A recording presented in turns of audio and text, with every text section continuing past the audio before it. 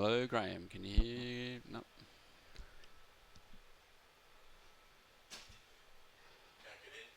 Can't get in. What about through the front way? Oh, okay. What? You can get up on this. Can you get up on this one then? Set that camera up. Can hear you. Yeah, mate.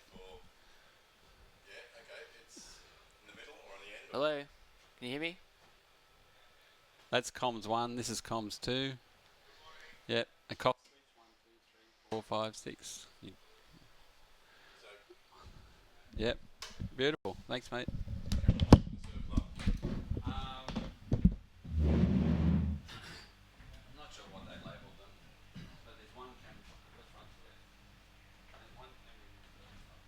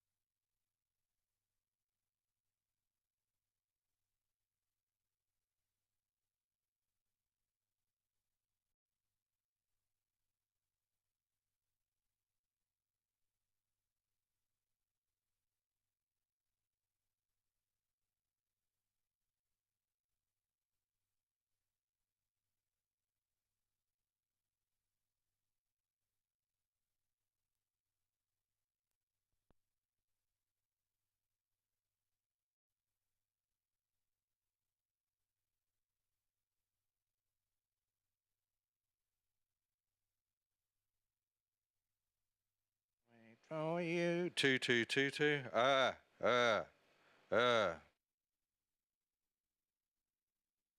One.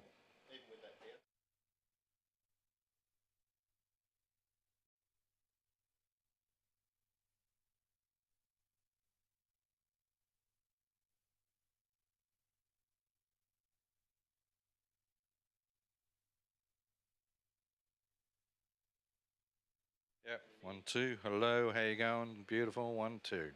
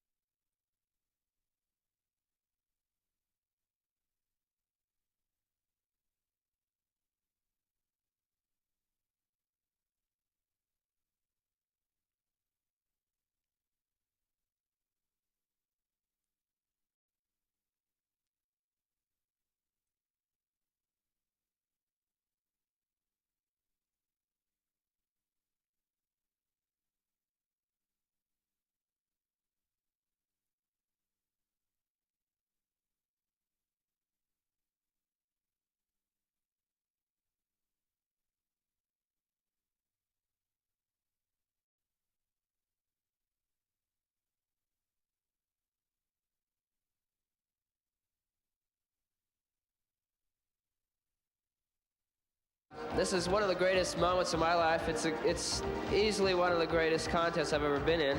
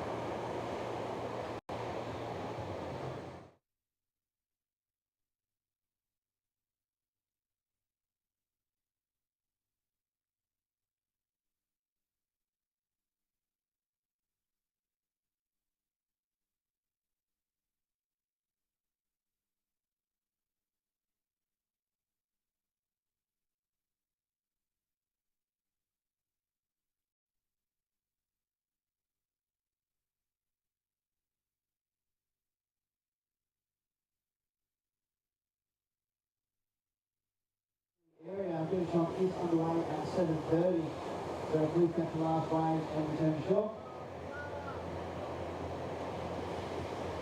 With the network cooperation, this is the main events of Surfest, will be the Burton Automotive Pro.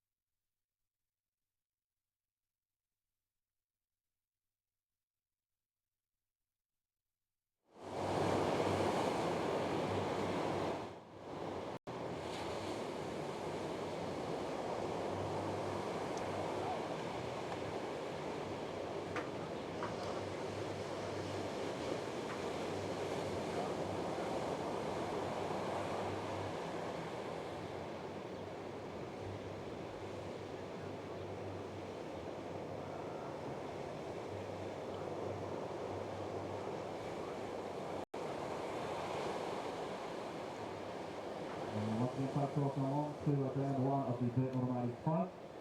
Currently the event is on hold for a 9 AM call for heat number 1.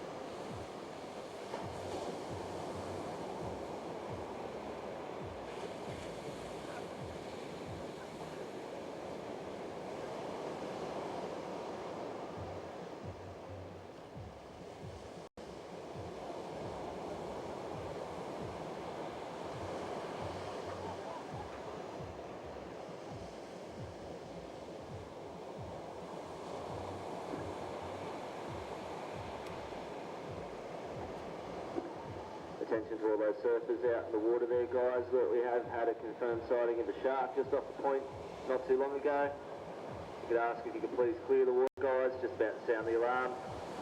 Just repeat, we have had a confirmed sighting of a shark just off the rocks this morning, guys. If you could clear the water, that'd be greatly appreciated.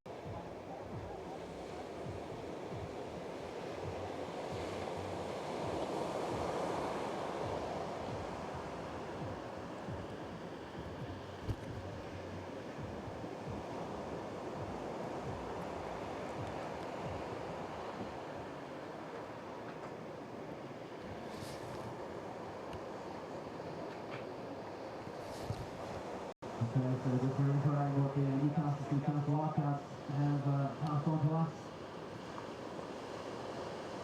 And that's the first sign earlier this morning. The event is currently on hold. We're looking at a 9 AM start. We will get the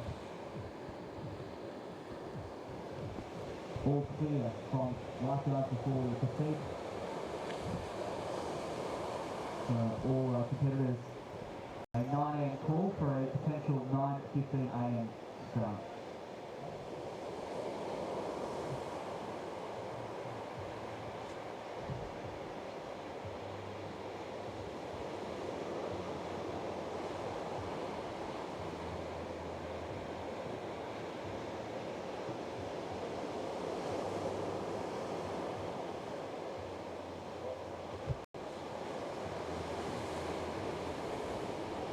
Well, just a heads up that we have a tripod found. It is available here in the judging tower, so if you've lost yourself a tripod, come and see us and we'll pick you back up. So 9 AM call for a potential 9:15 AM start. The event here, Burton Automotive Pro, currently on hold. Good chance to grab yourself a juicy beans, coffee, and a copy of the Newcastle Herald, and check out a full wrap of The Hunter Business Board Riders Club Junior that's wrapped up yesterday.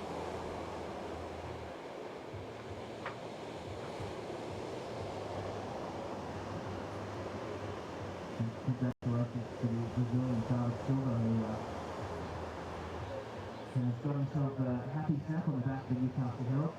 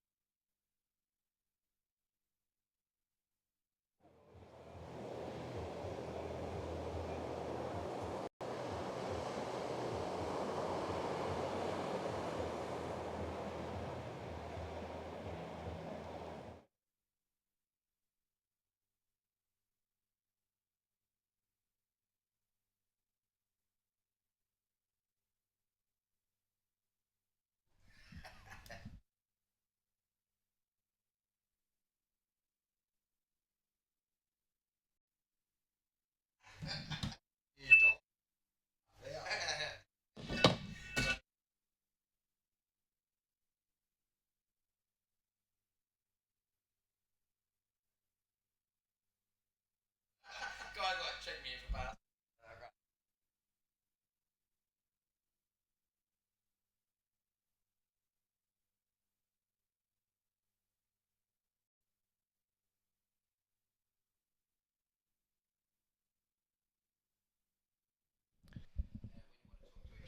Without going on air, you push that one. Yep.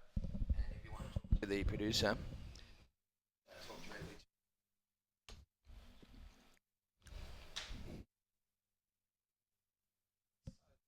Yeah, loud and clear, mate. No worries. Really loud.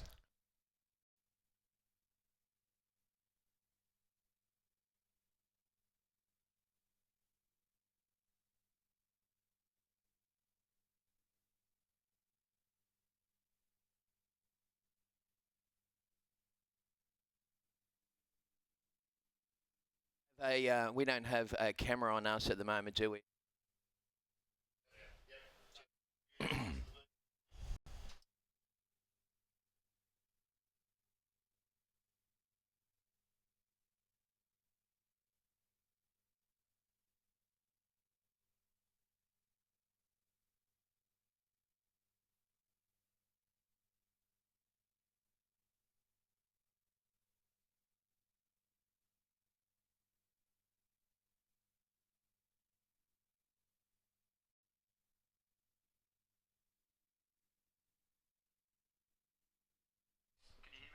To talk directly back to the director, hit the talk back, or hold the talk back, That's talking.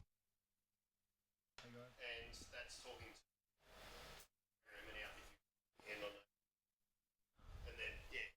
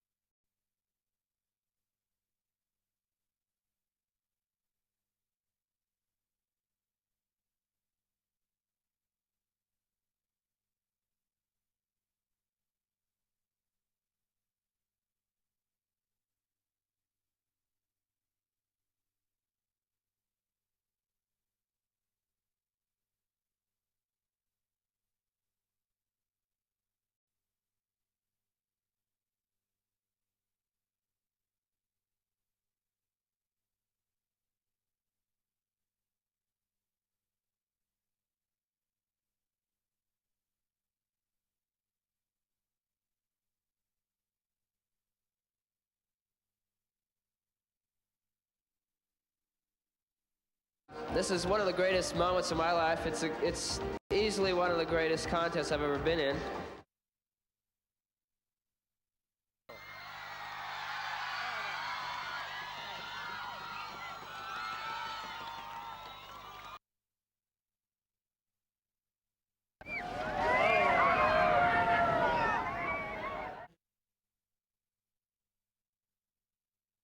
BHP Steel International goes to Damien Hardman.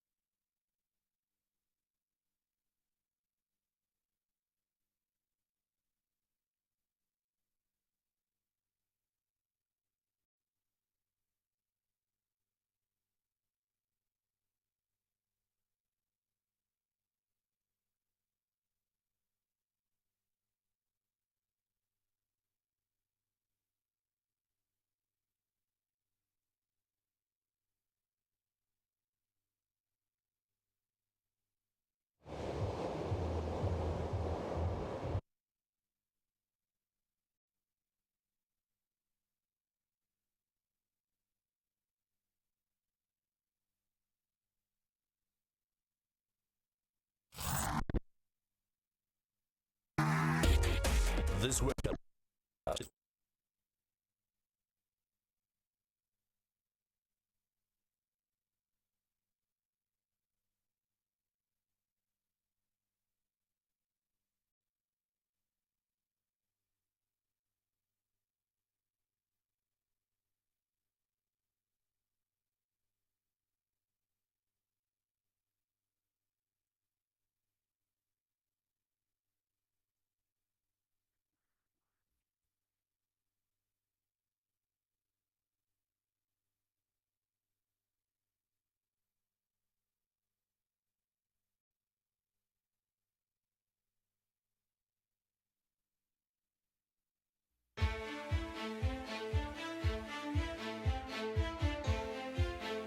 This is one of the greatest moments of my life. It's easily one of the greatest contests I've ever been in.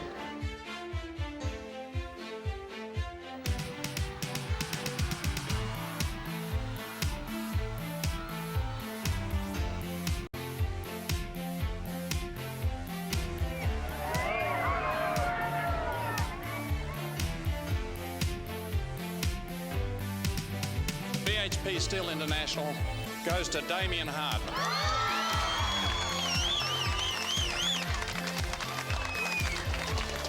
Congratulations, Damien. Well done.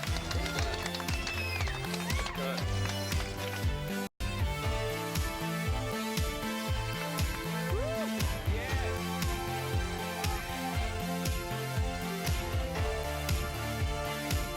I'm just the happiest person in the world at this stage.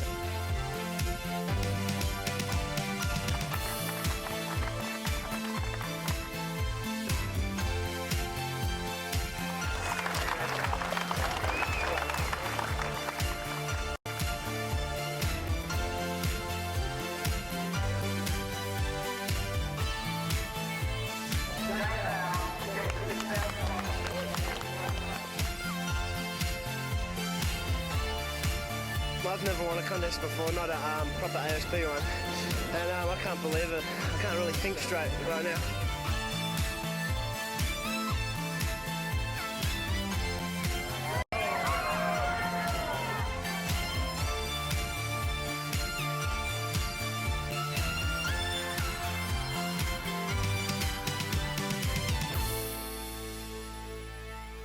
A staggering 12 years ago, this man won Surfest, and he's done it again in 1998. Mark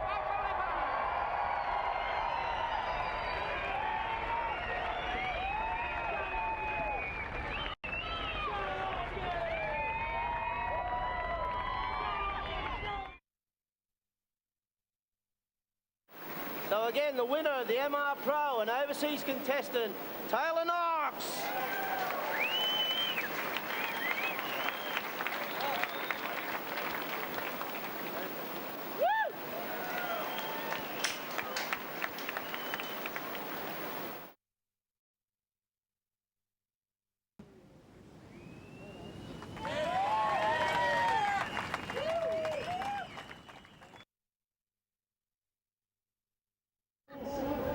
And that means that the man in black from Port Macquarie, the goofy footer, Mick Campbell.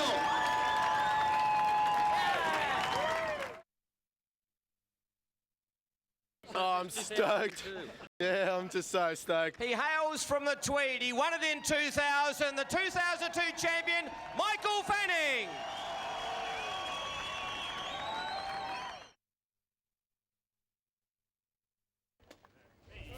Ooh.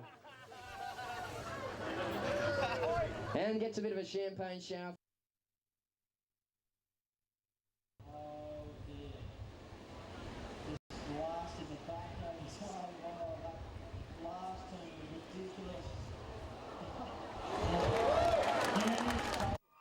He's the winner for 2004.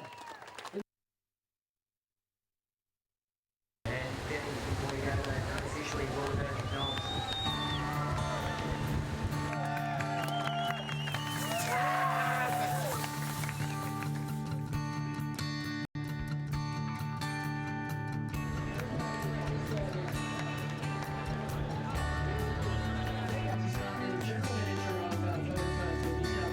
Hold the nice and high like a true champion.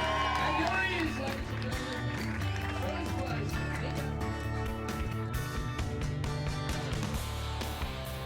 Yeah, just started off with it just perfectly planned, and I'm just so happy for Auckland.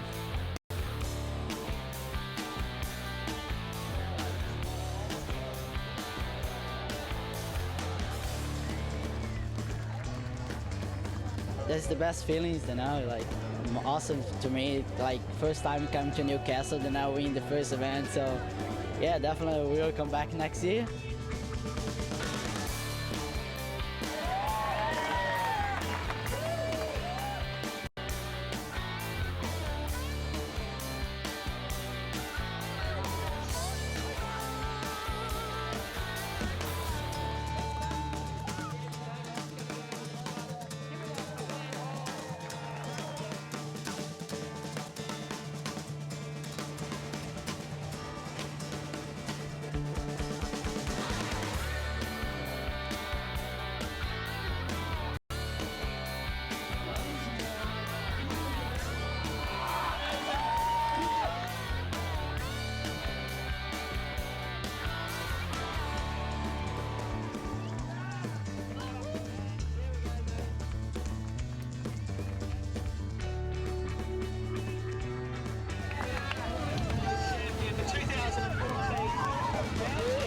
So I was a bit nervy going into it. I really wanted to win, and it was great to get a couple of decent waves and shove it in the surf, and I'm happy, so happy.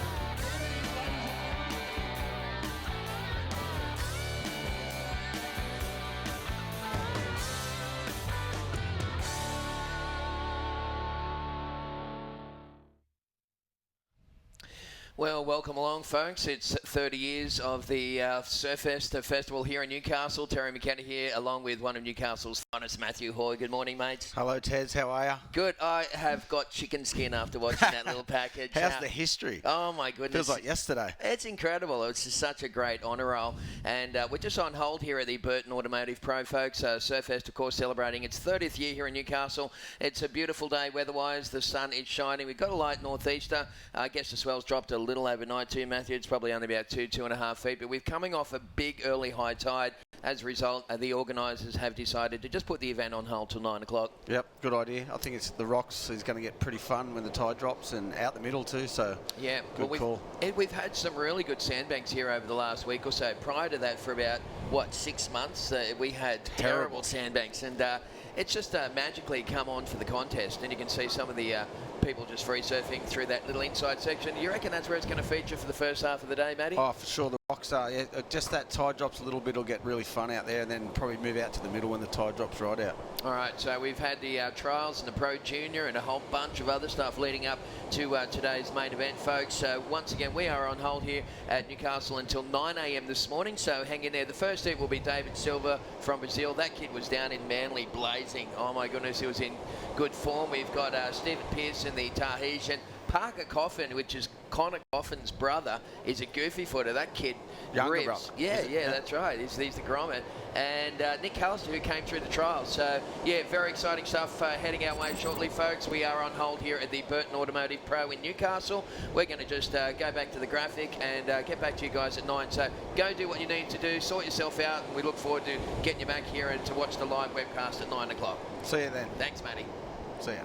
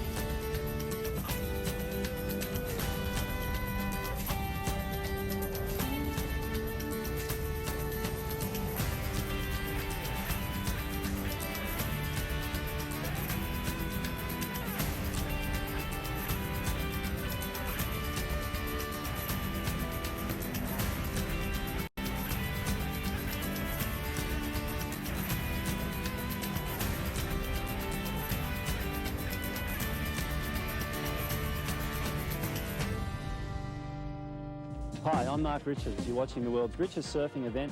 More great surfing coming up. Don't go away.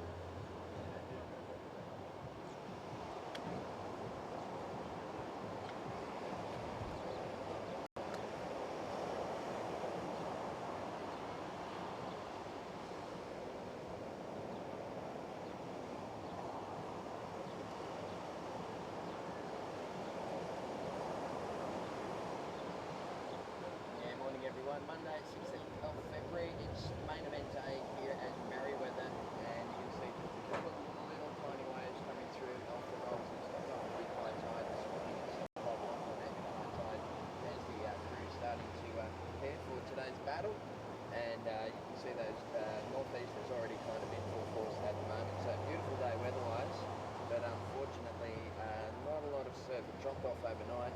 Got about half a metre, maybe a little bigger in some of the north-facing venues. But we're on hold here at Surfest, the Burton Automotive Pro, on hold till 9 o'clock, waiting for that tide to drain out so we can get some fun plays off the rocks. Anyway, this report brought to you by Burton Toyota. So thanks again to Kim and the game, and we'll look forward to seeing you safe tomorrow. Come on down here to Merewether and enjoy the action. We'll see you then.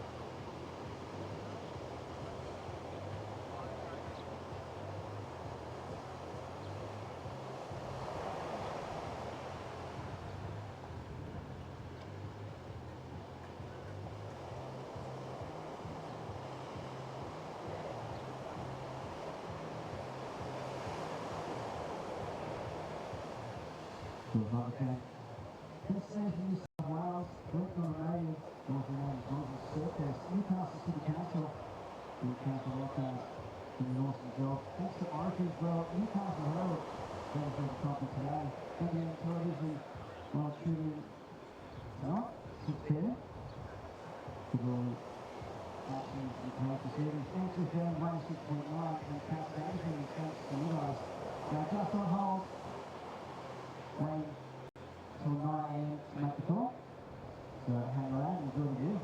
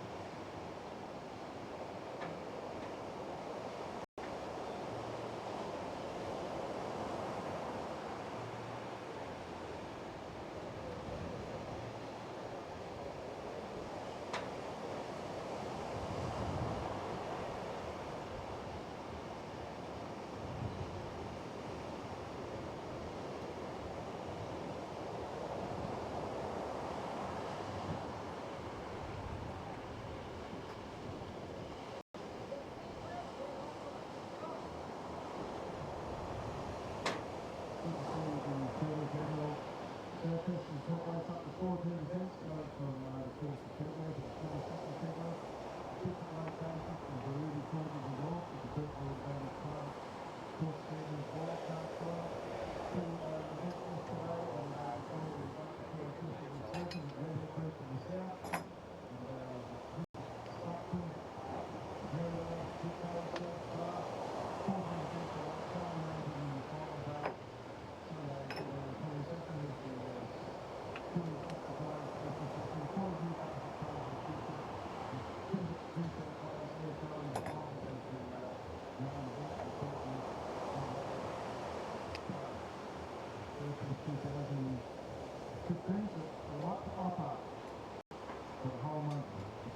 Newcastle, love it. That you do too.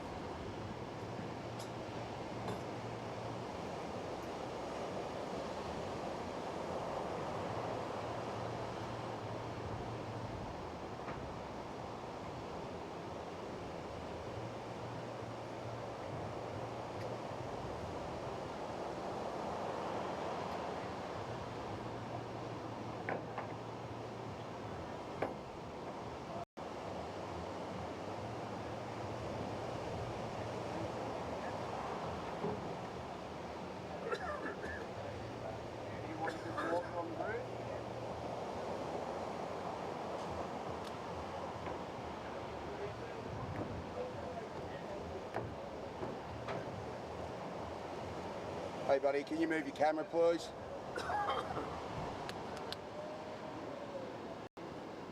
Where do you want it, Glenn?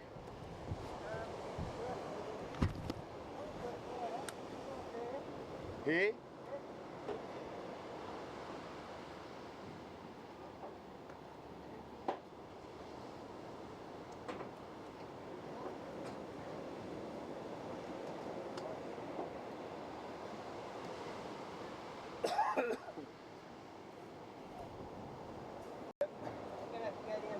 Yeah. You're going to have to go along further so we can spin it. Right, yeah.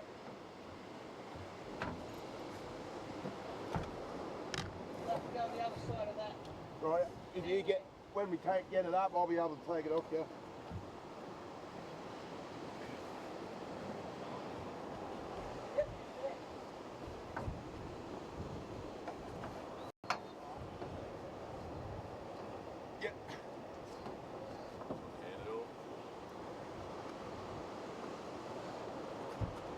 Yeah, I've got it, Glennie.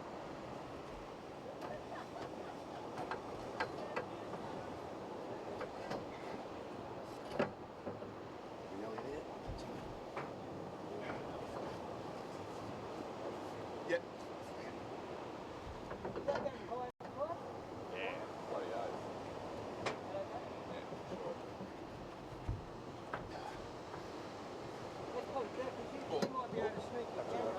Good. You might be able to sneak the camera in between them, do you? Yeah, right, yeah. All along further. And I'll click that down. Yeah,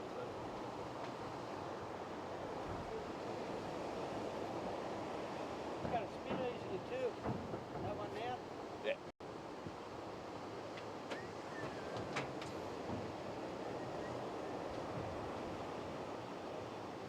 Is that a continuous foot? That would be. Yeah. That's got to be in here. Yeah, maybe it'll be a matter of moving the camera slightly so it doesn't interfere.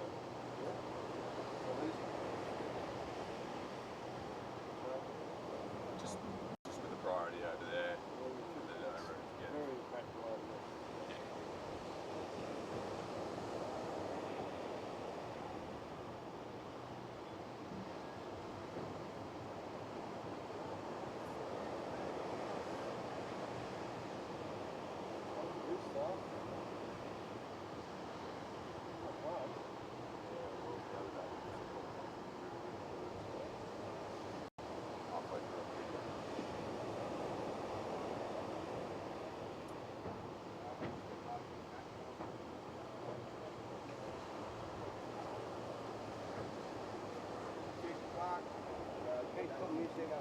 Someone sitting here, that can be in there, though. I'm thinking, move a bit further. No, I can go on the side. If someone's sitting there to do the access to the surface, with the carrying boards through. There'll be some here. There will be some.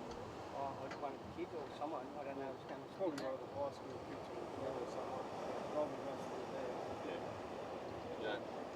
As long as the kids know to be here with 5 minutes to go, probably don't need to be sitting at it. That's They're true, not yeah. really. They get a 15-minute break. Between 5 minutes.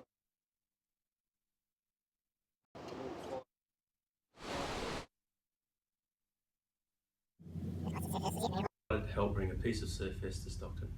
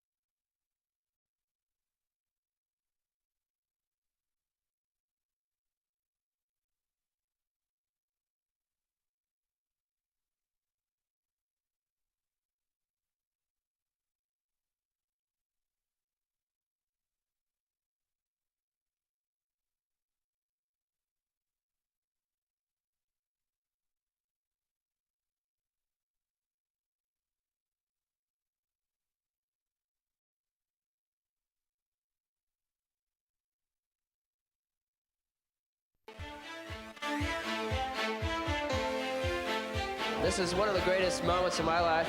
It's easily one of the greatest contests I've ever been in.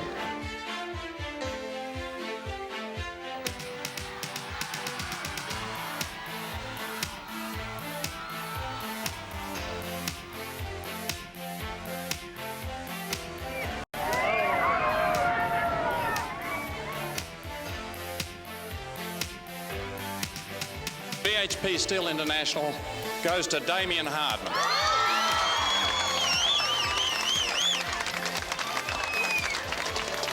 Congratulations, Damien. Well done. Good.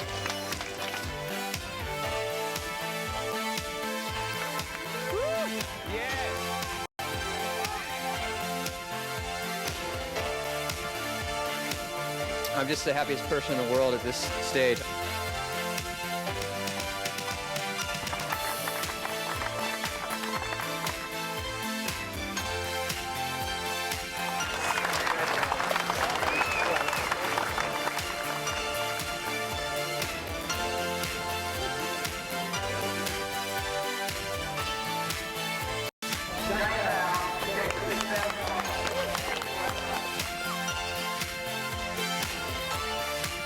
I've never won a contest before, not a proper ASB one, and I can't believe it. I can't really think straight right now.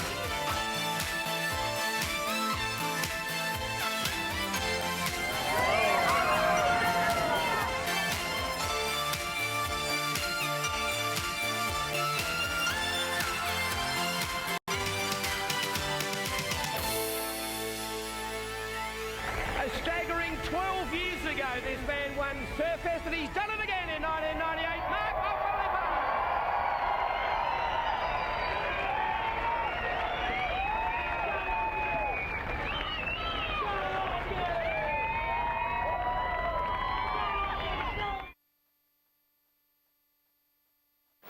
So again, the winner of the MR Pro, an overseas contestant, Taylor Knox.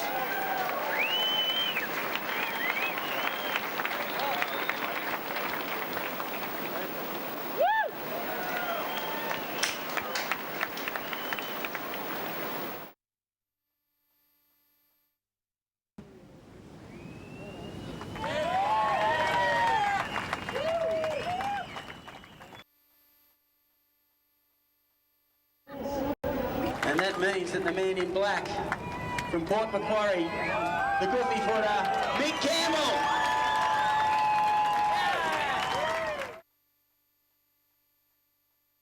Oh, I'm stoked. Yeah, I'm just so stoked. He hails from the Tweed. He won it in 2000. The 2002 champion, Michael Fanning.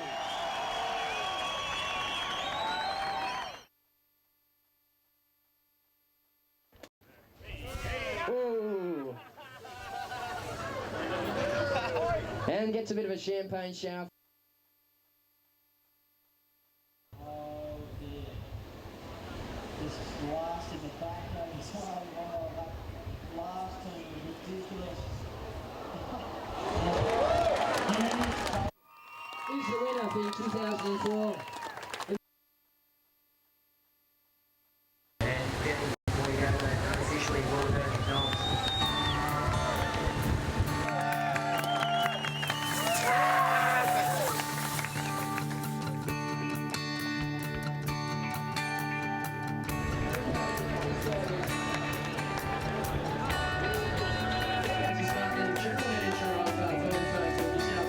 Hold it nice and high like a true champion. And here he is, ladies and gentlemen. First place.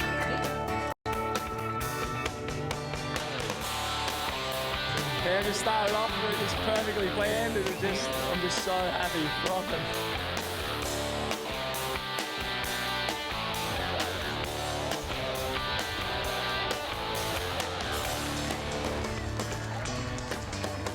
That's the best feelings, you know, like awesome to me. Like first time coming to Newcastle, then now we in the first event, so yeah, definitely we will come back next year.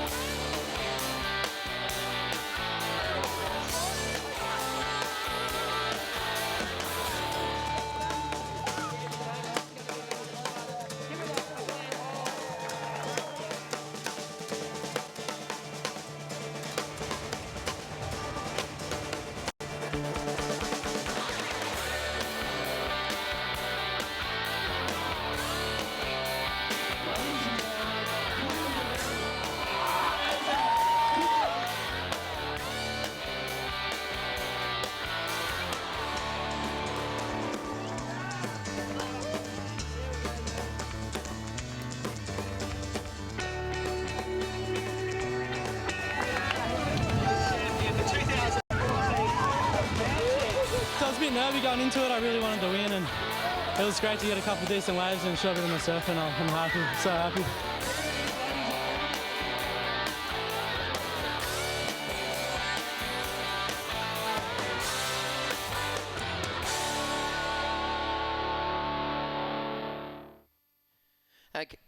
Okay, so good morning, everybody. Welcome along. You are looking right there at Merewether Beach. It is day number 1 of the Burton Automotive Pro. Of course, it's the World Surf League, a QS 6000 event here in Merewether in Newcastle, New South Wales, Australia. And joining me in the booth is Matthew Hoy. Good morning, Matty. Taz, how are you, mate? Yeah, good, mate. What a beautiful day weather-wise it is here in Newcastle. Looks beautiful out there. There's a couple of little waves off the rocks too, so it should be exciting. Yeah, absolutely. So how's the history just there, 30 years of Surfest? That was the best highlight clip ever. I've just got chicken skin. Every time I watch that thing, I just get goosebumps. So, yeah, incredible milestone here for the contest, 30 years, mate. And did you surf in the first one? Yeah, it makes me feel really old. I'm going to have to check your bus pass. What's going on there? Yeah, I was how old? 14. Yeah, there you 15. go. Great memories, though, hey? And you can just see the rocks there just starting to fire up a couple of nice little waves. The first heat of today, by the way, folks, around 1:44 here at the Burton Automotive Pro will be David Silva from Brazil in the red singlet, Steve Pearson from Tahiti in the white, Parker Coffin, USA in yellow, and Nick Callister, qualifier, came through. He will be in the blue singlet. So there's the little coffee set, just enjoying their little cafes in the morning. Haven't they done a great job with the promenade here at Merewether, Matty? No comment. You liked it how it used to be, didn't you? Yeah. No, it's good. They've done a good job. It's just they've lost a heap of car parks. That's the only bad thing. You can't get a park anymore. You ride your bike everywhere. Oh, yeah, only because I had to. No, I'm back now. I'm back. What a classic. No, they've done a great job down there. It's beautiful. There's money well spent. Yeah, you betcha. Well, it's a big week here in Newcastle, folks. Of course, celebrating the 30th anniversary of Surfest. It kicked off right back there in '85 when Tommy Curran, little fresh-faced Tommy Curran, defeated Sean Thompson, who was the man of the moment back then. Yeah. And there have been some incredible highlights. The guys from NBN have gone through the archives, and they've got some really cool packages coming your way throughout the broadcast. Well, it used to be the highest prize money on the tour back in the day. That's right. Yeah. So, back when Big Harry's place was around, BHP, but that's a thing of the past. More than 20 years ago since BHP packed up, and Newcastle really is the city of beaches now, and it's such a cool place to live and hang out. And, well, we've got some good sandbags for the contest. The forecast also, Matt, for the week is looking really outstanding. We've got the swell coming up just like a little bit each day, and then I don't know if you've seen the weekend, but it looks like it's going to be like 6 to maybe 8 feet. Really? Yeah. Oh, I haven't even seen the forecast, but that sounds good to me. It's been good. Merewether's got good banks for when it gets big. It was really good 2 weekends ago. So have we got this heat started, or they're just having a practice? I think they're just actually warming up and getting the grease off the feet here at the moment. That was Nick Callister there. A bit of an overview of the beach. You can see that northeast has already started to kick up, but a beautiful day, weather-wise. The surf did drop a little bit overnight, but this is probably as bad as it's going to get. We're going to see a slight improvement every day by day. Tomorrow still? Yeah. I thought it'd be flat today. Okay, so we're just going to go back to maybe where this heat is underway. I think he's Nick Callister on a replay. Nice slow-mo replay, and Nick just whipping through a couple of backhand turns. This kid was down in Manly and turning a lot of heads with his snappy brand of surfing. Hoyo, Nick Callister, he's one of the young guys coming through the scene here in Australia at the moment. Yeah, where's he from? I think he's a Northern Beaches guy. Oh, yeah? Yeah, So be used to those Manly waves. That's right. Well, we got the 4-man priority system in place, and you can see the boxes there just being all positioned and getting ready to go. That's the beach commentary setup. That's the go. 4-man priority. It takes all the hassling out of surfing. I think it's a great idea. Well, what happened was since the introduction of the 4-man priority, what's happened is the performance levels of the surfers has gone right up. Here's Nick Callister paddling with intent now. I think this heat started. You can just tell by the way he's lifted his work rate now. He looks like he's working hard on this one. Yeah, so the 4-man priority system, it's unreal, mate. And what it means now is that, like, unlike in the old days when you had to, like, hassle someone to get a wave and then you might not have been in the proper position on takeoff, now you can just dedicate your whole brain to, like, ripping the wave and being in the honey jar on takeoff. Yeah, perfect. Yeah. It's much better. It takes the, like you said, the hassling out. The best surfers probably win more now. That's right. Yep. So surfers that just hassle better. That's right. And get all the waves. It's great to see it at this, you know, at this 6,000 QS 6,000 event as well. And so I'll just go back to a little replay here of this previous wave for Nick Callister. The heat hasn't started. Don't reckon? Maybe. I can't see a timer on the beach and bite system. No scores been thrown out. I think they're just having a little practice, getting all the priority sheets ready to go. And can't really hear what the beach commentators are saying this end, but yeah, I think they're just been on hold. We've actually been on hold here for about an hour and a half here this morning, folks, because we had a big early high tide and it just gobbled up all the waves, and now with the outgoing tide, starting to see definite improvement, Matty. Oh, for sure. The rocks, this is probably the optimum tide for the rocks, mid-tide, this size anyway. So yeah, it's probably get good in the next, you know, from now on. Might get a bit low and move out to the outside bank. There's a nice little bank straight off the middle as well. Yeah, yeah. A couple of good rights out there yesterday. It's good. The script has been written, and it's shaping up as a great week. Mate, you're looking pretty surf fit yourself. You've been in the water a lot lately? Not really. I've just been on the bike a lot. There we go. That'll do it, see ya. Power of the pushy. Yeah. Well, if you're just joining us, folks, welcome along. It is a World Surf League event. We have to get used to saying that, don't we, Matthew? I know. It's like the old days, like the Quicksilver Surf League. Yeah, that's right. After, you know, so many years, I mean, back in the day, it was the IPS, International Pro Surfing. Then it, of course, morphed into the ASB, the Association of Surfing Professionals. But these days, the World Surf League, as that's the new name, it's been rebranded. And it's nice to see a bit of a breath of fresh air go through pro surfing like that. Oh, for sure. It's been the ASP since I was been doing it. So yeah, I don't know the reasoning, but it's it's all good. I think they just wanted to freshen it up, make a statement, and also to probably sell it to people that don't know too much about surfing, and you've got the World Baseball League and all that sort of stuff. So I guess it falls into that sort of realm as well, as far as being something they can sell. Sell to the Americans? No. Coming up, heat number 2, Kanao Igarashi. Have you seen that guy surf? No. Oh my goodness, you wait to see this kid from Huntington Beach in California. This is the next heat that will be coming up here today, folks. Kanao Igarashi won the Pro Junior down there at Manly in the previous event. And Kanoa? Yeah, of course I've seen it. He's a Quicksilver rider. Yeah, he's crazy. Cool. Yeah. And then you've got Gavin Gillette, who's one of my favourite surfers from Hawaii. He's just a full style master. Jake Sylvester. I know Gavin out there. Yeah. Jakey. And then you've got Luca Messinas Navarro from Peru. Some of the Peruvian guys have been absolutely ripping. That's so international now, the surfing. I heard there's a few from Morocco too. Yep, Uruguay. It's unreal, I reckon. It is. It's incredible now to think of some of the places. You know, the Caribbean has been pumping out some good surfers. France, South Africa, the Basque Country. I mean, there's so many nationalities throughout this draw here in the round of 144 here at the Burton Automotive Pro. It's perfect. It's a real international sport, isn't it? Yeah. Lifestyle, should I say. Yeah, it certainly is. Well, that looks like someone's just joining him in the lineup, so we're yet to get underway here, folks. We're just seeing a couple little warm-up waves here so far before we get underway with this first heat of the day. In the yellow singlet, just making his way out there, that looks like in the orange is Parker Coffin from the USA. This kid is a little goofy footer. His big brother, Connor Coffin's a great surfer. Yep. Parker actually got a better result than him down in Manly at the preceding 6-star. Oh, really?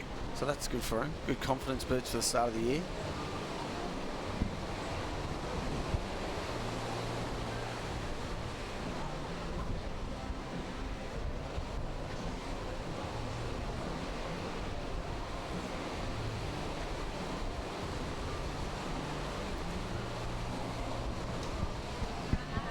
All right, so before we get this first heat underway, of course, we got some good little commentary teams here in the booth here this year. We got Matty Hoy and Jesse Adam. Of course, Jesse's actually surfing in the event later on, so you can pick his brain about that one. And myself and Paige Haggerston will be teaming up a little later. But I'm going to step out of here and let Jesse Adam jump in with the Hoyo, and you guys take it away. Sweet.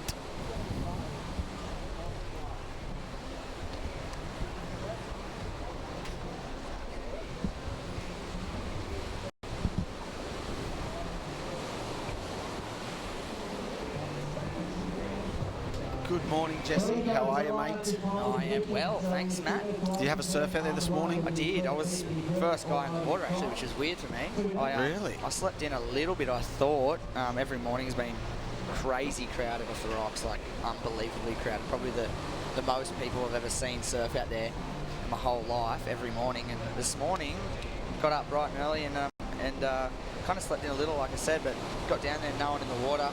It's kind of odd. Yeah. A little eerie. A little eerie. A little bit eerie. But we are, but we don't speak about that, the eeriness.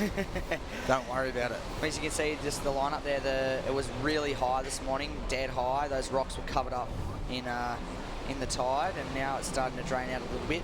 It's come on in the last hour for sure.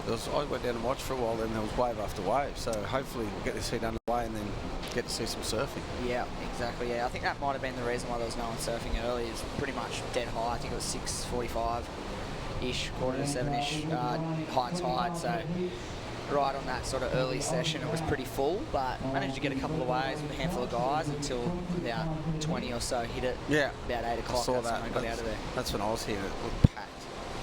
It looked fun though. Like, it's going to get, like we're just talking about the Tez, it's going to get a bit too low probably and surf that middle bank, but now's the time. Hoping, kind of spewing. We held off this morning. Well, I'm 13. I'm thinking that's going to be getting pretty close to low tide. I think low tide's around that 1:30-ish mark. I'm looking at like 12:30 surf, so I'll definitely be out on that beach break bank.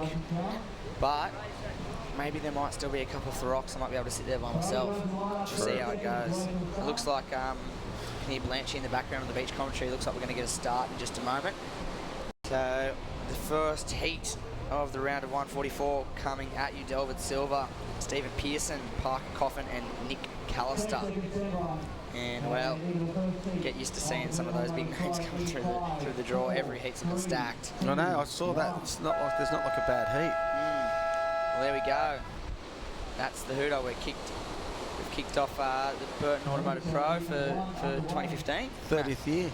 Craziness. Happy 30th. Yeah. It's a milestone and a half, isn't it? Yeah. It's got to be one of the, we talk about it every year, it's got to be one of the longest running pro surfing events ever, just about, isn't it? Yep. I think there's obviously Bells has been running forever and a day. I think the East Coast Surf Classic over there in Virginia Beach in the States has been running for a really long time as well, but there's not too many that have hit that 30-year mark. Yeah. It's a massive achievement. It is. We're just watching all the history tours classic. I was there for the first one, surfed my first pro heat. Got an interference with Robbie Page, and never lets me forget it. Pagey, if you're out there listening, thanks. He said I was going to be world champ too. Didn't happen. Oh, it was funny though. He you know, every time he sees me, remember that heat at Newey? Yeah. 30 years ago now. That's hilarious. Oh, it's I wonder I can remember it. Yeah, wow. So was that your first ever professional heat? Yeah, wow. That's pretty cool. Yeah. At home. Yeah, at home, yeah. Across the beach. I might have surfed one Bells, just the trial in Bells, 1 year before, but I don't think so. I think it was Newey, first one. Wow. Pretty sure. That's awesome. All right, so we've kicked off this first heat, and the boys are just trying to position themselves in the line. This is going to be really hard this week, I feel, in terms of positioning. It's funny. Not for you. Not for me. Not for a couple of the guys. There's actually a good local contingent this year, which is great. The last couple of years it's been a handful of guys, but this year we've got a lot of the top guys are there. Ryan Cullinan, Jake Sylvester, Jack Baker won the local wild card, so he'll be taking on Joel Parkinson. Yeah, I got through the trials yesterday. So there's a few guys. Yeah. So that's good. I'm stoked to see a couple of these local guys come out and take some scalps, hopefully, because they're going to have that advantage. They're going to have that local knowledge behind them. The rocks it's not that difficult. You just got to know which ones to take. Yeah, exactly. And so the good thing for us, or the hard thing for most competitors, is sometimes the average ones end up being the best ones. So it's kind of hard to pick. Which, for sure. The little inside straight ones. Yeah, but you can see the That's good with a 4-man priority though, eh? Oh, well, that's going to hassling out. That's going to even it epic. Because I didn't have that in the Pro Junior, and I was talking to a couple of the local guys that did really well last week in that event, and I was telling them once you get, if you get 2 5s or 2 mid-range scores straight off the bat, like you can manhandle, you can pretty much win the heat. Yeah. Without priority, you can pretty much go on the outside where White's sitting here and just sit there. Yeah. And no matter what happens, even if you're too deep, they're too deep, it doesn't matter. You can pretty much win with 2 mid-range scores if you play that tactical game. So hopefully that 4-man priority system does sort that out.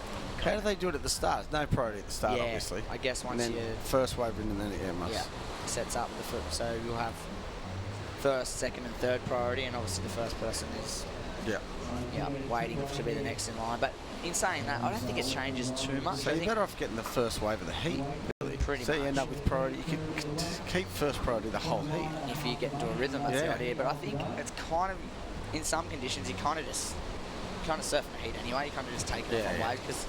Well, if you haven't got first priority, you might as well be in there taking anything on the inside. And this is a wave where the section on the inside can often be the best part. So it's not a bad idea to be kind of sitting a little further in and picking off something inside like this little one here. Looks like it's gotten too low already.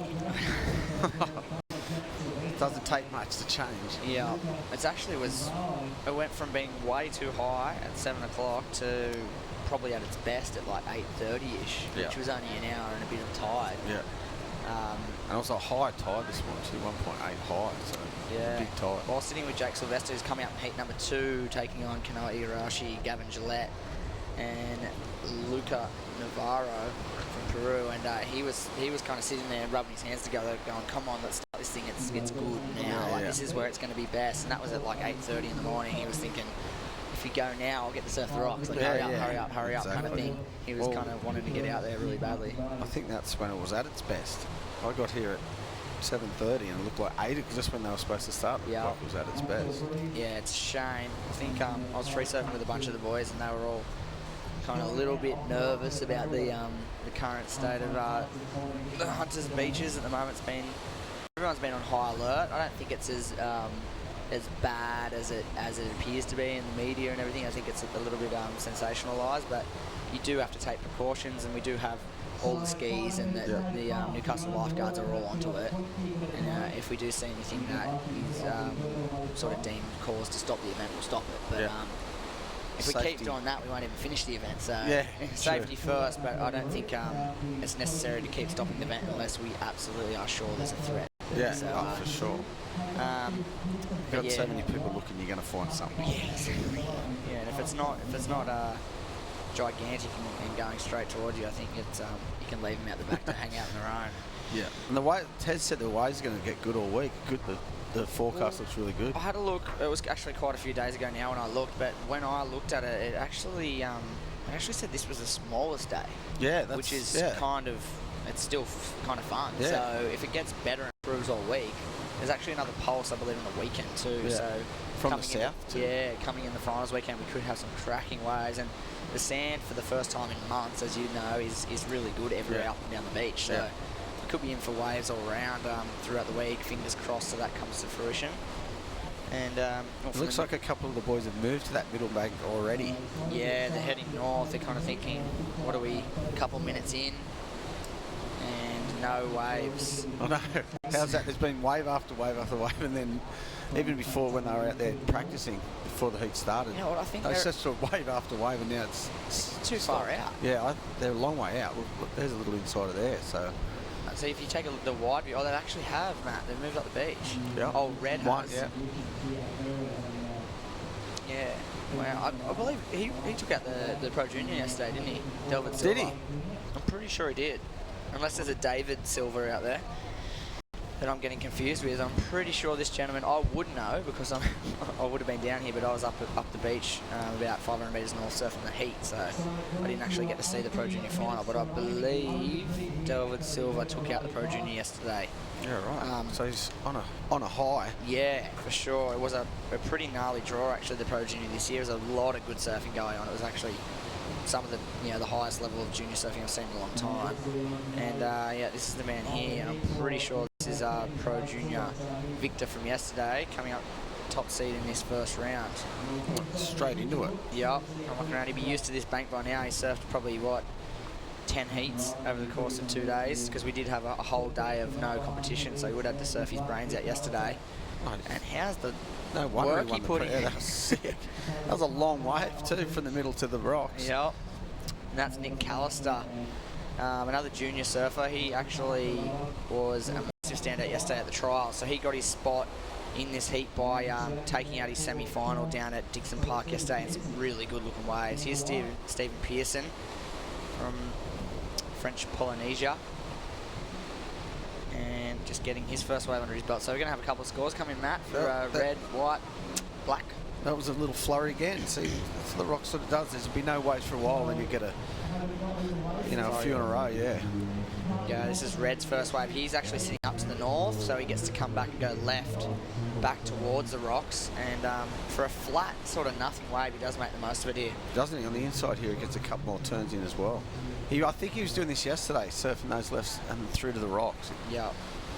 Coming back on the right, as you see, Black's up behind him off the rocks, and he gets this inside rocks link up for 2 more turns. And fits that last one in there. Onto the sand. We've seen some crazy stuff in the junior onto the sand. We saw a couple of big airs straight, pretty much looking like they're going to land on dry sand, and then the wave just washes up under them in time. They kind of like go skidding up the beach and sort of landing some crazy stuff, some of these junior competitors. And I'm guessing that throughout the day, with this with the sand the way it is, we might be seeing a few more manoeuvres ending up right on the sand. I actually saw Jake Sylvester do it this morning. Oh. It was like a foot of water. Yeah, not even a foot. 2 inches. And I remember one of you guys, it was either you or Snake, went broken board straight away. Broken ankle. Yeah. Broken arm, wrist, something. And he popped up fine, jumped straight back in the water, paddled straight back out. We'll take another look at the last wave of Black here. So we didn't get to see the start of this wave, so let's see what he had done on the outside. Just getting to work on his backhand. That was a great second turn. Yeah, that looked clean, that wave too. So he got a nice 2-turn combination on the outside and worked it all the way through. So I'm expecting a pretty decent score for first wave of Black. Here we go, White on his second ride, catching. That was a bumpy one, that one. Hard to surf, that one. Yeah, caught an outside rail. Went down on that one, and well, it looks like we've got some mid-range scores dropping for that first exchange. And right now it's quite Black's going to get the best of that early exchange there. Looking at that sort of mid-range 6 to 7 to start off his heat, which is a great way to start. Here we go, Red. Looks like he's back off the rocks and whacking it, jamming that second turn. Fattens up a little bit on the inside, so he gets out of that one, but that is the second ride there for Delvin Silva. And, well, his first wave's looking like it's going to be in the 4 range. First wave for White's looking like it could be in that 5 to 5.5 sort of range. We'll let these scores drop in. Looks like they were scoring more for those big turns. Yeah, those outside manoeuvres for that surfer in Black. Nick Callister looks like he's going to reap the benefits from that. Wave stood up a little bit more. Here's Red's last wave. These are 2 good turns in a row. Yeah, that second turn was pretty explosive. So and third threw the tail out a bit there too. Yeah, kicks out after that last carve there. So we'll have another score for Red coming. Here is Parker Coffin in the orange-looking yellow singlet. Oh no, we've got green on our screen too. How was that last combination of manoeuvres? Those last 2 turns were pretty gnarly. That last one, he really kicked the tail out too. I think they're going to really like that. Get a replay on that one hopefully in a second. Looks like they're going to be scoring more off the rocks too, a bit steeper waves. Yeah. Get the ability to go nice and vertical for these guys in their backhand too. Here we go. Keeping busy now. And that's typically what you'd see off the rocks. Lots of waves ridden, and eventually one turns out to be a jam. And here, this one's looking pretty good. Nice flow through those couple of floating manoeuvres for Delvid, and another one. And one for Rio, and that was a sick wave. Steps off on the sand again. So, well, he's got 2 scores coming now. I believe this is a replay of Parker Coffin's wave. This is where he starts to get to work on the inside. Oh, that was sick. Big kick of the tail for that last manoeuvre. And you heard the claps in the background. That's the cheer squad on the beach. Squad. Probably his brother Connor and Perry filming, capturing everything on his Red camera, as he does. So what have we got on the clock here? Just under 13 minutes to go, and we'll have probably a couple of waves apiece locked in for all surfers. And we'll be able to have an accurate situation for us. There's a replay of that great wave of Reds, series of floaters. Good clean wave this one too, double up off the rocks. These are the ones you're after. That's where he starts to build a bit of down the line momentum. Pops out of that floater, it's pretty cool, a little bit of style. And he after this next float he gets one more vertical re-entry, and there it is. That was well surfed. Yeah, well surfed wave. Good wave Really too. light in his feet, huh? Yeah. That was a clean one, a good little dub up. They're the ones you're looking for. Exactly, and here we go. We've got indications of that second wave score. All right, so Red opened up with a 4, backed it up with that 5.93, and that was his last wave we just saw on replay, and that's probably gonna improve his lead. But if you take a look at the first wave of Yellow Parker Coffin, that is going to be a decent score. I guess they rewarded that last manoeuvre, that kick in the tail, a bit of push out of that last turn. Didn't they? They've seen a lot of, a lot of backhand waves. What, half a dozen backhand waves ridden so far, and I'm guessing for some reason, in the judges' minds, that first wave of Parker Coffin seems to stand out amongst the mix. Here we go. Nick Callister, trials qualifier yesterday. He's opened up with a 6.67, and now he's getting to work on the inside. And just keeping his board moving. It's not a bad backup wave here for Nick. His first one, they scored him well on it. He ended up with a 5. I thought it was going to be a bit higher than that, but at the start when they threw a couple of scores out.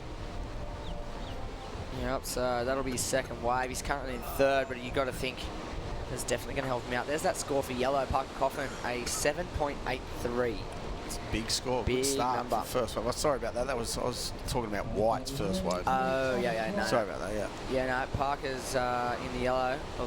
On our screen looks green. Yeah. And on the TV it looks orange. I know, we can't work it out. Here's a replay of that last wave, black. Yeah, so he's opened up with a 6.67, and this is his backup wave here. And that was a nice turn. Doubles up a bit on the inside there. Bit bumpy. It's got a little bit flat, but surfed it, yeah, as you said, surfed it really well. Finishes up. See the difference there with Yellow's wave, he really jammed that last turn, so he got the two sort of open face turns on the outside and then really put the exclamation mark on that last manoeuvre, and I think that's the difference. That's where he gets that near excellent score versus, you know, finishing up with like a slow carve or something like that. It's not really leaving that like exciting last impression.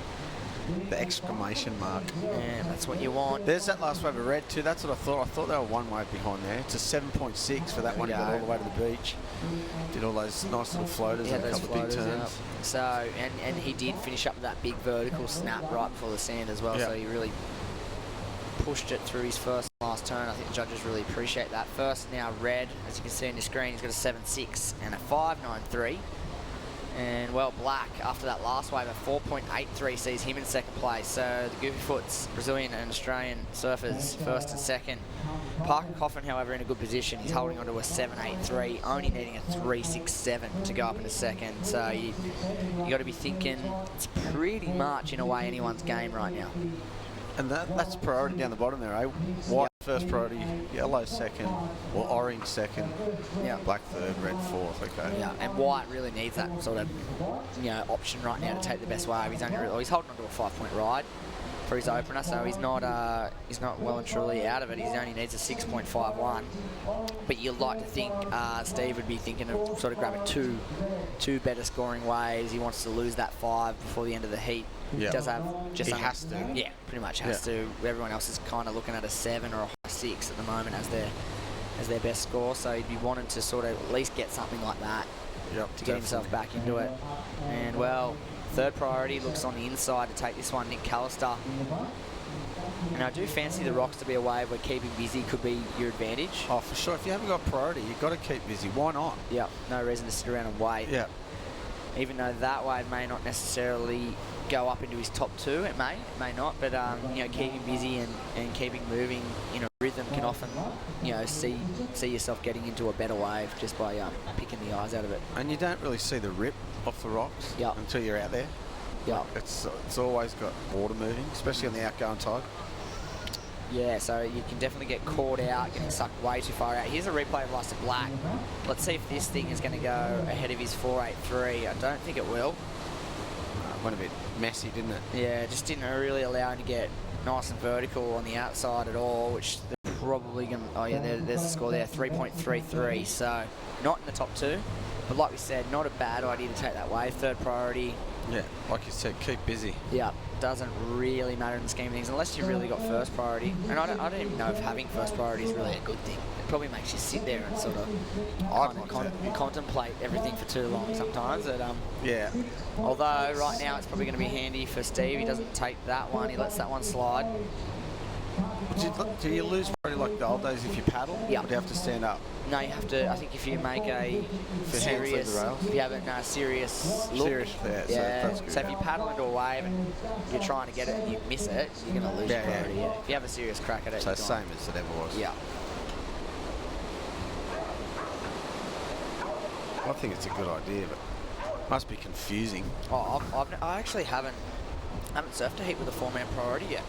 I surfed a bunch. I surfed like half a dozen times yesterday, but we didn't have any priority. So, well, I was talking to Jake Patterson about it, and he said that a lot of people don't know how to use it properly still. Yeah, because they're not. It's so new to it. Yeah, some guys have probably only surfed a couple of heats. Yeah, exactly. Yeah, it's very, very interesting. I feel like I'm just going to treat it like a normal heat, maybe. I don't know. Yeah. Unless I've got first or second priority, I'm probably just going to catch waves, like we're saying. But maybe sitting here in the booth and analysing a little bit might give me a little bit of a hand. Here we go, orange. Parker Coffin looking to jam this second turn. Did you see that thing? And again.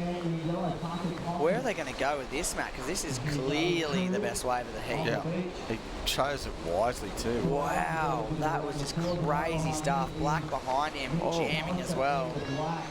What priority did Connor have then? I mean, not Connor, sorry. Parker, yeah. Parker, sorry, mate. Actually, geez, he must have had second or third priority. Yeah, because White had first priority. Yeah, and he was out the back. I saw that. He might have had second priority. Red might have moved up into second priority, maybe.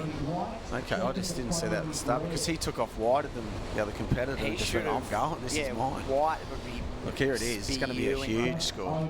Well, I'm thinking if they've gone 7-8-3 for that other one, this is 2 points clear of that. There it is. Well, That's a 9. It's a 9-point ride. Mate, here it is. Watch this wave again. He jams it. Look how clean it is. Bang. Sick. Look, claps it. Bang. 2 huge turns through the middle. Yeah. Well-deserved 9 right here. Yeah, and then finishes up nicely on the shorey. One more. Jesus, could he fit one more turn in there? I don't think he's got come in.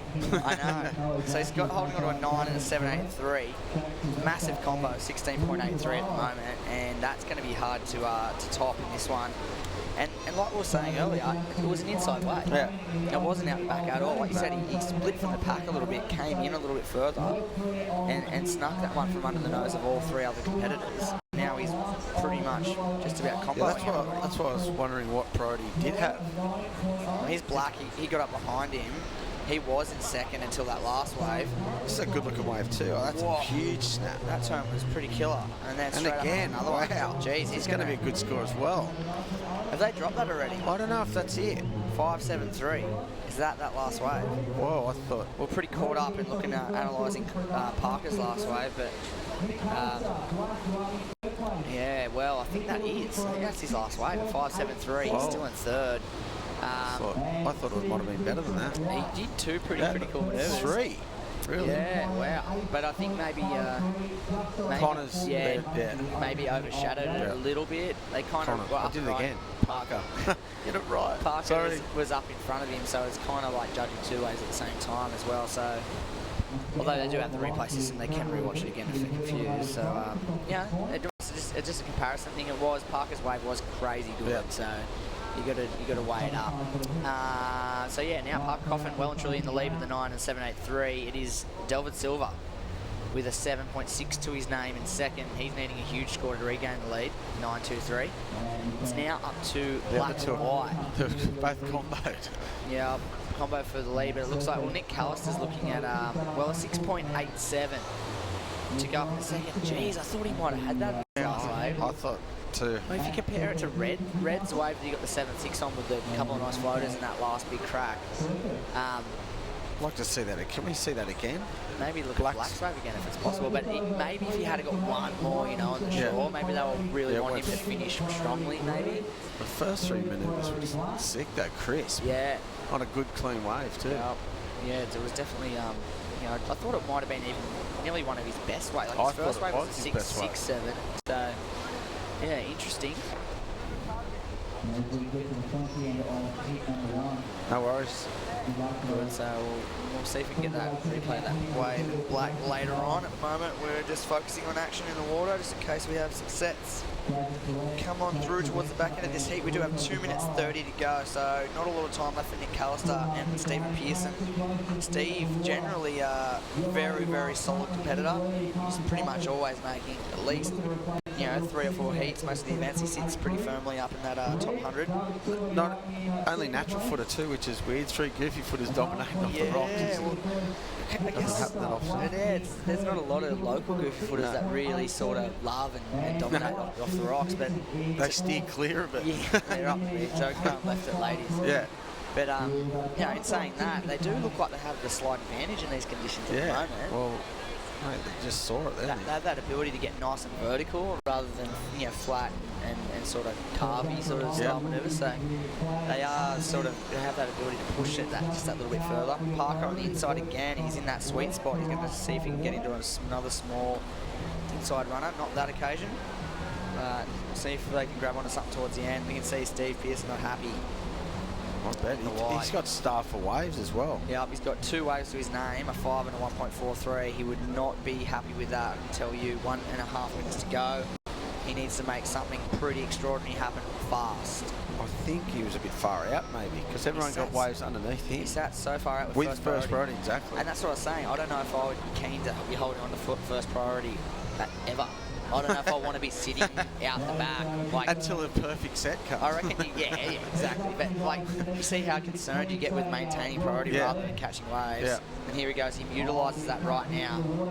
And a little too late by the looks of it. He's had one of those heats that you don't want to remember. He held on to first priority for about 19 minutes and then just wasted it on a half point wave. See, that's what you're saying. You don't want to wait. The nerves, maybe. Like you said, though, a 6-foot bowl randomly pops up and you got first priority. You got the pick of the litter. So it is a sort of a chess match sort of situation when it comes to priority. I just like it takes the hassling out so no one misses waves and they've gone too deep. That's the best thing about it. Yeah, you can get guys winning just because they give guys a hard time. Yeah. And there's that nice open face carving manoeuvres we usually see from Steve with just under 20 seconds to go. This will definitely be his last wave. And he's looking sharp. It's a shame he couldn't get onto anything of substance. He's not happy. He's not happy at all. And here's Delvin Silver on what looks to be a little victory lap. How's the kick of the fins? That was a crazy backside hit. And as we hear the hooter in the background there, this is...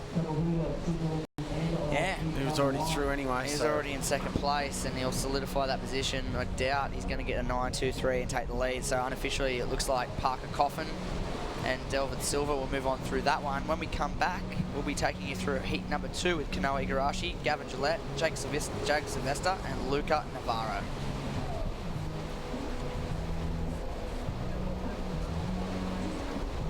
Years ago, the Burton family first opened their doors. And for 50 years, they've been your local Toyota specialist. Specialists in service, advice and support. Specialists in giving better deals.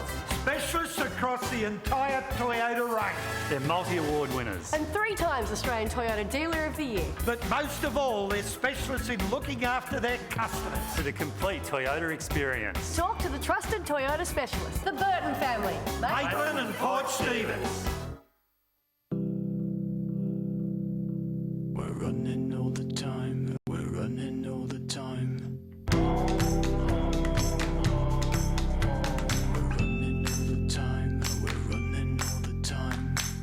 More and more people are discovering the ease of Newcastle Airport. It's an effortless drive, easy parking, and before you know it, you're checking in. Start your trip with a smile. Newcastle Airport, now offering more services and flights every day.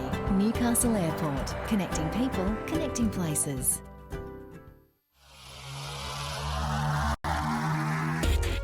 This webcast is brought to you by Newcastle Now.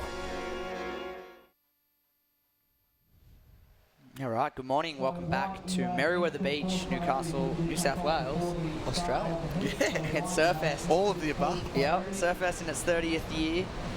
And we are super stoked to be bringing you live action from the round of 144 of this Burton Automotive Pro. My name's Jesse Adam. Next to me is Matthew Hoy. And Matt, Another crazy looking line number 2. Local boys in there too.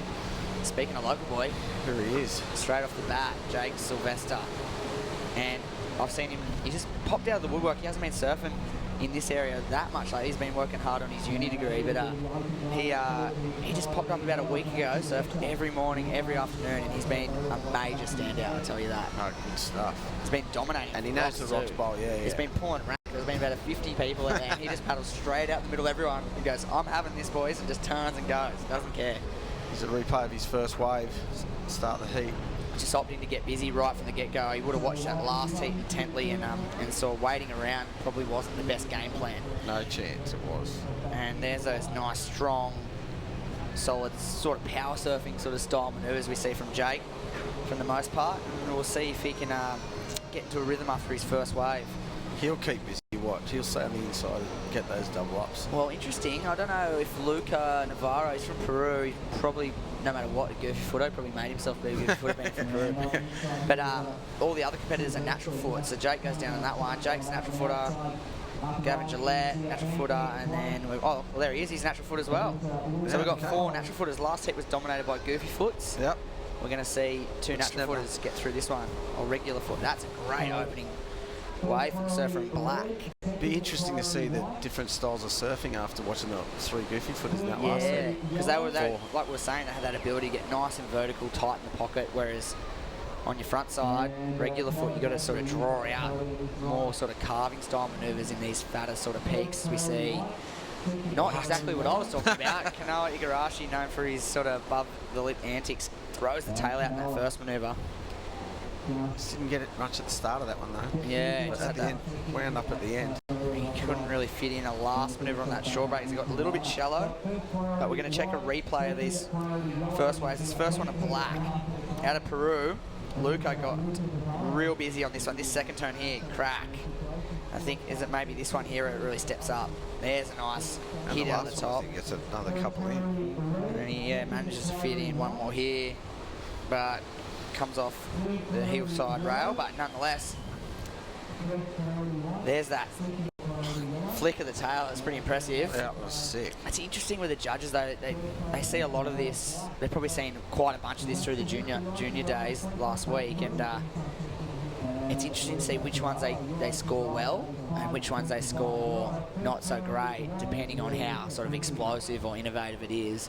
A lot of these guys are just pulling that at a drop of a hat these days. They're just considering it to be a normal Rio. Yeah, true. We'll see if they really like that first one of Kanoa Igarashi or not, because really he just had that first manoeuvre and a couple of sort of he didn't get much at the start either. He had to like wait for the wave to wall up. Whereas Black kind of had 2 or 3. Sort of 2 pretty major cracks in the middle of his wave. So he's got another one then that looked pretty nice too, a nice little insider.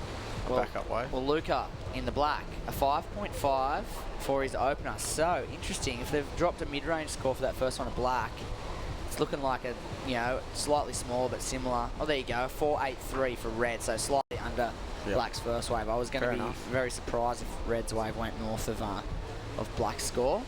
That's fair enough score. Yeah, I think they've done well there with that. That spread looks pretty nice. Jake opened up with the 3.83 on his first quick in and out for yellow, and Gavin Gillette, the Hawaiian, waiting patiently on the outside for his first wave. Just a replay of that 4.27, his second wave. Actually did some really good turns on this wave. Yeah. Sort of, in a way, the outside section was kind of similar to his first wave, in a way. So you need that inside bit to wall up for you, don't you? That's where they're throwing the big scores, when you get the outside and the inside. Yeah, yeah. Well, and finish with, a good move. Yeah. Well, if you look back to that last heat, like the biggest score, the 9-point ride for Parker Coffin was 3 turns. Yeah. Bang, bang, and then like a massive crack at the end. Like if you can manage to get one that stands up for 2 or more, that's where you're going to get your money. Yeah. So this is what these guys will be looking for. Here's Gav Gillette, the Hawaiian, a little slippery. Jeez. Looked like he slipped off the back then. Well, hopefully the cobwebs are off his feet after that first wave. Gav, he relinquishes that first priority. First priority goes to Jake Sylvester in the yellow, the orange-looking yellow singlet. They're wearing the waddies. A replay of Gav. Looks like he slips right there. His back foot slipped right off. And then this one, his foot's in the weirdest position ever, so he just sort of ejected himself out. Yeah. Very uncharacteristic for Gavin Gillette, seasoned QS competitor. Had some massive results in his day, and sort of needs to find some sort of solid consistency to find himself on that lucrative WSL tour. He's got a little insider here. Well, that's what he said. No priority, just get moving. Even if this wave does end up being a 3 or a 4 or whatever, a 2, whatever you just got, just get anything. And get your feet on your board. He kind of needed to do that post that wave. Yeah, he needed to know, okay, I can do a couple of cutties. Yeah. I'm back. My board has got wax on it. I'm normal. Here we go, using his first priority, Jake Sylvester, vertical in that first turn. And wrapping back around Gavin Gillette. Let's see if he can get something towards the end of this one as he floats up and over. No love on the end, and he's not happy about using that priority there. That wasn't that good a wave to use your first priority on. Well, but like we said, he doesn't want to, he's not going to be the likely character to sit and wait. He's going to keep busy, like he said, and he's doing exactly that. This was Gavin's wave. A couple of nice smooth wraps to get himself back into the rhythm of things. He had to do that, like you said, after that first one. It's a good idea. Right, so red goes in the first priority. Kanoa Igarashi sitting on that 483. Half decent wave to start up, and Gav not going to stop. And we're going to look at a replay of orange now. Jake's wave that he used his priority on, which you could call it sort of a mistake, I suppose. But not really. You got to have a look. You don't know until you go, I don't suppose. Yeah, off the rocks especially, you kind of, like we said, the average sort of looking ones, and on the flip side of the coin, the best sort of looking ones can end up being not so great. So it's kind of got to spend a bit of time out here to just really know what you're looking at. Jake is one of the competitors in the draw that has spent the time out here and knows the way very well. So a little bit of an error, I'd say, in that last one, but a 3.17 puts him into second for the moment. It's a sort of a better position to be in. But with the 3.83 and a 3.17, he's looking to drop both those scores in the near future with, 17 minutes to go, early days. Yeah, and that last heat, that's like this time in the heat, they had a flurry of waves. It was a bit slow at the start, and then they all got their big scores right through the middle. Yeah. So hopefully we get another whole flurry of sets right now. I think the tide dropping quick though. It changes so fast. It does. And the tide's sucking out through the rock shelf there. It's pulling those guys probably out of position constantly, you know. For sure. You don't see the rip either. It doesn't even look like there's a rip there. No. Until you get out there and you have to paddle against it. You just look to your left, to your right, and you see everything moving fast either side of you. You see the ocean bars to the south just like disappearing in the distance as you get sucked outside. So you can see the guys trying to make their way back into position. Not only does it suck you out to sea, it sucks you to the south towards the ladies' bowl behind the rock shelf there. So they've got to paddle sort of, you know, northwesterly direction, get in towards the beach. And well, so they're even a bit too wide now, probably. Well, yeah, they're probably looking like, they're probably just a tad, but that's probably a good thing. They might get sucked back into that zone. Here comes a set. And well, no one really opening up with anything special so far in this one, with just under sort of 4 minutes gone. It is the best wave of the heat so far, 5.5 from our friend from Peru in the black. Look at this set lining up, Matt. It's just going to push wide, I think. That low tide. I think Jake's going to have a look. It's not a bad idea to take off in the front. Let's try and set something up here. See if this thing walls up the inside for him as he wraps back into the pocket, try and maintains the speed. There's a nice little lay back frontside jam. Can he finish? He will. This is who we saw this morning going to the dry sand. He's not scared to have a go at it. Yep. Fits one more in. That's going to better a score for sure. Yeah, he's only sitting on that 3.17 as his backup, so he's got to definitely improve on that, you'd like to think. It's wide up and right, so he's got... Whoa. Probably not a bad idea to try something like that in this sort of instance. There's not a lot happening on the outside. There's not a lot of high quality waves coming through yet. You get a little inside air bowl. I mean, throw something into the flats, and if you can stick it, you're probably looking at a mid-range score. You know it will. Yeah. He's got the chance. You'll watch him do it right now, probably, if he gets a section. Here we go, red. Opts for this one. Uses his priority. Oh, nice. First turn. Got a bit stuck after that. And another one. Kind of real tight on the screen. I think if we had been pulled back, you would have seen tons of spray. A little bit of a... Through the tail, bit of power, through the tail, through those two turns, but... He had to go something. Here's the replay of Jake's wave. It's a bit funny on the out, so then the inside looks like nice cutting, and then walls up in here. Power hack there. Just fits one more of those slashing manoeuvres before he gets out of there. Just trying to squeeze anything in that last little section. Yeah. Like we said. Alright, and here was Kanoa's wave. That's that front side jam we spoke of, and then there's one more here. Bang, see the spray. That's all we saw on that second manoeuvre. But, well, we saw the bottom half of the turn of the first one, and the replay we saw the top half. So if you can use the photographic memory and piece it together, you'll see the whole manoeuvre. Yeah, we worked it out. So, 2 good turns, though. 2 good turns. Well, have a look at this. 5.27. I saw Jake Sylvester. Yeah. I like that. Yeah. I like that, you know, kind of intensity he has through that sort of, he drops that back arm and kind of lays into that snap in the pocket, pushes a little bit more water than you'd see in a regular manoeuvre, and they reward him with a 5.27. And that, well, he's still in 3rd place because Kanoa Igarashi's last wave, 4.97. So, in the lead, Red with a 4.97 and a 4.83. By no means a comfortable scoreline. Second, Black with his 5.5. Only needs a 4.3 to regain the lead, and Jake only needs a 4.51. So really, you can start the heat now. Yeah. Exactly. Yeah, at the moment with these guys, they're all capable of excellent scores. So as soon as we see some sets, we've got 13 minutes to go. We're bound to see some quality waves. Plenty of time. And it looks like you could start your heat down. Everyone could. Oh, here we go. Red had 3rd priority. Oh, okay. And it looks like Jake must have had 4th, so he had to let him go. And look, there it is. Throws the tail around like it's not a thing. And here we go. He's left Jake outside for this one. Looks a little bit bigger. Has he maybe scored? No, kicks out of that one. Without that pullback view, I couldn't see what that end section was going to do. But that first turn, he kind of got nice and crisp on it. I thought he was going to be set up for something. It looked like that was a clean one. Something nice, but unfortunately, it doesn't run off. Here we go, Black with his first priority. Looks like he's going to have a look to use it on this wave. Dig himself out of 2nd place and regain that lead. Here we go. Getting to work. Good looking inside wave again. Yeah, he manages to get those 2 kind of semi-critical frontside hits through that middle section of the wave, and that's where he's been getting into that 5-point plus sort of range score. And I'm going to assume he is going to get somewhere in that 5-point range again after that last wave. So replay that wave. And that's where Kanoa managed to use his priority over Jake Sylvester. And here's this last section where he manages to kick the fins around. 2 good turns again, but only 2 again. All these 3 waves just had 2 manoeuvres. Yeah, he's picking off waves. But those 2 were pretty crisp. They're pretty crisp. We'll see if it nudges him a little further ahead. But you've got to think that last wave of Black is probably going to get him back into the lead. He's only looking at a 4.3. He did the same manoeuvre though that whole way. And I think they like a bit of variety. Yeah. These days. Well, Kanoa definitely showed some of that in that previous wave. Here we go.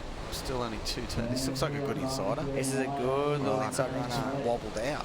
Here we go. This section, Gavin Gillette slashes out of the top. Then it stands up.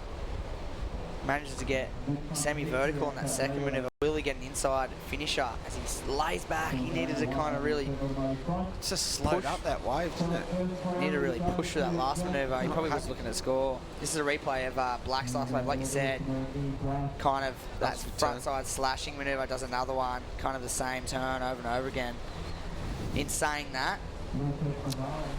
he's probably going to be looking at the lead, I reckon, after that last wave. I reckon too.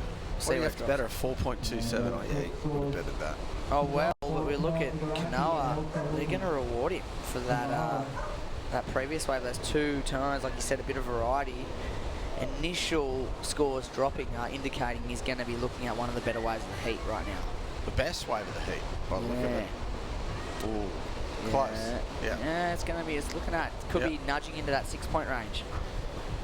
It's nudging into the best wave of the heat. Yeah, it's going to be. Oh yeah, there it is. 6.0.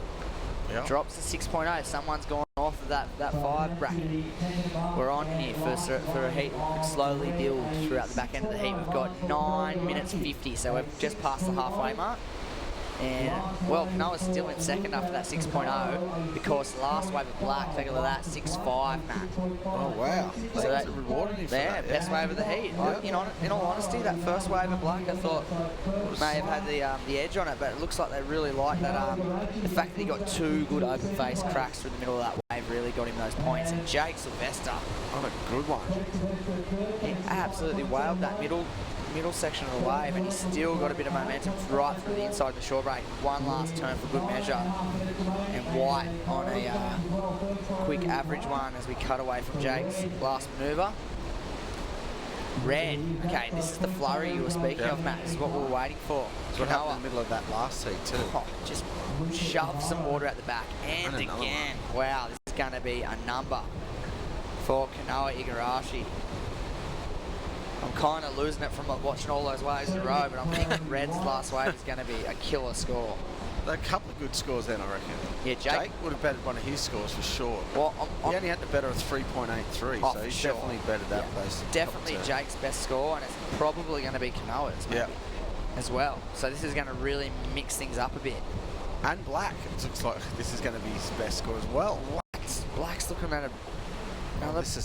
This is heat-changing flurry. 3 in a row is going to change everything. Did we even see Black's? I don't know. Black's last some of wave? it. I'm lost as everyone's catching waves. Oh my goodness. Okay, so we've got some early indications. 6.2, Jake Sylvester for the minute goes into second place. Here is the replay of Red, who's looking at a nice score due to this kind of surfing. This next turn, jam. A lot of water out of the top of the wave, climbs the foam. And I think he fits in that, gets out of that one. Got a bit stuck in that last move, didn't he? Yeah. He had those two, trying to go around that section. Those two big front, maybe generate a bit of speed and then sort of get one more. But he did all the hard yards on the outside. Not too good turns. Okay, so Black didn't get away, but I think they dropped. One of the judges was scribbling down the score in the wrong box. I think he was trying to put it with Red, because Red dropped to 6.93. Okay. So best wave of the heat, 6.93. Kanoa Igarashi maintains his lead. He's holding on to a 6.3 and a 6.0 for his last two waves. This is Jake Sylvester. Is this the score we've just seen? I'm not sure. He started off right back in the foam. So that was a sick turn there. Yeah, and then this section. Oh no, live action, orange. Whoa, how was that good turn? looking wave. And again, are you kidding me? And another one. Here comes an 8. Oh, that's the best wave of the heat. Sorry to tell you. Holy moly, that was some explosive stuff. Jake Sylvester. It's not over. Is going to get a good score. Nah, he's not the one to throw a hand in the air. He'd have to be foaming at the mouth to be climbing something. That's going to be a great replay. I'd like to see where he got this wave from and under everyone. What priority did he have? Oh, nothing, I don't think. Well, look at that. I'm going to go out on a massive limb and say he's going to go into the excellent range. I reckon that's I'm with you. No one's even close to the excellent range at the moment, but I reckon Jake Sylvester is going to drop a doozy right now. Are we going to replay that wave? You judge for yourselves. Look what he's got. Oh my God. It's the tiniest wave ever. And as we said, they don't have to be the biggest waves. Look at this first turn. Water out the back for days. Oh, that turn was sick. Oh, that second turn was mental. And kicks the fins. And one more. And then a float. Carves back, and then a little float to finish. And there she has it. Clap him out. Clap him out. And see where he got it. Fourth priority. Tiny little insider. 20 metres in from everyone. Straight to the lead, 7.83. Oh, so close to going. He did get the nod for an excellent score of 3 of the 5 judges. So the split was a 7.5, an 8, an 8.2, an 8, and a 7.5. When you add that up and average it out, it's a 7.83. So very close. That wave. Yeah, that was excellent surfing, I thought. So a couple of judges agreed, and the split gave us a 7.83, which gives him the lead. See, the last 2 waves for both red and yellow have changed the whole heat. So the first 10 minutes of the heat, no one cares. Last 5 minutes of the heat, red's got a 6.9 and a 6, and our heat leader up on screen has dropped a 7.83 and a 6.2. And he's done the same thing again. Fourth priority under everyone. Yeah, taking waves on the inside. So that one just walled up perfect. If you're coming up in the next tee, you'd be having a good look at the inside. Whoa, big kick of the tail. For Gavin Gillette, can't ride out of that one. Right, coming up next, doozy of a heat, Tanner Hendrickson, Kalani David, Alan Donato, Sydney Gamerez. 2 Hawaiians, 2 Brazilians. Fire. Fire. Rub it together, what do you get? Fire. It's going to be a pretty cool heat because these guys are definitely going to suit these conditions It's a too. replay of Jake's last wave. Probably definitely not going to go into his top two. But just entertaining the fact that it may stand up to the beach. Yep. Just having a look on the inside just in case, and that's kind of the attitude you got to have when approaching these four-man heats in a wave like this. You've got to really be on the ball and taking off on anything that looks like it could have some sort of substance. Just set it on his last one. He couldn't even. The other boys probably didn't even look at that The wave. two guys on the outside, red and black, did not. Oh, white and black, sorry, did not even look towards the beach. It was sort of red and orange. Had a quick look. And Jake was the one that was able to get onto that wave. Here is last wave white, kicks the tail out for a huge Larry. Can't really hold onto it. Here it is. Gavin's had one of those heats, hasn't he? He's having a Stephen Pearson.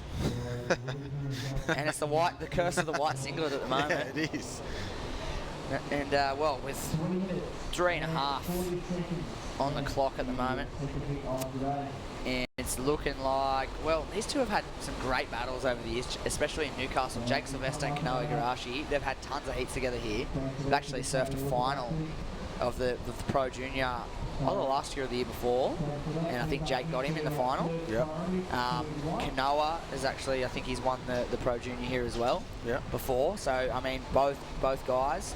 Kanoa from Huntington Beach, he's had some great results here in Newcastle, and obviously Jake, one of the only Nova captains to take out the Pro Junior. There's been a couple, but in more recent years, he's the latest victor here in Newcastle as a local. So he's definitely had some good results. Last year, Jake made I think a quarter final or round of 12, round before the quarter final here. Yep. Started his year off with a huge bang. I think he had a similar result in Sydney. In the 6-star prior to that, he was sitting pretty in 4th or 5th after 2 events. And instead of chasing the next event, he went off and finished his uni degree. Oh well. And now he's teaching at primary school here in Newcastle, so he's happy where he's at. And winning heats. Yeah, but those 2 contests he did last year was enough to get him into this contest. Yeah, okay, perfect. Because he well, at least he can do with the local events then. Yeah, That's well, generally probably all he wants to do anyway. Yeah, exactly. But generally, you kind of need to do half a dozen contests to get into a 6-star. Like you need that many points, you know. But because he had 2 keepers, he had 2 couple thousand point results. He's in. So lucky for him, he jammed a couple of results, and this year he's probably looking to do the same thing, keep doing the event, try and win it one year. Yeah. Well, we've never had a local win the event, so 30-year anniversary would be nice. I cannot believe out of all those guys, Mark Richards, yourself, Luke Egan, the Law, even guys like that had some good results like Dan Frodger and Paul Parks, and those guys have had like a couple of semi-finals and 3rds and 4th place, or some crazy quality stuff. Jamie Lambert. Is he the closest to do it? I think so. No, look, I think Luke got a 2nd one or a 3rd one, maybe a 2nd. What did Jamie Lambert got a 2nd? Didn't he? Yeah, I think so. I'm pretty sure. 10th for sure. That is a killer little note of history. King of the point. He's a bit of a local legend. He owns a surf shop in town. Does a surf report for Tezo every now and then. He's a bit of a local guru. He's had a quality result back in the day. Here we go, Gav Gillette trying to throw something into the wind with 1 minute to go. He's desperate. He needs a 9.33. He's going to have to do something pretty outlandish to progress. It's one of those heats where he didn't get any waves. The boys sort of dominated. He's caught. What's that? 8 waves. 2, 4, 6, 8 waves. And just nothing north of a 2.43 really, or 3.6. And there he's taken to the air. He knows what he's got to do. He's an experienced competitor. He knows he's got Buckleys unless he does something crazy towards the end of this heat. And we're all the way down to 30 seconds on the clock. And I'll tell you what, it's looking the goods for Jake Sylvester and Kanoa Igarashi. They're in. These guys are used to being in 1st and 2nd. I tell you what, Kanoa would be kind of like, he'd be stoked he got through, but I reckon he'd be looking at Jake going, you beat me again. Here we go, Black. Back into 3rd. He started the heat off really well. Needing a 5.5 to better his last score. And there he's milking it all the way through to the shore break. And as the hooter goes, we see a replay of the last-ditch effort of Gavin Gillette, and the body language says it all, doesn't it? He is bummed. So it's come a long way. But you know what?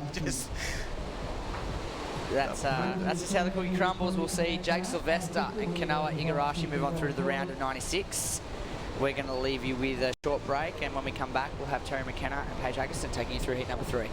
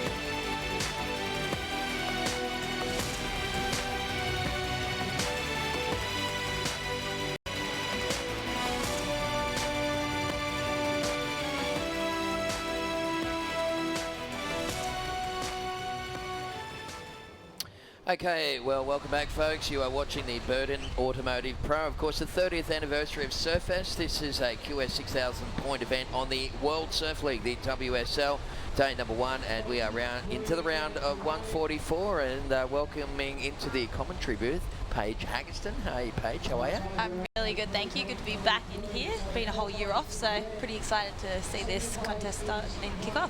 What a great result that was in the previous heat there for Jake Sylvester, moving on through with Kanoa Igarashi, a couple of very exciting surfers. Yeah, definitely. It's good to see one of the local boys take one in and through to the next round for us too, being a Novocastrian, and it's awesome.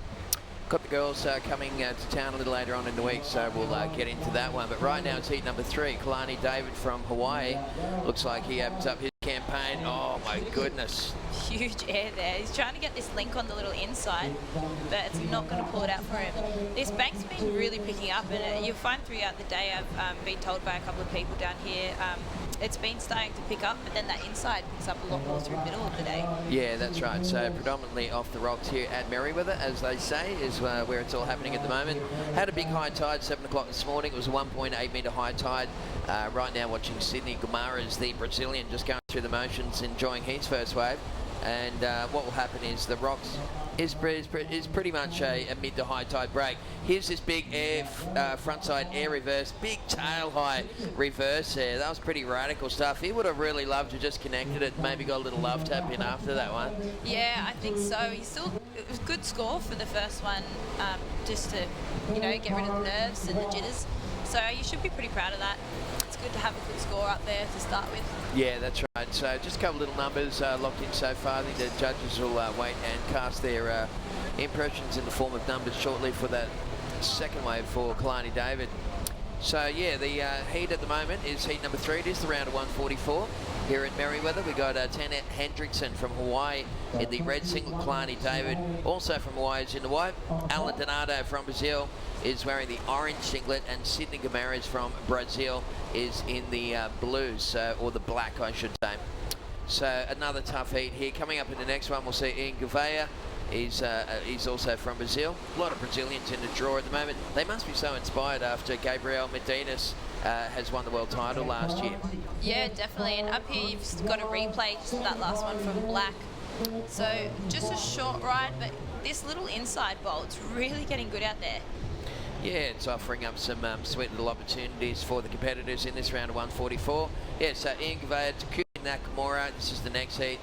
Ryo Inaba from Japan, he was down in Manly and that kid was ripping. So, and from the USA, Johnny Norris will be in the next one as well. Yeah, it's good to have two comps back to back. It gives them a good opportunity to have two good scores for the start of the year. Yeah, that's right. And coming off a big week down there at Manly, oh my goodness, there were so many people down there, and here we are in Merewether, and such a lovely part of the world. Looks like big scores coming through for Kalani David's second wave, that big front side air reverse. What did he get, Paige? Yeah, 7.13. That's a huge score. He's got to be happy to start a heat with that solid effort. And, you know, the commitment was there. He threw the fins up, and it's risky business out there when you're competing against the best people around the world, and throwing stuff like that on the first wave. He must be up to a good start in this heat. Well, you know, as they say, you've got to risk it to get the biscuit. That's what it's all about. It's a risk and reward scenario. So right now watching red, and this is Tanner Hendrickson from the USA. The natural 40 gets up and into it. Just feeling his way through the opening heat. He's got a 3.33 and a 1.5, and that looks like probably being his best wave so far. Yeah, definitely. This little inside, just sucking up on that sandbag there. But he did get a few good turns out the back, which will give him a good score. And up again, out here in the white. Just a quick wave there, not really giving him too much to work with. He still holds that 7.17, so still in the lead out in this heat here today. So heat 3 of today, round of 144. Yeah, and they had to have trials to determine the last 4 spots in this round. They had 140 guys locked into it, and I think they had 48 guys just rock up at Tico yesterday and battle it out for those top 4 spots. So very hard to get into, of course, these QS 6,000 point events on the World Surf League. We've got to get used to saying that stuff because all the acronyms and the names have changed since last year. Of course, it was formerly known as the ASB, the Association of Surfing Professionals, but the World Surf League, or the WSL, doing a fantastic job running the World Pro Tour. Yeah, they're definitely getting my work cut out for me trying to remember that. Get so used to saying the ASP, now it's the WSL. That's right. But it's awesome to see where our surfing and where the surfing is actually taking off these days. It's incredible, hey. It's it's such a cool thing. And you know, this week here in Newcastle, it's a real celebration of a festival of surfing, 30 years, and what an incredible landmark it was back in 1985. Tommy Curran, the young American, who was only 17, I believe, was it's his first big win on the World Tour. He defeated Sean Thompson around there at Newcastle Beach, and you know, since then the honour board has been incredible. NBN's put together some really good package highlights that we're going to be checking out throughout the week. Yeah, up there you just saw a left from the white, which it doesn't really happen too much out here, but when you get a good one, you can really throw a lot of manoeuvres out there, and a lot critical. It really picks up and sucks up on that little rock at the ledge. What's happening, I guess, with the tide dropping out here at Merewether? We got some nice little beach breaks straight out the front here. I think that's what happened there with Kalani David. He just decided to paddle north a little bit and picked up a cheeky little left-hander back into the rocks. But right now we're watching, looks like Alan Donato from Brazil. This is his first wave for the Brazilian. And this guy was in pretty good form at the previous event. Nice big front side opening slice. Such a fun little wave, isn't it, the rocks at Merewether when it gets going? Yeah, it is. It's a lot of fun. And just that little bowl always has something on offer. It's a really good wave. It's a little bit tricky. It's tricky to really just sit in the right position out there. As you see the replay just for the white, this is that cheeky left-hander we were talking about. Unfortunately, couldn't stick that last turn, but the opportunity for a big score is still out on those lefts. But the rights, they do have that long ride if you can get in the right spot. All right, so at the moment, it is white in the lead with a 7.17 and a 5.0. That is, of course, Kalani David from Hawaii. Up and riding at the moment is currently second place, Tanner Hendrickson. And Tanner getting busy, just some stylish little hits on that one for the rider in the red singlet. Third place at the moment is Sydney Gamaris. He's only got a 2.5 and a little chuck away score. And there's first wave scores coming through for Donato, who just tags that one. That was a huge turn there, right in the pocket as well. As we see again, sticking another one. That was the guy in white. Yeah, Kalani David, he did the big front side tail height air reverse on the first wave. Yeah. And there he is with an alley-oop. Nice little fronts. Well, it's a forward 360 effectively. And they are very hard to do. So let's check the replay on this one from the last wide. So check this out. This is actually Red's wave for Hendrickson. Yeah, a lot of people got busy just in the last few seconds here. Huge roundhouse there, tapping it right in the pocket of the wave. Hopefully they give us another replay of that white. It was a really good score coming through. I can only imagine getting a 7.17 on that first air time. I'm pretty sure we'll be waiting to lock in some good scores for the last one. Yeah, well, he is a renowned trickster, that's for sure. Let's have a look at the replay. Here he is here, sets it up. You can see him draw the high line, pumping the board midway through. Big alley-oop. Lovely stuff there. The forward 360 and landed that one, no problemo. We're back to live action and we're watching him again, just this time up and off, but it is Kalani David holding down the lead. Just waiting for that last wave score for White to come through. Will extend his lead over Hendrickson, who's sitting in second. Sydney Gomares is in the black singlet. He's sitting right now in third place, and Donato opened up with a 3.0. So the boys from Brazil on the back foot against the Hawaiians. Yeah, it's really good to see all the different nationalities come into this event. I think it's good just to see how amazing the surfing is starting to become. As you can see up and riding in the red, Tanner Hendrickson. So just a short little ride for him there. Oh, they're just feeling their way through the opening stands here. Thank you very much, of course, to Burton Automotive and Kim Burton and the gang for their continued support of what is Newcastle's finest little surfing festival. Thank you very much to Destination New South Wales. They are the government agency that's designed for putting heads on beds in New South Wales. Thanks again to all of our little to New South Wales Now, and to all of our little presenting sponsors, and of course the guys at the WSL, the World Surf League, our governing body since 1976. They've got a great little logo, the World Surfing League. Yeah, it's cool, isn't it? And really stands out. They've done such a fantastic job. You know, it was there was a handover effectively at the start, or the a year and a half ago. Some new crew came in, stepped in, and they took it up a big notch last year. Did you get to see too much of the any of the World Tour last year on Fuel? Of course, it's changed over on the Fox now. So yeah, unfortunately I don't have the Fox. Yeah, so Fuel has it. You can watch it on the webcast, so you can watch it on a computer as well, so that's cool.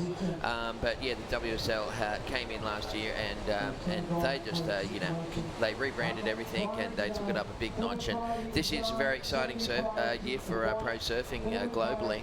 Some great events on the earmarked, and it's going to be fantastic. We kicked off the pro surfing season here at Burleigh Heads. There's Hendrickson just coming unglued. Yeah, there was a QS up there in Burleigh, just a little small ranked one, and then it was down to Manly, of course, for the last 9 days down there. It was a crazy big festival down there at Manly, and here we are in Newcastle. From here, the boys will go north up into Queensland. Then it's over to WA and back down to Bell. So effectively 2 months of back-to-back pro surfing in Australia. Yeah, a lot of training and a lot of surfing for them, but you know, that's why they do this sport. They love the travelling, they love the friendships they make, and you know, the world-class surfing that we get to see. It's just so enjoyable. As you can just see up and riding here, he's got that little inside. Nice looking wave here. Well, that's Sydney Gomares. He just had an unrewarded finish at the end of that one, but he was just trying to explore his options. You can see the boys moving on to the outside now, and this is what's happening with the lower tide. In the yellow, or the orange singlet, that is Donato, and also just foot just slipping off the back of that one for the Brazilians. Are both sitting in, in third and fourth, although we do have a score coming through for oranges. It says yellow on our screen, but it's orange rashy for you guys watching at home. So Alan Donato, his second wave was a 6.17, so it was an actual situation change there. So Tanner Hendrickson moves down into third, Donato up into second. Kalani David currently holding down the lead with those crazy tricks. The first one was a 7.17, big air reverse, and it was the alley-oop for a 7.0. Yeah, and up and riding again, trying I think he's been watching the men out in white here, because that was another perfect air. Yeah, that was crazy there for Tanner Hendrickson. Lovely fin chuck, and he just hit that one perfectly. See if we can delve into the hard drive and maybe dial up that last of red, because that was just very nice to watch. Hendrickson was in third place and he was only chasing, well, less than a 5-point ride. Let's have a good hard look at this on the replay. Hendrickson paddles into this one. You can see him just eye it off here, Paige, and he hits that one sweetly, throws the fins out and lands that no problemo. Yeah, that was a really clean air. He took off pretty late on that wave, so I was trying to figure out what he was going to make of it, but you know, that was all it could offer, and he really came out of that really clean. Well, the judges, you know, can award big scores for single manoeuvres these days. The criteria rather does allow for that sort of stuff, that's for sure. At the moment, though, it is Kalani David in the lead, 7.17, 7.0. We've got just under 10 minutes remaining in heat number 3 of the day. I hope you're enjoying the action here. It's the first day from Newcastle, and have a look at that blue water there in the blue sky. That's a good sight, isn't it, Paige? Yeah, we've got beautiful weather. It's really starting to heat up, so if you are going to come down and check us out along the beach, make sure you slip, slop, slap. Grab that hat and sunscreen, because yeah, it's definitely a scorcher out there. So we've got a bit of paddling out the back. Moved across to that little left-hander now. Really nice turn up there. That was a beautiful one for the man in orange. Yeah, that is Alan Donato from Brazil. And we'll see if that is going to get Alan out of trouble. He was only chasing a kind of a small score to go up into second place anyway. Kalani David looking the goods. That's him on screen at the moment, folks. And we'll just have a look at this last for orange. And Alan Donato just hacking away with that one manoeuvre. He only needed a pretty small score, so that's going to be pretty close. Coming up heat number 4, Ian Gavea from Brazil, Takumi Nakamura and Rio Inaba from Japan, taking on the bloke from the USA, Johnny Norris, will be out there as well. Some incredible surfers in this draw of 144, Page. And you know, the other thing that really strikes me is that some of the countries that have been represented now, you know, you've got Peru and Uruguay, Germany. There's, you know, people from France here, Brazil, obviously, Japan, Hawaii, South Africa, Portugal. I mean, it just goes on, and it's cool to see that there's so many good surfers on this planet now. I mean, 10 years ago, you know, there was about 100 guys. They used to call it the Hot 100 that just really stood out. Now I reckon it's about the Hot 10,000. Yeah, I agree right there. So many kids want to be a pro surfer. Yeah, definitely, and they've got these kind of role models out in the water here to look up to, and you know, with their kind of surfing that they're producing today, I don't blame the kids. They're frothing all over them.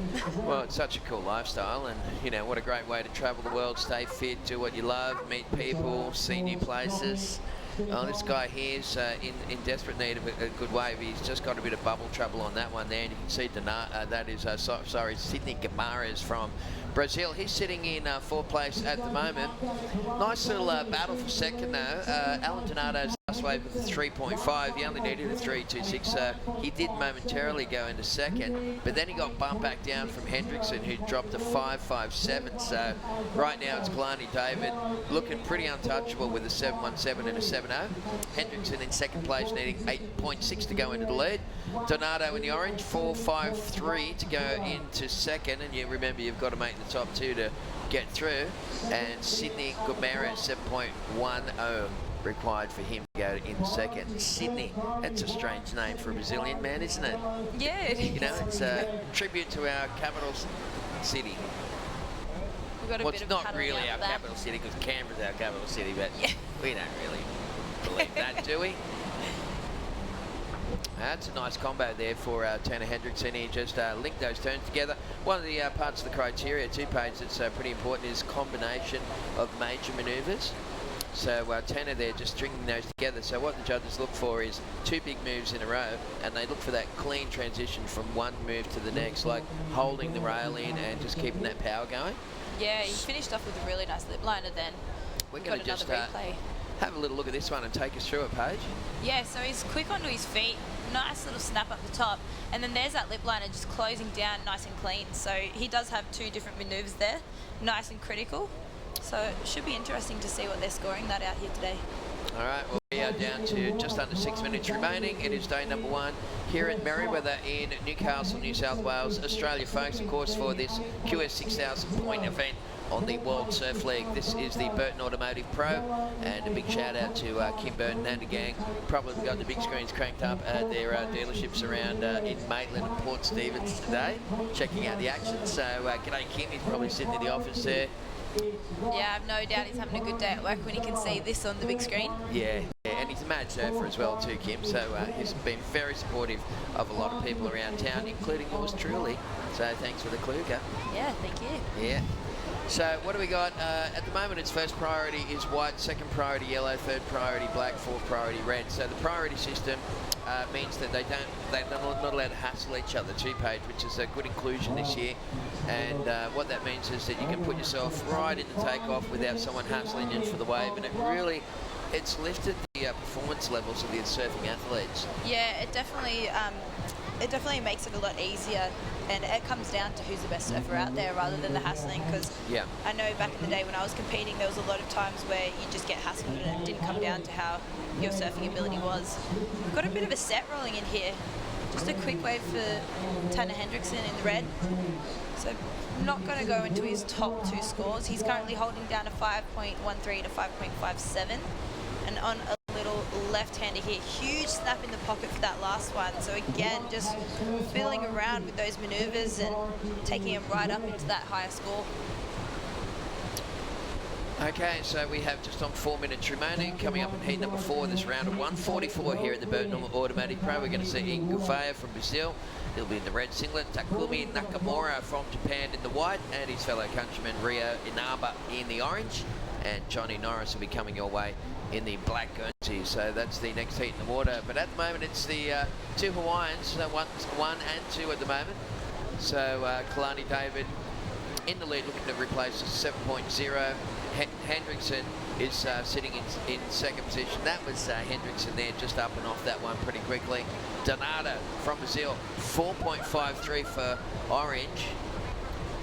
And once again, just trying to throw some tail into that turn. That time, once again, unsuccessful was Tanner Hendrickson. So coming down to crunch time for this one. Yeah, there's a bit of whitewash on that inside section. You can see it was pulling him down, but a huge snap out there for the man in the orange. That was going to be a great first score. Hopefully you can link it, just not holding up for him. Well, that's pretty important exchange. Once again, Kalani David, that is crazy stuff there. This guy is also an all-time skater. He was in the bowl down at, he's a surf skater, so he doesn't do all the sort of skating moves, but he gets there in the bowl and he just carves away in that. So yeah, he's got it all. Kalani David, he's kind of bringing his skating act here to Merewether in the surf. Yeah, you can definitely see that with his last. I think he's thrown 3 airs, or 3 or 4 airs in this heat just today. So he looks like he's having a lot of fun out there. As you can see, just out on the horizon. We've got no ships out there at the moment, but usually we come in and we've got those coal mining and stuff. Well, there's Kalani David. He makes it look so easy, doesn't he? A body position perfectly balanced on that one. And he's surfed a very smart heat here at the moment. So the 2 Hawaiians still sitting 1 and 2. We are waiting for a score for Donato. Remember that left-hander where he went up and gave it a good hit out in the back of that big set wave. So when that comes through for Donato, here it is now. And you know what? This could be a situation change right now between him and Hendrickson. So Tanner was in second place. We are down to 2 minutes left on the clock. Yeah, he was only needing a 4.53 to get himself back into second. So with 2 minutes to go, it's critical time for both of them. And you know, with this whitewash and it's breaking a lot more out the back, it does consist of a bit longer paddle. So let's just hope, especially with the priority now, you know, they can sit on each other a little bit just to play that game with the priority and make them go for something that may not give them the right maneuvers. But you know, this one is looking good, and it has moved him up into second place with that 5.83 on that last wave. So they've got their hands up there waiting to hear. It's a really close heat, this one. So in third, Tanner Hendrickson now. He's needing a 6.43 to move back into second, but still in the lead. The man in the white. Yeah, well, Kalani David, we are down inside the final minute, folks. So the mad minute at the moment, it's white first, orange second, Hendrickson in the red singlets in the first priority. And that is Sydney Gamarez he's had a bit of a tricky heat out here trying to find the right waves. The real battle here is for second position, so he's going to get a little link up through the inside here, but he needed a pretty good score, and that one goes all kinds of weird on the inside. Working hard to try and get a little connection there, but that thing's pretty fat, so he just pulls the vest down and looks back and thinks what could have been here at Merewether. 30 seconds remaining. That's the big matchup right there on screen. So you've got Tanner Hendrickson in the red singlet with first priority. He needs 6.43 to get through this heat. You can see Tanner now with a bit of urgency, and 20 seconds left on the clock. The big question is he going to get it? Yeah, there's one more wave approaching out the back. Let's see if it holds up for him. As you see, our current heat leader, I think he's definitely going to take this one out. He looks pretty confident running up the beach. Well, he's pretty pumped, and Kalani David, looks like Tanner's going to pay for that wave after. It didn't happen anyway, and you can see the frustration there from the young Americans. So it looks like Kalani David and Alan Donato from Brazil moving on through at the expense of Tanner Hendrickson and Sydney Gomares. We're going to be back with more action live from Merewether here at the Burton Automotive Pro, right on the other side of this break.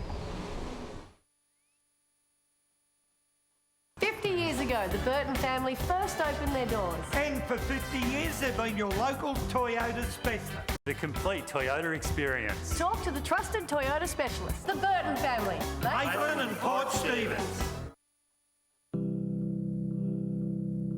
We're running all the time, we're running all the time. We're running all the time, we're running all the time. Happy 30th birthday, Surfest, and congratulations for reaching such a major milestone. It is richly deserved. Orica is proud to be a Surfest supporter through sponsoring the Team Challenge, and we're delighted to help bring a piece of Surfest to Stockton.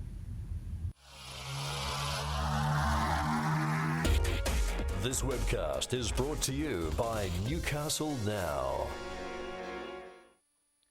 Well, thank you very much, Newcastle Now. Of course, one of our many supporting sponsors here in Merewether in Newcastle. Tez McKenna and Paige Haggerston taking you through day number one here at the Burton Automotive Pro. $150,000 QS 6,000 point event on this World Surf League for 2015, and a great day it is, Paige.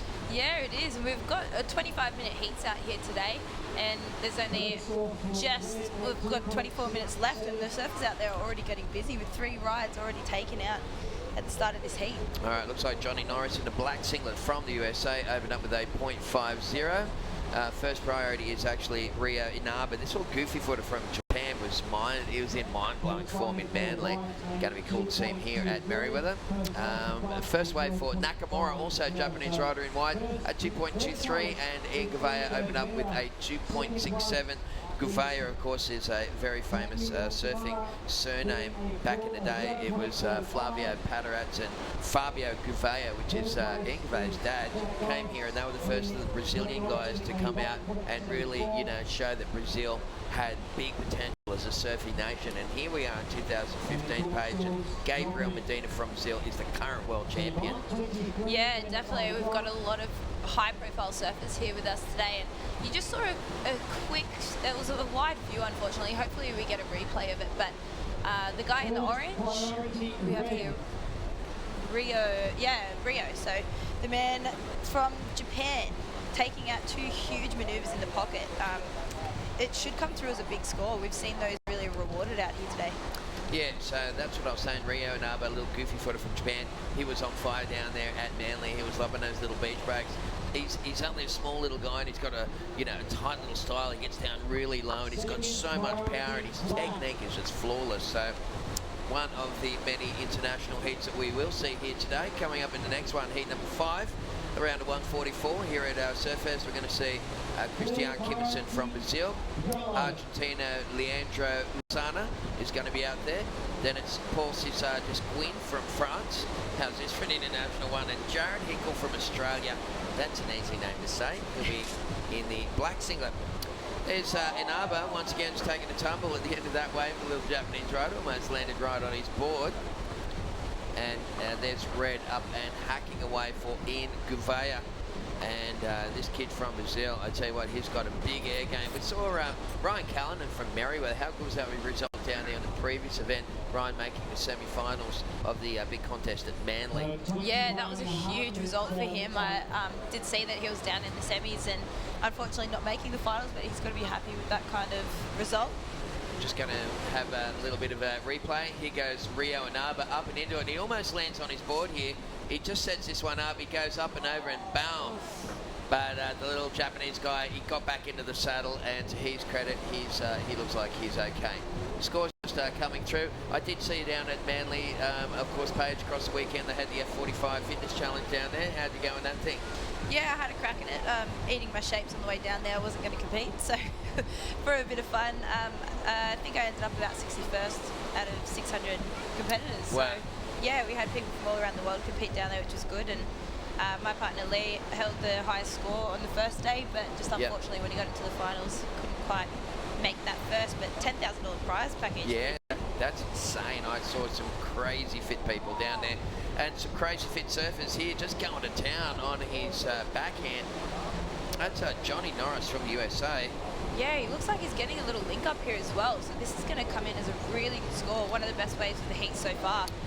What you got is that tide dropping, and what's happening now, the guys are surfing out off the middle, and there he is connecting back with the rocks where all that action was this morning. Rio Inaba once again just taking a bit of a lobster dive, so boys just kind of building house, feeling their way through the opening stanza of this one. Once again, we'd like to thank, of course, New South Wales Now, and the crew from Destination New South Wales government, really promoting these big surfing, professional surfing tournaments in New South Wales. Just go back to a little replay here. Just putting it on rail here. This is Gouveia slicing there. Just a couple of check turns and nice little landing there. Getting nice and centered over the board and getting down nice and low. Yeah, we've got a lot of waves out here. All the surfers are keeping really busy with 2 minimum caught so far, and a couple of their third waves getting locked in now, and it's only been 5 minutes from this heat, so there is a lot of potential out there, and we've got huge scores for the men in black locking in now. Yeah, as you alluded to, Paige, Johnny Norris, the American in the black singlet, wave number 3 for Johnny, looks like being a keeper. That is a 7.83, and so Johnny has rocketed into the lead. A couple of other small scores coming through for the other guys, but effectively right now there's 19 minutes on the clock. You're watching heat number 4 of the day. The round of 144, by the way, here at the Surfest, and Johnny Norris is in the lead. Gouveia in second spot, Nakamura is in third, and Rio Inaba is in fourth place in orange. What a great name for a surfer, Rio. Yeah, it is a good name, isn't it? There's some cool names around these days, isn't there? There is. I know a lot of my friends are having babies these days, and they just keep getting different. Yeah. Yeah, more weirder. That's right. Well, they're funky. Yeah, my best mate Jamie Lambert, he's 2 kids. His daughter's named Ocean, and his son's named Mahalo. Yeah, pretty cool. Yeah, there's some cool names out there. No one calls the kids Terry anymore. It's cruel. Yeah, well, they don't get paid to cook either. All right, well, there's Gouveia. He's pretty famous for that sort of stuff. That kid in the red singlet dropped the 6.17 on his last wave, and he did go into the lead. Johnny Norris has gone back down in the second in the black, and we're just going to have a look at this replay. Take us through it. This is that wave you're talking about. Yeah, that was a huge crack and 2 in the lip, so that was a massive score potential there. Another nice floater, and he's taken this one all the way to that inside, and you know that's another extra, say 0.5 on that score, which can be first or second, or even second or third at the end of the heat. No, Johnny really milked that one for all it's worth. You can see him pushing that one right the way through, just stalls out right on the sand. Lovely ride there for Johnny Norris, the American, in the black singlet, a 7.83. Back to live action now and watching Takumi Nakamura from Japan. And, you know, there's Gouveia from Brazil. This kid's got a lovely style. Yeah, and, very smooth. Yeah, nice, very cool hand jibe as well, which is something that we don't see a lot of these days. Back in the old days, everyone used to have a kind of a different surfing style, but now because there's so much coaching and video coaching and the high performance centres for you know, for the athletes and stuff, I guess they've worked out biomechanically what's the best way to surf, so everybody kind of surfs very similar. Yeah, but, they're all getting a very similar style. Yeah, but back in the day, everyone had a different sort of approach. But let's go to the replay of this one and just watch his hands, the way that he holds his hands here through these turns. And yeah, it adds sort of drop back wrist, and his hands are out nice, and it's just about hand jive on that one. Apart from the fact that he's doing some real good, strong manoeuvres, he's adding a little extra flair in there with the way that he's, you know, getting his arms wiggled around. So Ian Gavaya's moved into the lead, a 6.17 and a 4.5. Johnny Norris is in second place. Rio Inaba, the Japanese rider in orange, chasing he needs a 5.67 and he's in first priority. And Takumi Nakamura, the other of our Japanese friends, chasing a 5.8. Yeah, we've just got 16 minutes on the clock, so getting close to this heat midway and seeing some big scores come through for Norris. 7.83, so that is our highest wave score so far.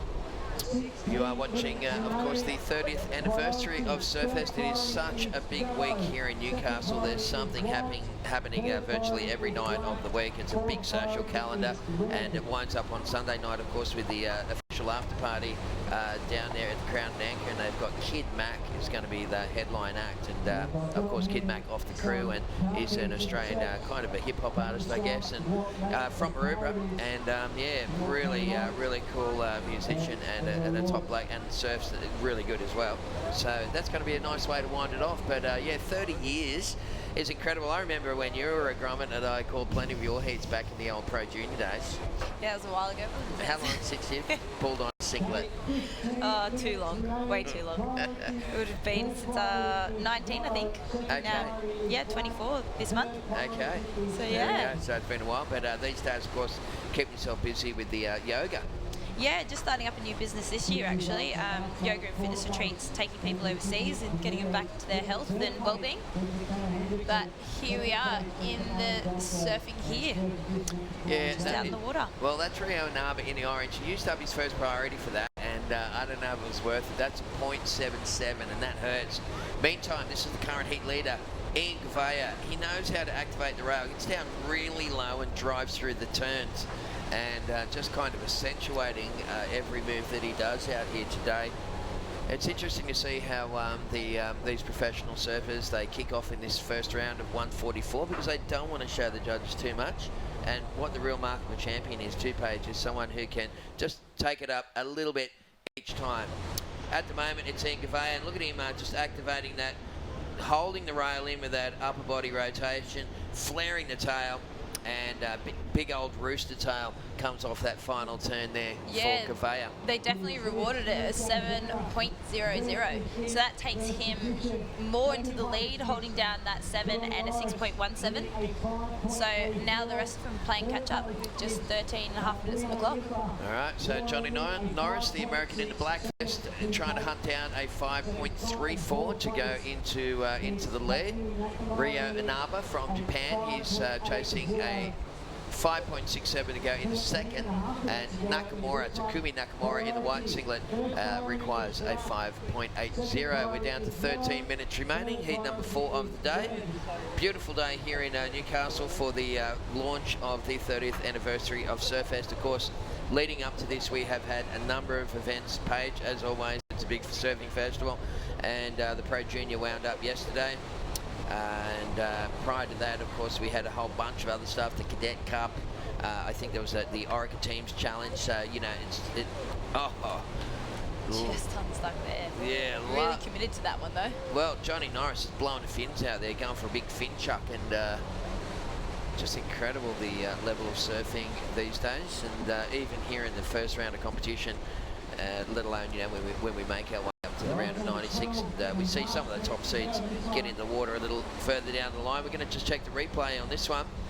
You can see Johnny Norris paddle into this one, lots of force coming out through the feet on the bottom turn. Here he goes, sets it up, hits that lip perfectly. Fins just come out, but unfortunately Johnny couldn't get the landing gear down on that one for Norris Airways. So what do we got? About 12 minutes left on the clock. Gavaya in the lead, Norris in second, and the two Japanese riders chasing scores, a 5.97 for white and a 5.84 for orange. Yeah, the last score for Orange is coming through as one of his best scores, but just not enough to take him through. He's moved up to third, but now requiring a 4.04 after that last one, just coming through as a 4.8. So only 0.5 points shy of making it through that into second. Wow. What are you got to do to that's just a little bum wiggle, isn't it, really? That happens all the time. I know plenty of heats where I've had to get a 4.5 and I'll get a 4.04. That hurts, doesn't it?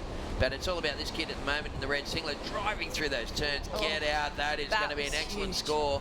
That's one of the best two-wave manoeuvres of the contest.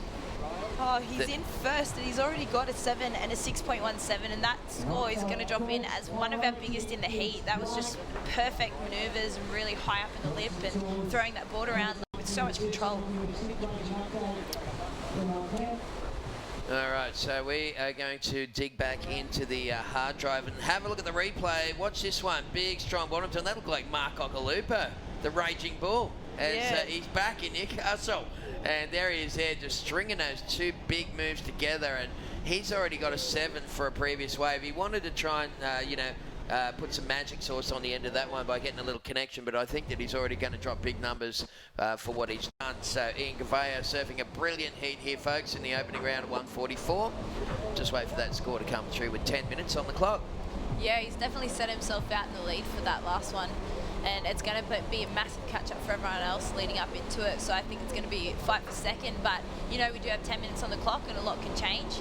But this one's just coming in and it's looking like it could be high 7s or early 8s. Just waiting for one more score. 7.9, there it is. So it goes into top 2. That's the highest score of this heat so far. 7.9, his backup score is a 7.0. So we're going to just check out the replay for White here. Just this last one locked in. Nice little turn. Not one of the bigger waves out here. Little carve back into the pocket. Just not really offering too much there in terms of getting it critical. Yeah, well, that was only a 3.83 for Takumi Nakamura. He's needing a little more than that 5.01, just over a 5-point ride to take second place, which is currently being held by Johnny Norris. Johnny's in the black singlet.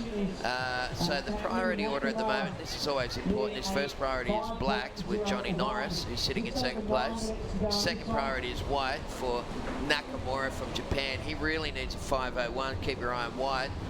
Then you got third priority yellow is Rio Inaba, also from Japan. He needs a 4.04. These are only little scores pages. He could swing around just with one set coming through. Yeah, it is, and it's really hard to see the man out there in black, Norris. He's got that 7.83, so a really high score, but just nothing to back it up. As you see in red, this is the man we've been watching, the current heat leader. Huge turns throwing out the fins and a beautiful landing for that one. So he's already got 3 high scores on the board and he's looking to just better that. I think he's just having a bit of fun out there now. Yeah, the Brazilians are really proficient in these small kind of cross-shore conditions like this to get a lot of these peaky little random wedges back home where they come from. And, well, it's Ian Gavea. It's all about him at the moment, folks, and he's driving through those turns, keeping it real tight on his backhand. That time there, just flaring the tail out, throwing the fins, and yeah, he's just showed the judges a real nice bag of tricks here as we go back to orange. This is Rio Inaba, Japanese rider. He's got a wide stance. He's going to go for the air reverse. Is he? No.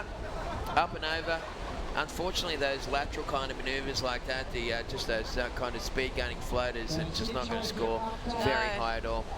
In fact, that one will come through from the judges. They'll put that one in at a 1 point something, so that's not going to cut it for Rio. Yeah, 1.87 for that last one. As we're just going to take a look at Orange's replay. So here he is. He gets some speed and he's got the wide stance, which does help for the floaters, but unfortunately they just don't score out here as he floats over. Really smooth and controlled, but they're really after the critical now, and surfing, that's what it's come to, just the more experience in that critical section and the bigger waves out here, the scoring potential, as we've seen from the men in red, with posting 2 high scores in the 7s. All right, well, time check is 7 minutes remaining. Once again, it's Surfest 30th anniversary. Terry McKenna here, along with Paige Haggiston, taking you through day number 1 of the competition. And Jesse, Adam, Matt Hoy coming up and taking through the next couple of heats. Beautiful waves coming through. First priority black, so he's going to use that right there. And Johnny Norris, a lot of open face on this one, Paige. And Johnny looking to try and get up, tags that end section. That's going to help his campaign big time. Yeah, definitely. He tried to tuck into a little barrel there. I think it was closed out over his head, but he still came out of it clean. He was looking to better 2.87. Was it? Ooh. I think it was a one. Yeah, one. His second best wave was only a one, so you don't have to be an Einstein to work out that he's done that. 2.87. And Nakamura just blowing the fins out. He couldn't hang on to it. Let's check Johnny Norris, though. Take us through this one. Yeah, that first turn was huge. That's what they're looking for, the critical spot. Unfortunately, it's coming away from him, but he did get that nice little tag towards the end. And then here's where he tucks in for a little closeout barrel, but just pops out. So it will have a better score. There it comes through, a 4.47, so it has bettered his position in second. It's locked him in a little bit more. He did only have one to better, so yeah, it's put him in that second lead a little bit, higher. What it's also done is it's lifted the bar for Inaba and Nakamura. The Japanese riders need something special. This is a replay of the previous of White. And you can see Takumi is a very progressive surfer, the young Japanese rider, but he needed to hang on to that if he wanted to get himself out of trouble. So Ingevea from Brazil in the lead, a 7.9 and a 7.0. Johnny Norris from the USA sitting in second with a 7.08 to go up into first. Right now, third place is Rio Inaba. He's in yellow and he's holding on to first priority, which with 5 minutes to go, still got plenty of time. And Inaba needs 7.51 and Nakamura needing 8.47. That is the situation, just on 5 minutes to go. Yeah, this is where it starts to get down to the nitty-gritty bits where it's 5 minutes and, you know, the stress starts to kick in and it's anyone's game. And especially with that new priority rule now with 4 people, it's really critical that you pick and choose the right wave so you get the right score, because anyone out here today and in any other heat has the potential to get those high-scoring rides. It just comes down to how you play the game out there. So we've got a little bit of a lull out there at the moment. We've seen quite a few waves come through this morning. Well, the swell did back off a little bit. We have had plenty of swell over the last couple of days. Big easterly swell kind of pounding the beaches around here in Hunter and east-northeast actually. And what it's done is it's groomed the sandbanks really nicely. We've got banks at Dixon Park and right along the bar beach to Merewether stretch. The sand here at Merewether is pretty well set up. And forecast for the weekend page is looking fantastic. We've got on Saturday a 2.4 metre easterly swell. So, you know, that's a good, you know, solid 6, maybe 7 feet. And that'll be just in time for the Parkos of the world to come on in here and make some noise. Yeah, it's definitely going to be good to see them out, and having that bit of swell always makes it a lot more exciting. And we always seem to get a big swell at some point around Surfest. It picks up just for us, and I think they know the contest is on and we want to see some good action out here. Absolutely. Well, White has priority here and uses it up by going backside. So Takumi Nakamura, he really needs a good wave. Golly, they were 2 good turns to begin with. Little foam climb up there, and Nakamura, this guy's got some skills. Keeps the flow going. Would love to get over that little lumpy bit, just kind of, you know, put that last manoeuvre in. You can see Ingevea there just checking the watch. Well, mate, there's 3 minutes to go. So he'll paddle back out and we'll try and get a bit of an indication as to that last wave for Takumi, but he needed a very big score page. He was chasing an 8.47. I don't think he's going to get that, but what he's going to do is he's going to replace his second best wave, which was only a 2.87. Here he is here, almost motioned like he was going to go left, but he just faded off his opposition, threw it up for a nice big turn, and you can see the spray. Spray's an indication of speed and power, and if that's the case, Nakamura's going fast and turning hard. Vertical little foam climb, that's hard to do. And then he started to weave his way through, tagged that little inside section, and then it kind of doubled up, and he just wasn't able to get over that lump. That's going to be his best wave so far. We've got just on 2.5 to go. Yeah, it's locking in, and it's going to look like it's producing. There it is, a 6.73, so it has helped his position out here. He's moved up into third.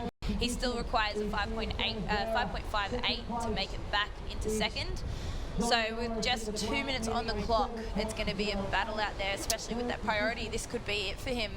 Just depends how many more waves are caught, as you see up and riding. Yeah. In red. Nice little floater up there. Well, that was a 5.3. That was a replay, actually, of Ingevea's previous wave. Ian's already sitting on a 7 and a 7.9, so he's looking to better a 7.0. He's been very busy. In fact, he's caught 10 waves.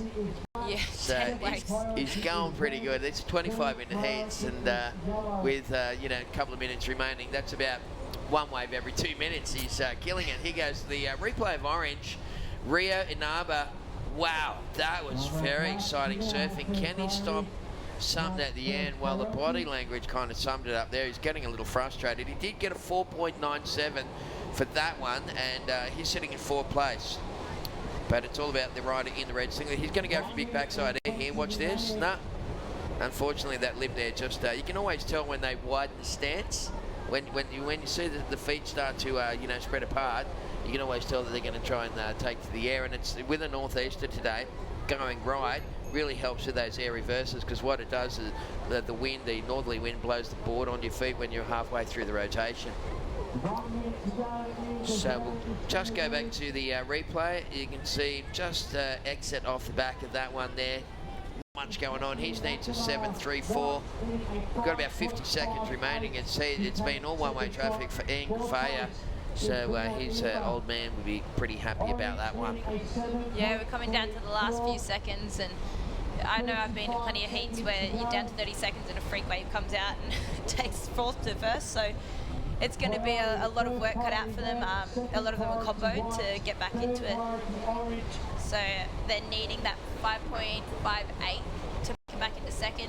20 seconds. There's only 20 seconds remaining. A few waves coming out here, so let's see if this changes things up here. Here we go, the rider in red.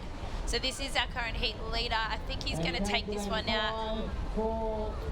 There we go, nice little finish to that one as well. Yeah, he surfed a smart heat, didn't he, Ian Gouveia?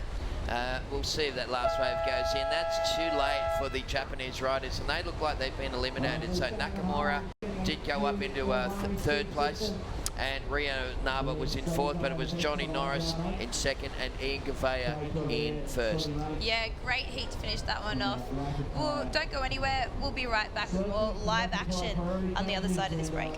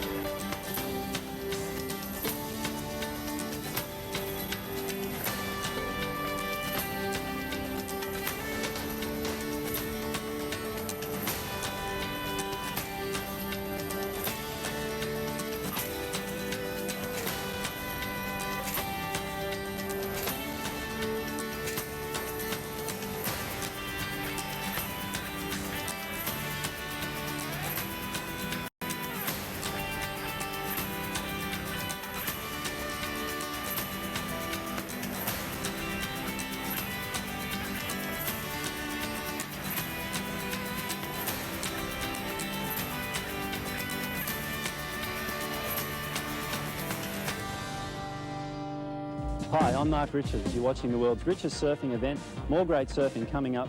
Don't go away.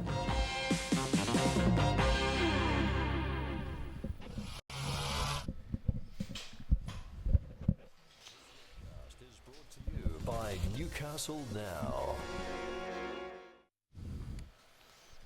We are in Newcastle now. We are, right now. Welcome back. Merewether. This is Surfest 2015 in our 30th year, as you'll know from seeing that short ad break. I saw a couple of radical flashbacks. How's that one of MR in there? I had a flashback.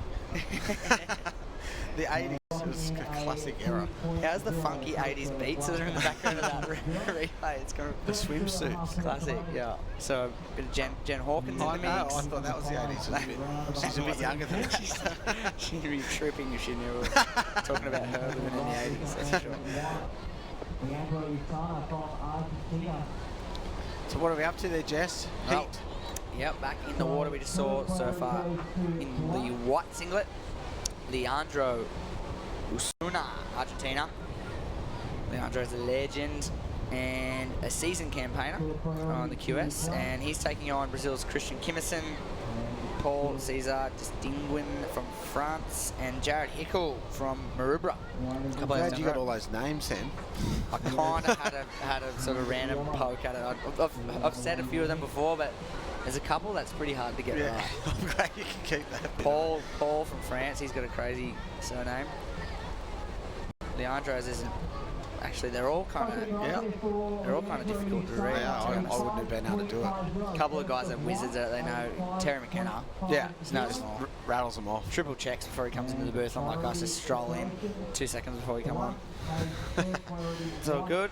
We're here to take you through this heat. It's heat number 5, and we've seen one wave locked in. Actually, 2. 1 for white. Leandro has dropped a 5-5 for his opener. Jared Hickel, just a 2-point ride. He's on your screen right now. He's 16 years of age, pro junior competitor. Yeah, he's a young grom from Cronulla, I believe. He's a Subway sandwich artist as well. What's that mean? He makes sandwiches at Subway. He's an artist. Yeah, that's what they call him. Subway really? Sandwich artist. I've never even heard that. He's so he's just earning a couple of bucks making sandwiches and having his. That's a good job. Probably one of his first cracks at a QS series event. He's been doing really well over the course of the last 12 months in the sort of juniors and dabbling here and there in the open divisions. And he put in a pretty spectacular performance up at Burleigh Heads in that QS 1000 event earlier on this year that Mitch Cruz took out. Yeah, crazy surfing on his backhand. Really critical backhand style, goofy foot. So we should see some pretty nice stuff on some of these right-handers from Jared Hickel. Perfect. So it's now that 1,000, 6,000. It's not 6 stars or 1 star. Well, it's based off how many points you get. Okay. So if you win the QS 1000, for this, if you win a QS 6,000, you get 6,000 points. Yeah. Until I found that out, I kind of didn't know. It kind of didn't make sense to me why they were doing that. But I think they did it because the points had changed for I guess a 3-star and a 4-star have sort of become the same thing. Yeah, you get the same amount. You get more points than what you used to get in a 1-star and a 3. What would be a 3-star is now more points. Okay. And so it's just 1,000, 2,000, 3,000, 4,000, 5,000. I think it goes. I think there's a 1,000, a 3,000, 5 and a 6,000, I think. But I'd have to triple check it. I haven't actually looked that much into it, but I've just seen bits and pieces. We'll know next. We'll find out for you. Everyone out there in Webland probably knows, but unless they're on the internet, they're probably googulating it right now. Yeah, I didn't know. So what's a 6-star prime worth? I think it's double 6,000. Really? So I think it's a QS 10. No, it's 10,000. Okay. There's a 10,000, which is a prime. Yeah. I'm pretty sure. So nearly double. That's massive. And it's like making a quarters or a semi-final in a CT. Yeah, right. That's massive points. Here we go. In the orange, big frontside jam to open up. So all the competitors have moved down the beach, a couple of 100 metres down the beach. The rocks bowl's got too low. Lefts and rights down the beach, a bit harder to pick probably. Yeah, a little bit harder to pick, but a little bit more to work with on the bigger sets. The bigger sets on the rocks are, like you said, it's a little bit too low and it doesn't really hit it properly. Go Red. Having a look backside. Goes for the big backside punt, sticks that one, and he is known for that stuff. Christian Kimmerson.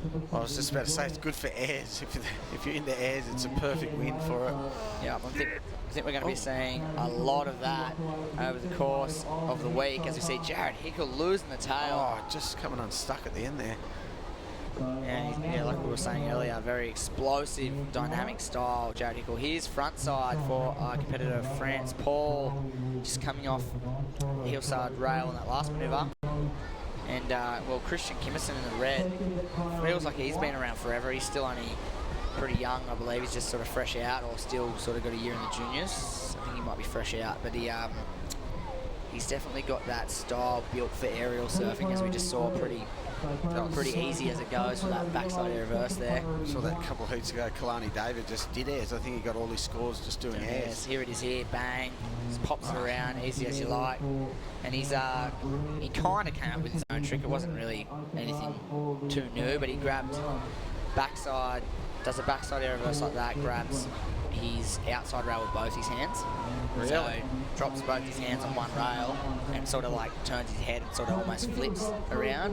Really? Yeah, it's pretty. You might try one today. He might do one. I think he's calling it a Kimmerson flip or a KK flip or something, because his name's Christian Kimmerson. But yeah, he brought that out of the bag at a Pro Junior up in the Gold Coast, I think, or at Stratty, at one of those Pro Juniors a few years back. The first that us in Australia had seen of it, and it was pretty impressive.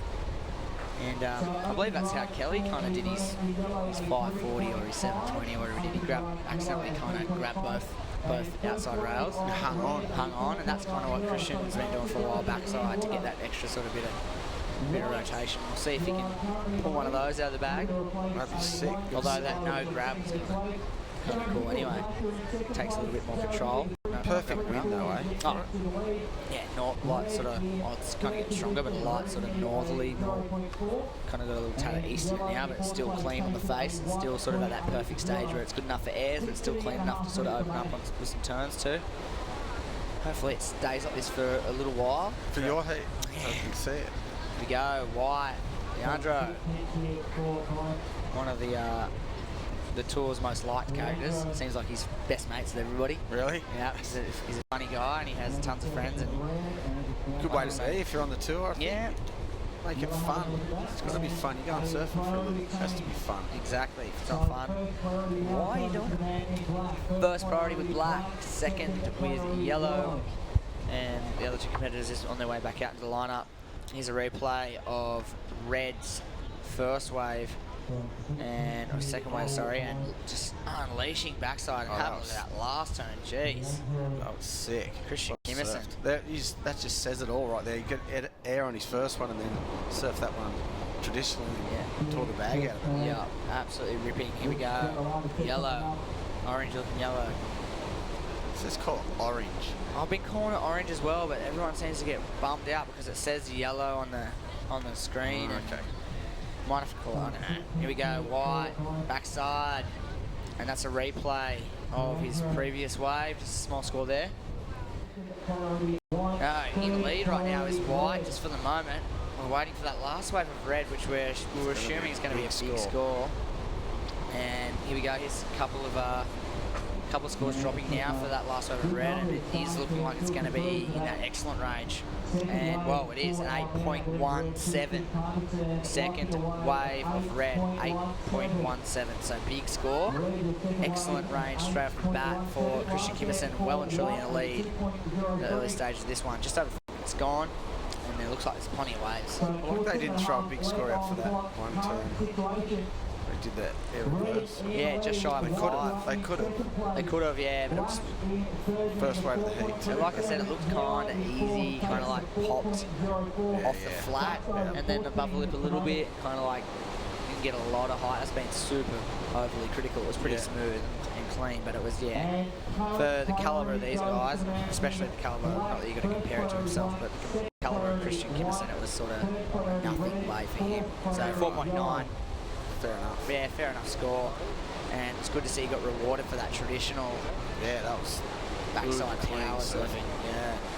Crisp, 8.17, he locks in there. He's now in third priority and has the lead. Second priority is White. Leandro's holding on to 5.5, and Black, Jared Hickle, has first priority, and he's holding on to 3.17 as his top score. Here's a replay.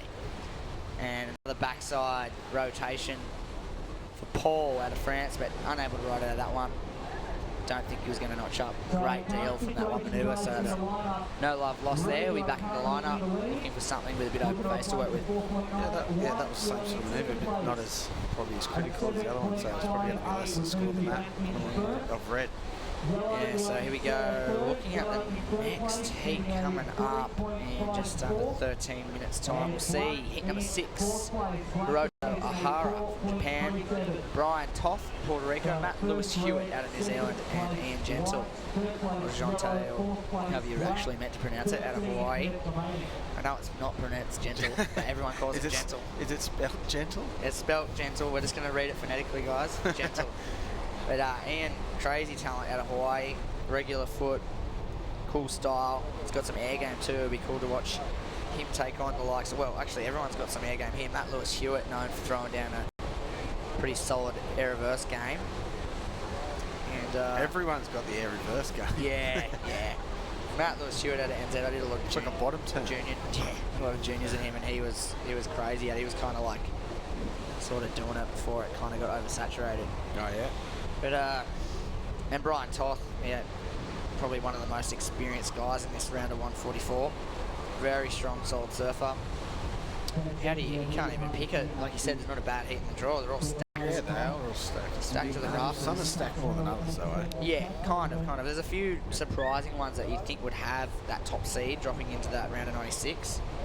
But there's only, what, 48 surfers that get seeded into that round, so I guess it's the top sort of 50 that get that round of 96 seed. But a couple of surprises for me, like a couple of very seasoned competitors. I mean, Perth Stanley coming up in heat 17, he was about 2 spots off qualifying for the World Tour 2 years ago. I mean, you go through the list. Connor Coffin was pretty close last year. Yeah, I thought that. Was he in the first round? Yep, he's in heat 20. Yep, against Michael February, Dylan Lightfoot, Thomas Fernandez. So he's only two seeds out of in that next round. Really much, yeah. And then you got guys like Heaton Josky. I mean, here's a Naomi Matera, has been doing it for a long time and always has a good showing here, has a good seed. Granger Larson was pretty close a couple of years back. I mean, there's a list of names that are, you know, I think would have a really high seed that are dropping in this round of 144. Here we go, Leandro out of Argentina, and fitting some nice front side jams in there, throwing a little bit of water. And we'll see, that should most likely go into his top 2. You'd have to think with a 2.03 is his backup. Currently in second place, he'll be looking to improve his position there. Make it a little bit harder for orange and black to get up into that second place position. Here we have a replay of that last ride. A couple of good turns here. I've just gone a bit flat on the inside there. There's a massive channel in between the bank. A little soft. And the shore. Didn't really allow him to draw too much power off the bottom, did it? But we should see it go north of that 2-point ride, that's for sure. Has to be. Here we go, early indications showing mid sort of 3 range, which will improve his situation by more than 1.5 points. There it is, 3.73. Adds 1.7 onto the required score of 3rd and 4th place. So they now need a 5.24 for yellow, a 6.06 for black. So that's actually decent numbers required as we see Jared Hickle on the backhand jamming away. Look at this section, bang! Sick. And he is looking very strong on his backhand. You know what? He may even achieve that number, that 6.06 for that last wave. I reckon he did. Here we go. Red, current heat leader, throwing the tail out. That was was that red in our ears, or was that the camera guy?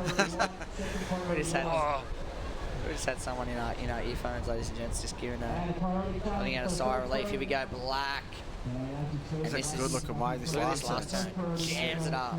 All of them really. Yeah, pushes really hard. Yeah, pushes really hard in his backhand. Throws that extra 10%, gives it that that little bit extra. The judges will notch that score up. You know, take from that sort of mid-range into a good range score. You know, so I've got a feeling he's most likely going to go north of that 6.06, and if my gut serves me correctly, I reckon he's going to go up probably north of that 7.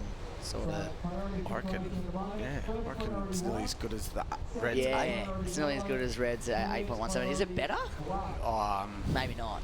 Maybe not. But it's got to be far off. I think. Here we go. It is looking like it's going to fall in that 6-point range, so he might actually fall short. Wow, that's what we don't judge. Here we go. He might be getting it. He's had 2 6s from the judges, a 6.5 for one and a 5.5 from another. He's not going to get it.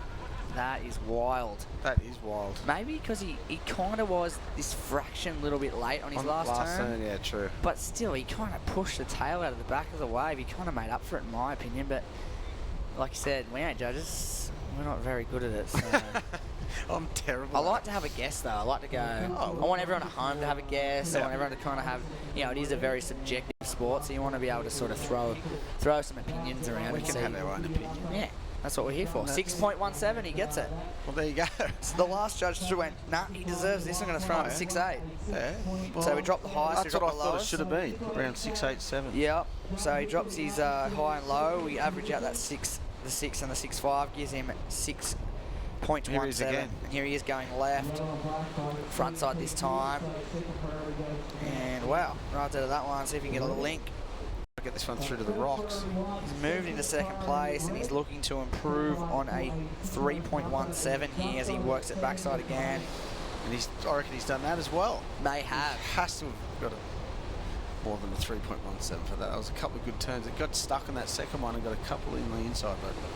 Yeah, so we'll take a little look at the replay of Orange on the outside during that action. Goes a little flat in that opening section, and then it bowls up a little. He gets the release of the tail on that second manoeuvre. Way too late. Nearly folded on that last section.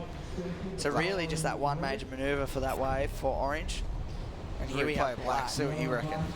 Good turn there. Gets a bit stuck in this one. It's still nice. Yep. Fast. Yep. Weaving through the inside here and gets a couple more little snaps. Not this one's not too bad. Stuck a little bit. That's touch and go. We'll see if he can go north of that 3.17. 4.5. See how we go. Yeah, that's at a stab at 4.5. Yeah, a little caught, but he fit in some turns. Is he going to get into that 4-point range and increase his position in second? He needs a 6.91 to go to the lead, so he's not going to be achieving anything in that vicinity, that's for sure. But he will potentially streak a little further ahead of third and fourth. It is White that is in third place at the moment, requiring only a 3.85 at the moment. And in the yellow singlet, he's looking for a 5.35, and early indications of his last ride are saying that if he had made that last turn, he would have been looking at a score. Yeah, he's looking at a high 4, if not a sort of up in that 5-point range potentially. The first two turns are good. Just got a little bit stuck on that last one. Yeah, just a little late. Yeah. And well, last at Black, you're right, Matt. 4.73 strengthens his position in second place.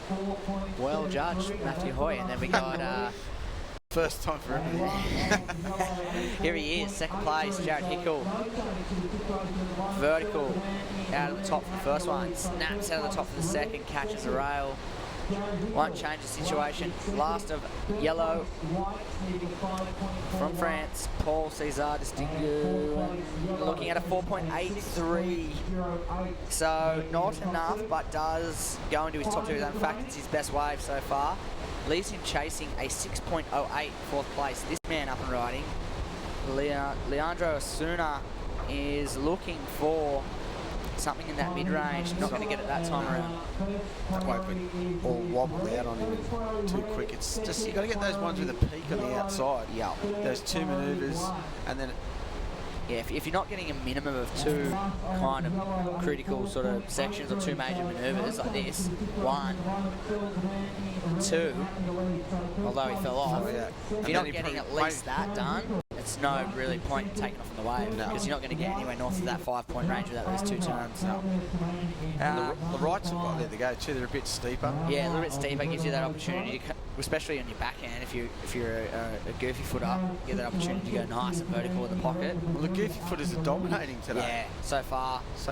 Definitely having that ability to go nearly oververt and throw a bit of water and push it just that little bit harder. And fade back down off your bottom turn too, instead of... Keep yourself in the pocket instead of going out wide in the open face. And well, at the moment we do have the two goofy footers out in front of this one. It is Christian Kimmison out of Brazil in the red, leading with a 4.9 and an 8.17 as the highest score of the heat. And well, Black, Jared Hickle sitting on a 6.17 and a 4.73. Semi, not really that comfortable, semi-comfortable in second place at the moment. White requiring a 5.41 and with his yellow singlet looking for a 6.08. Achievable scores, however, so might want to build on that 4.73, trying to, you know, solidify that position in second place with 3 minutes on the clock. Definitely. There's some big scores for them. That means they're nearly their best waves of the heat, especially yellow. Yeah. He's got to get his best score of the heat. Yeah, for sure. 6.08 required. Here we go. Black keeping busy without priority on the inside. Slashing on that open face there. Really whipping that tail around. He's got a section in front of him. Slashes out of the top. Up into the phone for one more. Just as I said, the right's the go. He gets three good moves on the outside and the left. Yeah. Goofy footers, they love to go left. They do.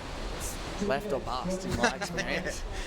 Although we have seen him going right and going to town, as he said, backside out here at Merewether. But that last wave, we'll take another look at it in a moment. White just went psycho on that first move. Just carved back into the pockets, released the tail a little, managed to fit into front side hits.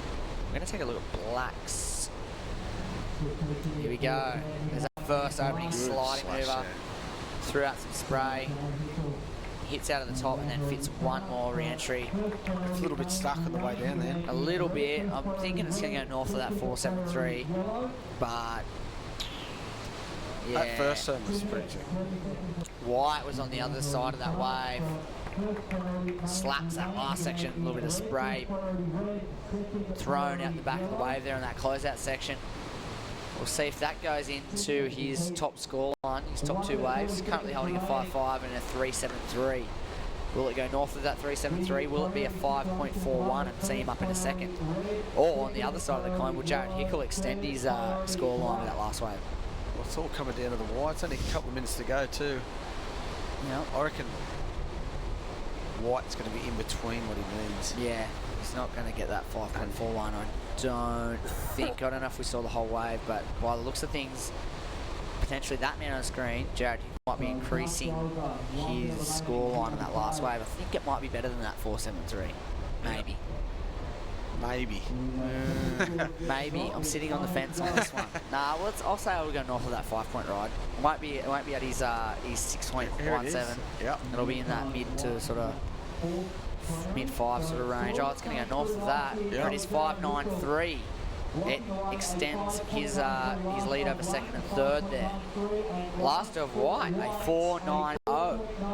So not quite what he was requiring, and now that Black's increased his scoreline, White now needs a 6.6, Yellow needs a 7.27, and we've got 30 seconds to go. Something special has to happen for these two guys. Yeah, they're going to get their best waves of the heat. Right. Far.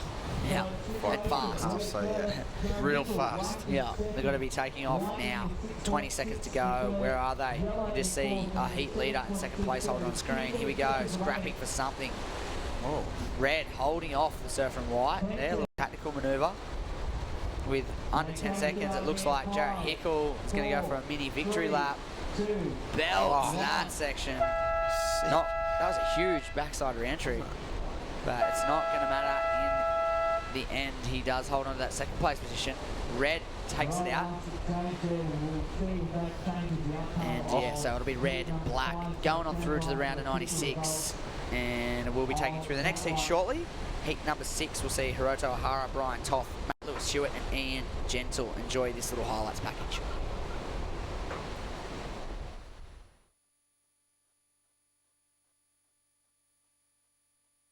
The local boy was watching the surfing competition from rocks near the water at Newcastle Beach. At around 1:15, he was struck in the back of the neck by lightning in the freak accident. Local lifesavers and ambulance paramedics worked on the unconscious boy for nearly half an hour on the beach, applying continuous hard massage. 1, 2, 3, 4, 5, 1, 2. They managed 3 times to bring back a faint pulse, but each time the boy's heart stopped beating. The paramedics gave the boy several injections to try to help his badly shocked body. They then loaded him onto a stretcher and carried him up the beach into a waiting ambulance. He was rushed across the road to the Royal Newcastle Hospital, where doctors worked to revive him. 2 other boys sitting near the boy on the rocks were also treated. They suffered slight shock. South African surfer Pierre Tosti was only a few metres away when the lightning hit. He's recovering in hospital in a satisfactory condition tonight and vaguely remembers what happened. Well, as it happened, there was a loud noise, and then I was just not there. I remember getting up. I don't remember falling down onto my back or whatever. I just remember getting up very dazed, tingling all over, and then just happy to be alive and knowing that I got up and I don't know what had happened, and then going over to help the little kid. For most of last night, it was touch and go, but his mother breathed a sigh of relief this morning as Matthew showed early signs of improvement. Well, Matthew's much improved, and we hope that it continues that way. Put you off surfing, do you think? No way. It's made me more determined. Why? Because I've been out of water for a bit, and plus I want to go better because I've seen the people who went better, like Mark Occhilupo.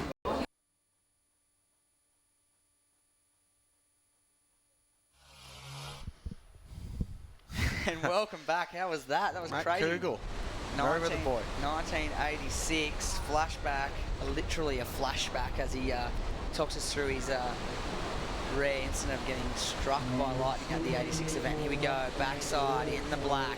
Wow. And well and truly getting to work. Ian Jonte from Hawaii. Good turns there. Matt Kugel. And Toast, Pierre Tosti, old ASP photographer, old Charger, Ribs. So you know both yeah, boys? Yeah. The Toasty family. That must be just a crazy flashback. Were you in the event that year? Yeah. Here we go, replay of red, front side, and another big up and over. That was very critical, fast. Something surfing. you never want to see happen again. Yeah, well it has. I don't think it has. Well, actually, last year that car up in the Beach car park got struck by lightning. The car lifted out off the ground. Last year it was crazy stuff. It was actually filmed by onlooker, and it was all over the news. Here we go. This is Ian on his backhand, and this is where he gets nice and vertical on his backhand. It was crazy good surfing to open up for Ian. And also Red went absolutely ballistic front side on the right-hander off that peak. It's going to be a big score. Yeah, so Hiroto Ohara from Japan and out of Hawaii. Ian just getting nice and crisp on his backhand. So split peak sees probably two really good scores to start off the heat.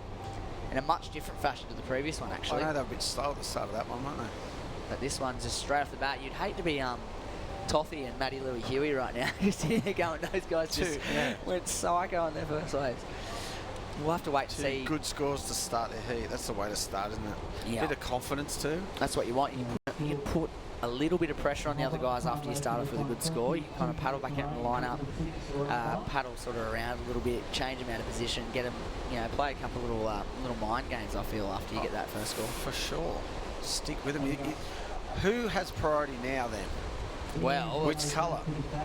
Oh, this is how it starts. Okay. Third and fourth, so we got black and red. They split the peak here. I didn't know they split the peak. Here's red. So black went left on this one and got a good score, and red did this. Bang, and then this last turn, ball projects. Yeah, three. He was solid maneuvers. He looked like he was going to be late, but instead of allowing himself to be late, he gave that little extra squirt, went up and over that section and kind of projected through it, which was really nice. So what we can see on our screen in the booth here, Matt, first and second priority have been taken. Yeah. They've been used. And now we've got third and fourth priority on the board, which is third priority with black and fourth priority with red. So those two surfers have caught the wave. Now they're in the last end of priority. So judges are having a look, long hard look at the last of red and black. And here we go, Hiroto's back up and running again. Oh no, this is the replay. That's the replay. Bang, so that was that wave. The judges are analysing. Basically they're going to look at both waves split, compare them together, and split the difference in terms of who's going to get a higher score. And it looks like red, Hiroto Ohara, that last replay we saw, is going to get the better of the exchange by what looks to be about a point to a point and a half. There it is. Red has been locked in at 8.33, so they really like that fast, projected, strong three surfing. solid maneuvers. Yeah, and then with three solid maneuvers on his backhand there, Ian locks in 1 point, exactly less, 7.33. So that's how the judges split that split peak. They split the peak. They split the peak. And they split the judging. Yep. By a point. What's handy in this day and age is those replays. Oh, for sure. You watch that all at the one time, you're kind of thinking, okay, who surfed better? Well, this guy gets an 8, this guy gets 7. Kind Do of. they get to watch it at the same time? Oh, I think they can. Really? I think they can. That's the go. Yeah, they can, and it's cool. They can actually go not for a judge's perspective because you don't really want to look at previous rounds and previous heats to judge current heats, but for the viewers and for us here in the booth, we can actually split similar manoeuvres from throughout the event and compare. Yeah, like I say, someone does a big air reverse in round 1, and then someone does one in the quarterfinal. If you wonder what's the best air of the event, was it that one in the first round or was it the one in the quarter? We can split screen it and take a look at who did the better manoeuvre, and then you can sort of make a call from there. But as for the judges, it is a very handy tool in this moment right now to watch those that split peak in separate clips and judge each wave individually and compare it together. And I think that's what they would have done, taking their time, taking a real hard look at it. They said the judges watched Red Wave again. Yes, so I watched it again, probably a couple of times just to sort of deliberate. It's funny when you sit up there doing the beach commentary, you're not really too close, but every now and then you can hear a little bit of chat, and they'll say, which one was better. We're setting a scale. This is the first score of the heat. Yeah, especially who got the first wave, and it was a split peak too. Perfect scenario. So one, most of the judges, you can't watch 2 waves at once. So what they'll try and do, what I'm thinking they try and do is who got the best score. I think Red got the best score. Okay, now what do we give that? Well, that was an 8.33. Okay, so how much better was it than Black? Yeah. It was probably about a point, maybe, give or take better, and then that's what they've done. They've locked in a 7.33 from Black. And I think they've done really well. They were both very good waves, and they were both pretty close in terms of quality, but just a little bit sharper maybe, Red. Just that, like you said, the projection in that last turn got him the score. Black probably had that his final manoeuvre, but maybe his first two just not quite as on point as those 2 final turns. He got a little bit stuck at the end. A little bit. Here we go. Red, going to have a look on the inside without priority. Oh, he didn't surf that one as good as the other one, did he? Not quite. Like a little bit different. Just a little bit different. But like we said earlier, you've got to keep moving. No priority. You're on the inside. Just catch some waves while you sort of wait for everyone else sort of sitting there stagnant at the moment. As you can see on screen, orange and black waiting patiently to open up their account here. You can just have a look at where he went wrong here for Red. He tries to hit out the top just somehow. There.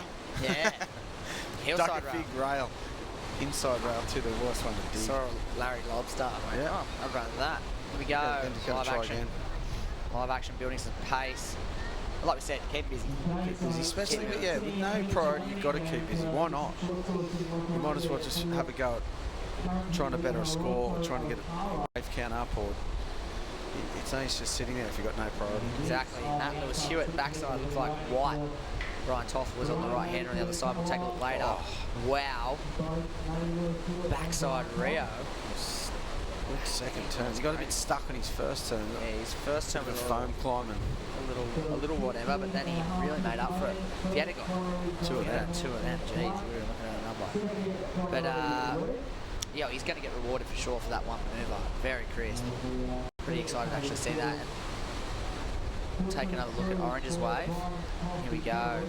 It's a bit flat at the start. It was, and a little bit sectiony. Kind of gets up on the foam, and here we go. Unleashes. A nice jam. Sick surfing. Matt Lewis Stewart out of NZ. And I do believe Brian Toth was on a short one on the other side, just a sort of 1.5 sort of point ride. So that mustn't have been too special on the other side of that one. Quick in and out. Yeah, Matt Hewitt. I guess the judges are taking a look at that one. And again, they'll be comparing that to first waves of Red and Black. They'll kind of weigh that up, saying, well, yeah, you did one turn that was up there with those other guys, but the other guys may have done 2 or 3 of those turns. There it is, a 4.83. That's a good score for that. It was really one manoeuvre. But it was a really good one. So see, imagine 2 of them. He's up in that 8-point range. So he just needs to find a way to allow him to pull off something in that sort of that calibre. And we're looking at a healthy score. Nonetheless, he's on the board with a 4.83. Here we go, Brian Toth.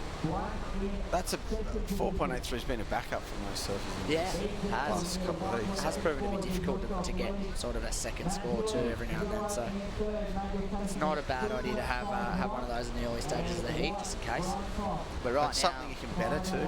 Exactly. Yeah, but right now we're looking at an 8.33 for red and a 7.33 for black. You're behind the 8 ball just a tad, being white and yellow at the moment. So you want to kind of get something north of that 6 point sort of mark now. They need to try and better those two scores really. The other two competitors. Yeah, they have to. They've got he's got his back up, so now he needs his front up. What do you call it? Yeah. His high score. Front forward, yeah. So he had a look at that one, desperately scratching into something but couldn't quite get down the face that time around. And well, without priority, he's going to keep hunting. First priority now with black. He's in a good position. He has priority. He has a 7.33. Currently sitting in second. Not a bad spot to be in so far. Second priority is with red, who's currently in the lead. Here we go. Orange on the inside. Great way. Stands up. Get up for one more. He did right out of it. His first home again. Critical. Yeah. Here we go. Red taking to the air. Ball. That was pretty cool. Yeah. Really inverted. Yeah. Bubble lip too. Yeah. Yellow, orange. Let's decide right this minute. What are we going to call it? Viewers at home, what are we calling it? He's wearing an orange singlet. The screen's calling it yellow. Yellinge. Orello. Orangello.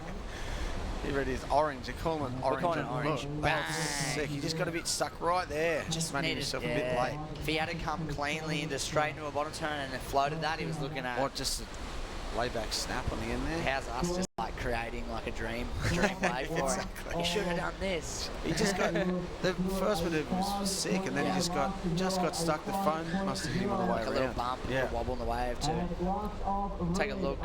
The last of red. It's a 6.33, and this is why.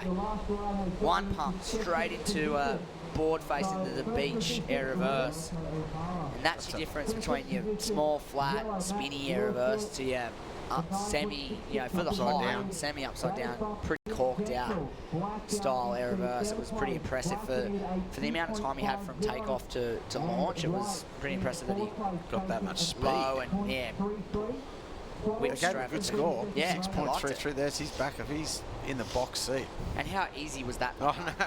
Not easy, obviously, to execute that maneuver, but quick wave. He made it easy. Yeah, need a score. Well, take off on something small and throw something at the wall and see if it sticks. Yep. And he did it. It stuck. He did. It stuck. A 6.33 and just well and truly strengthens that lead now. Black. Well, he's back into third, actually. Yeah, he hasn't had a second wave. He's still waiting for his backup score. He only needs a 2.5. Had the first wave of the heat. And no backup. He's playing that patience game. He had first priority, he's got second priority. And he must have made a notion for a wave and not taken it, because he's still sitting on that one wave score and it has second priority. Yeah, okay, he was in first priority, wasn't he? Must have had a look, yes. White, Brian Toth now in first priority. Third with red, fourth with big orange. Score. Yeah, Tothy needs a big score. He's starting his heat from scratch. There's 11.5 to go. He's basically, let's consider he has no scores. He has a 1.5 and a 0.93. Yeah. He is yet to start. But in the first half of the heat, black and red have achieved, excellent, near excellent scores. In the back end of the heat, it might be white and yellow that achieve those scores, and it could open up a whole new can of worms. So we'll wait to see what happens over this next 11 minutes. But right now, that man on your screen, Matty Hewitt, he doesn't need 5 on his last one, so it's just his best wave, that last wave. So they really like that front side turn, so he's nabbed himself a 5. And looking at a 9.66 if he wants to lead. That's a great score for that wave. Yeah, they did. They liked it. Imagine if he had a rode out of that last maneuver. No, yeah. He's looking at 6s and 7s. Oh, yeah. Excellent, probably. If he just... something critical on that end, he would have been looking at a huge number. Yeah. So, 10.5 to go. Red well and truly out in front. It is yellow for the minute out in second place, but black only looking at a 2.5. And white looking to really get started in this one as we take a look at the promenade down here at Merewether. Beachgoers enjoying their day. Coffee drinkers. Yeah, there's heaps of them. There's a lot of them. A lot of walkers. There's no car parks and a lot of beachgoers. Dogs. Yep. all down at the beach enjoying this lovely sunny day at Merewether and enjoying the 30th year of the Surfest annual festival here in Newcastle. How many years have we been in Merewether? Do you know that? Oh, 2000? Oh, so a long time. 2001? Oh, God. When did Neko Padarats win it? It was about 300 foot out the back of Merewether. Giant. Couldn't get out without a ski. Yeah, I remember we surfed an expression session that day. Neko Padarats took it out and it was pretty big. Here we go. Black. Second wave of the heat. Found another left. Bang. Oh, wobbly boot on Ian from Hawaii. Just kind of got a little bit... to just get a score, though. Yeah, he was a bit wobbly in his first turn. I don't know what was going on there. And then he kind of like had a bit of a shock on that last one. Here's Orange's last wave. Must have been happening while we were looking at Ian's wave. Front side, nice and vertical out of lip, floats the next section and manages to ride out of his second turn. So there's a, whether it goes in his top two or not, it's a bonus for Matty just to finish a wave, I think. Whoa, front side. I don't think that's going to better his score. He needed to bet 4.83. He didn't really. Yeah, he's kind of skating on thin ice at the moment, Matty Hewitt. Like you said, he's going to fall well and truly short of improving his situation. His black second wave was hard way to surf this one. Just caught a little edge on that first turn, which sent him up to sort of catch another one there. That was an odd little burble in his step at the end of that wave. He's kind of looked for all money, like he was just going to ride out of that last turn. And yeah, they're kind of crawling him for it. They're looking at sort of threes. But nonetheless, he only needs a 2 point something to get into second, and he does exactly that. 2.57 pretty much gets the score he needs. 2.5. Yep, that's what he needed. And that puts him back into second. And now, Matt Hewitt on your screen. Have a look at this one with first priority. He needs a 4.91. Is he going to get this one? He does. Let's see if he can finish this. Frontside air game, no. Hits the lip first. Straight up into lip for a second. Can he fit one more? He does. What's he need? 4.91. I reckon he's going to go. I reckon he's going to go. Be close. He's going to go a fiver. Fiver? Going to go a blueberry. Reckon? Maybe not. I don't know. Maybe if you had to fit in one more like you tried to do. Maybe. Have a look. See what you reckon. He's just good paddle. Just scratches into it. They needed to kind of flare that a bit more, I think. That was a good turn, and then just getting up on that last one. Kind of fell off on that last turn. It's going to be close. So really, I didn't realise kind of how soft that first turn was. A little soft, and then that next one was kind of cool. He might fall short actually. Thinking of it that way. Here we go. Brian Toth finally getting moving. He's got a nice crisp backhand style surfing. Here he goes. Finish it up with another manoeuvre there. So 2 manoeuvre combination there for Brian. That's going to help him out as he's basically sitting on nothing at the moment. And, well, a 3.43 locked in for White's last wave. I don't know if it was that one. We just watched the replay of. A couple of waves looking in for Matt Hewitt's last 2 rides. He's not going to get it on his first one. No, the second one here is going to go agonisingly close here. Let's look at Black's last. No, is this live, is it? No, it's White's replay. Here we go. Backside hit.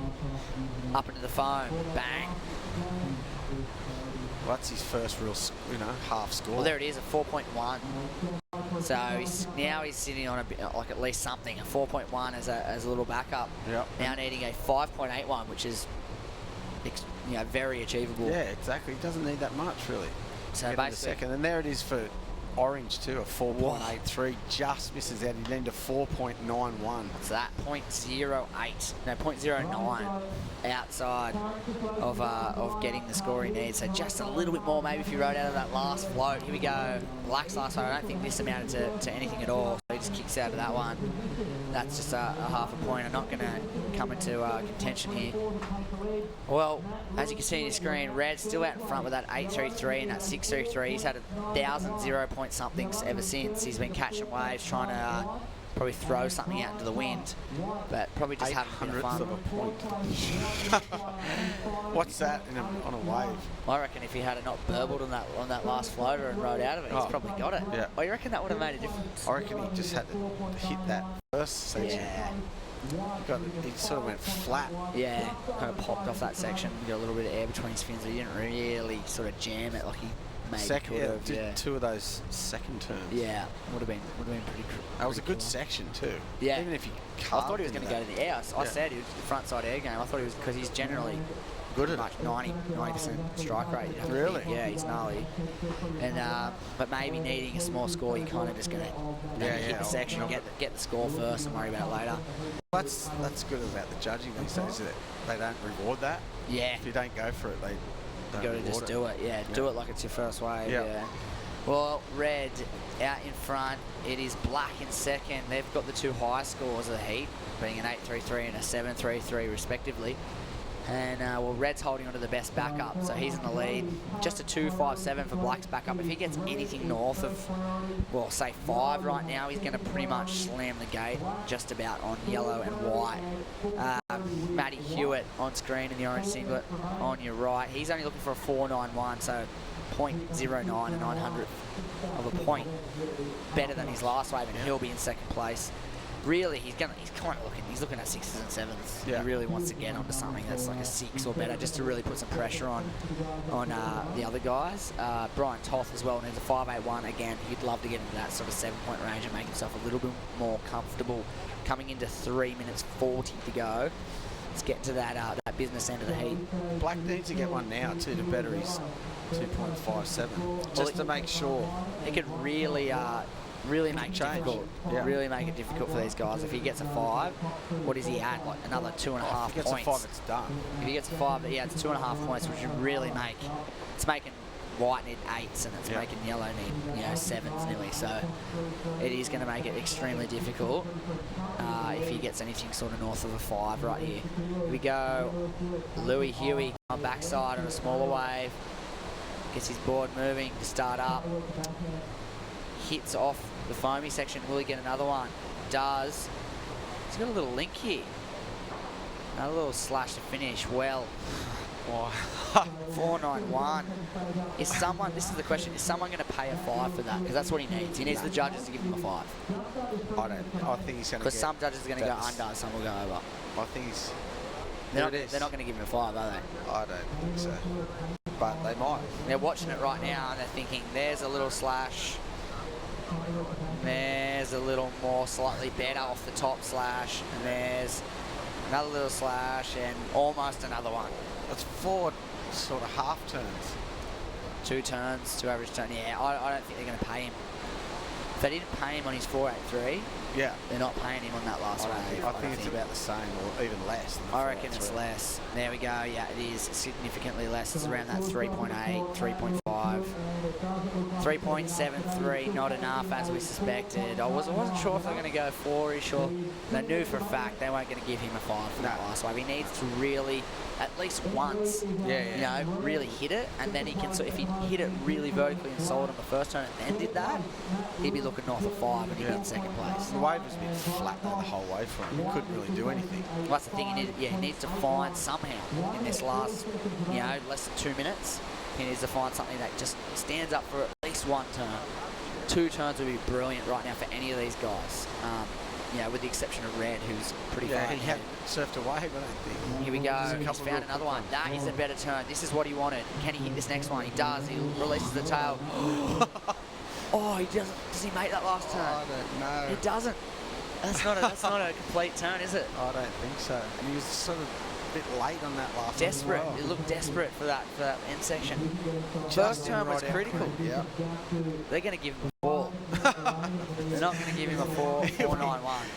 He'll be pulling his hair out, just going, what do I have to do? Yeah, you need to do 2 of them, Matt. Have a look at this. Bang. Bang. Oh, they're not going to give him it. I don't think they are either. 3.77. Have they dropped that score? I think they have. Yeah, that was it. Straight up. That was quick. Slightly, because they knew. They're not giving it to him. Slightly more than his previous. So he's built a tiny bit. Just needs to do that again. Do 2 of those turns on the outside. 2 and Clean maybe a ones. finisher. You know, you're going to get yourself into that 5 range. He knows that. He knows what he's got to do. With 30 seconds on the clock, he's got to be pulling teeth to try and find something. What's happening? What is going on? So close. Red's just sitting pretty going, this is great. His 4.83 was heartbreaking. Well, that was the one. That was absolutely the one. Ian, look what he's trying to do. If I can better a 2.57, nail in the coffin. Here we go. Small check turn. Throws the tail around. Nothing there, but the hooter goes in the background. Looks like not enough time. I tell you what, Black could have lost the heat then. If a wave came down the beach, it just would have been disastrous for Ian. Yep. But nonetheless, Matt, he holds on for a second place finish, moving on through the round of 96 with Hiroto Ohara. And unfortunately, Matty Hewitt, Ryan Toth will late exit the competition this round of 144. No, it's all over. It's all over, Red Rover. Let's go into a break, and when we come back, it'll be Terry McKenna and Paige Haggerson taking you through heat number 7. 50 years ago, the Burton family first opened their doors. And for 50 years, they've been your local Toyota specialist. Specialists in service, advice and support. Specialists in giving better deals. Specialists across the entire Toyota range. They're multi-award winners. And 3 times Australian Toyota Dealer of the Year. But most of all, they're specialists in looking after their customers. For the complete Toyota experience. Talk to the trusted Toyota specialist, the Burton family. Maitland and Port Stevens. We're running all the time, we're running all the time. We're running all the time, we're running all the time. More and more people are discovering the ease of Newcastle Airport. It's an effortless drive, easy parking, and before you know it, you're checking in. Start your trip with a smile. Newcastle Airport, now offering more services and flights every day. Newcastle Airport, connecting people, connecting places.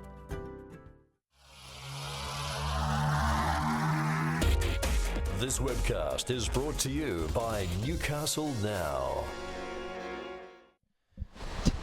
Okay, welcome back to Merewether here in Newcastle, New South Wales, Australia, folks. Beautiful day for day number 1 of this $150,000 US event. Of course, it is a QS 6000 event on the World Surf League, the Burton Automotive Pro, and joining me in the commentary booth is none other than Paige Haggerson. Hey, Paigey. Hey, how you doing? Did you go for a swim in your break? No, I'm about to next break. That makes sense too. I went home and grabbed the boardies as well. It is a beautiful day here in Newcastle. It is lovely. I was sweating up a storm out there waiting to come back in, so figured I'd get the swimmers on ready to go for round 2.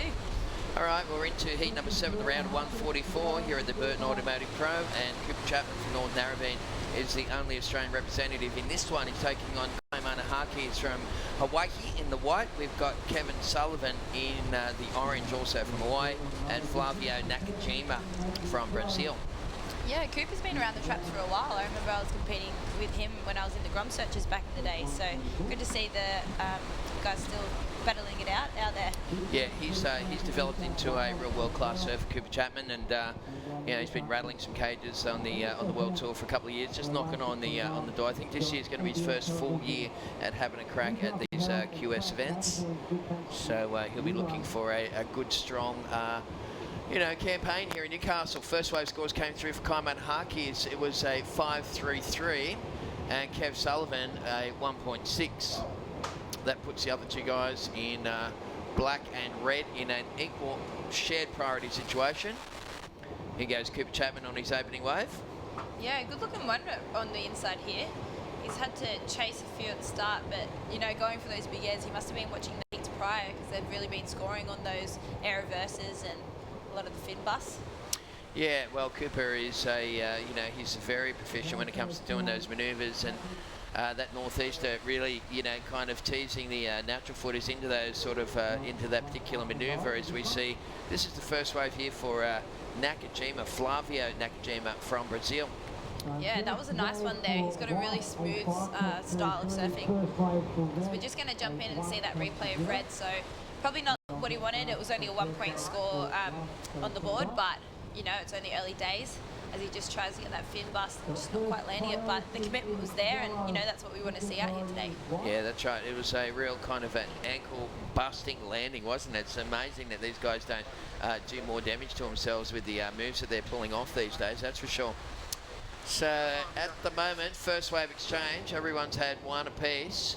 Kaimana Harkis in the white from Hawaii has opened up with a 5.33. Kev Sullivan had a 1.6, Cooper Chapman had a 1.0, and we did see Nakajima in there, Flavio's first wave. Judges having a little think about that one. Yeah, the conditions, it's getting a little bit windier out there when I hopped out just before. The wind is picking up, which is generally what happens here over summer, but we've still got great waves on offer, and the bank's changing a little bit as the day goes on with the tide, and still a lot of fun waves out there and good scores coming in. As you can see, the wave for black's going to be possibly the high fives, early sixes by the looks. Yeah, that's going to be a nice foundation score for Flavio as we go back to live action now.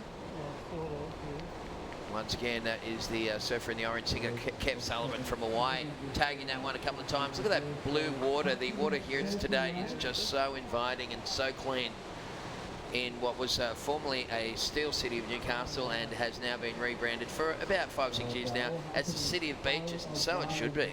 Yeah, we do have some of the most beautiful beaches around, as you can just see White finishing off that last one. Committing to a couple of good manoeuvres. His last score was a 5.33, so just bettering that, and he's currently in first position, so looks like he's just having a little bit of fun easing into this heat with just 20 minutes on the clock. So these are 25-minute heats with us today, and you're tuning in to the Burton Automotive Pro here at Merewether Beach. So we are into the round of 144. Yeah, that's right. Coming up heat number 8, we're going to see Granger Larson and also Seth Moniz, both from Hawaii. A lot of young Hawaiians in the draw, both in the men's and women's.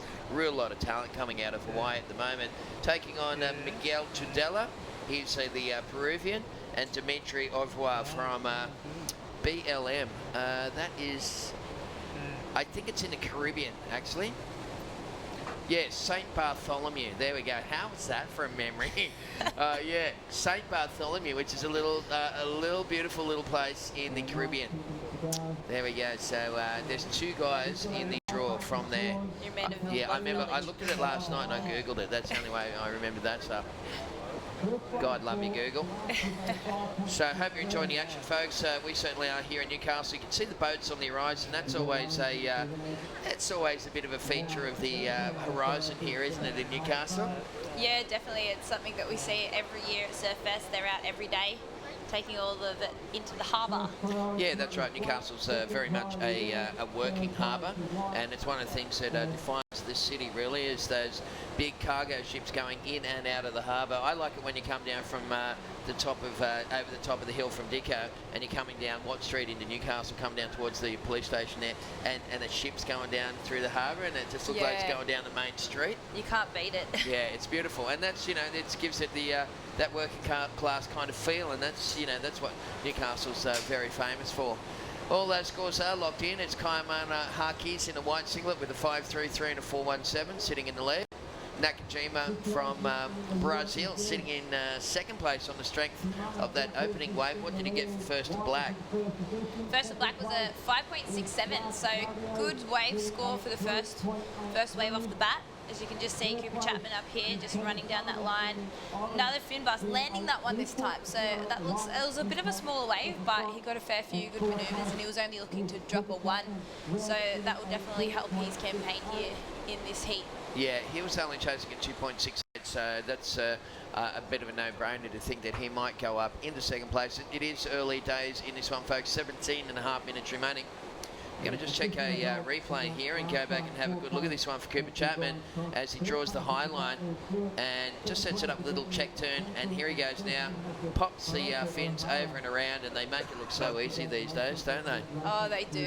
It looks incredibly easy. I'm pretty sure that looks easier than when I used to surf and do my little top snap. It's incredible, the surfers we have out here today. And the scores are dropping in. It's looking to be in the high 4s. Just waiting for one last score from the judges. Oh, it's made a 5.07, so definitely helped him. He's up into second place, looking to now just drop his 3.00. Yeah, that bumps back Flavio Nakajima into third. Flavio only needing a 2.4, so as we said, early days as the boys built house. And Kev Sullivan sitting down in fourth place, chasing a 4.41.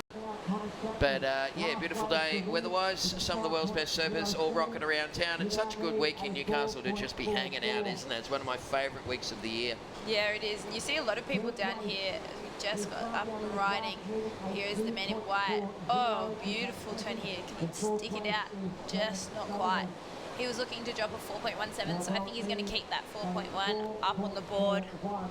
They really reward when you can finish off these waves out here. They like to see the first big manoeuvre in the pocket, and then if you can just get a few on the inside and just finishing it off, it's usually the first and the end that really makes it out here. Yeah, that's right. Back in the old coaching days, you know, to do a bit of coaching, it was very important. We just called it halo effect, first and last manoeuvre. He goes to replay. So that's the big first move that you're talking about there, Paige. And then the second one, through the tail right out. He was going to just try and hang on to it. It was like a big 180 fin chuck, but he couldn't hang on to it. And as a result, that one is not going to go in the top two for Kai Manahakis. Pretty cool name, Kai Mana. My friend Maurice Wakeling, he named his son Kai Mana. Yeah, he's a Polynesian guy, and he's, you know, so he's probably watching the webcast. So g'day, Moz. Okay, 2.73 for the that last effort for white, and yellow's last wave also not a keeper. So we have 15 minutes left on the clock. It's Kai Manahakis in the lead ahead of Cooper Chapman. Coops needs a 4.44 to go into the lead. Nakajima, well, dangerous position really at the moment in third. He only needs a 2.4 to go to second, or a 3.83 to take the lead. He's got one of the best waves of the heat so far. And Kev Sullivan been pretty quiet. Kev Sullivan, a Hawaiian charger in the orange singlet, chasing a 4.41. That's more like it. Oh my goodness, how was that thing? Huge hack. It'll be interesting to see what they scored that. I missed the start of that wave, so I'm not sure if that was the only turn in that one. Even if it was, he's still going to get good scores for that thing, because he did the old Larry layback, the drop wallet layback snap. And for my liking, Paige, that sort of style of surfing doesn't ever go out of fashion. Definitely not. You know, they can do all that rotation stuff in the air and all that, but when you just lay back into a turn like that and throw up smoke signals like he did on that one, the spray just went all over the shop. And Cooper Chapman is going to move into the lead with the last red at 6.03. That has been the yardstick in this heat so far, folks. So Cooper Chapman into the lead. Haki is from Hawaii down into second, needing now 5.78 to go back to first.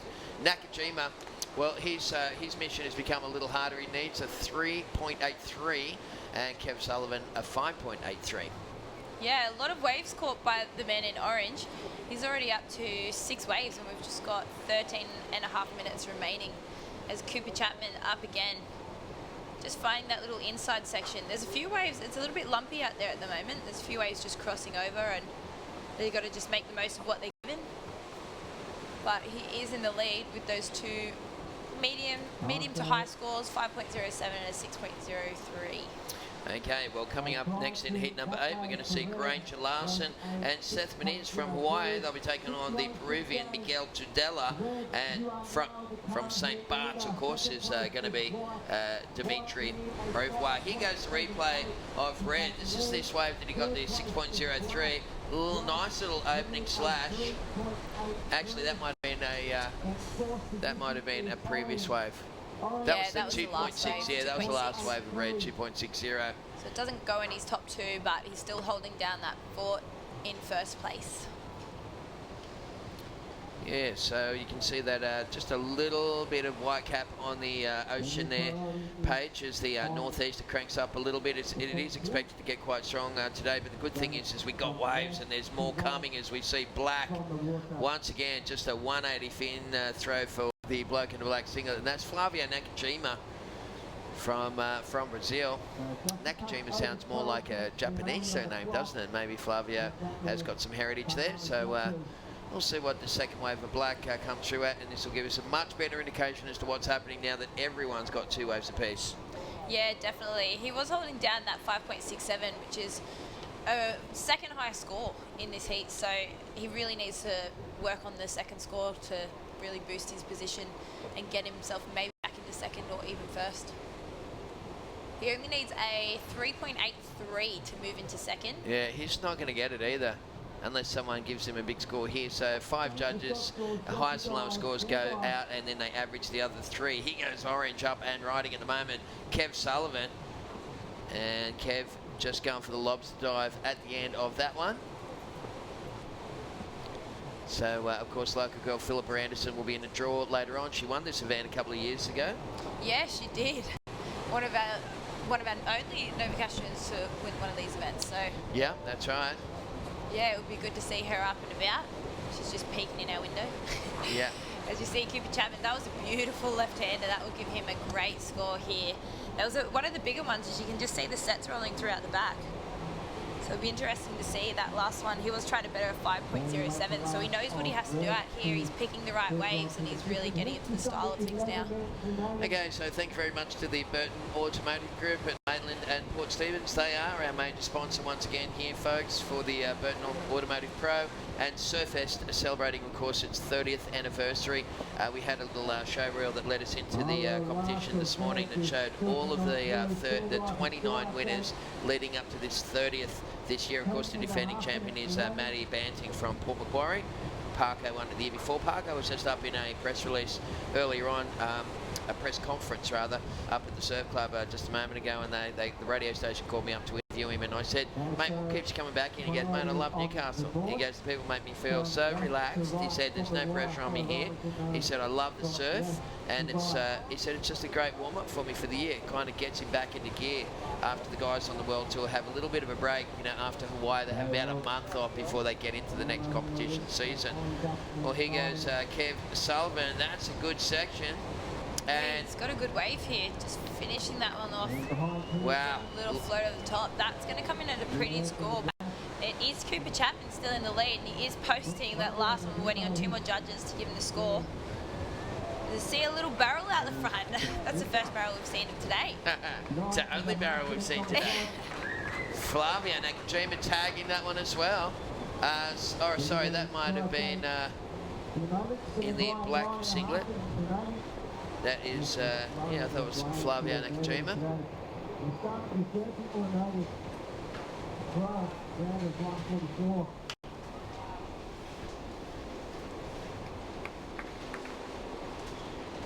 Just waiting on a few more scores to come through. First priority red, second priority yellow. Judges, there was a lot of waves thrown down here, so we're just waiting now until we can get those scores in. As you see up again, Cooper Chapman looking at this nice looking left-hander. Huge crack off the top. And finishing that one off beautifully. That one's going to be another big score for him. He's well in the lead at the moment after this next score, 8.33. So he's got top score 8.33 and the second score is 6.03. But we'll wait to get those scores from the last wave that was just ridden there, because that one would have posted a huge score for the young bloke in the red.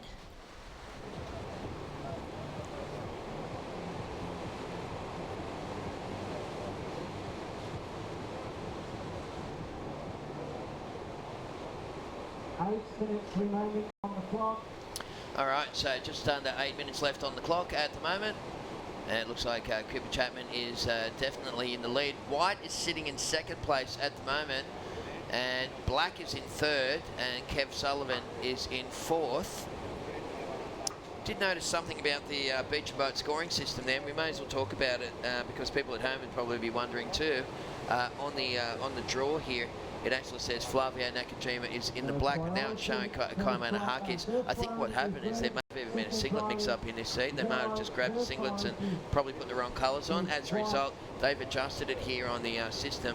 I'm pretty sure that that's what's going on, but for now, we're just going to call the colours. We know that Cooper Chapman is in the red singlet and that Kev's in orange. The question mark is between Harkis and Nakajima. Yeah. They've got some high scores coming through either way, so white and black are definitely battling it out here for second place. Could even take over the lead.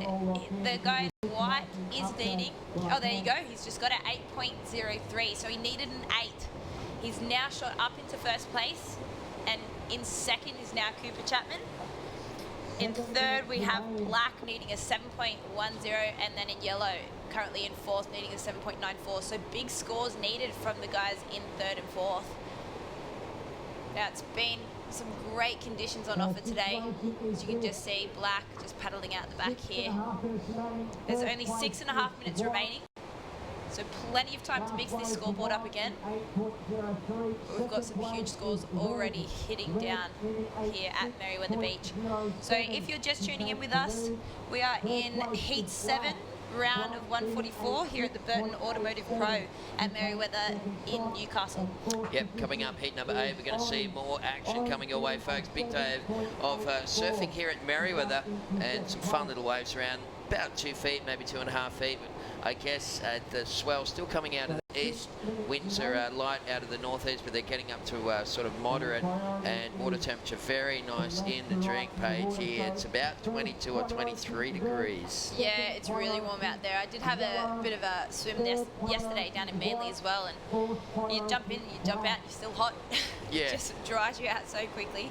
But it's beautiful. It really shows our true summer that we get here in Newcastle. And as you can see, the water's crystal clear and really blue out there. A few little white caps from that summer wind coming through. But it's still great surfing conditions on offer to see how good these guys are out in the water. You know, they've come from all over the world, so it's always nice to be able to land in an area where there's good waves on offer, so you can really show the locals what you're made of. All right, so you can just see Kaimana Hakis in the black singlet up there, just signalling to the beach commentary team. That's Scotty Mace on the mic. They're doing a great job.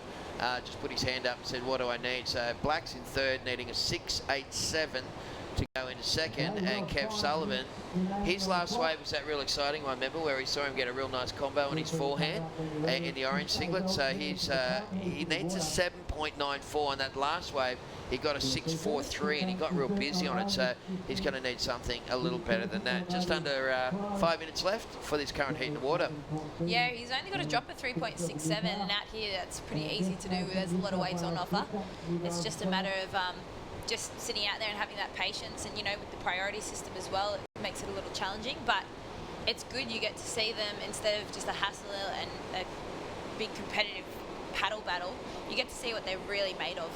Well, there's Dimitri there on screen. The St. Bartholomew local will be in the black singlet. He'll be taking on Seth Meniz from Hawaii in the orange. We've got Miguel Tudela from Peru in the white, and Granger Larson, Hawaii, will be in the red singlet. But right up now, up and riding. Nice little float. Getting a little caught behind the action on that one for Black. And he needs something a little bigger than that to get himself out of trouble.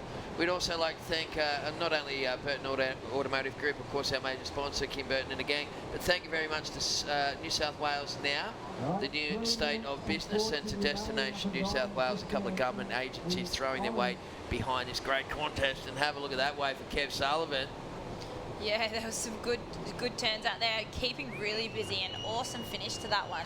You can hear the people down on the beach. He's got a lot of supporters down here.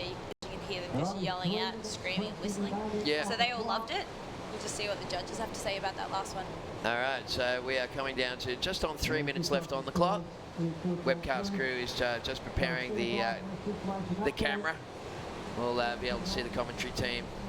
Don't know if that's a good thing for me. It's a lovely thing for you. But here goes orange. Kev Sullivan. He kind of played it pretty safe on that first couple of turns. Yeah, that's 101 surfing there for Kev Sullivan. He's got a bit more in the tank than that. I'm just going to wait and see what the judges' interpretation of that score was. But he did play it pretty cool at the start there. You've got to, you know, this level, even in this round of 144, you just got to go for broke. Yeah, definitely. And with only just under 3 minutes now on the clock, it's anyone's game out here. He's going to beat his other score, but it's still not that 7.94 that he's looking for. And with the priority system, you can't afford to take off on stuff like that. It's really crucial. As you can see, this one out here is looking like it's got a really good wall on it. Just coming around the lip, not quite getting what he probably wanted out of that one. But he is currently in first, so he does have that 8.03, which is a huge score, and a 6.73. Okay, so last wave scores came through for Kev Sullivan in the orange, 5.17. Kevin, in fact, he needed a 7.94, so it's not going to affect his situation. There he is, up and riding at the moment. Just taps away and then he tries to reverse, and he just fades off the back and lands in the back seat on that one.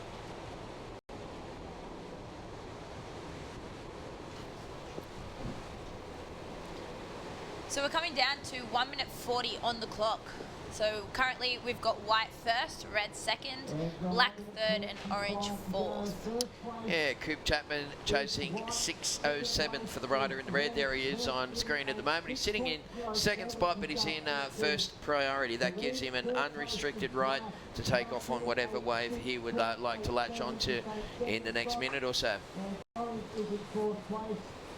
Just see the jet ski out the back. Just making sure all our surfers out there are safe and good to go, ready. Coming down to 1 minute, so 60 seconds left in this heat. You are tuning into heat 7 of today, the round of 144 here at the Burton Automotive Pro. So this is the World Surf League. So it's all been changed up the last year.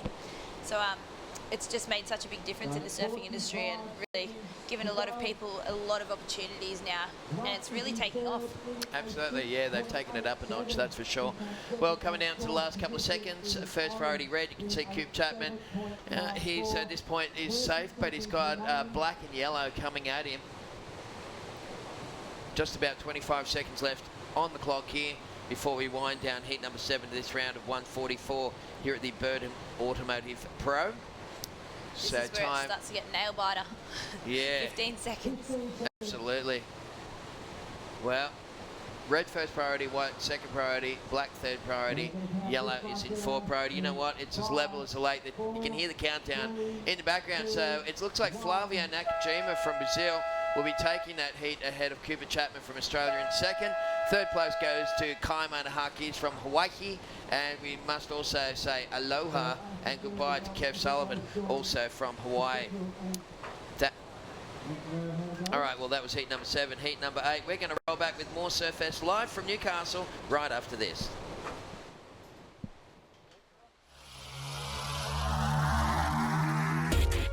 This webcast is brought to you by Newcastle Now.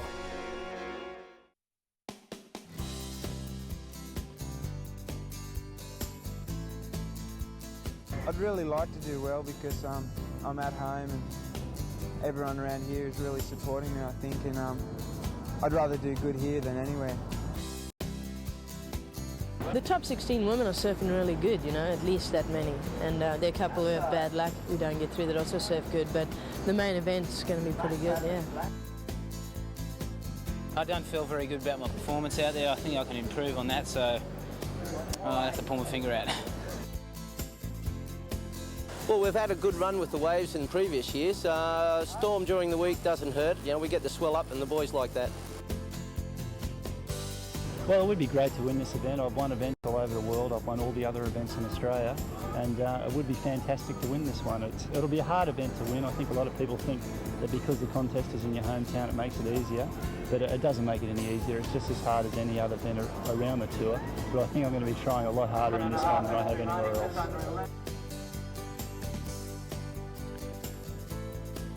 Okay, so how cool was that? Luke Egan first up, and then it was Wendy both. Tom Carroll, of course, was a winner. What about a young Warren Smith there? No wonder they called him Hollywood. Yeah, I think he had a bit more hair there than what I've seen today. He's still got plenty of hair, don't worry, it's just probably not as dark. And Mark Richards, of course, is the king of Newcastle Surfest, and its 30th years. Beaming out the images to the four corners of the globe here, folks. Hope you're enjoying the action. Look at that beautiful blue sky. And we are into heat number 8 of the day. The round of 144. Granger Larson from Hawaii taking on Miguel Tudela from Peru. Seth Menezes from Hawaii. And Dimitri, of course, is our St. Bartholomew local. BLM. Google it, folks. I'm pretty sure that's what it is. St. Bart's, as they call it in the Caribbean. Lovely little part of the world. Have you ever been over to the Caribbean at all before? No, I haven't, but it's definitely on my bucket list. Yeah, I went over to Puerto Rico a couple of times, and it's really nice over there, and Barbados as well. So I'm trying to get back to Florida this year, later on in the year, with my girlfriend, and yeah, it'd be really nice to go back to the Caribbean. But g'day, folks. There you go. We've set up the in-house camera. This is Paige Haggerston and Tez McKenna. I think it's my 27th year on the microphone here this year, so it's been... Showing your age. Yeah, I am showing the age, but anyway, it's all good. And I hope you're enjoying the action here, folks. It's the first day of Surfest. It's the 30th anniversary of this incredible competition, and there's so much stuff that's happening outside of the competition this year. It's going to be awesome. So if you're within driving distance, even if you're in Queensland or Victoria, get on a plane and come here for the week and hang out. Yeah, you can pick up really cheap flats these days, so I'd be definitely coming down here. With weather like this and the kind of competitors that we have around here, it's definitely worth every cent. There's great waves on offer. We've got great surfers in the water, and we're going to be seeing some of the highest profile surfers coming later on through the week. Yeah, that's right, including, of course, Joel Parkinson and Parko, just up there in the surf club moments ago doing a press conference. And, you know, he said to me that he's in fine form. He feels very fit this year. He's very focused, and he said he's got a set of new eyes. And I said, what do you mean, you got some new glasses? And he goes, no, I've had the laser vision done on his eyes. Oh, nice. Yeah, and he said that he feels like he's about 15 again. Because, you know, you don't really, you know, I guess he's getting a little bit older now, Parko, but not much, maybe in his early 30s. And you couldn't tell when he's out there surfing anyway. But it's funny, you know, until you put a set of glasses on or something, you don't realise that your vision has deteriorated. You know, usually when you're about 40, it's almost like just the day you turn 40, you start to go blind, and you start your arm. Once you can't hold it any further away from arm's length, then you know it's time to see an optometrist. But Parko's gone and had the eye laser vision, and he reckons it's going to be interesting to see. He feels all fresh and ready to go.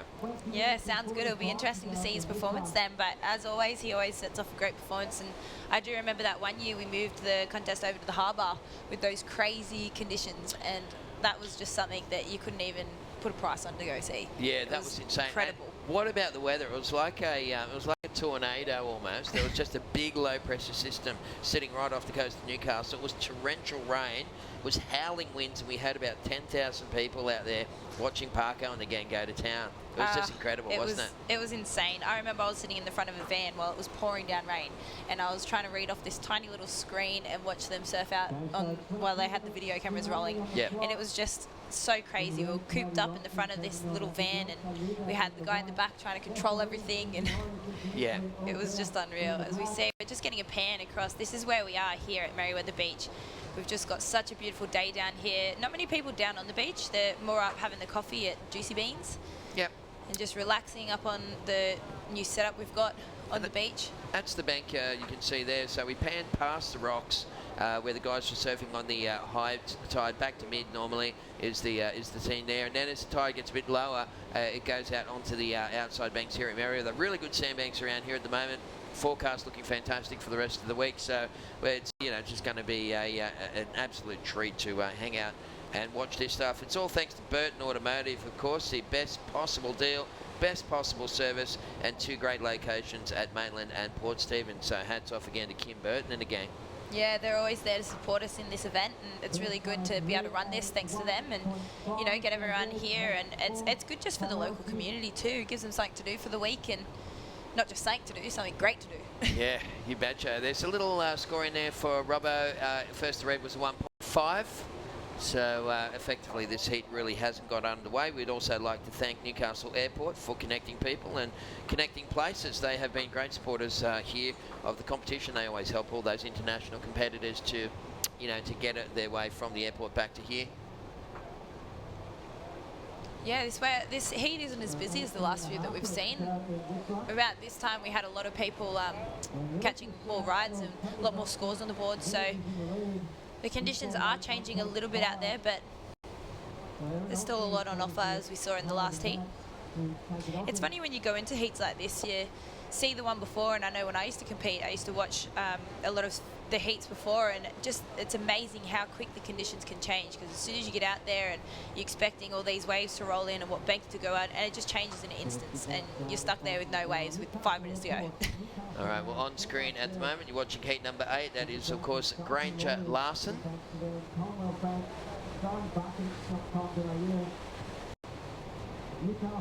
Well, you know what? I think Granger Larson might have been swapped with an alternative, because that looks to me, I thought that was Robbo earlier on. That looks like Corey Robinson. We're going to just get a confirmation on that, and we'll let you know as we see up in the black singlet. Opening ride there for Dimitri from St Bart's, and he just gives that one a bit of curry on his opening wave. Yeah, it was good to see that one come through. We've been sitting out here for a little while now and not a whole lot on offer. But we have had a singlet change, so maybe Granger Larson was a no-show for this event. He's put down and he's registered, as we just see a replay here. So just getting a little bit stuck on that first one. But coming through to this inside section, a really good turn, but just not quite sticking it. It's just caught a bit of a rail there. So it gets really frothy on this inside. As you can see, all the foam just hanging about. A few more sets rolling in. So that last wave for black just comes through as a 1.67, so that will probably be a throwaway wave down the track, as we've got scores coming in for yellow, just 0.93, so I'm sure he'll be looking to better that one on his next wave. And 1.5, just waiting for the last wave to come in through red. White just having a look at that one. And up and riding here in the orange. So a nice good crack on the first one. Just getting caught in that little foam bit. As we see out the back, we've got another surfer paddling. Well, that is once again Dimitri, the goofy footer. Dimitri Auvoir, and he just gives that one a little bit of a curry. I would say that St Bartholomew's, and with a name like Dimitri Auvoir, is probably possibly a French province. Boom, just banging it up there on his backhand for Miguel Tudela, the Peruvian, also getting pretty busy. So this heat is starting to take shape now, and we'll get those numbers in from that last exchange and give you a bit of an update. Thanks to the gang from Telstra. Of course, it's one of Australia's leading providers of mobile phones, mobile devices, home phones and broadband internet. It's always, you know, travelling around the country, I've always been connected to Telstra. They've got the best network. Here's the replay for Miguel, and he just throws it up there. Nice radical first turn, thrashes it up there on the lip. Nice combination surfing from Tudela and the Peruvian. He's going to get a pretty good score for that one. We'll wait and see what the judges thought. At the moment, it's first priority red, second priority yellow. We've just seen those last scores for black, looking in at a 5.10. So they're our best so far. So that's the best wave score that we've got in this heat. And currently this is your rider in red. He's currently second. So a few good hits up there. Yeah, well, nice Robinson. Little combination. Yeah, that's Corey Robinson from Australia there. He did pick up an alternate spot when Granger Larson didn't make it in time. So, you know, these competitors, we got a long list of alternates here. And you have to be Johnny on the spot if you want to take advantage of it. Of course, I think it's at the 3-minute mark or maybe the 5-minute mark that they are replaced if they don't pick up their rushing. Yeah, so it's a some hectic guys, paddle out.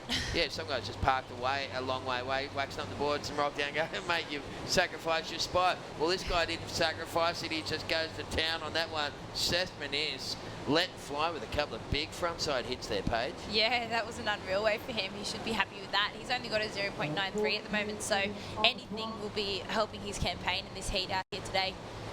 Currently, the round 1, so 144 competitors in this round. We're currently up to heat 8. We've just got a replay here. Yeah, Seth Menez is a great surfer, really hitting that one hard and high, surfing off the tail. And that's going to really, it's probably going to be the best wave we've seen so far in this heat for my liking. Anyway, we'll wait and see what the judges, or whether or not the judges agree. So first priority goes back to Black and Dimitri. He's at a 5.1 and a 1.67.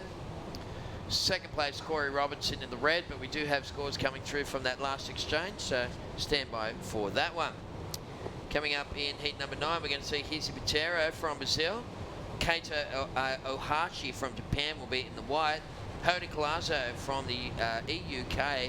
That is EUK, that's the Basque country, which is kind of like between Spain and France. It's a little sort of a province kind of thing, and so they wanted to be known, they didn't want to be known as Spanish.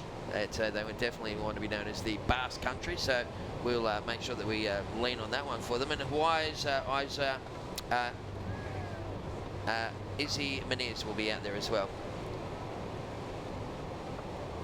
Isaiah Muniz. Isaiah, that's, I only ever knew him as Izzy. Yeah, so Isaiah, that's his real name, isn't it? I always love coming into these booths with you. It's like a geography lesson as well.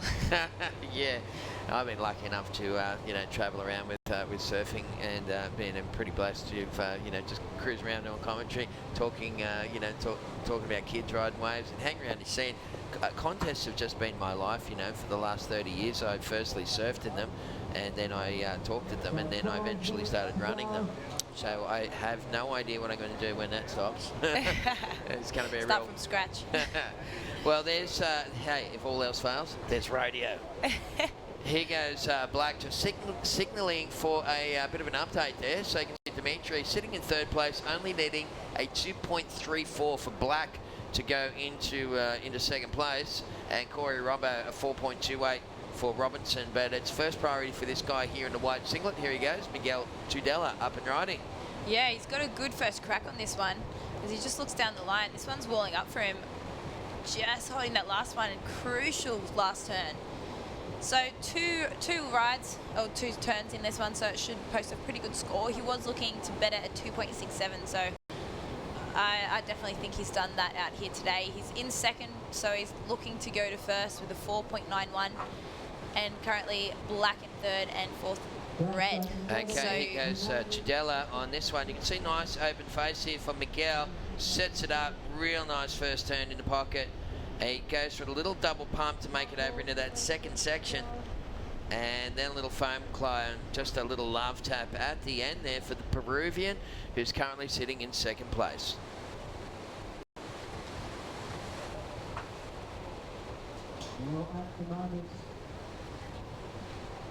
So there is our man in white. So currently in the second position, just waiting for scores to lock in on that last one. Looking to better at 2.67. So he's keeping busy out there. He knows that there's not too much time on the clock and just waiting to finish off. And it sounds like that was a good ride for that Black. We just missed it on the screen, but there was a few people in the crowd clapping away. Yeah. Rides this one on the inside. You can hear the crowd clapping. Webcast guys doing a fantastic job of not only capturing all the vision, but also the audio that gives you the full feel of being here. Yeah, and it gets so busy out in that lineup. Like with how many waves are out there at the moment, you can have 3 surfers all up at once. So they do a really good job just getting as much as they can, and they don't miss anything out there. Tell you what I'm going to do here. I'm an admin on the Surfest Facebook page. What I'm going to do is I'm going to put a shout out and say where you at, where you watching from, and I want you to jump onto Facebook and let us know where you're watching from. This is the replay of that one for Black. Oh my goodness, how was the spray off that second turn? Oh, I now know why the crowd was going a bit crazy out there. Well, Dimitri, it looked like he threw up a handful of chook feathers. Spray was going everywhere. And, the St. Bart's goofy footer, he's going to get some big numbers for that. And I reckon the judges would have watched that replay as well. And we'll wait and see what their interpretation of that one was. Yeah, we're getting a few more bigger scores looking in. So it's taken a little while to get busy and to get comfortable in this heat, as you just see White. So he's currently in second position, looking to better at 2.67. Now, that first manoeuvre was a huge crack. Now, this wave did look similar to his last one. He had really quality turns in there, but very similar. He's looking to post roughly around the 6s for his last one. We'll just wait for a few more judges to lock in, but it is currently in first. We have in yellow. He's currently got a 6.5 and a 6.93.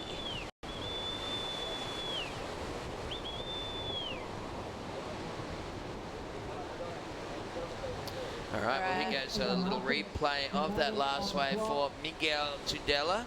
And the Peruvian, muy bien, Hermano whacks it up in the lip. Good stuff there from the Peruvian.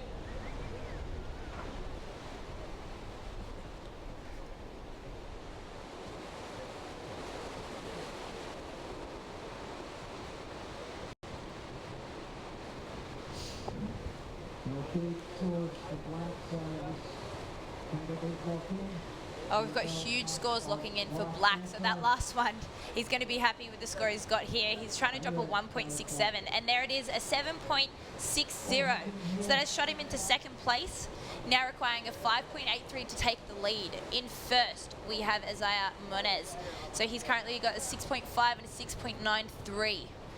In white, we have in third position and just dropping in a 6.27, so he stays in third, needing a 6.44, so only a little bit shy of getting that points there. So he's currently third with a 5.57 and a 6.27, and fourth in red, just holding a 4.27 and a 3.57. So he currently needs a huge score of an 8.43 to get him back into this game. So first we have yellow, second black, third white, and fourth red. You can just see on the screen here, this is where we are today, and this is where all the locals are just sitting up and watching. So this has all been renovated. We had this last year and it was brand new for last year, and it made a massive difference for the crowd. Yeah, Newcastle City Council has done a fantastic job, and the whole foreshore redevelopment looks amazing. Oh, get out of here. That was crazy stuff from Seth Menezes, Hawaiian, the flying Hawaiian. Oh, consolidating that first place there. How cool was that? That was unbelievable stuff. Seth's already sitting on a 6.93 and a 6.5. I've got a feeling he's going to better that 6.5 with that last single maneuver, because that was a perfect execution. You can see Miguel Tadula just waving his hands in the background there, trying to get a... let's have a good look at this one from Seth in slow-mo as he pushes this one into this one single maneuver. Look at that tail right around. Beautiful stuff there from Menezes. And we'll see what the judges thought about that. As we said, a 6.5 was his second best wave, but on a day like today, where the waves are small and junky, to pull something like that is, I reckon he's going to get rid of his, at least his second best score. Maybe even, you know, get his top score out of that one, or yeah, go very close. It's going to be close. A few waves rolling in at the back here. We've got some sets coming through. So we've got Black having a look at this. He might be a little bit deep here, just getting stuck behind that foam, but we've also got White up here, so it looks like a first good crack. Getting a second now, his backhand, he's just been going so high on these waves out in this heat. Yeah, Miguel Chidella bams it up there. Nice vertical hit at the end, and look at that little fist clench, and he kind of little death stare at the judges. Meantime, Orange parks it into a soapy little tube ride, and just that one chandeliered on him. You know what the interesting thing was there is that Dimitri in the black single was in a priority situation, and Miguel Tudela took the corner of that one.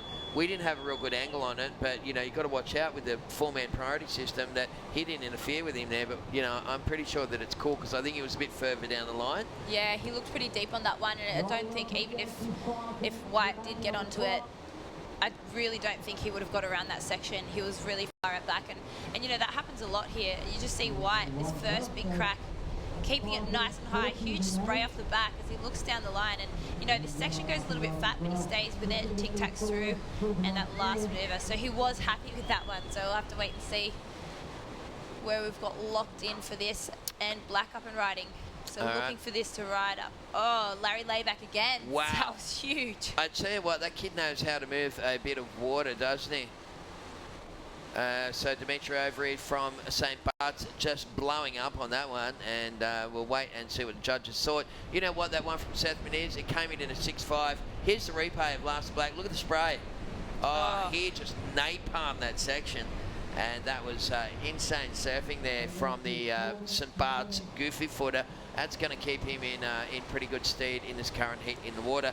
Once again, jump on the Facebook, folks, and like the Surfest Facebook page, and you'll see a little on the header. It's got Matt Banting there. There's a couple of different Facebook pages, but the Surfwest, the actual official one, is got a picture of the defending champion Matty Banting on there. I've just put a little post up there saying where you at, and I'd love to hear where you're watching from. So jump on there and say g'day, and then we'll be able to acknowledge her.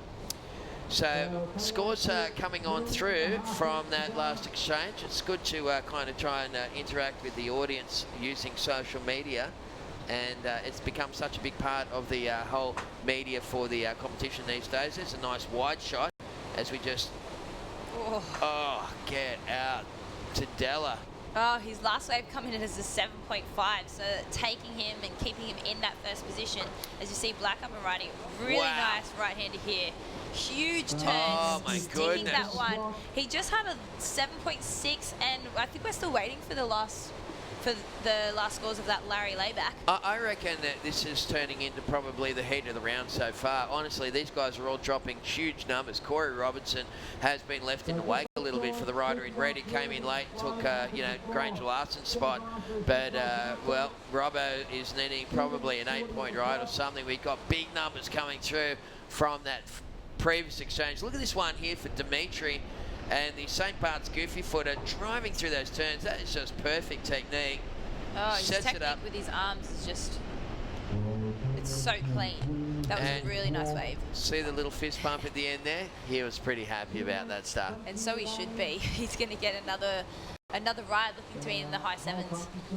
Really close here. Seth Menez surfing a brilliant heat, but he's in second place at the moment. But when we get that score locked in, for Dimitri, it is going to put him into second spot. There's no doubt about that one. Coming down to the wire for this heat in the water, folks. Hope you're enjoying the action here. The 30th anniversary of Surfest. Just a few more minutes on the clock, as we're just waiting for one more judge to lock in their score so we can give you an update. And there it is. So Black has shot from third into first with that last ride, a 7.17, and his backup ride, a 7.60. All right, well, we've heard first of our Facebook fans who've checked in. Luke Mikulak, he said he loved the napalm, that section line. He thought that was funny. Good on you, Lukey. Good to see you tuning in, mate. All right, so we're getting very close towards the end of this heat. It's a super tight one. There he is once again, the man in the orange singlet. Seth Menez has, oh, wow. Menez had gone down into third place. He needed a 6.85, and I tell you what, Paige, these guys are just pushing each other wave for wave. Oh, they are. It's anyone's game out here at the moment. That was an awesome wave, and with this time counting down, you know, this is what happens, and this is the replay. So he was looking for a 6.85. So nice crack at the top. It's this section here, kicking it up vertical on that foam. So it could possibly help him. 6.85 is a high score. As you can just see, these are some of the locals. 30 seconds. And there's 30 seconds to go, so that will be the last ride of Orange. So let's see if it helps him out here. He was chasing a 6.85. He did drop into third. He was following that heat for quite a long time. Holy dooly, have a look at this score coming through. It's going to, oh, is it going to be on the money here for Seth Menez? 30 seconds left in his heat. Big shout out to Mark Fox at Janjuk and Mark Rose on the sunny coast tuning in to Facebook. We're going to do that every couple of heats. That's cool to know where they're listening. And there goes the countdown. That's after the hooter, that one for White for Tudela. Last wave scores for Seth Menez. Check it out. He needed a 6.85 and he ended up with a 6.23. Look, I think when the dust settled on that one, it looks like Dimitri from St. Bart's, the goofy footer. That kid's making noise here at Newcastle. 7.6 and a 7.17. Miguel Tudela, I believe, is going to move on through in second spot. Bad luck for Seth Menez. He surfed a great heat, but that was a real tough one. And, of course, Cody Robinson was in fourth position. We're going to take a bit of a break here, folks, but what we're going to do is we're going to go back. We're going to flash back to 1986. It was the year that Mark Occhilupo took out Surfest. Check it out.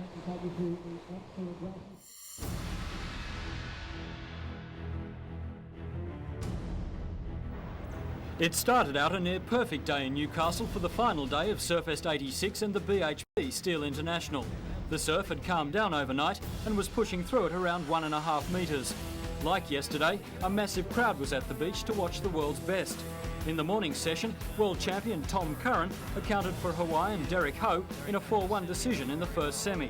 In the second, Cronulla's raging bull Mark Occhilupo outsurfed lanky American Wes Lane. That set the scene for an American-Australian thriller in the final, and a clash between the world's #1 and #2 surfers. As the two paddled out, Mother Nature let Newcastle know that she wanted to be in this one as well, and up blasted a southerly buster just to make things a little bit more interesting. Occhilupo started the final like a man possessed and scored several good rides before the champion could find his feet. As we watch now in replay, This is Akalupo. But Curran wasn't going to give in to the young Australian. In a tight 4-1 decision, the judges gave Mark Okalupo his second win for the year and more than $10,000. Earlier in the day, Florida's Frida Zamba gave the Americans some of the glory by taking out the Shockwave Women's Classic, defeating Sydney's Pam Burridge. In the Coke Surf Trials, Wollongong's Terry Woodowis took the money, while surfing legend Nat Young took the longboards.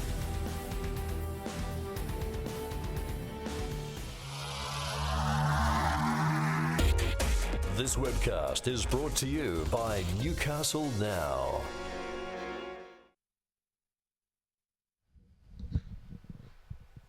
Newcastle Now, all right. We're here. Merewether Beach. Right now. Right now. The boys are back in the booth. Jesse Adam with Matthew Hoy taking you through the next couple of heats. Round 1, heat 9. It's all on. It's all happening. Oh, and scores are in Newcastle now. It's already on. Red first wave of 5. It's on WSL. It's on. In Newcastle now. Yeah. That's a great spiel. That's how it's a full segue. Yeah. So here's Naomi Botero from Brazil in the red. A 5-point ride to open up. Jose Colazo in the yellow singlet, a 3-8-3 for his opener. So just 2 scores. Kaito Ahashi out of Japan is in the white, and Isaiah Moniz is in the black, I believe. I'm just running off a score screen with the initials, but I'm pretty sure I was on the money. Yep, here's Naomi Botero in the red, Kaito Ahashi in the white, Jose Colazo yellow, and in the black, Isaiah Moniz. Stacked. They're all stacked. I'm going to use that word every single time I get on the microphone. You guys are going to hate it. Is that a Moniz, did you say? Yeah. One of the Moniz clan. Tony's. Yeah. Tony's kids. Yeah. There's Isaiah. There's Josh. There's Kalia. Is there one more? Boy, yeah, there is. Which one is that? I'll figure it out in a minute. But they all surf so good. It's gnarly. And can't wait to see all those guys, all the Moniz family, come up throughout the draw.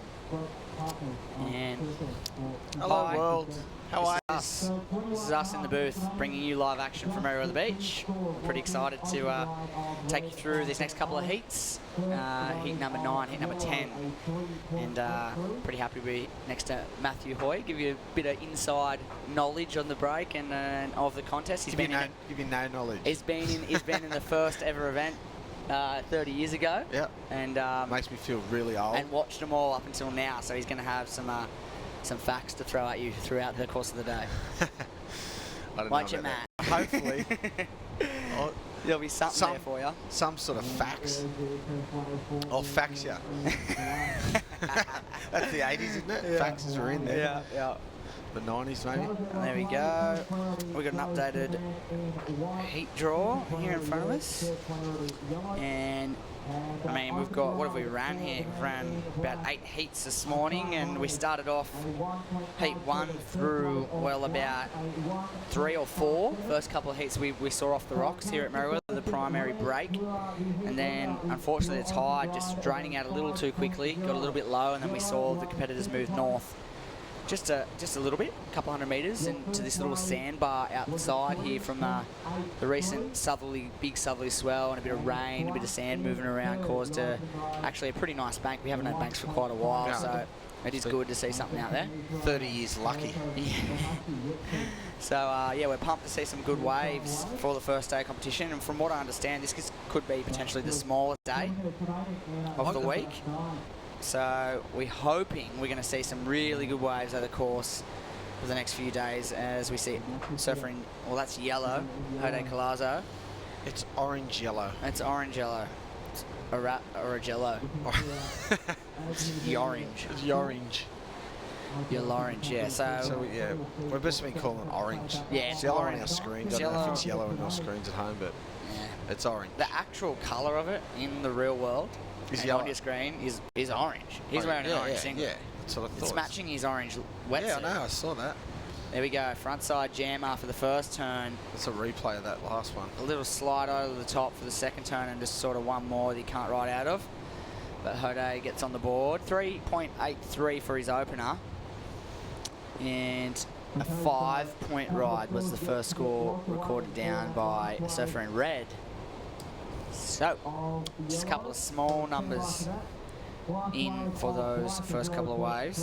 And I don't know about those last couple of heats, but the theme of the day has been slow starts, really good finishes. That's been sort of the theme of the day so far in the first 8 heats. Generally, a slow start. Guys have been struggling to sort of get points on the board early on, and then towards the end of the heat, everyone seems to find this rhythm. I don't know if it's a coincidence in when the waves have been coming in this period as well, but seems as though back end of the heat, usually pretty exciting. Here we go, Orange keeping busy. The downline speed closes out that time around. Kicks out of that one. Not much scoring potential there. Nah. The waves look like they've deteriorated a bit. I was just out the front there. It's just gotten, must be near dead low tide. Yeah, well, you know what? Or is it? Or it isn't? I think it's still a ways to go. You know what? I'm going to have a look. 1:30-ish, maybe, I was told earlier. It's nearly there. We're 10 to 1. 10 to 1. We could be getting close. I'll have a look. Probably right when I paddle out. Dead low tide, barely breaking. Stoked.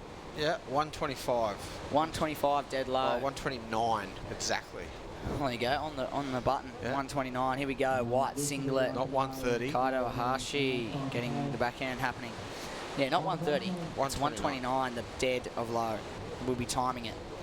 So it's probably as nearly as, you know. You know what? I reckon I'm out at quarter to. Or 10 to 2. That's when I think I surf, so I'm pretty pumped for that dead low tide. Yeah, but you know what? I reckon it'd be better at dead low today than mid. Yeah, or high off the rocks would be nice. No, high off the rocks is definitely the go, but that won't be till this afternoon. Right, here we're running up to heat 19 will be the last heat of the day, because that's what we can fit before the time runs out on us. Here we go, red. Here's Anomi. Oh yeah, see.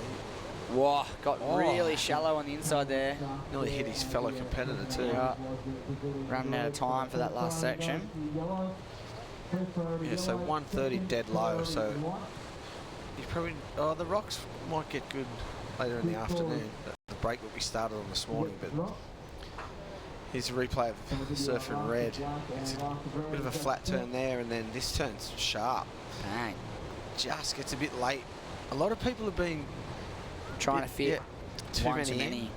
Maybe if you just wait for that first turn and hit it a little harder, and then hit the next turn same, like just 2 instead of trying to fit the third. Well, I think they know that if you fit 3 in, you're going to get a good score. Yeah, basically, but you got it. Yeah. But yeah, a lot of surfers today have been a bit late on that last turn, definitely. So Burton Automotive, proud sponsor of the 30th year of Surfest. Yeah, they must be stoked, because they've been involved with the event for quite a while now, but to get to that 30th year mark must be it's a pretty good, it's an amazing accomplishment all round. But yeah, the Burton Automotive Group throwing their support behind the event for quite a number of years now, and well over $1 million into this event. So they've sunk quite a lot of money into it, and they're still stoked. They're stoked to be supporting the Hunter region always, but especially this event here. This is the Hunter's premier event. It's a massive big deal for us Novocastrians especially, and personally I couldn't be happier. Oh, it's the best. Here at Merewether. So that's got to be hopefully for another 30 years. Yeah, exactly. They're getting few and far between really in recent years 6-star events, so we want to fight to keep this 6-star here at Merewether Beach. Here we go. Here's Anomi, a regular visitor to Merewether for this event, and look at those 2 turns. That is how you do it. Well, that's just what you were just saying. Didn't try to fit another one in, just did 2 big turns. Perfect. That's going to be a good score. His last wave was 4.5. Here's the replay. But this one's going to well and truly go further north of that. Look at that second turn. How sharp is that? Here's Anomi Patero. We got Orange, got a bit of down the line speed. Hits that section in front of him. And another one. So finishes up that wave there. It's a better one for Hode. He's only sitting on a 3.87 as his top score. Right now, it is going to be Anomi Patero well and truly in the lead. He's in the lead at the moment with a 5 and a 4.57, but you've got to think that last wave, it's going to, I had a gut feeling. I feel like it could go into the excellent range. Yep.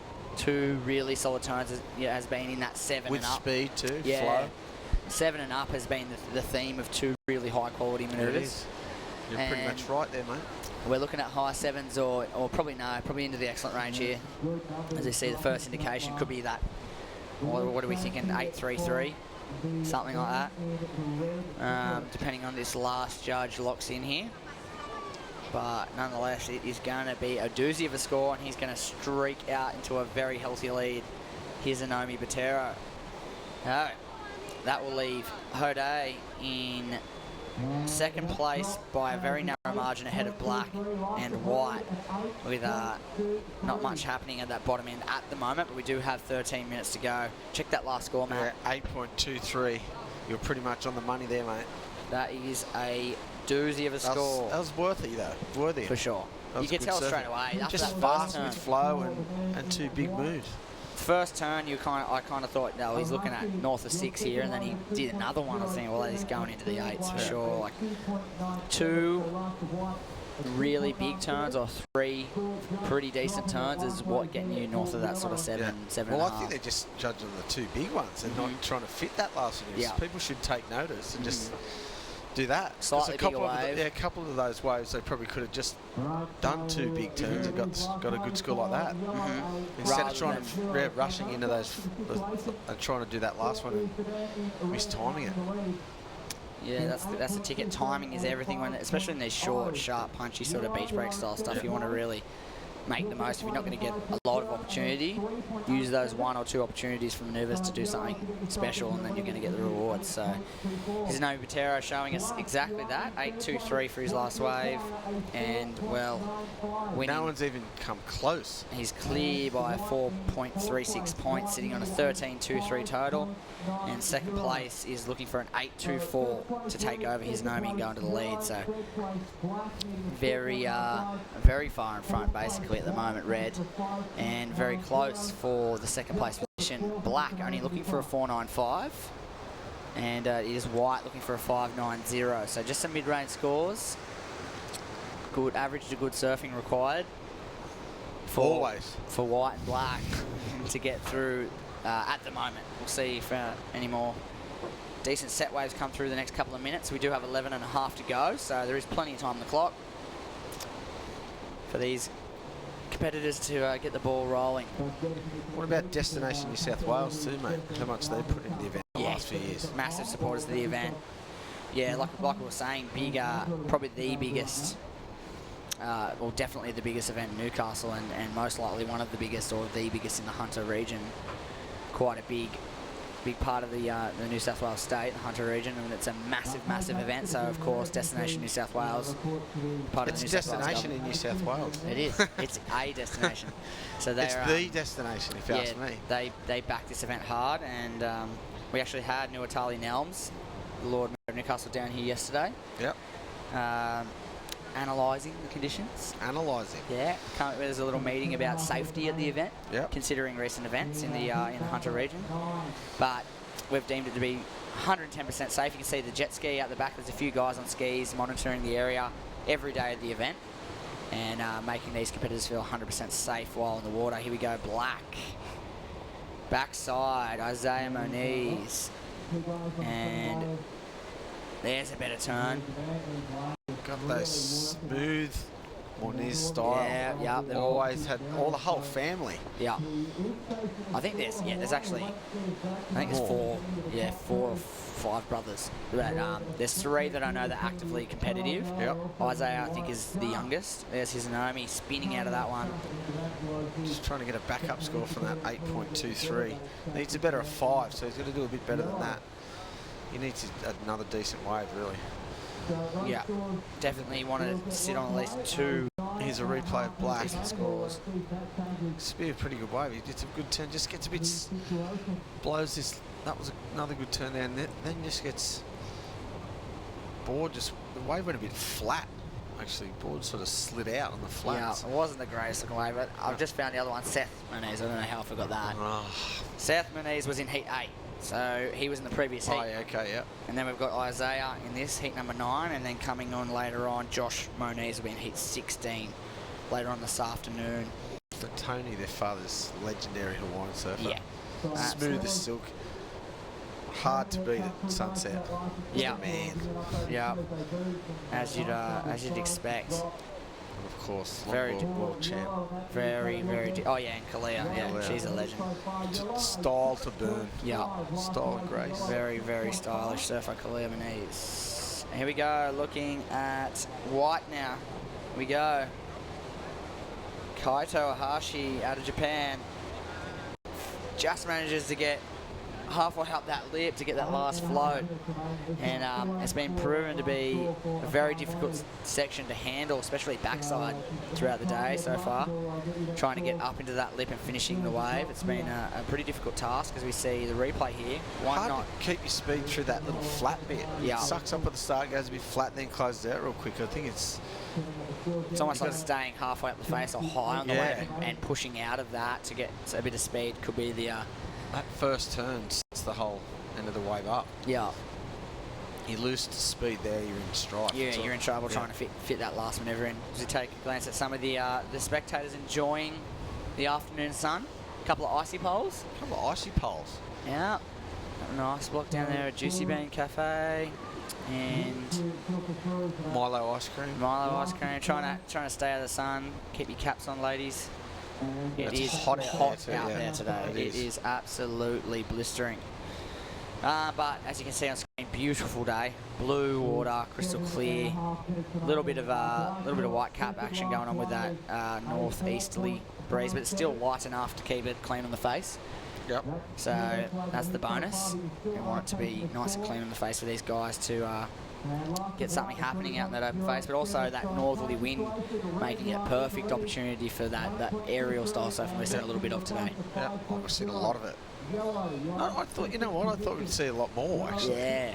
Well, you know what, first round, you know, guys really want to, like, once you progress through a first round heat, you can sort of build some momentum off that. You kind of don't want to be blowing any opportunities, and not a great deal of good waves out here. There's only probably 2 or 3 each. Yep. If you blow a couple of those, and it's lights out. So maybe a little bit conservative in this opening round, most of these surfers, but understandably just wanting to sort of progress. As we see, Hizunami shut us right up.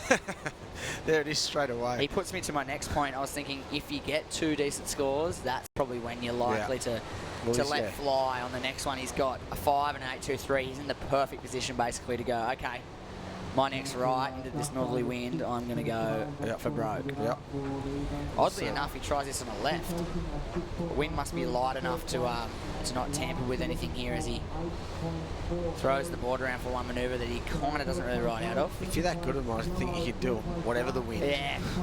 Grab your rail nice and early enough. Here we go. Kaito in the white. Nice vertical release of the tail. Can he get one more in it? Just manages to get up, but can't ride out of that last turn. Like we were saying, very difficult to negotiate that last section. There's support team. Just with speed, you know, you need speed to hit that last section. Yeah, nice amount of speed. A lot of people losing their speed in that middle bit of the wave. Isaiah backside on this right-hander, and keeping his board moving. One more re-entry, and well, 6th wave ridden for Isaiah. Still in 3rd place, still looking for that 6.93 he needs to jump up into 2nd. And that is courtesy of Hode Colazo's last wave being a 6.5 in the orange, a 6.5. So that is a very handy number. He's actually got 2 good scores, a 5 and a 6.5. That is a good building block to start trying to unleash some excellent surfing and get up into that really comfortable zone that Hizunami's in at the moment in the red. Well, considering the other 2 haven't even got over a 5, so he's had just 2 scores up. Yeah. The guys are 2 scores away from him, basically. Yeah. Not comboed, but just 2 scores away. They got to better both of their scores to get near him. Well, Isaiah got a 4.1. It did go in his top 2, but it didn't better what he requires because he is holding on to a 4.57 as his top score, which leaves him requiring a 6.93. But like we said, you know, a couple of 5s or a couple of 6s is pretty much really what he's looking for to be, you know, in an ideal position at the moment, this stage in the heat. But it is under the 5-minute mark now. It's gotten away from us. Hasn't it? Flew this heat. 4 minutes to go, actually. And that's kind of getting into that zone where you kind of need to do one wave. Starting to get to that point where there might only be one good open face wave left, and yeah, with only 4 minutes, that's what you got to wait for. Could be Be a spelling. bit patient, maybe. Yeah, could be spelling drama for Kaito Hashi. Looking for an 8.43, so he needs to go, or even harder than Hizanomi went on his big left-hander where he dropped that 8.23. He's going to have to do something along those lines, really, to get it in one wave. Definitely. So I'm thinking he needs to go now on something north of that 5-point range to even have a shot at the moment with 3.5 to go. He's going to have to get moving. That is a definite. That is a fact. Throw some facts at us, Matt. Facts? What facts do we need? Here we go. School boys. The facts are that it's howling northeast and the swell looks like it's dropping. I know. But the report is not hyped. Oh, no. There's still a few waves out there, but it looks like this, the dropping tide has just sucked the swell away, and the howling wind has made it a bit. But there's still definite scorers out there. Yeah, Hodai just going vertical on his backside, just trying to increase on a 5-point ride to. We didn't see the start of that one either. Make it harder. He might have fit 2 manoeuvres in then. We'll see the replay in a minute to see. Here it is. Here we go. Fades back to the left. Well, not much on that first turn, but there it is. Yeah, he had to better a 5. I don't think he's doing that. Nice surfing, but yeah, needed to fit 2 of those in if you wanted to succeed that 5-point ride. No chance. No chance for that one. Okay, next heat coming up. Number 10, we'll see out of the US, Corey Arambidi, Luel Felipe from Brazil, Nick Squires, Squizzer from East Corrimal down on the south coast will be in the yellow, and Takumi Yasui from Japan in the black, and also from Japan on your screen right now in the white, Kaito Hashi. He's going to better one of his scores, but he needs a massive score of 8.43, and I don't think he's going to get that. No, but he's going to definitely better one of his scores there to get back out there with just on 2 minutes to go. Yeah, well, anything north of 3.07 will reduce that required total. Here he goes on the replay. Nice big open face turn, and another. This turn here sort of gets a bit weird, look. Oh, he kind of half turn it and then gets one more pop. But still, work was done at the back. Yep. Easily his best wave. And finished it well. Every point he gets north of 3, it reduces that 8.43. Yep. So if he gets a 5, he only needs a 6.43. If he gets a 6, he needs a 5.43. Yep. So we'll see how that score drops into the system, and it's pretty much what I said he needs to do. It's 3.5 minutes to go. I said he needs to get a 5 or a 6 right now. Yep. In order to have another shot at a 5 or a 6 before the heat finishes. And he's going to get about a 5. It's looking like he's going to lock in something around that 5. A bit less, maybe. Oh, no, look at that. A 5-point ride. It's what he wanted. He needs a 6.51. So you know what? If he didn't half miss time that third turn, that second last turn, and hit it, he was looking at 6s and stuff. So if he gets another wave similar and can fit that third turn in, he's looking at a 6.51. Oh, for sure. That was the only thing wrong with that wave. Everything else he surfed really well. Yep. So Hodai Collazo not as comfortable now.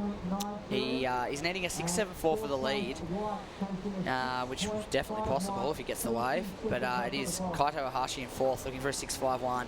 Isaiah Moniz, a 6.93 required in the black. Achievable scores in this, last 30 seconds. A set needs to come ASAP.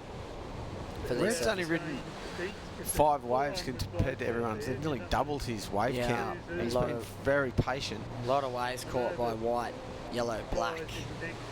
Well, 15 seconds to go. It's looking pretty definite here. Hizanomi and Hodai Collazo, Brazilian and the Spaniard. They go on through to the next round. Whoa, was that before the hooter?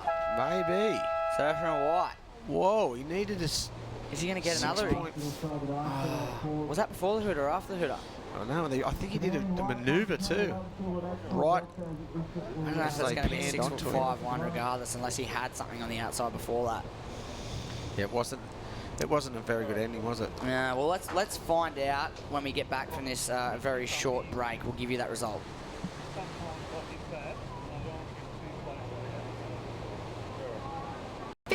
Ago, the Burton family first opened their doors. And for 50 years, they've been your local Toyota specialist. For the complete Toyota experience. Talk to the trusted Toyota specialist, the Burton family. Maitland and Port Stevens.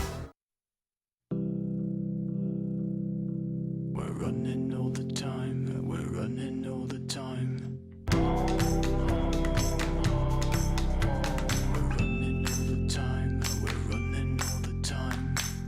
Happy 30th birthday, Surfest, and congratulations for reaching such a major milestone. It is richly deserved. Orica is proud to be a Surfest supporter through sponsoring the Team Challenge, and we're delighted to help bring a piece of Surfest to Stockton. This webcast is brought to you by Newcastle Now. Welcome back, Merewether Beach. We are going to bring you heat number 10 of the round of 144 of the Burton Automotive Pro for Burton. Burton. You think I know the Burton name by now? They've been supporting the event for a trillion years. Injected over $1 million into this event, maintaining its 6,000 QS 6,000 or 6-star, the old way, the 6-star rating that it's had for the last couple of years. It's all because of the Burton Automotive Group. So a big shout out to those guys, and thanks again for supporting us in our 30th year. Live action right now from the contest site, which is a little bit north of the primary bank. We're on the approaching the dead low of the tide, which means we've shifted up to a little sandbar about 200 metres north of the rocks, and we're seeing some pretty good waves still. And we're probably at the dismal part of the day, you'd have to say. It's the lowest tide. The swell's dropped a little bit, but in saying that, we're still in some very highly contestable conditions. And the good news is, looks like there's just not as many good waves. Yeah, That's what there there's was. still good waves. Yeah. As you can see from the wide shot, it's not looking too crash hot. No. But every now and then, a good set wave comes. If you get a shot of up the beach, it's actually 3 to sort of 3 foot plus sets down at Dixon Park. So every now and then they do come through this bank, and here we have. That's a good shot. I like the Surfer wide shot. in black as we zoom in on this one. Big front side jam. And wow, finishes up really nicely for our Japanese competitor in the black. That was well served. Takumi Yasui. Here we go, red now. Corey Arambidi. Whoa. Interesting story, young Corey Arambidi out of the USA. He was shot up really quickly through the junior ranks over in the United States, won himself a North American ASP, it was at that stage, Pro Junior title, won the Pro Junior Series, which is a massive achievement. And then I think the year after that, he let go of his sponsors and went off and joined the Navy or the Army or something of that nature. Yeah, I can't remember exactly what he did, but he went off and went to the Army base and lived there for a few years, and then all of a sudden he came back. And this is him today, jamming right-handers at Merewether Beach on his backhand, and one of the top seeds in this round of 144. So he's obviously still doing the qualifying series tour. Yep. There's a couple of the boys. How's it? Adrian Toyon, I believe, on the right, getting sight for an upcoming heat for tomorrow. This is a replay of Japanese friend's opening ride. Takumi getting some work done on that first wave. Looking pretty sharp. Looking really sharp. That second turn was good. Yeah, there's the overview right there. You can tell the wind is howling actually now from the northeast. Swell's dropping a little bit. The forecast is looking good for the end of the week. I just saw Robbo and he said it's maybe 8 to 10 foot north swell. What? Yes. I haven't seen that, but that sounds very interesting. That's the rumour on the street. What are they going to do if that comes to fruition? Jeez, we could see some big tubing left-handers from Dixon Park down to Merewether potentially. Exactly. That could be what we're looking for. Hi, Jesse Adam, Matthew Hoy. How are y'all? And we're having a hell time here in the booth, just bringing you the live action from Merewether Beach, and pretty hot. Yeah. It's nice to be in the air conditioning actually. Exactly. It's absolutely cooking outside. We've got a lovely day down here in Newcastle, and we're pretty hyped to bring you this live action at the moment. We're into heat number 10. If you've just joined us, Corey Arambidi taking on Luel Felipe, Nicholas Squires and Takumi Yasui. A very, very decent heat, a decent lineup. And just a couple of scores to start off the heat, the best of it. Black's opener, we've shown a few times now, is a 6.83. Very well deserved, good range score there. And Corey Arambidi in the red, a 5-point ride as his opener. Another good score to open up his campaign. Just a small one for white. Nick Squires in the orange singlet, still waiting patiently. Here's red. Nose diving. Nose diving, catching a rail. Lobster diving. Yeah, having a look, see what's under. What about the down Newcastle under, mate. Herald too? It's Newcastle's only paper. Yep. Oh, there's a couple more. It's the only paper. Yeah. The Herald. Yeah, the Herald. Wake up today with the Herald, eh? Yeah. And read, and you can if you're in the area and you're watching online, you're going to see all the updates from the event, and I dare say a few back pages of the sport section will be based on the event. So keep your eyes out for that weekend. True that. What about NBN? Been there since the start. It used to be live on NBN, this event. Yep. All day, Saturday, Sunday. And they're helping bring us this live vision to you today. So a big shout out to the crew at NBN. And all because of them, NBN, bringing us the live action right now on your screen. So shout out to those guys doing a very good job. More media, Tracks. Trying to make us look good. It's hard. Tracks is good. Yeah, we've got Luke Kennedy from Tracks coming up midweek for the rest of the week to help bring us some live action in the booth. So he makes a very good call, Mr. Kennedy, with his half-broken voice of his. Analysis of But he's a man full of factual knowledge. Yeah. Editing a magazine, you've got to be very onto your surfing history and current events. So he's a great character to have in the booth, and can't wait for him to bring you guys It'll bring us some facts. Yeah, he'll come in as He'll a fax us mind the facts full of facts. And then read through the facts. Let's hit him up. Let's get him to fax us some facts. Whoa. Squizzer. Nick Squires. And very explosive surfer, Nick Squires. He's got a powerful, eh? He's got a very interesting super Aussie underdog story behind his relatively new career in the surfing world. He just popped up out of obscurity and from where? He's from East Corrimal on the south coast. Oh, yeah. And he sort of just first appeared on the scene in our grassroots club competitions that we have here in Australia. We have the surf tag events, global surf tag, and it's where our surf clubs get together and have a regional sort of grassroots competition. Yep. And you get your CT guys and your top pros join the local surfers in a team, and they surf together. And he just popped up in those events slowly and won himself some money, and ended up getting winning a competition and getting a $50,000 sponsorship to do the tour that he just entered by chance, and did the tour. How good's that? 1 year he ended up in the top 100 in his first year, and now he's stayed there. Oh, how good's that? And I think he took a lot of people off guard, turning up, no stickers, blank boards, didn't look like a typical surfer, bigger guy, powerful, super powerful, and just basically didn't drop anything less than an 8 in the first 10 heats he surfed, and everyone was kind of going blown away. Yeah, who is this guy?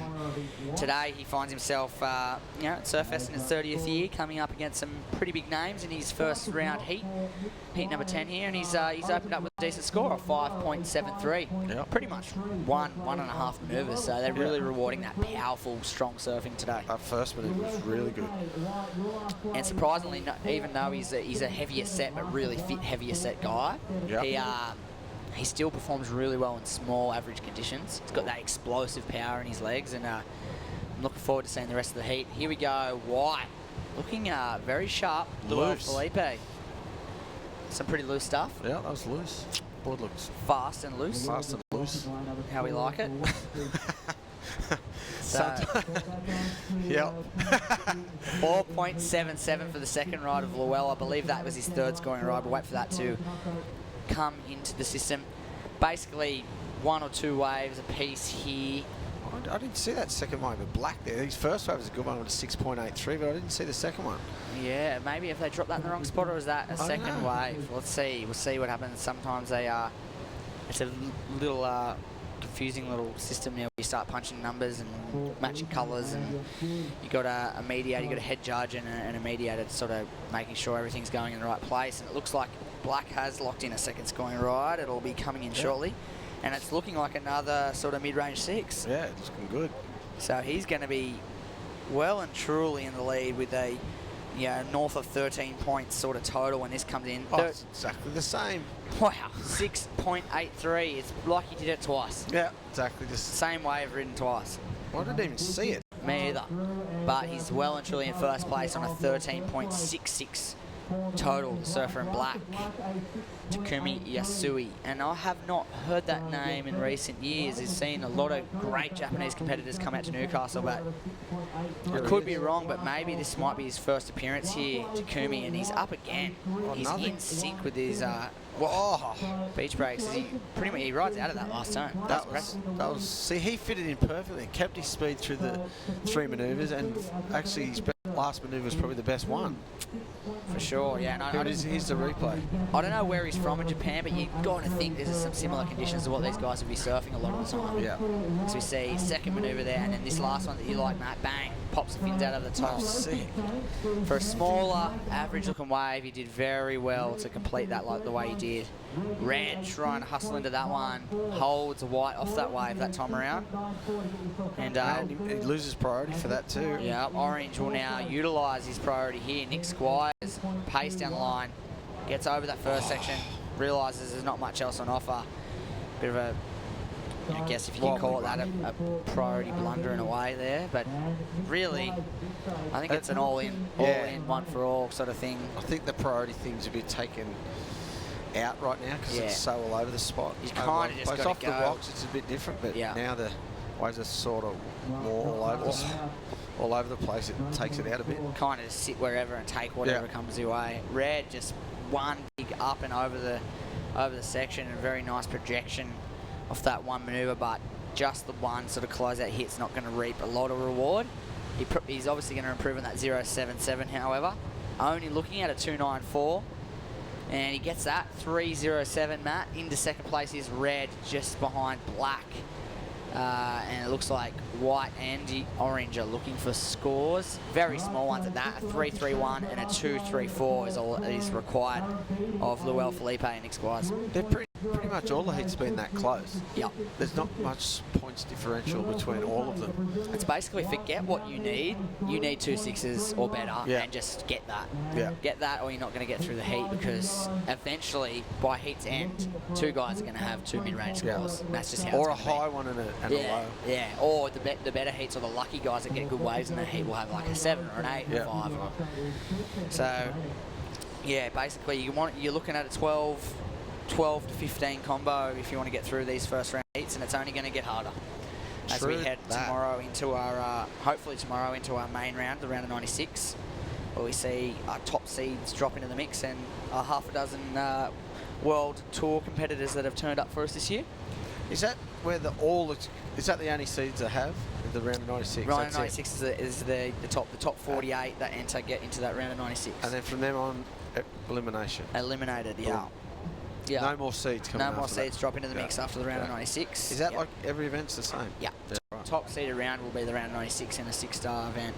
There's the unique one-of-a-kind Surfest board, and that one's going to be raffled off. You can buy raffle tickets down here, and every year we raise some money and give away that crazy Mark Richards shaped, designed and limited edition artwork surfboard. So if you're down, grab a ticket.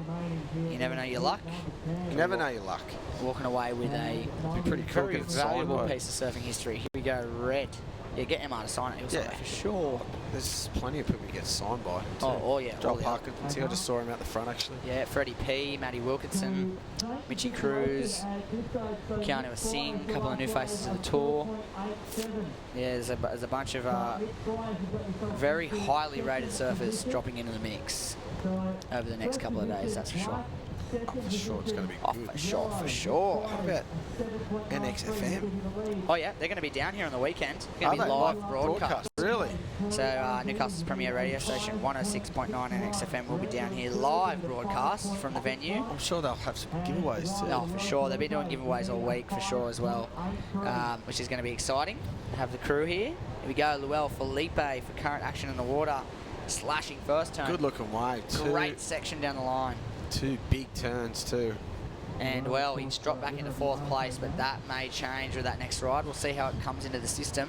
And then you get 5.83. Is that enough? I reckon. You reckon it's it? Yeah. Someone has to hand him a 6. Here it is. A few guys have to hand him a 6. So is this a 6? Oh. Slash is back. He does throw some water, bit of power in it, and then this turn releases the tail. Whoa. Well, what do you reckon? A couple of judges, at least 2 of the judges, have got to hand him a 6 for this to average out for him, I think. So, is it 6? Is someone out there going to think it's a 6? Oh, I don't know. It's going to be close. Black up and riding, throwing that front side around. That was a replay of that last one. It just could not get around the full rotation there. And that's what he's going to do. He's in first place. A couple of 6.83s. He's got it, doesn't he? Got a bit of room to play with if he's going to be without priority. If he's in 4th priority, why not throw something into the wind and see if you can ride out of something and strengthen your lead. Just under 10 minutes remaining. Here we go. You said a couple of 6s. They're up there. They're up there. He's got a couple of 6s. There it is. In fact, he got a 7 and a 6.8 in the mix too, which averages out at a 6.5. Definitely gets the score. Puts him up into 2nd place. Well and truly, it means now Nick Squires back into 3rd and Corey Arambidi back into 4th.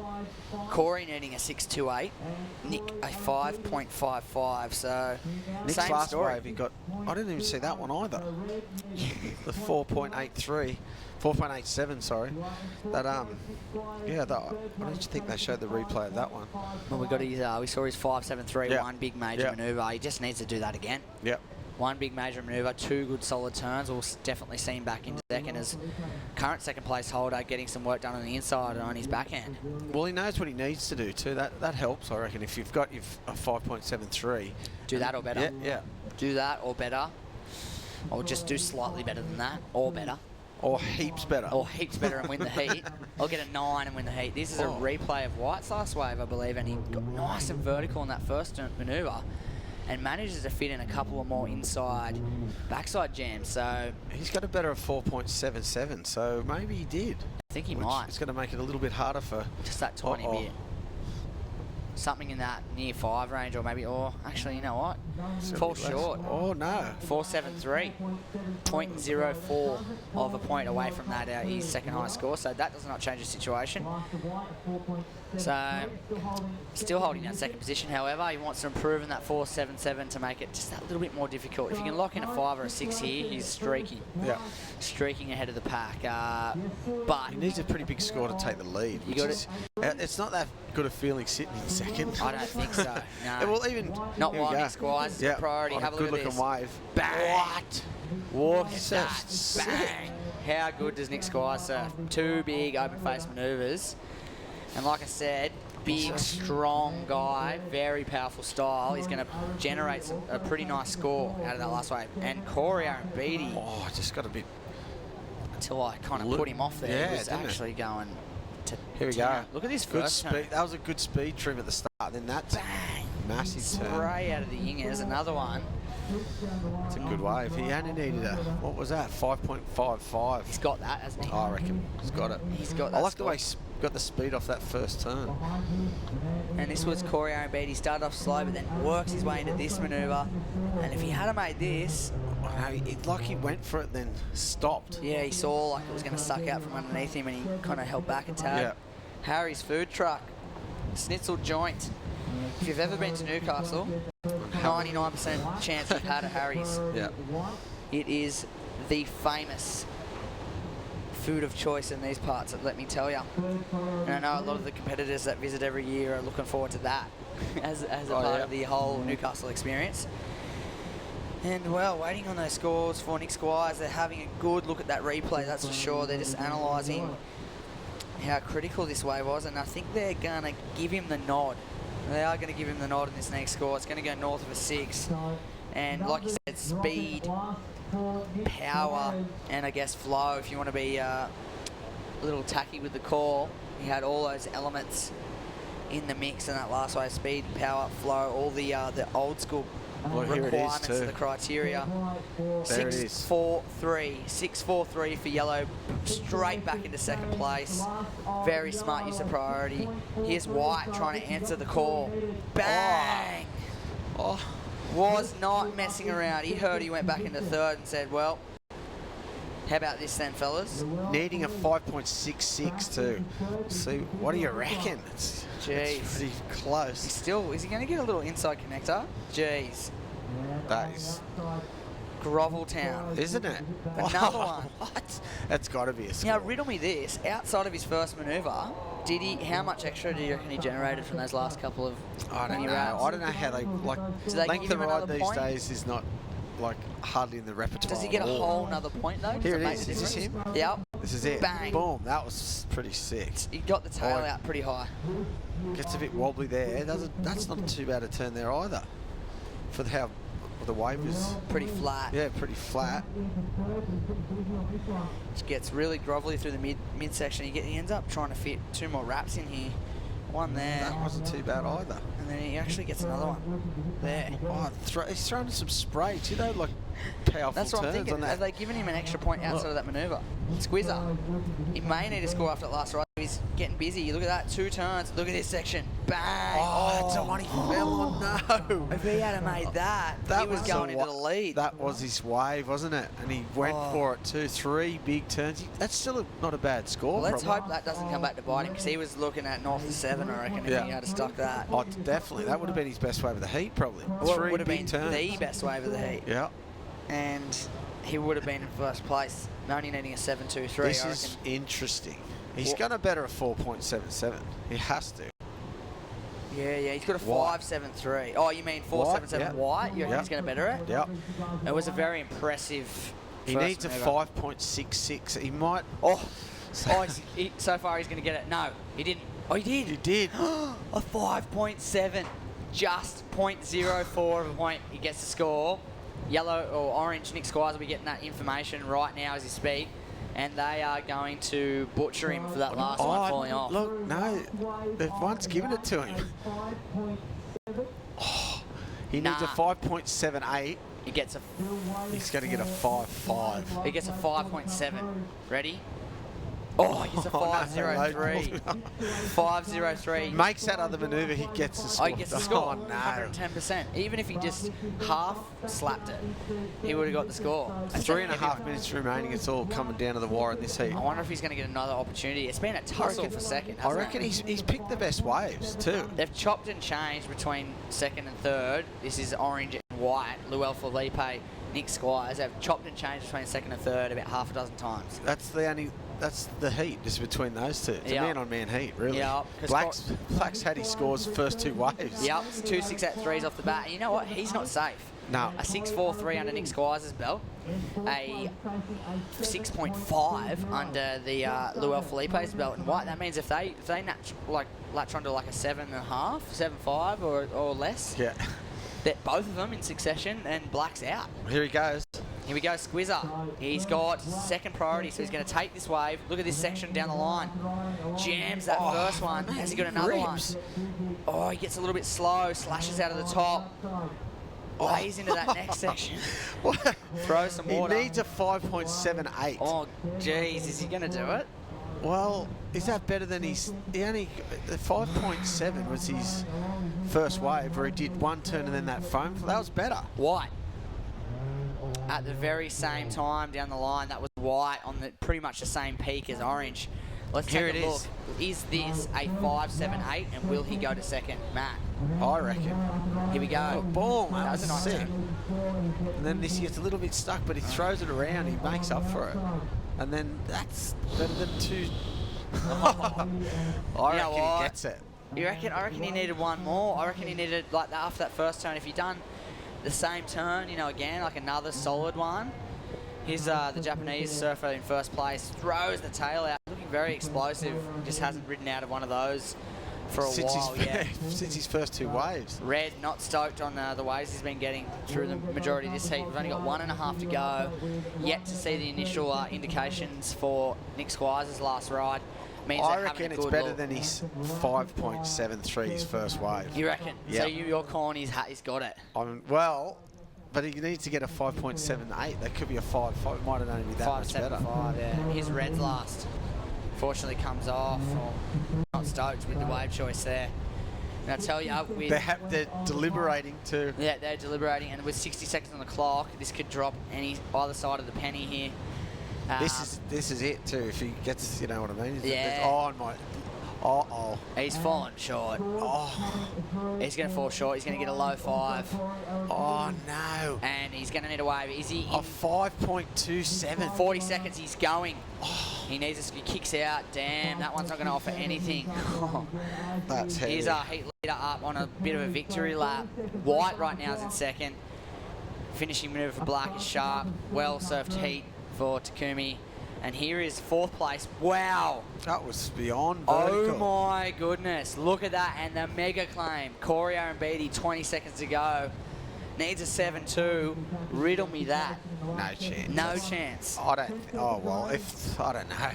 7.2. I thought Orange Waves would have been enough to get that score after his first 5.73. Whoa, it comes off. That was White trying to maintain a second. Is this the replay? Yeah. Yeah, big float to finish, but claimed it. Claimed it hard out too. So we've got an interesting decision to make on our hands now. Will Red get that 7.2? And, or will Luel Felipe move on through in second behind Takumi Yasui? Oh, let's take a break, Matt, and we'll bring you that result when we get back. See you soon.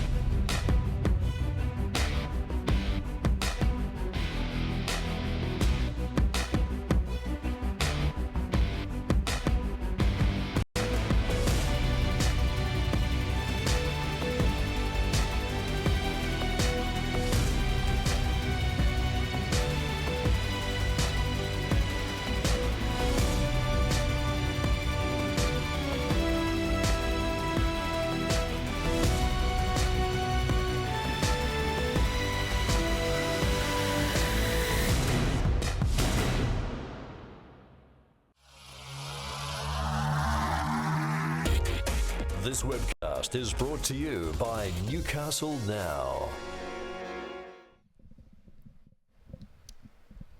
Okay, welcome back to Surfest 30th anniversary. We're coming to you live from Merewether Beach in Newcastle, New South Wales, Australia, the Earth, universe. Matt Hoy, how are you, mate? Newcastle Now, all right? Yeah. That's where we are. That's where you want to be. Exactly. Where else would you rather be? Of course.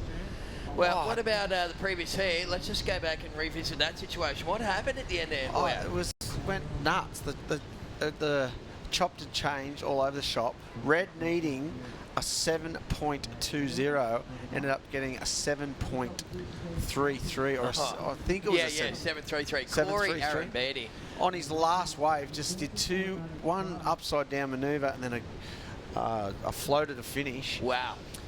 Yeah, Nick Squires just coming like agonisingly short as well. Yeah. But the last bit of that, he was just a flurry. Wow, that is crazy stuff. And right now we're watching, it looks like Arashi Kato. Just as I said, the waves was getting pretty average. It just stepped back up again. The boys have started ripping again. There's a good little view from the Juicy Beans Cafe, looking back up towards the Big Bar Beach car park, where about 80% of Nova Coast students were conceived in that big car park out there. I was quality. Yeah, it used to be like a sort of a lovers kind of leap place where you go and park with your girlfriend and do a bit of necking and stuff. But also do a bit of hang gliding off the top up there as well, and it's a pretty popular hang gliding place. Yep. So, but the building cafe, a walkway up there too, Newcastle City Council. yeah, they do. Doing a fantastic job with the walkway, that's for sure. We've got some pretty good scores coming through. Looks like Ola Elegram in the orange opened up with 7.5. And Kato from Japan at 6.0. The boys are getting busy, aren't they? Like I said, just as I said, the waves is looking ordinary. They just posted some massive scores. This is Evan Geiselman. This kid is next level from the States. Oh, that is beautiful, That was wasn't it? sick. Yeah, he's got big raps on Evan Geiselman, and right now in the orange singlet, that's Ola Elegram from Hawaii, and that kid's pretty stylish as well. Oh, mate. We got a heat full of smooth operators out there, Hoya. Haven't we? And in the white singlet, that's Bottle. He's won this contest before. Paul Thompson just going for the lobster dive. Just going, throwing tail there, the burly boy. Well, hopefully Paul Brizzo Sherman's watching his team rider. Yeah, I actually caught up with Brizzo down at Manly. Oh, did you? I'm pretty sure I did. Whenever I meet with Brizzo, I can't ever remember too much. He said he's been hungover since Bo Edmonton's 40th. So. Yeah, that was it. Bowie's. There was the Big Wave Awards down there. That was a good night. And then the Surfing Australia had the 100 Years of Surfing and the Surfing Australia Awards night. Bowie's was on after that. It's just, mate, it was like a big social calendar. Tess is, you know, looking like he's 1,000 years old. Okay, well, we're going to throw down to Paige, the lovely Paige Haggerston, who's going to talk to the winner of the previous heat. Take it away. Hey guys, I'm here with Yasumi and Yasui. Always gets me with those names. Now you're taking out that last heat. You competed in Manly. Is there a lot more pressure in this event this time around? Yeah, it was. Yeah, pressure. And is there anyone back home you want to have a shout out to that will be watching you? Sorry. Family? いや、次も頑張るので応援よろしくお願いします。Well, all the best for the rest of the comp, and we look forward to seeing you back up here again soon. Yeah. Back to you, Tez. Alrighty, they're always pretty tough, aren't they? The Japanese competitors only just got limited English, but doing pretty well there. And I tell you what, Sui just ripping in that previous heat, and awesome stuff. Talking about ripping, we have some incredible scores dropping through. Looks like Evan Geiselman opened up with an 8.50. Here it is. Is it? No, that's not Evan. No, sorry. that's the replay of Ola Elegram. Yeah, sorry, people. Wonder what happens. Goofy to natural. Yeah, Silly. wonder what happens when Ola Elegram goes to somewhere in Spain and they go, Hola. Yeah. And he goes, yep. Elegram. Yeah.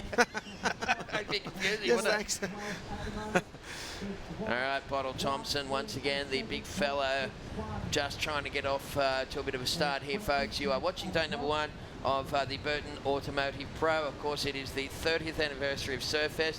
It's a QS 6,000 point event on the World Surf League, the WSL, as we all now know it. Of course, it's formerly the ASP. Yep. Just got to get our head around that little one. Hoyo, it's been, you know, it's been changed names a couple of times over the years, and so just hanging out with Matty Hoy here in the booth. So Tess McKenna, Matt Hoy, g'day Hoyo's mum. She's no chance she's watching. Yeah, and it's been a good day. We've had some fun waves. The swell dropped off a little overnight, but we have seen some really good surfing here today, Matt. Oh, for sure. I thought, like I said, the swell was going to drop today, but it's sort of stuck around, and you know the rocks was good this morning. Yep. Sort of went a bit slow in the last couple of heats, but then that last heat and this heat, it's come back on. So I think the tide might be on the way back in, so we might be able to push a bit more swell in, and who knows? I saw the forecast next couple of days. It's real good. The weekend looks awesome. Yeah, that's what Robbo said. He says it's going to get huge. Yeah. So yeah, we'll see. You wait and see. But yeah, the last couple of heats, it's been really exciting. Right. Well, you can see the boats putting to the north. That's the that's always a real wind indicator here, isn't it, for Novocastrians? You always look out. Usually the wind turns out there before it hits the land, doesn't it? You know, when you get a northeaster or southerly or whatever, you go, oh, boats have changed. Yeah, it's coming. It's such a standard part of the horizon here in Newcastle, as we see. Once again, this is the current heat leader, Ola Elegram from Hawaii, and he's looking to try and boost off this last little section. That one just kind of crumbles down.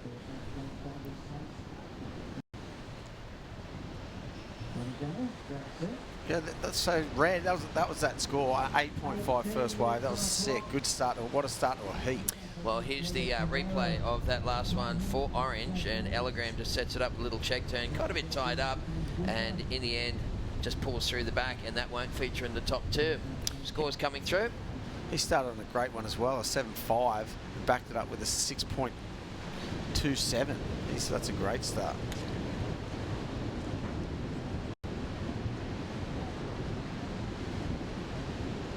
Yeah, 17.5 to go.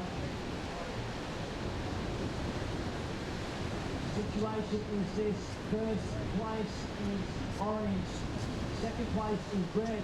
Red getting a 5.27 to take second spot. All right, we can just hear the beach announcers there, just letting Evan Geiselman know, needing a 5.27 to move up into the lead. Kato from Japan in the black singlet chasing a 2.51. Bottle Thompson, he's had a bit of a barrier so far. He's only got a 0.9 and a 0.73. Needing a 7.61, but you know, Bottle Thompson's got the goods, isn't he? He's a big, long, lanky lad, isn't he, Bottle Thompson? Yeah, mate, he rips too. Good size wave. This, I mean, a bit difficult for him probably, these sort of waves, but yeah, still, if he gets an open face one, we saw in that last heat. That's right. He'll open up and do what he has to do. Okay, time remaining, 16.5 minutes left on the clock. Right now watching heat number 11. I believe we're going through to 19 today. That's an unofficial call. As long as conditions hold up, we'll try and push through that far. So heat number 12 next on the program. João da Silva from Brazil, along with his fellow countryman Thiago Camareo, will be taking on Australia's Kai Hing and Jake Davis from the USA. I saw Kai Hing surf yesterday. He was surfing really well in the junior event. He's unreal. He's such a good little Aussie surfer, Kai Hing. And he's got a big future. In fact, you know, the Pro Junior that preceded this one, and also the Pro Junior that was in Manly, showcased some incredible talent coming through. Hey, you know, pro surfing's just stepping up every year, isn't it? Oh, for sure. There's so many good kids too. That's the thing. There's hundreds. Whereas before there wasn't, you know, you'd know the ones that were coming up, but now there's just, you know, like I said, hundreds of good little kids. That's They're all right. ripping. Well, all can do airs, all can do calves. Yep. And I remember they used to have the Surfer magazine Hot 100. Yeah. Remember They still that? got it, I think. Have they? Yeah. That's a cool Pretty sure concept. Well, they almost need the Surfer magazine Hot 5000, don't they? Fair income. There's that many good surfers. Here's the replay of Bottle Thompson. Like you said, when he gets a bit of open face, mate, he lets fly. Yep. As you just saw there, just finish it off pretty well there. That's not going to be a bad score. That's going to be... He's a big boy too. Yeah. What it does, it comes in at a 4.4. Bottle Thompson only needing now a 4.11. I wonder how he got that name, Bottle Thompson. I don't know. Yeah, I love to know the origins of nicknames, as we see a couple of the Novocastrian. Where do you reckon I got mine? Hoyo. Yeah. It's a hard one, eh? Yeah. Just an Aussie thing to do, just, I don't know, a Y. Yeah. Or even an X. An X. For Tex. In fact, you even called your kid Tex, didn't you? Yeah. Hey, that used to be my nickname, and you called your kid Tex. I just realised that you've done that for me. Named after you, you reckon? That's awesome. All right. Maybe there was.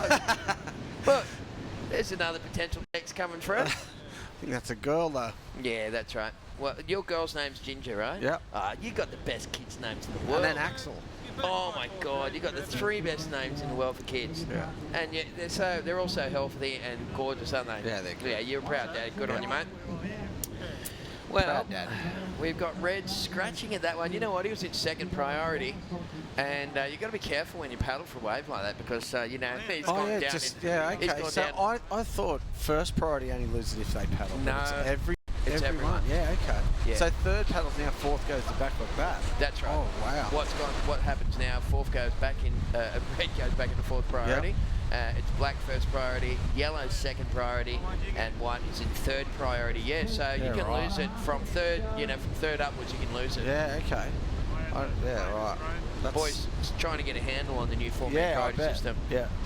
It's awesome though, because what it does do is it stops people from hassling. Remember the days when you go on paddle battles and you paddle all the way at the beach and then a big right-hander would come through and go on it? Yeah, torture. What a waste of time. Yeah. So I used to hate paddling around the priority buoy. Oh, I used to like the priority buoy though, because some of those like sprints when like it'd be flat, Nice little hit there from Cato. One of the all-time ones for me, story for a one that I had was I only ever made one at main event, the Coke Classic down in North Narrabeen, and I had a man-on-man heat against Glenn Whitten. It was flat, and he looked at me and we both ran. There's a replay that way, but it's not much. We both bolted for the priority bill. It was a big Coke can. Yeah. Anyway, he went one way, I went the other, and on the way through, he's just giving me a little elbow and him out. So I've just struck out and given him a bit of a bonk on the nose. I think we're having a bit of biffo behind the can. No one could see it either. It's perfect. Yeah, it was good fun. Oh, we used to see the heaviest paddle battles ever back in the day. Yeah. That's what it was all. They loved it. I loved it, and they'd always put it like 1,000 miles out to sea. Torch, and then sets would come through. Me and Barton Lynch actually barred it because we're too lazy to paddle around it. Yeah, right. We just went, nah, let's have it. We just did gentleman's rules. Yeah, First, rock, paper, scissors at the start. And then just went, we're not doing that. And we sort of changed how it was. We got rid of the priority boy, I know that. Yeah, that's funny. That was gone. Then they just used to allocate priority because we're in Japan actually. They were freaking out. Go, why are these people paddling around the buoy? Are they crazy? We just go, no, we've already got the rules. And it was hard to keep it in position all day. Tide would change, you'd get washed around and stuff. But mate, I tell you, some of my fondest memories are of that big inflatable thing. It was funny. Well, we got the Navicastrian's just hair blowing in the breeze there. She's got a little bit of ink on the arm. Just a little bit of ink. Just a little bit. Here's a replay of the last wave of Orange. He's trying to better 6.27. I don't think he's going to really do it on that one. Nah, I don't believe so. But he hasn't got priority, so you might as well just keep going waves. If you're fourth in priority, you might as well just keep riding waves. Something might turn into some good score. That's right. Well, we've got Evan Geiselman in the lead, and Evan is playing his cards very smart out there at the moment. 8.5 and a 5.87. Yeah. Old Telegram sitting in second place, needing 6.88 to go into the lead. Kato, the Japanese rider in the black, chasing a 7.77. And Tomo, looks like Big Bottle Thompson is needing a 9.37 for Bottle to get out of trouble. He's sitting in first priority at the moment though, and we have just on 10.5 minutes to go. I think he just went a wave and lost his priority. I know, he's still sitting in first. I just put up another wave for him though. Oh yeah, that might have been just. Sometimes they get choked in the system, some of these scores, because it's very hard for the judges to get them in, because they don't want to look down and thumb away and then miss a wave. Yeah, right. So they'd rather just play catch up later. I always used to say that, and I still say on the beach microphone, which I guess is my specialty normally. So thanks for putting up with me on the web. Is that that's all right, mate. Yeah. No worries. We're going all right. Is that I always say that the speed of delivery is far outweighed by the accuracy of the scores. Let's get them right, don't get them fast. Yeah, for sure. I know everyone wants them fast, and you know what? They think that it's live scoring, but it's not instant. Yeah. It's not like you're running over a line and someone's timing you. Yeah, you've got to have a look at it. That's right. Well, a few heats before, they actually had a few replays and had a good look at the waves, when it worked perfectly. Yeah. They got the right score in there, and the right person won the heat. I got through the heat. Well, that's the current heat leader at the moment, Evan Geiselman from the USA in the lead, looking to replace a 5.87. Thank you very much to Burton Automotive, of course, the best possible deal, the best possible service at two great locations at Maitland and Port Stephens. Thank you very much to Kim Burton, who has looked after both Matthew and I personally as well with some vehicles over the years. Yeah, absolute legend. Loves surfing, loves supporting surfing, the whole Burton awesome stuff. Group. That's the look at Merewether Point. So it starts up there, right up near that little igloo, and then you make your way through into the rocks there, which you can see it's real shallow at the moment. And what's happened is we got that bank straight out the front there, where they're just starting to focus in here, Matty. And that they call that the middle at Merewether, and it's been some pretty fun banks out there. Yeah, the middle. It's pretty obvious, isn't it? We really named our thing. We named them the ladies, the rocks, the middle. Yeah, we put really a lot original. of thought into that. Second reef, third reef. We've really named them aptly. Yeah, funny, isn't it? Yeah. We like to keep assembly in Newcastle. Yeah, exactly. They only named it ladies because of the old ladies bars that you can see right. Yeah. It's just below the igloo there. So. Yeah, that's right. That's the pump house, right? And sometimes when it's real big, you have to jump around the back there as they just kind of focus in on that. That's the pump house, of course, is for the baths. And when it gets real big, you have to jump off the back. Remember the big epic day here at Merewether when they had the telethon contest? Yeah. I was in MR's heat, and it was like the biggest surf I ever went out in that day, seriously. And I thought, I'm jumping out with MR. and he jumped off the back of the pump house, and oh man, there was like 10, 12 footers coming through, maybe bigger. Yeah. And I almost got sucked over the falls back onto the pump house rocks there. Oh. So it's the most deathly section in the world. Oh, it's gnarly. I was It's so one of the happy. gnarliest jumps ever. I don't do it anymore. I thought if I stay with MR, he's not going to die, right? So if I stay right next to him, he's sweet. But I forgot that his arms are 1,000 foot long. He could paddle around anyone. Yeah, exactly. Oh, I don't do it. It's one of the most dangerous jump-offs ever. You get caught, you're in a lot of trouble. Oh, well, just a bit of aloha from our Hawaiian contention. Moniz clan. Yeah. I'm pretty sure. Yeah, yeah, they're all cool people, aren't they? They're so happy. So cool. Very cool. So we are just, what are we up to? About 7.5 minutes, maybe just a little under. That's a good bottom top turn combat right there. Wow. And again. His board looks sick. Get out of here. It looked like he stole that from Tom Curran. That looked like the old Black Beauty, didn't it? That was unbelievable. Wow, I hope we can get a so replay much on projection. that one. You know what, Cato was sitting in third place. He needed a pretty hefty score, 7.77. But, Matty, I reckon those 3 turns are going to go close. Here's the replay. Take it through it. Big carve there at the start. And then the projection here off the foam gets the tail out and fits another. Just maybe because it's the foamy, they mightn't give it that score, but maybe, yeah. He didn't have the good, clean, open face, but beautiful technique there. The first turn was really good. Super sweet. That was nice to watch. You know what we've seen? You know, at the moment we've got a Brazilian champion. Remember years ago when Flavio and Fabio came out here, the two, the two Brazilians. Yeah, Patarach and Gavia. Yeah, that's right. We went, you know, we thought, you know, what's going to happen in the future? And here we are this year with a Brazilian world champion. And, mate, I'd go out there and say that in the future, we could even have a Japanese champion. They're starting to surf so good, aren't they? Yeah, and they just, you know, there's over 1 million surfers in Japan. Yeah, so that's they've right. got to get someone. And you know what? They eat right, they train right, they're the right shape to be a pro surfer. They're sort of short and stocky. They've got the flexibility. You know, really, they're making small little inroads every single year. They get better and better and better. And at that point, so at some point, they're going to reach a natural pinnacle of winning a world title. Oh, for sure. Yeah.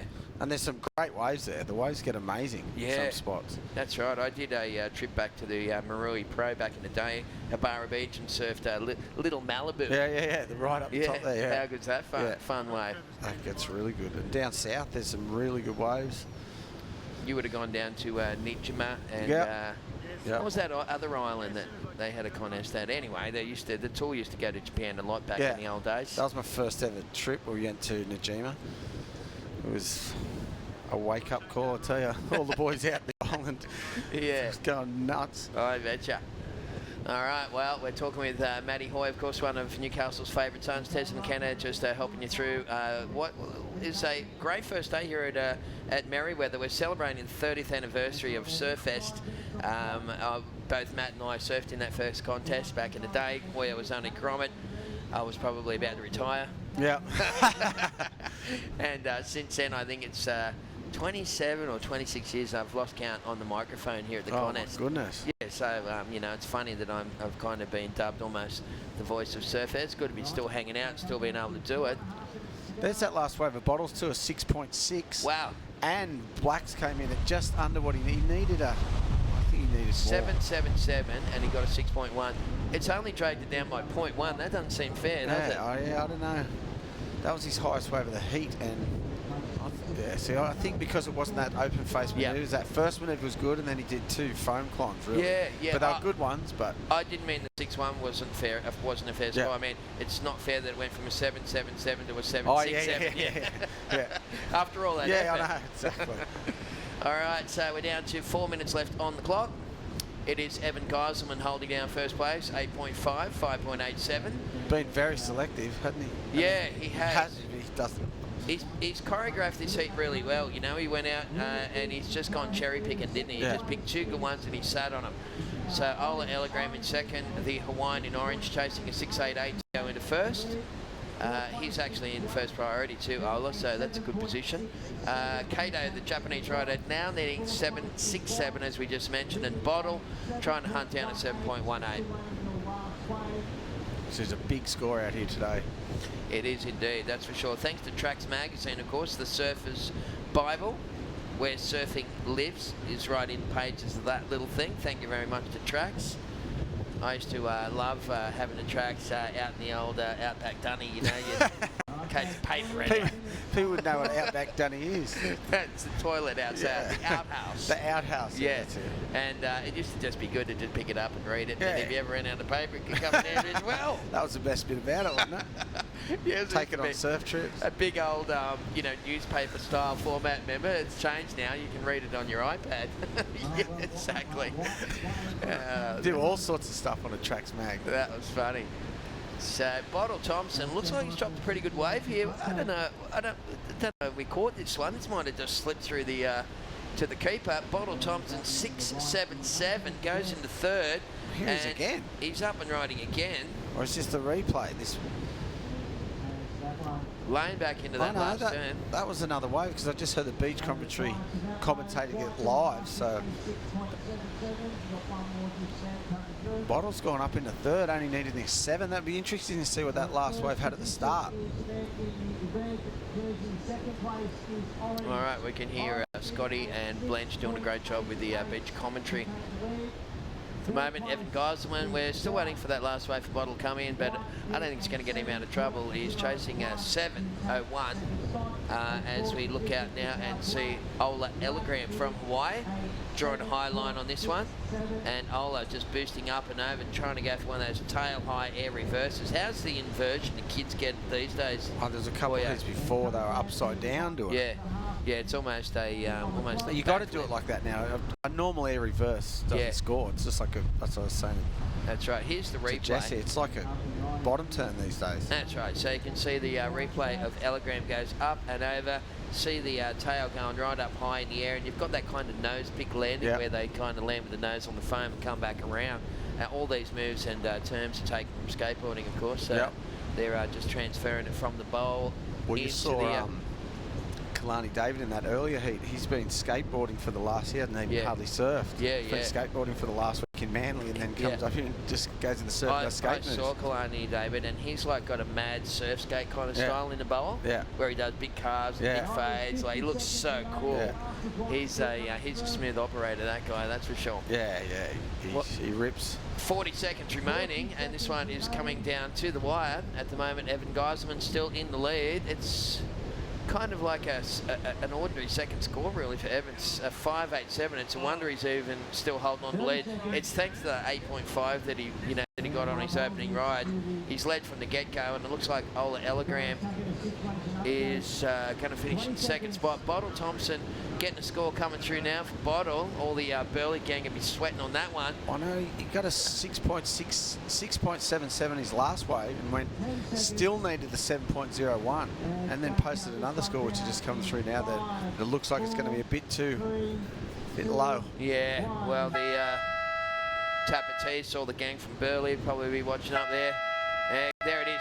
Bottle needed a 7.81. Listen to this, 3 attempts. He got a 6.6, a 6.77, and a 6.80. He went up and up each time, but he just didn't get there. All next wave, he probably would have got it. I know, he would have at that rate.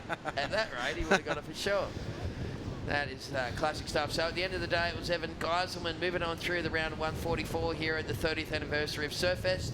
The Burton Automotive Pro joining him in the next round, Ola Elegram from Hawaii in the orange. Third place looks like it's gone to Bottle Thompson, and fourth place has gone to our mate Kato from Japan. Don't go anywhere. We'll have more action on the other side of the break.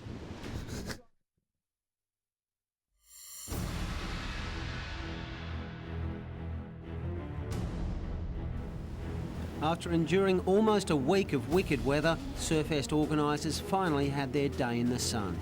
More than 15,000 spectators lined the shores of Newcastle Beach as the sport's 12 world champions paddled out to play. For the first time ever, surfing superstars all hit the water at the same time. Local hero Mark Richards inspired by his peers. The man who stole his world title record, Kelly Slater, was in fine form on an MR twin fin. He later found time to give a local youngster the surf lesson of a lifetime. Meanwhile, reigning champ Mark Okolupo also thrilled the big crowd. He was knocked out of the contest proper in the quarterfinals, leaving the way clear for some young guns to start firing. 18-year-old Gold Coaster Mick Fanning had surfed his way through 9 sudden death heats on his way to becoming the youngest man to ever win the Mark Richards Pro.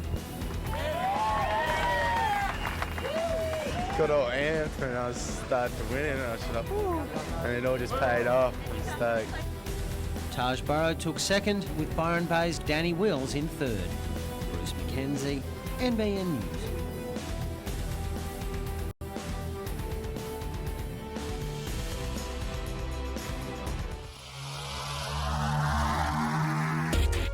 This webcast is brought to you by Newcastle Now.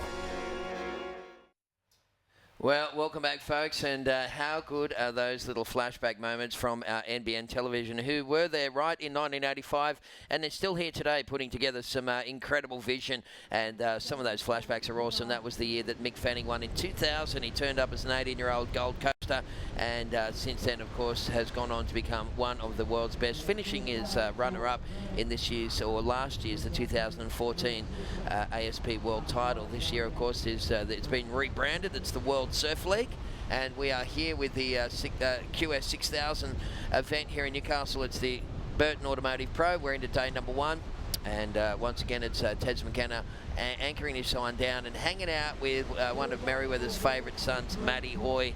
And Matt, we're into another heat here, mate. This is going to be a good one. What is it? Who's in it? Yeah, we've got John De Silva. 2 boys from Brazil are in it. And whenever you got 2 of the Brazilians in your heat in the draw, look out. We've got John De Silva in the red singlet, and Thiago Camareo is in the white. They're taking on Australia's Kai Hing, the young high-flying Kai Hing, and from the USA, Jake Davis as well, who was in form down in Manly, Jake Davis, and this is going to be a good heat to watch. It's good. I don't know hardly any of these, how they surf or their names or anything. It's good to catch up and see how good their performances are. That's right. Well, it's good like that because then we're not biased towards anyone, are exactly. we? Yeah, we're just... Some people, maybe. We're learning at the same rate as you are.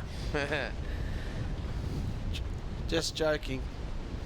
All right, well, what do we got? A 7.0 for first of whites. Camareo opens up with a bonza of a wave. We've got Jean De Silva opened up with 3.0 for red, and Davies from the USA 4.17 on his opening ride. So once again, you are watching, this is heat number 12, the first round of competition here at the Burton Automotive Pro, live from Newcastle. Here's a bit of a replay, Matty. Who have we got here up in white? Yeah, that's Thiago Camareo. This is the double Brazilian. grab too at the end there. 2 good turns. We'll see. Yeah, this will be interesting to see what he got there. Is that his first wave? Is that it? 7-point ride? Yeah, that was a replay of it. Okay, perfect. That was worthy. Good turn at the start and then double grab by the end. By the look of that at the end. Yeah, that's nice, isn't it? Yeah. It's always, you always have to have good flexibility in the hamstrings to do the old double grab, don't you? You have to have good flexibility to do any grab. Except your own grab. Yeah, exactly. Well, looks like a second wave score's coming through for Thiago as well. And that's going to push him into an early lead in this one. So white goes out into an early lead for Thiago. He's got a 7 and a 4.77. Looks like Jake Davies, USA, has posted a 4.17 and a 2.17. First of red was a 3.0, and holding first priority is the bloke in the orange singlet. On screen right now is Kai Hing. Without riding a wave. All right, so coming up in the next heat, heat number 13, we're going to see Lucas Silveira and also Pedro Enrique from Brazil, another couple of ones where they're going to... Got 2 boys from Brazil in it. Japanese rider is Shun Murakami. He'll be out there along with Jesse Adam from Merewether. I'm looking forward to seeing Jess out there, mate. It's great to see him. I remember last year when he didn't make the cut. He's such a great surfer, isn't he? He's one of the best and most consistent surfers coming out of Merewether the last couple of years. And, he didn't make the cut last year, and he just was so devastated. And I was hanging out with him doing the commentary and stuff, and he just wanted to be out there, and he wanted to surf his home break with the world's best surfers, and today is his chance. Yeah, and we've got a lot of guys in this year, a lot more local guys in. Yeah, Jackson Baker, Jesse, we've got Jake. Jake surfed really well this morning. Yeah. There's a few others. I'm going to have a look here. Yeah. What about Rhino? Ryan Callan, just off a big result in Sydney. Yeah. Got the semis down there. Yep. He's up unlucky not to make the final, actually. Yeah, I heard that. Heard he got ripped. All right, so we Heard got he a little way. ripped off too. It was super close, mate, unfortunately. Okay, so that was Kai Hing on his opening wave. I believe we got Jack Ancliffe down there, who's going to have a bit of a chat to the winner of the previous heat. Take it away, Jake. Hey guys, we're down here at Merewether Beach with Evan, the winner of the previous heat. Brilliant heat there. What's it like coming to Australian conditions? Oh, thank you. I appreciate it. It was pretty tough out there, to be honest. I got the first like 5 minutes, I kind of chipped into a really nice right where I got like 3 turns. So I got pretty lucky actually on that, and then I sat for a really long time and kind of got a little nervous because it's really hard to find a wave out there. But yeah, got the next little score, and I'm just happy to get through that one. Fantastic. So you've also been out here competing at Manly. That's the only other stop you've had on the Australian leg? Yeah, just I was up in Manly last week, and now here. And it's only a couple events, and then go back home after this. So yeah, it's been fun. Okay, no worries. Well, thanks very much for joining us. It's been a pleasure, and good luck with the rest of the contest. Thank you. Sweet. Hope to talk to you again. All right, well, that was Evan Gosselin having a bit of a talk to Jack. And we go back to live vision now, and That's this a is replay. current heat. Is this a replay? That's a replay of the last wave, yeah. Oh, wow, okay. Yeah. Well, he had already got 7 under his belt, and he just went to town on that thing, Hoyo. Yeah, that was good. His board looks good, loose, fast, goes through the flat sections too really well. Looks short though. I don't know what size boards everyone's riding today. It'd be interesting to find that one out. Maybe we'll get Jack in the next one to ask what sort of boards they're riding on for the conditions today. That'd be interesting. I love hearing that sort of stuff, and I love seeing the boards too when the boys come in. Yeah, because a lot of people have gone thicker, wider, and shorter. Yep. Or as they say now, more literage. Ha ha ha. That's a buzzword, isn't it? So all they've done is gone thicker and shorter. Yeah. But yeah, so yeah, I'd like to see what they're riding, you know, because his board looks really like short and wide. Yeah. So it'd be interesting to see what, a lot of people ride different equipment for different conditions. So yeah, that's right. I used to love it at Surfest when they used to come and they used to say, you know what, we need to get rid of a couple of boards, and they'd sell the old pro boards for like $200 or something.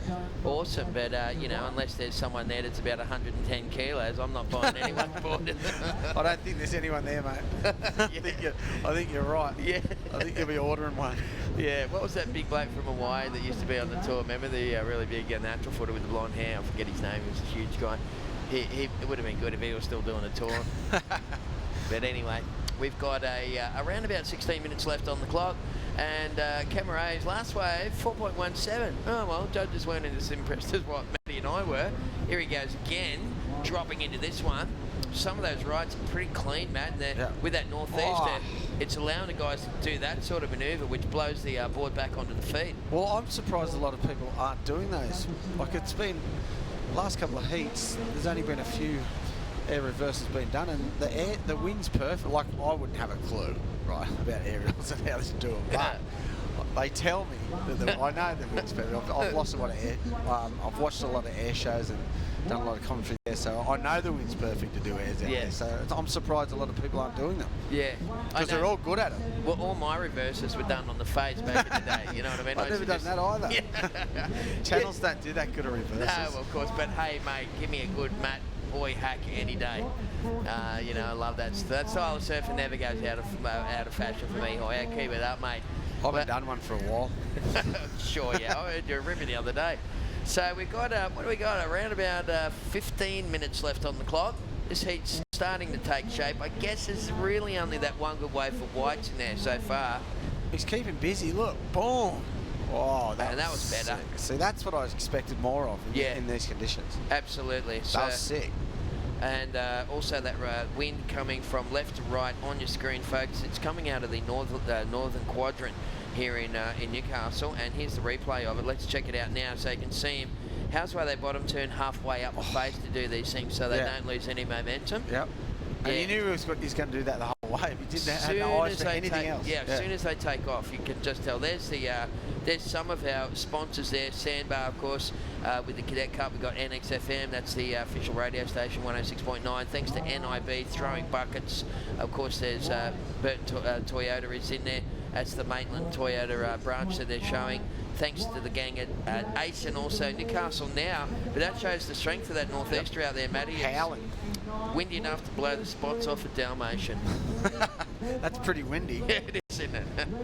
Right, well, last wave scores for White. Albino there. It would be, wouldn't it? Last wave scores for Camaraya was a 6.5. It did extend its lead over Jay Davies from the USA. Jay's in second on the strength of a 4.17 and a 2.17, so it's all one-way traffic for the Brazilian guy at the moment. Good start to this heat, 7 and 6.5, but he's keeping busy. He's the one riding waves. I think in the conditions like this, that's what you got to do. You can't expect, you know, sets to come and be clean and hit the right bit of the bank, and because there's not really a bank out there. It's pretty much a straight bit of sand. Yeah, it's weird, and it just comes in little random bits and pieces, doesn't it? Yeah. And there's no real form to it. There's the overview. There's banks down the beach there, but this bank's pretty much a dead straight. It's just the wind and the swell direction making little, like, wedges, I suppose, little half wedges, as you can see there, to the right, to the left, just getting a couple little chinks there, but yeah, it's not really a set bank. But they're making the most of it, that's for sure. They are, that's right. Don't forget to jump onto the Facebook page, folks, and you'll see some cool little videos and a whole bunch of other stuff out there. I do like to interact with the webcast crowd using the Facebook page. We had, I put out a little shout out before, look at that, I said, where you at? Tell us where you're watching from. And we had Mike Wiederman, he was from the USA, he said, but the webcast was a bit jerky over there because he's just got slow internet. Also, Stephen Bridges, he's in the Surfest VIP lounge. You cheeky little bugger. Also, Lucky him. Sharon Holmes was online. Mark Rose from the sunny coast. Jeffro Gardner from Malta. Going off, Jeffro. Glad to see that you're watching. And jump on that Facebook page. It's about 3 or 4 posts down now. And just where it says, where you at, jump on, let us know, and we'll give you a bit of a shout out. Yeah. Interactive. Maltese crosses, I know. Yeah. Oyo used to be mad on the old Maltese cross on the surf, but what happened to them things? Oh, there's a couple floating around. If you see any black ones, I want them back too. They got stolen. There we go.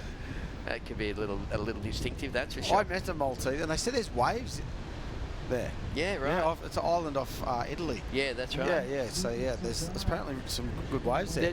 There's waves right on the corner there where you know, where Italy sort of, where the boot part is, where it kicks Sicily into the sea. Yeah. Just that little part there. I know some guys who lived over there, and they had a boy club. Yeah, and they can send me stuff on Facey and that, and take it over here sometimes. But yeah, it's funny. Just mainly wind swells, I guess, you know, that come through from that part of the world. Well, we have wind swells coming through here at Newcastle today, folks. Around about half a metre. Maybe a little bigger, 2.5 footers coming through here at Newcastle for the first day of the Burton Toyota Pro. Hi everyone in Malta. Yeah, exactly. And stay in touch. and in the Surfest VIP lounge as well. So day number 1 of the Burton Automotive Pro. As we said, it's a QS 6000 point on the World Surf League, and we've had plenty of action today. Haven't we already? It's not over.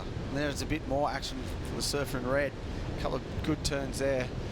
And White just keeping busy. He's ridden more waves than anyone, twice as many waves as anyone in this heat. I think that's a good plan out in these conditions. Yeah, that's right, because you just never know. Here's a bit of a replay. And Jean de Silva, this guy's got skills, smashing away. Get another one now. Won the Pro Junior the other day. Was that Jean or David? I always get them mixed up. Here goes White dropping into this thing. Oh, nice timing there. His board looks really loose and responsive, yeah. It looks very nice indeed. And there's a little pooch all clipped up and just trying to bite his way to freedom. Wasn't it? Chewing away. Get me out of here. Yeah, that was funny, wasn't it? Yeah, they like to turn up with the old puppy dogs down there at Cafe Central, down at the Juicy Beans Cafe, don't they? Don't they? You got to have a pram, a dog. That's right. Surfers.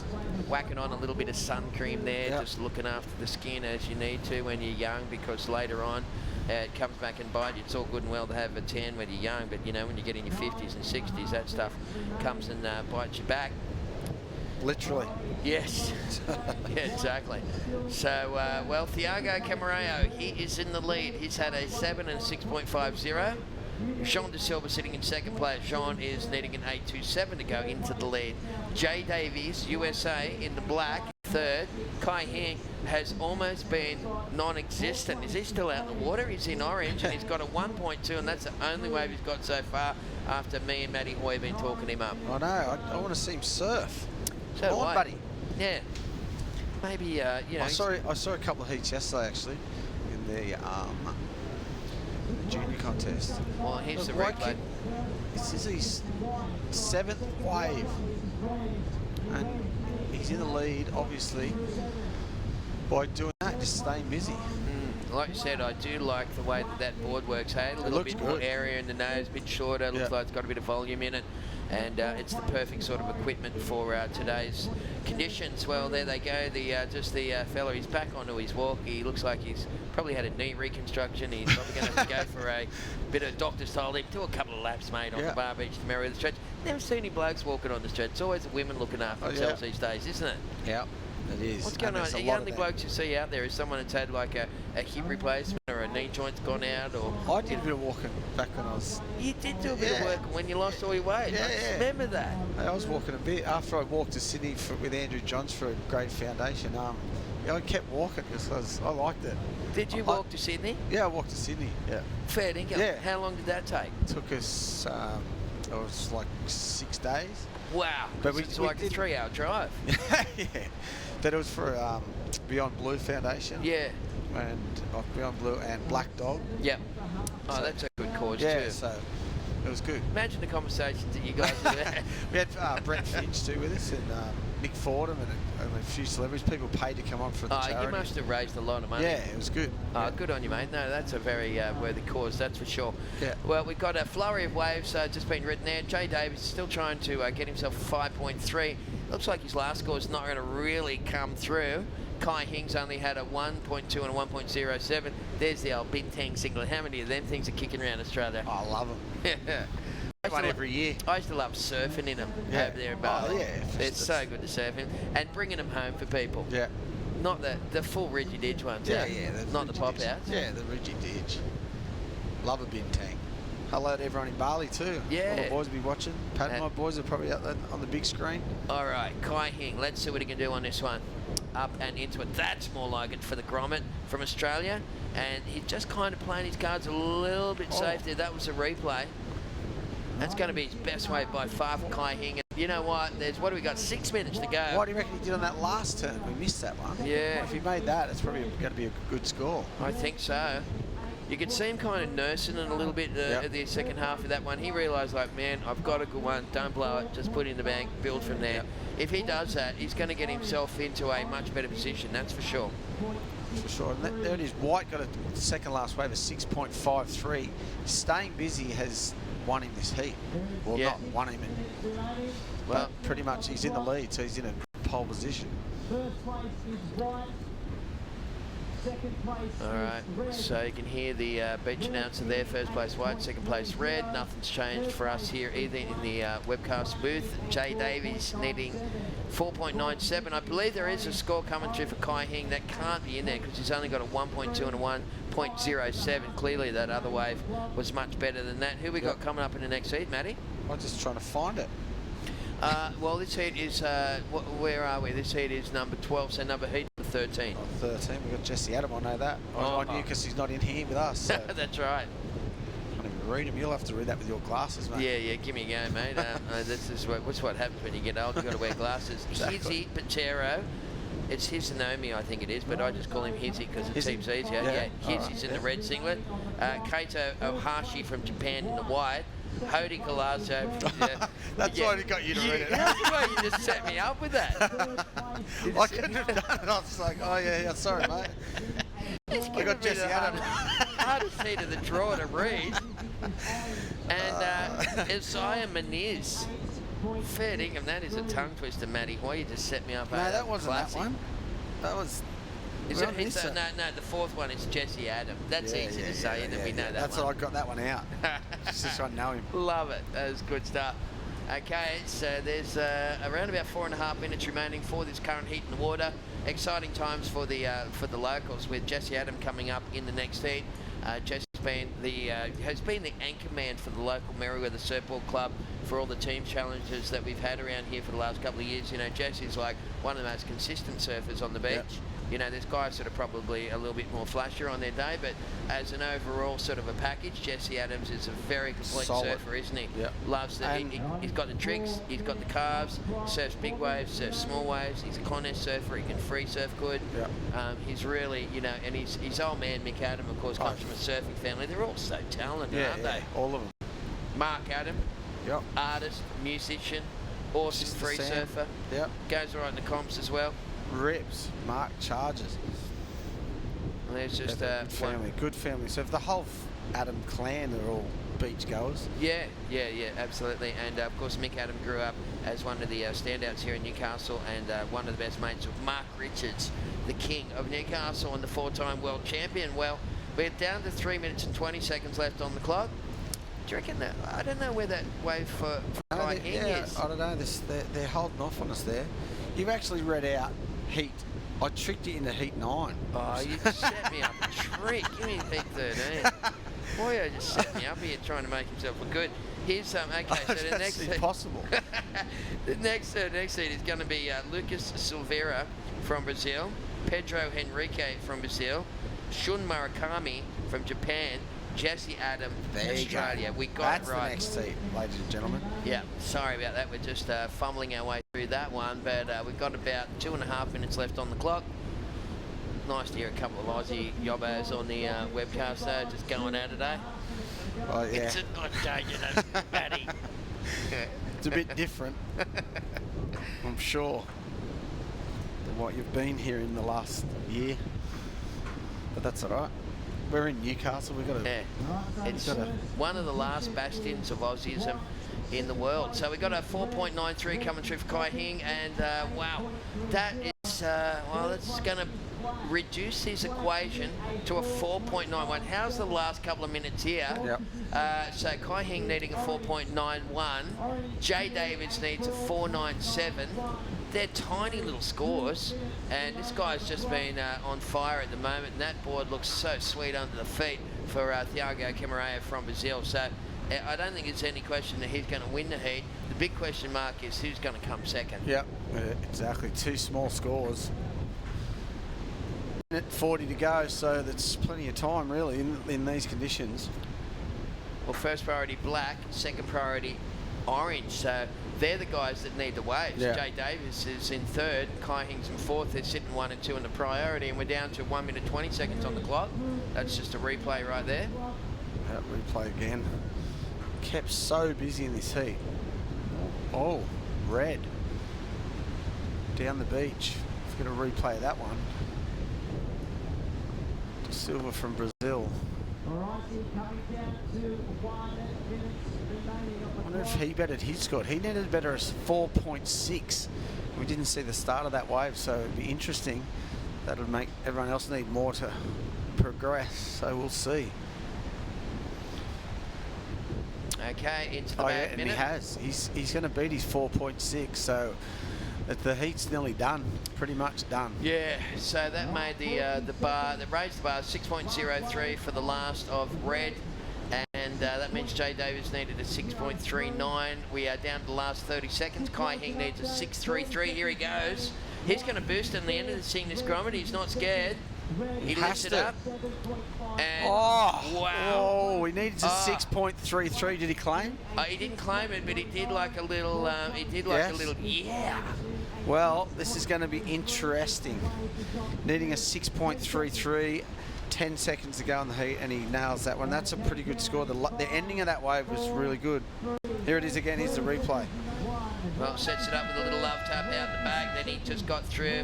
Nice little speed gunning flatter, strong bottom top turn combo, and he's got the three. Just a board tap claim. Yeah, I like that. That's better than the fist pump, isn't it? Yeah. Well, there's the break there. We're going to come back on the other side of this break and let you know what's going on here, folks, for the 30th anniversary of Surfest here in Newcastle. Back soon. 50 years ago, the Burton family first opened their doors. And for 50 years, they've been your local Toyota specialist. Specialists in service, advice and support. Specialists in giving better deals. Specialists across the entire Toyota range.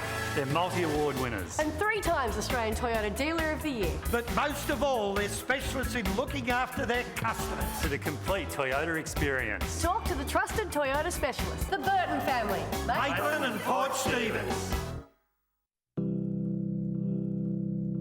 We're running all the time, we're running all the time. We're running all the time, we're running all the time. More and more people are discovering the ease of Newcastle Airport. It's an effortless drive, easy parking, and before you know it, you're checking in. Start your trip with a smile. Newcastle Airport, now offering more services and flights every day. Newcastle Airport, connecting people, connecting places.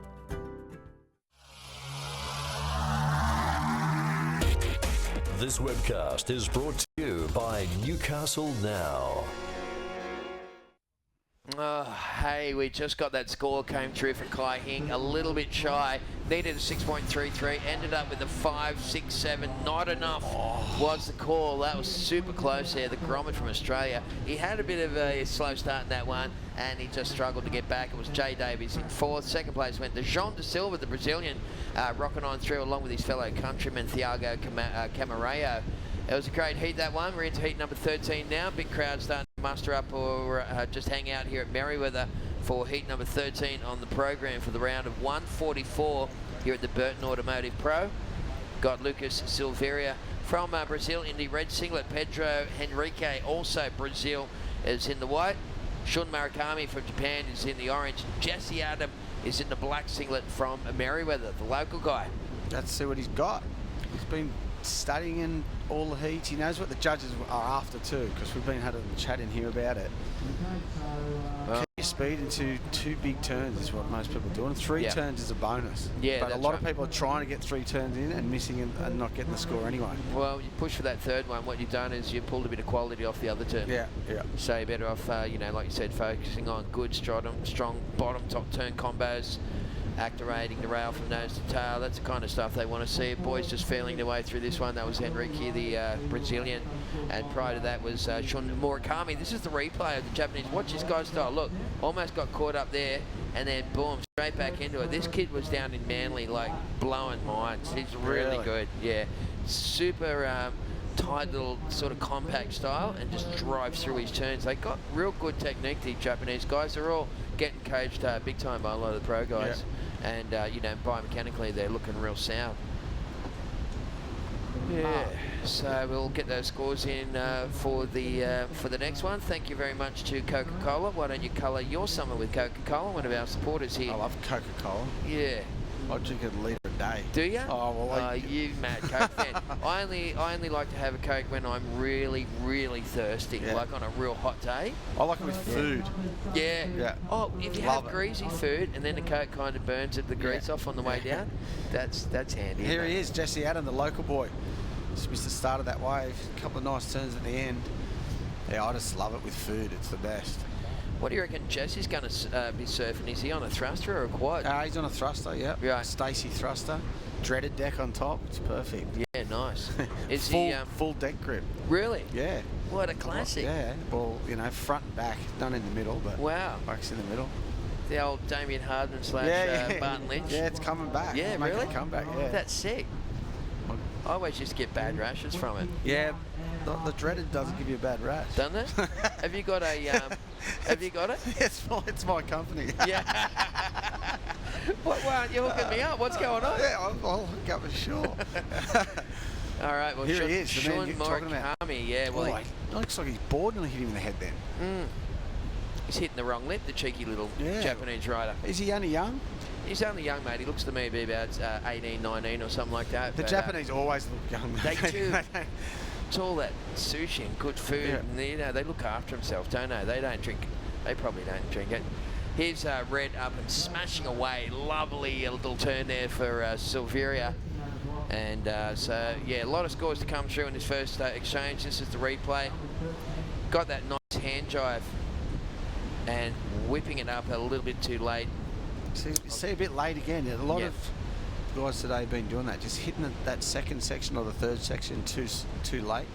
So numbers starting to flood in after crazy little flurry of rides there, folks. Thanks again to NBN delivers the latest news from Newcastle, including sport, weather, entertainment, and a whole bunch of other stuff. Thank you very much to Gavin Morris, the weatherman. You got Lobby, Natasha, and the award-winning news crew at NBN. Thank you very much for the support of this year's 30th anniversary of Surfest, and haven't they made some great little packages for us? They're great. Just reminiscing. When I first watched that highlight reel this morning from the 30 winners, they open up with it every day. That just, put goosebumps on me, mate. I love that. And I'll tell you the other funny thing about it was I just watched myself get progressively fatter every year on stage. And Warren get greyer? Yeah. How good was that? It was like sort of a Jenny Craig commercial in reverse. Classic. So there we've got scores in for all those first waves. We've got a 5.33 for red, a 4.33 for white, a 3.83 and a 3.07 for orange, and a 4.43 and a 4.5 for Jesse Adam in black. All right. So Jesse Adam rockets straight to the lead with 2 4s. And yeah. Building house. A building house, yeah. That's good. 2 good backup scores. A lot of people have had backup scores of 4-5 is a good backup. Yeah. So he's got to build on that right now. That's what he'll do. And 19 minutes left on the clock. Silveria, last wave for red. Got a couple coming through for red. We'll get them in before we give you the update. Coming up, heat number 14 next, Heath Josky. Have you seen Heath Josky around? Yeah. He looks like the wild man from Borneo. Yeah, he actually picked some boards up from Pacific Dreams that got delivered from DMS, so yeah, I haven't seen him since that, so I'd like to see how he's surfing on his new boards. I love Heath Josky surfing. You know, I love that layback snap that he does on the open face. Yeah. So cool. He's got the best old school moves ever, and he's still got the new scuff and stuff happening, but he's got the mad beard and crazy hair and that. Yeah, it looks unreal. It's the go, isn't it? Yeah. With a beard? Yeah. With one of those big sort of floppy hats and a beard. So it's in. What else have we got? We got Alex Smith from Hawaii coming up in that Alex one. is in that heat. He rips too. This is a good heat. Yeah, Rafael Teixeira from Brazil, who's no slouch, and Kato Kino from Hawaii. Oh my lordy. Yeah. Stacked heat. They are indeed. A 4.3 was that last wave of red. 4.3. And white a 6.33 for his wave, so that's a good backup. A 4.33 and a 6.33. Rocketed him to the lead. White in first, red in second, black in third, and orange in fourth. You have lost away a 6.33 and a 4.33. Red, you are in second place. All right, so it looks like we're just, we might be crossing to an interview. Of course, Thiago just took out that one, that previous heat. We've got Jack Ancliffe down there. Is that Greg Ancliffe's kid? I don't think so. Nah. All right, well, Jack's waiting. Let's find out and go to him now. Maybe. Hey guys, we're here at Merewether Beach, joined by Thiago, the winner of the previous heat. Now, Merewether, it's a bit like home, in a part. Tell us about home. It's kind of similar. Home doesn't win that much, but still like beach break, sometimes point break, sometimes barrel, but still, yeah, it's kind of similar sometimes. Now, you're out here just doing this event, or you've been to Manly as well, or? Yeah, I was in Manly and I lost in the first round, but still good, still good. Fantastic. Anyone you want to have a shout out to at home, family and friends? Yeah, can I say in Portuguese? Yeah, for sure. Aí galera do Brasil que está assistindo, queria mandar um abraço para todo mundo, para minha família, para todo mundo que está aproveitando o carnaval, tá todos os brasileiros aqui dando mó gás. Queria mandar um abraço para a molecada do skate, Pedrinho, Murilinho, Foguinho, André, todo mundo. E queria mandar um abraço para a galera de Juqueí e de Maresias também, que tô ligado que estão sempre na torcida. Okay, thank you very much. All right, thank you very much, Jack, and obrigado to our mate Thiago Camaraya from Brazil. Good on him. I like the way they put it in Portuguese and say hello to their mates at home. It's perfect, yeah. It's awesome, isn't it? And it's nice. It's got a good ring about it. The Brazilian Portuguese, you know, against no offense, but against the actual Portuguese, you know, Portugal. Well, it's like us in the English, I think. Yeah, it's probably like that, isn't it? It sounds like the like Californian or Hawaiian versus American. Yeah. yeah, it's just got that nice kind of ring like that, you know, and it kind of sounds cool. But there's a guy in the orange singlet going to town there, Shun Murakami, the Japanese goofy footer, belting away there. Jesse Adams gone down into third, Hoya, but he's only needing a 5.14. Here goes Jess having a little sniff at this one, mate. Take us through it. Yeah, he's on, man. He's going. He's up. Let's see what he's got. Wow, this is what he was talking about. Yeah, thank you. He said to keep your speed through the 2 manoeuvres, and that's what he's gone out and done. That's going to be a big score. 2 good turns there. Well, hopefully it's going to be a big score. I'm not a judge, so obviously. Here's the replay from Murakami. He hit that one high and hard, and then belted it up again and rode down and out. A little tied up at the end there, but basically completed those 2 manoeuvres. And Jesse Adam, well, this was the replay for Jesse, and as Hoya mentioned, Jess throws it up, good strong turn, and then kept the pedal to the metal through both turns. Combinations of major manoeuvres, mate, that is a critical element of the criteria these days on the World Surf League. And you don't have to do that too many. That's the best thing. Not too far a distance. You just got to do 2 big ones or 3 big ones, and you're going to get a good score. Even one, they've been scoring. If you do a good air reverse or a good aerial or a good move, they're giving you the score. Yeah, I like it. They're getting the judging spot on, aren't they, these days with the criteria and the way that they're flexible, their flexibility with it. It was funny, some years they used to, remember one year where they just said, yeah, wave size doesn't matter, and they were giving guys big like scores for riding little waves, and they go, it's the move and that, and they focused on different things, and there was like an incomplete start, blah, blah, blah. But right now, they've worked all the way through it, and they have right on the money with the scoring. They've got it spot on, that's for sure. Well, before they didn't know how to score them either. Particularly when that, I remember when you used to work at the air shows and stuff, and they kind of broke away from traditional surfing, contest surfing, and then back then the ASP said, oh golly, we're going to lose a lot of guys here, we don't change, and then so they did. When they came back into the fold, there was a couple of years there where they had to kind of work their way through it, but they have got it spot on, and here we are here watching Jesse Adam just carving away once again. Go. Linking those turns together, getting down nice and low, and of course he's a little Merewether local here, and Matty Hoy's watched that kid grow up. Go. No.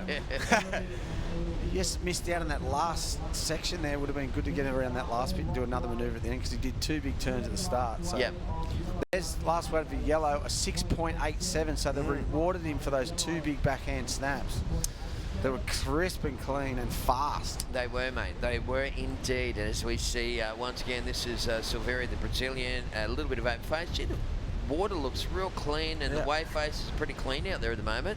Wind's just kind of like north-northeast. It's not quite onshore out there. It's just kind of cross-shore, and as a result, those right-handers are looking pretty sweet. We've got Jesse's 2 best waves are going to come through for those last 2. His wave number 3 was a 5.87. And the previous one was a 5.5. It's enough to put him into the lead. It might be a short-lived lead though, because we've got Red chipping away back at him at the moment.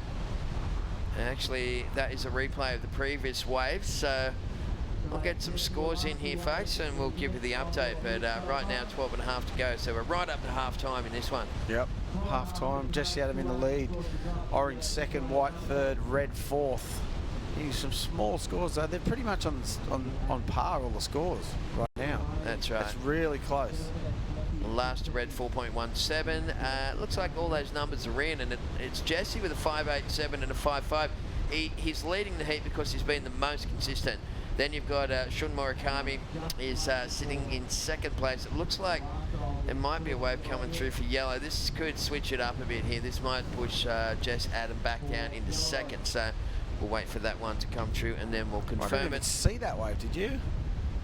No, I don't think so. That might have slipped through to the catcher, mate. I don't think we caught that one. So there's a 4.93 last of orange. So Shun Murakami in the lead, Jesse Adam in second place, only needing a 5.94 to go into the lead. Wonder if the boys over at the old Sandbar Surf Shop are watching this one on the big screen. 100% they are. Of course they are. G'day to the Sandbar Surf Shop down there at the junction, which has got, an awesome array of boards down there.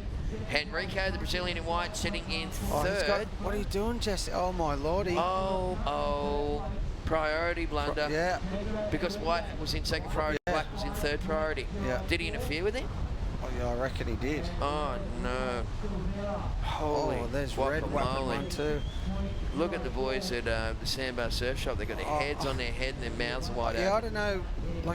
Hopefully we see the replay there. Jesse thought he had priority, obviously. Just thought. Well, he realised in the end. I don't reckon he affected the scoring potential of that. I don't reckon. I think he did. You know what either. I mean? He might get away with that.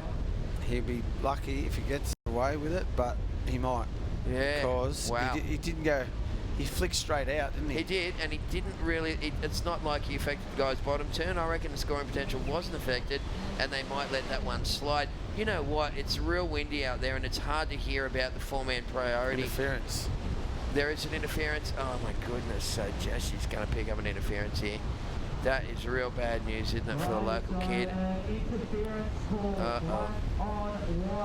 Yeah. Oh. That is a bit devastating there. And it was only a priority interference. Wonder if they had the priority disc right down there, because Jesse would have looked up and...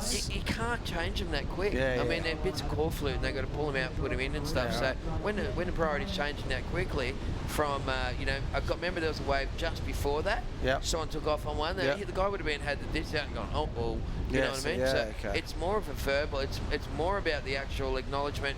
Here it is again, that interference let's have call. a good close look at this one. Jesse Adam thought that he was in a priority situation. White just took off, and bottom turn, I don't know if he really affected that bottom turn. There's no way he affected the scoring potential, but he might have affected... It's an interference probably, though. Anyway, it's gone in the system, and Jess Adam is... well, they're just going to put it in now to the system, and we will be able to let you know what the actual situation is. Big scores dropping for last to red as well, and we are working our way through day number one of what's an awesome day here at the Burton Automotive Pro, the 30th anniversary of Surfest here in Newcastle. It's a QS 6,000 point event on the World Surf League, the WSL. So what happens with it? And of course, this wonderful webcast is brought to you by the gang from Newcastle Now, who are doing a fantastic job at promoting Newcastle. Good on you guys for making it all possible. Priority interference is coming through, and it has gone to Jess Adam. And so with the interference call, he's gone out in the combo land, and he's the unfortunate resident of combo land, mate. Population So they just don't count one. They just count one wave. It's what will happen is they'll count 1.5 waves. 1.5. Yeah, I believe so. But that was bad luck there for Jesse Adam. Yeah. So what a bummer, because he just thought he was in a priority situation, but didn't work out that way. Jesse Adam picking up an interference, and he'll slide back down into 4th place. And it looks like Henrique in the lead, and Silveria is in 2nd spot. So the Brazilians, 1 and 2.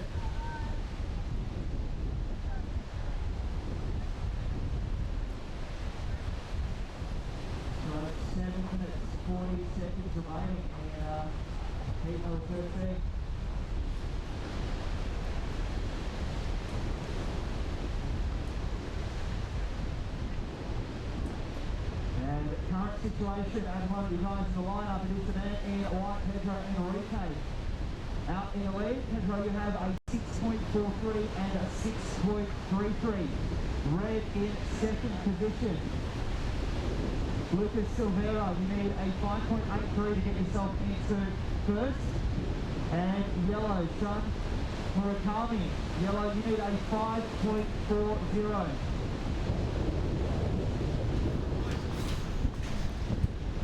All right, just having a bit of a chat to Walter Smith, of course, our illustrious leader here at Surfest. One of the packages there that we saw earlier had a young Warren Smith. Now I know why they used to call him Hollywood. Exactly. Gorgeous. All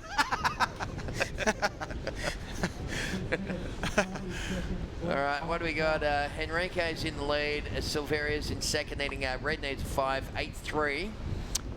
Murakami is sitting in 3rd spot. What's going on with Jess Adam?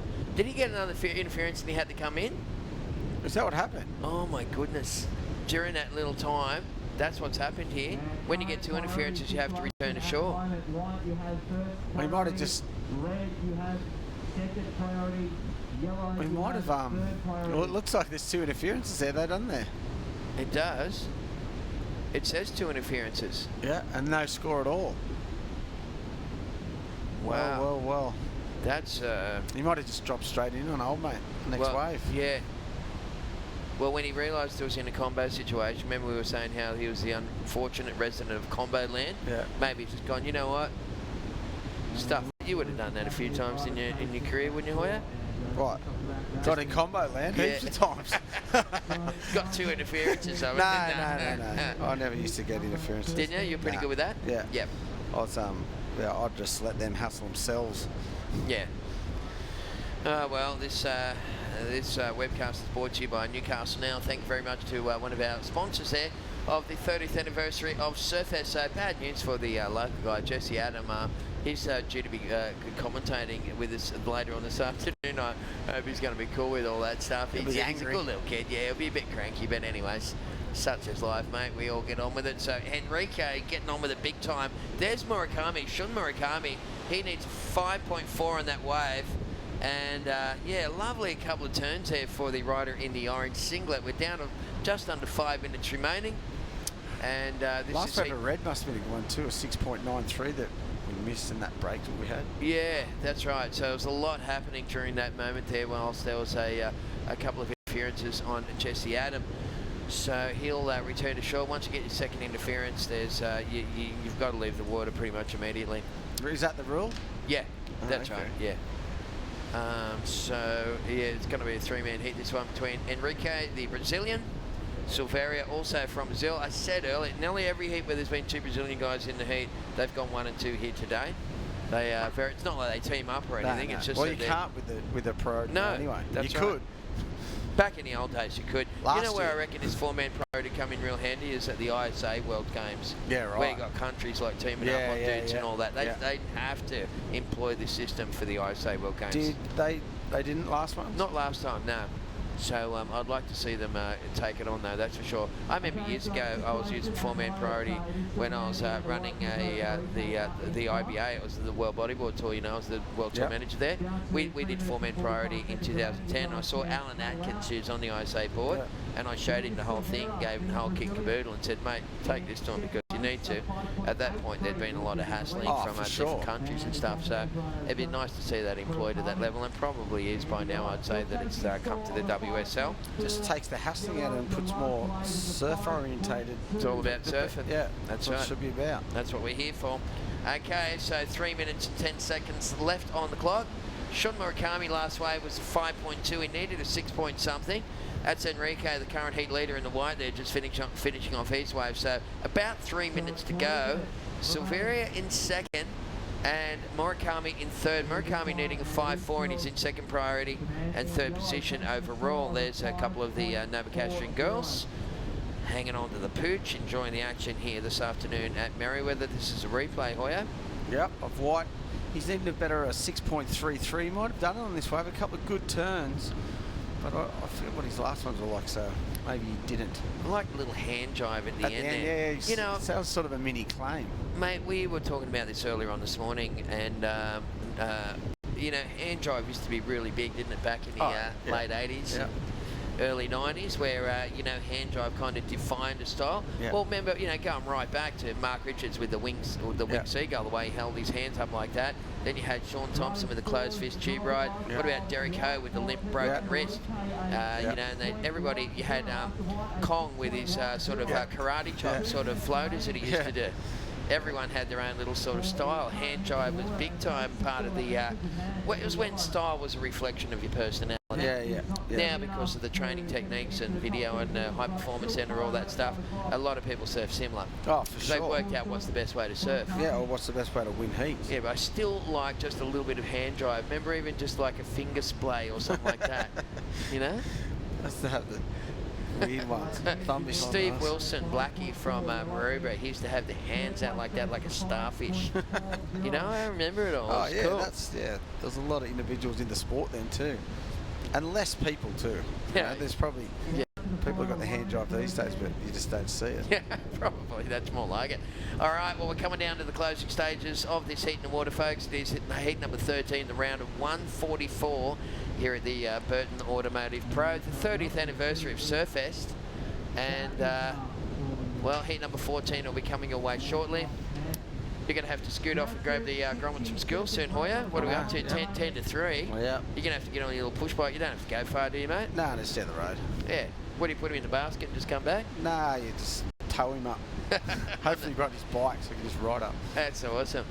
And about 45 seconds. Remember, I read a story about how one of your son got signed by the Knights. Yeah, he's playing. He played his first game on the weekend. How for good's the that? Harold Mats. Yeah, he's going well. My boys playing under contract in first grade for West now. Oh, he said that. I remember that. Yeah. So it's good, eh? We got our footy sons. Yeah, it's good. He loves it. They didn't want to follow in the old surfing footsteps of their fathers. No chance.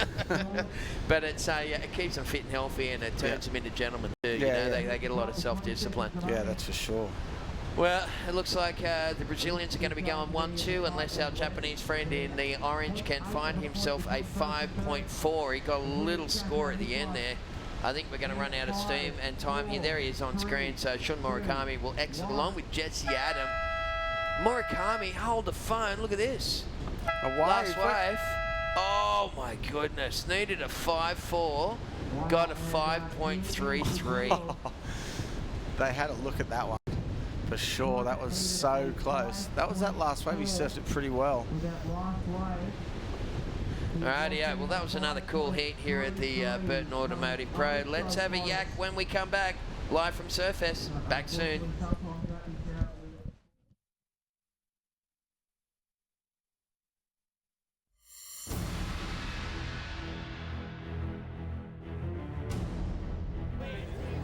To the younger fans, this is what it's all about.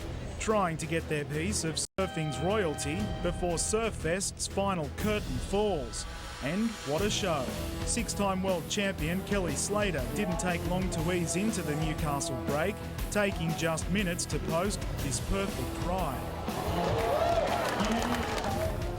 Avoca Beach's Adrian Buchan was breathing down his neck though, as was Phil McDonald from the state's South Coast.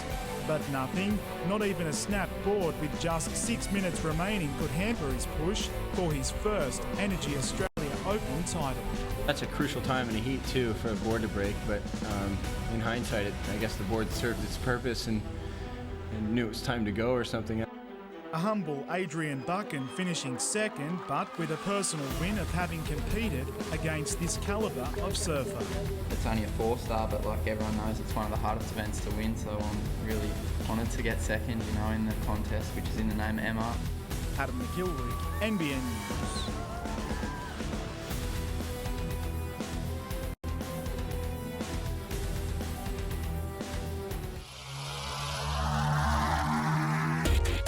This webcast is brought to you by Newcastle Now.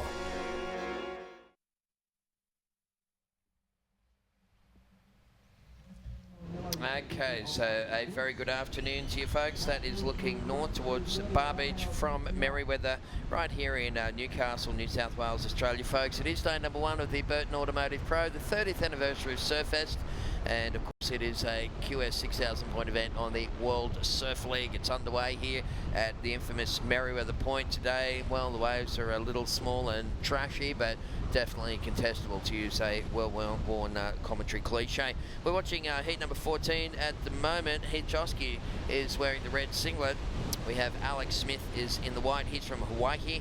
Rafael Teixeira from Brazil is in orange, and Kato Kino is the young Hawaiian in the black singlet. You can see him on screen there, and right next to him in the red is Hijoski in the white. Alex Smith right there. Very exciting heat, this one. We've seen some real good clashes throughout the day. Bummer for Jesse Adam, had a priority mishap in his opening round. He was looking on song too. He was sitting in third place and only needing a little score when that little incident happened. But there's Black. Jesse's one of the commentators here, so hopefully he'll be back in this afternoon and we'll be able to pick his brains as to what happened out there. Kato Kino opens up his account. Thank you very much to all of our sponsors. There's been plenty of them this year as well, jumping on board for this incredible 30th year of Surfest. Thank you very much to Lake Mac, of course, offers a picturesque backdrop to work, live and play. That's Lake Macquarie, of course, and they were great supporters of us for the competition that was held yesterday, the longboard, and also they had over 30s and 40s division as well. That's the replay that we're watching there for the first wave of Kato Kino, young Hawaiian, just going to town on that opening wave. And also like to thank the gang at 2's Extra Dry. repay your mouth with the clean, crisp taste of Tui's Extra Dry. Well, I think I'll be repaying my mouth over several times this afternoon after a long day on the microphone. In fact, I come from 9 days down there in Manly prior to this one, and then we had the Surfest Team Challenge before that, 7 days here. It's about 22, 23 days of non-stop yakking away, but yeah, it's good fun and sure beats a regular job, that's for sure. This webcast is brought to you by Newcastle Now. Thank you very much to those guys for their support as we see Orange cracking away on his opening wave. That is Rafael Teixeira. And Raf just trying to get on the front foot there. They call that the Bondi bounce or the Huntington hop, trying to get a bit more speed out of the board, but you can see that just turned into a, look like Lake Macquarie right there. Not even a bit of whitewash. So that's the playing field here this afternoon, folks. We're looking to try and go through to heat number 19. You know, if everything goes to plan. Let's check the last wave for Keno. This was a pretty good score, this one. It's going to come through in as a 5 or a 6. That's the money turn. Straight up and into it. Two good strong manoeuvres there, just a combination of majors. His first wave for Keno, 5.33. We also had a pretty good wave there for Orange. Of course, we saw Raf on that previous one. And Heath Josky, also in the red singlet, opened up with a very good score. Alex Smith only had a 1.93 for the young Hawaiian. Heath Josky had a 6.5 on his first one, and Teixeira in the orange a 6.87, and that's the best of the first wave exchanges. Heath sitting in second with a 6.5. Then we had Keno in third and Smith in fourth place.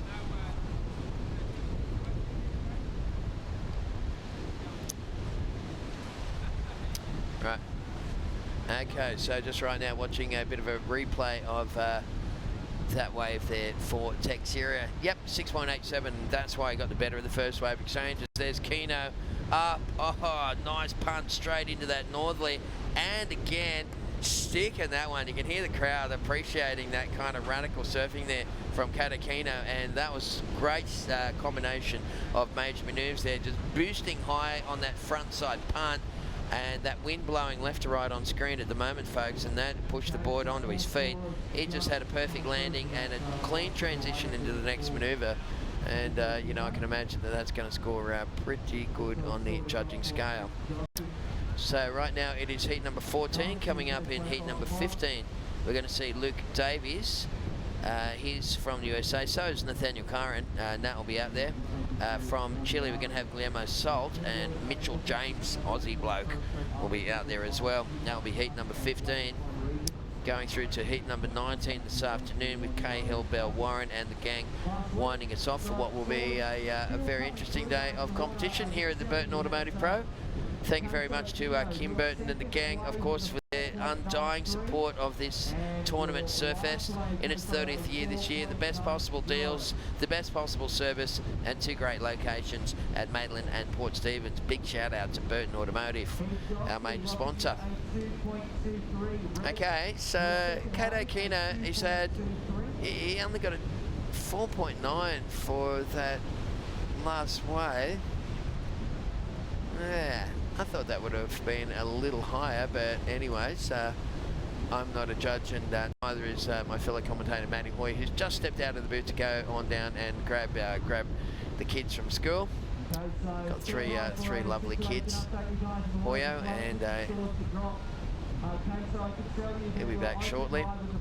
Jess Adams just tailing off. I can see him through the window there as well.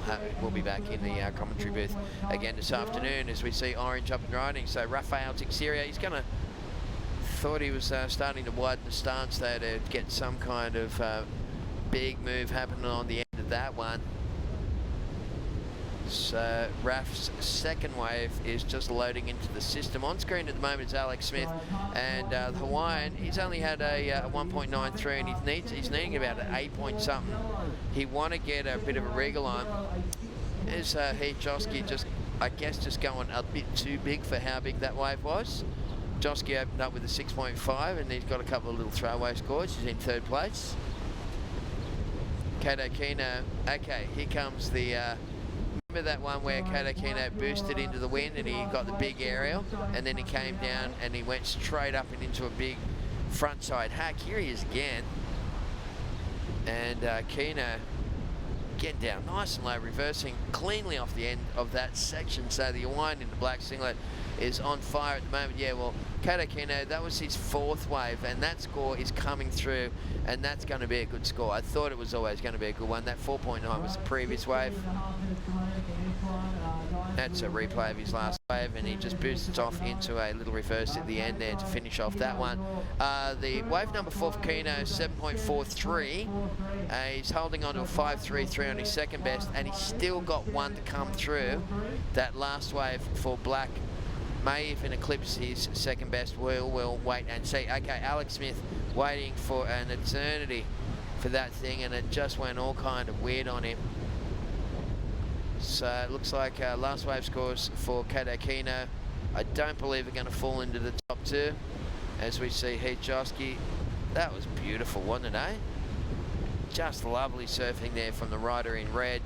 Good, strong bottom turn to top turn combos, just 2 in a row there for Josky. That second manoeuvre was very late as well. Here's a replay on it. You can see him, he's got that wild man from Borneo look, down, driving up, getting down real low in the suds, rides down and out of it. Yeah, good stuff there, Heath. Looking good, so we'll get those scores in for that last exchange, and we will be able to give you a bit of an update. Coming up in heat number 15, Luke Davies and Nathaniel Curran from the USA taking on Guillermo Sat from Chile and James Mitchell from Australia.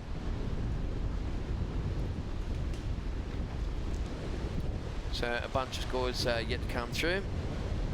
NIB believes health cover should be easy to understand, it should be easy to use, and most of all, it should be good value. Thank you very much to NIB, one of our great supporters here of Surfest in 2015.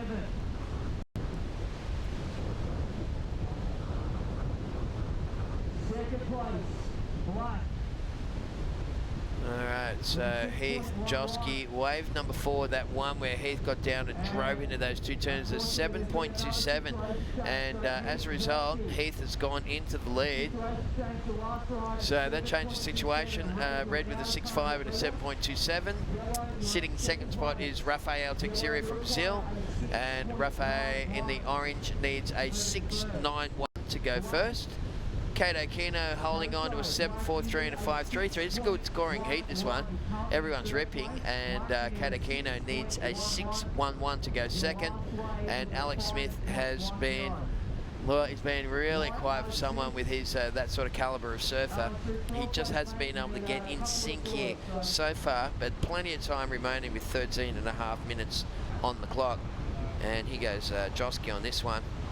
I've always been a massive fan of Heath Josky's surfing. He went to do one of those infamous trademark layback slashes in the pocket, but he couldn't quite hang on to that one. But I do like the way that he leans over and he feels the wave a lot when he surfs, which means that he's got a lot of leverage, which means that he's got a lot of power, and you know, it all comes together in a wonderful sort of fashion there for Heath Josky, doesn't it? So we'll get that last wave score for Heath was only a 0.83. It didn't go in the top 2. It doesn't affect the overall standings. So just on 13 minutes left on the clock. Just past 3 o'clock local time, as we see Rafael Teixeira once again just coming unglued on that one. The Newcastle Herald, of course, is one of our media sponsors. Delivers the latest news within Newcastle. It's the only Newcastle-based newspaper serving the entire Hunter and Central Coast regions 6 days a week. Thank you very much to the Newcastle Herald. That's Orange's last wave there. Just a bit of a replay of that one there from Raf Teixeira, the Brazilian.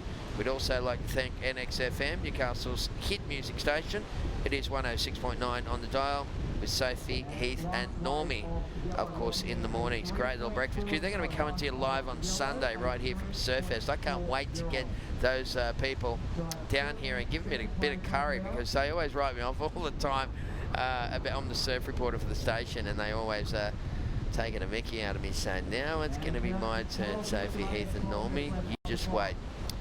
And also thank you very much to, of course, Tracks Magazine, which is the Surfers Bible.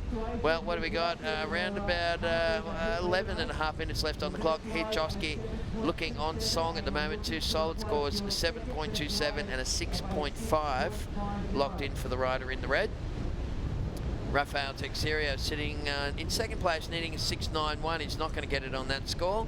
Kato Kino, the Hawaiian in the black, needing a 6.11. That should be quite easy for the Flying Hawaiian.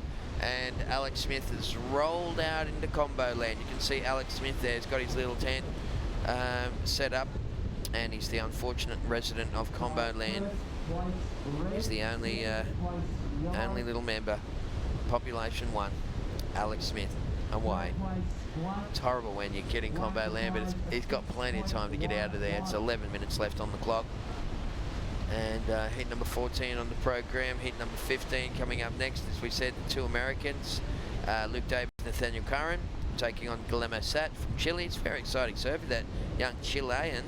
And Mitchell James, of course. Well, he's been born and bred here in Australia. He's a powerful surfer, and he'll be coming your way in the next one.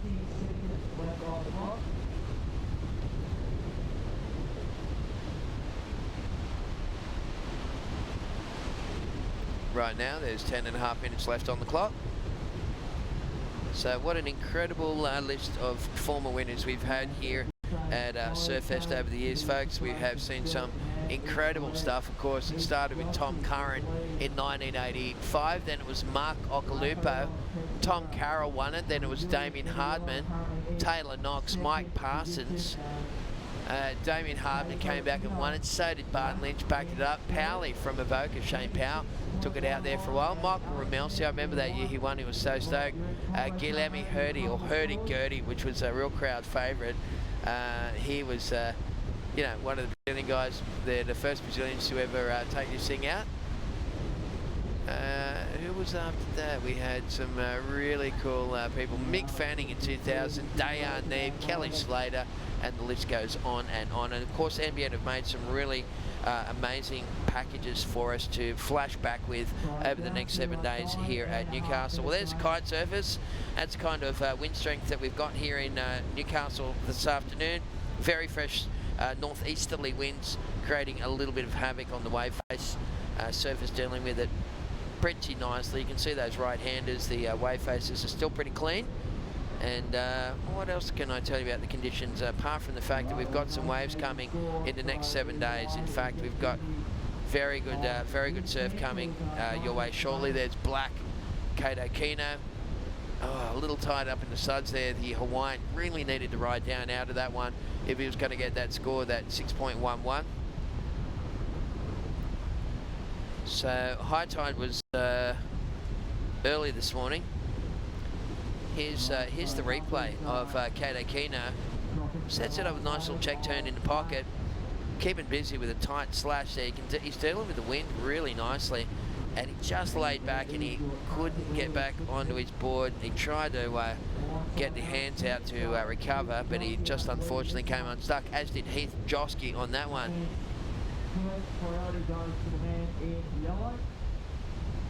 Alright, so it looks like first priority will go back to yellow. So Raf Texeria, the Brazilian, is sitting in second place, needing a 6.91. He's in a priority situation. Here's his last wave. And I love his meat and potatoes brand of surfing, but there he goes to the air at New School as well. He's also got a big bag of tricks, Heath Josky, to fall back on when he needs it. So low tide today was at 1:30, and high tide again happening at 7:30 this afternoon, 1.4 metres. Looking at the Coastal Watch forecast, looking pretty good. Next couple of days going to be kind of similar, 2 to 3 feet. Wednesday goes up to 2 to 4. Then Thursday 4 to 6, and then Friday 6 to 8, and then Saturday 8 foot plus. Oh, that is just, you couldn't have written a better script in Hollywood, could you? That is just awesome stuff. For the 30th anniversary Surfest, we're going to see, you know, the likes of Joel Parkinson, Parko, a former winner. We've got some other really top class surfers in the field a little further down the line, but today. It's all about the round of 144, and we're up to heat number 14. Looks like those scores are just filtering on through from that last exchange. On screen at the moment, we've got red and orange. Those guys are sitting 1-2 at the moment. In the red singlet is Heath Josky. Heath has had a 7.27 and a 6.5. And that guy there in the orange singlet, of course, is Rafael Teixeira from Brazil. He's had a 6.87 and a 6.67. So both those guys have been very, very consistent. What about the kite server? Just zooming past in the background. Kai Hing is in the black singlet. Kai, well, a 7.43 and a 5.33. So Kai Hing chasing a 6.11.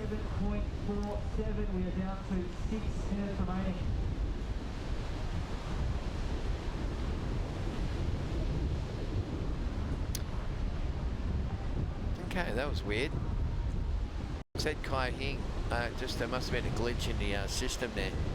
And now it's gone back on the bleacher mode system. So in the black singlet, it's Kato Kino from Hawaii. I thought that I looked back down to the draw to just see what was going on. Strange little thing that was, but anyway, that's the. At the moment, it's Heath Josky in the lead. Teixeira sitting in second place. Kino is in third from Hawaii. 6.11 to go into second. And Alex Smith, well, finally Smith is on the board with a 6.07. And there he is there, Spig of the Devil. He can't hang on to that last manoeuvre. He got a 6.07, then he backed it up with a 4.83. Put himself right back in the game. Remember, he was in combo land. So Alex Smith from Hawaii needing a 7.47 to go second. So it's all pretty doable scores at the moment, though. It's Josky in the lead with Teixeira in first, Kino in third, and Smith in fourth position. Let's have a little look at this thanks to Newcastle Now replay. That is White throwing it up there for a nice little combo, and Alex Smith frees the fins up and can't control it, unfortunately. It's all about that man there, Heath Josky, sitting and waiting patiently. Heath needs to improve on a 6.5 really if he's going to extend his lead over the field in this current heat and water. 4 minutes and 30 seconds left on the clock. And once again, that is the Hawaiian just getting busy on that one, but that's not going to cut it. He's needing a 6.11. He's going to have to wait for something a little more substantial than that. So first priority is yellow, second priority is red, and here goes Heath using up that second priority. Heath Josky, current heat leader, and Josky driving through those turns. Body position always perfectly balanced for Heath, and I just do like his brand of surfing. We're going to check a replay on this one thanks to Newcastle Now. And up and over for the bloke in the black singlet, so Kato Kino. Oh, that was lovely stuff. Remember, we didn't see that in the previously. You can see Kino, he was pretty pumped about that as well. Judge is going to have a long, hard think about that one because Kino needed a 6.11. That score hasn't come through. So when it does, it might make a difference. Here comes the score for Kato. 5.97 needed a 6.11. Super close, but not enough for the surfer in the black vest. So right now it's Alex Smith in fourth. Requires a 7.47. Kato Kino needing a 6.11. And let's have a look back now, thanks to Newcastle Now, at Heath Josky's last wave. Didn't actually go in the top two, it was only 4.0. So Josky throwing it up there and getting quite busy, but yeah, it was only a throwaway score with just on 3 minutes remaining. Thank you very much to CommBank, who offers personal banking, business solutions, institutional banking, company information, and much, much more. When they say which bank, we mean CommBank. Okay, oh, Heathy, cheeky little tube ride at the end of that one as well. So he set the rail, he got a good open-faced gaff on that man hacks, which he's famous for, and then that one opened up and he actually got a little cover up on that one. So it'd be nice to go back and see if we can pull that one out of the hard drive. There's Smith also giving that one a bit of a belt there for Alex Smith from Hawaii. So Alex is in fourth place. Let's have a look at this replay for Heathy. And Hitchosky up and into this one. Watch this first turn here. He knows how to come into a rails. Throws it up. That was the one. That was the second little check turn. And then he just up on the suds. Oh yeah, that was a couple of waves ago. That wasn't the last one for Hitchosky. That might have been a little while ago. So I think he had a nice one with the tube ride after that one for the rider in red. But either way, Josky is in the lead. We've got just on 1.5 minutes remaining on the clock. You're watching the Burton Automotive Pro, of course, the 30th anniversary of Surfest. Here goes the tube for Heath.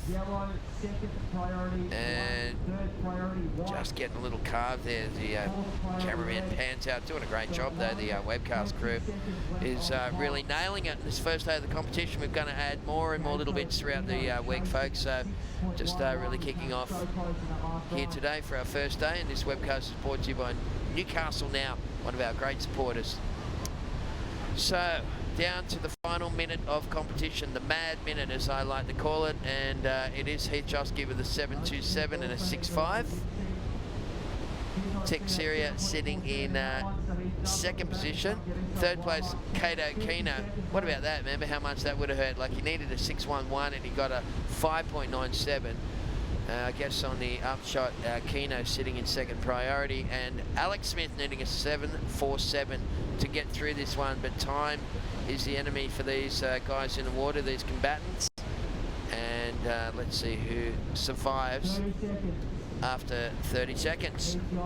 As you can see, the boys just jostling around, meandering around in the lineup, trying to find out what's going to happen. Jack Ancliffe been doing the little interviews here this afternoon, been doing a fantastic job.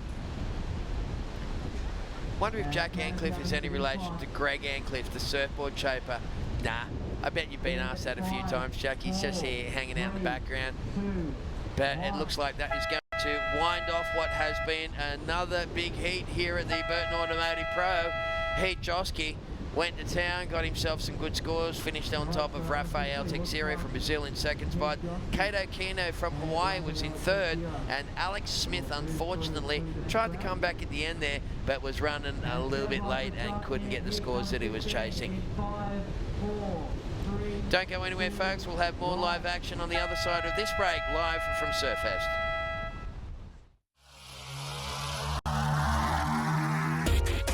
This webcast is brought to you by Newcastle Now.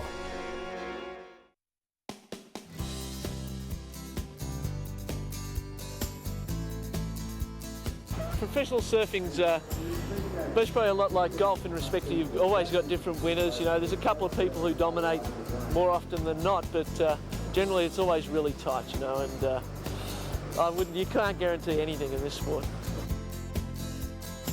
The conditions are really hard actually. It's a really hard paddle, and it's hard to get the right wave, hard to get the link up to the shore break. Yeah.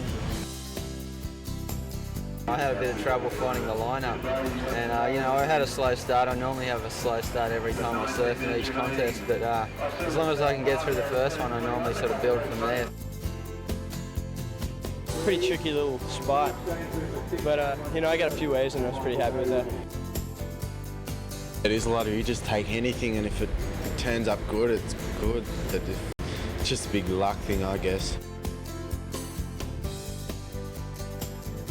All right, well, how was that? Barton Lynch, we saw Matty Hoy with his big blonde hair hanging out there, Damien Hard, and Kelly Slater with hair. Yeah. Isn't that a flashback? And an grommet-faced Mick Fanning, who won the contest in 2000 when he was only 18 years of age, and that was awesome stuff. As we flash back through 30 years of Surfest, Matt Hoy, how did you feel about looking at yourself like that? I looked amazing. You were bloody gorgeous, weren't you? I looked like I had a mullet. I thought it was cool long hair. Yeah. Like I had a full mullet. Isn't that funny when you look back at it? Mate, I'm actually going to have to slip out of the booth here to do a surf report for NXFM. Yep. I'm going to be back in about 10 minutes, mate. You're going to be right by I'll yourself? be right, mate. Of course you will. Leave you in the capable hands of Matthew Hoy. Thank you. I won't be able to talk underwater like you though, mate. So we're up to heat number 15. One wave being ridden, no scores in at the moment. In the red, we've got Luke Davis. In the where is it? In the white, Nathaniel Curran, brother of legendary Tom Curran. I saw him this morning back on tour after doing some great charity work over there in America. Guillermo Sat, is it? Yeah. Oh, from Chile. It's Chilean. I like it. Mitchell James from Oz. So, yeah, no scores in the moment. There's Orange up and riding. The Chilean.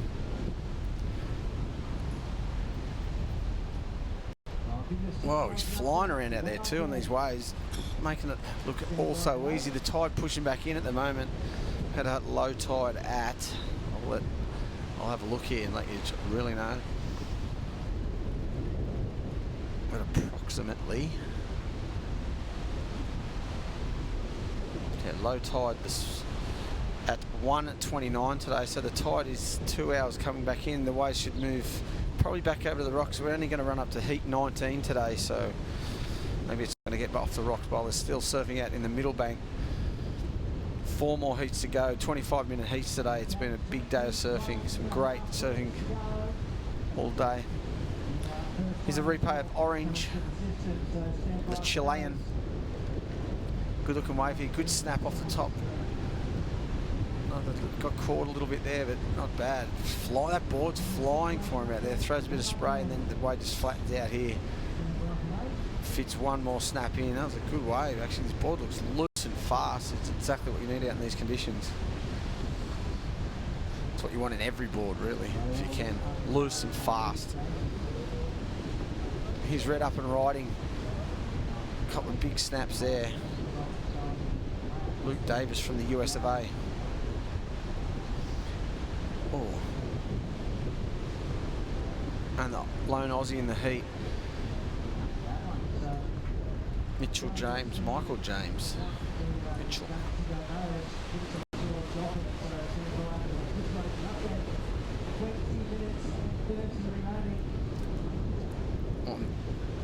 Here's a replay of Red. The check turn there, nice floater. Good looking wave here. Good last snap there, finish it really well. We've got scores just dropping for White. Nathaniel Curran didn't even see that wave, sorry about that. Looks like a good score first up too.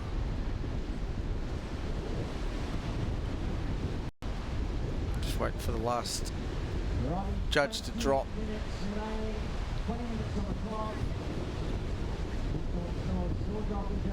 Still nothing.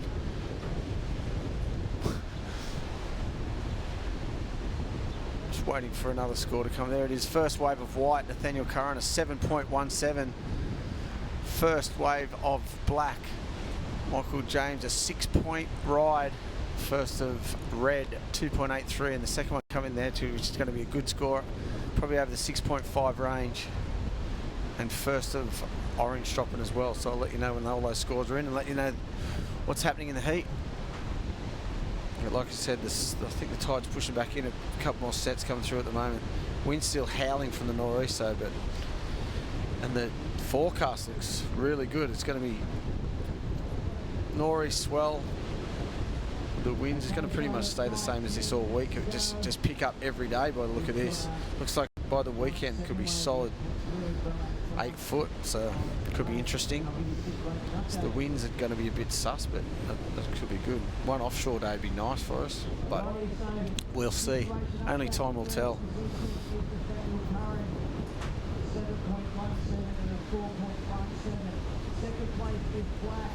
There it is, the beach commentary reading it out there. There's the waves, second wave's drop for Red, a 6.5, and first wave of Orange, a 5.0. So it's all happening in the seat with Nathaniel Curran coming out on top of that exchange. 7.17, good wave. I didn't even see, must have been good. Welcome back, Jesse Adam. How are you, mate? How do you feel after your double interference? Oh shit. Oh, excuse me.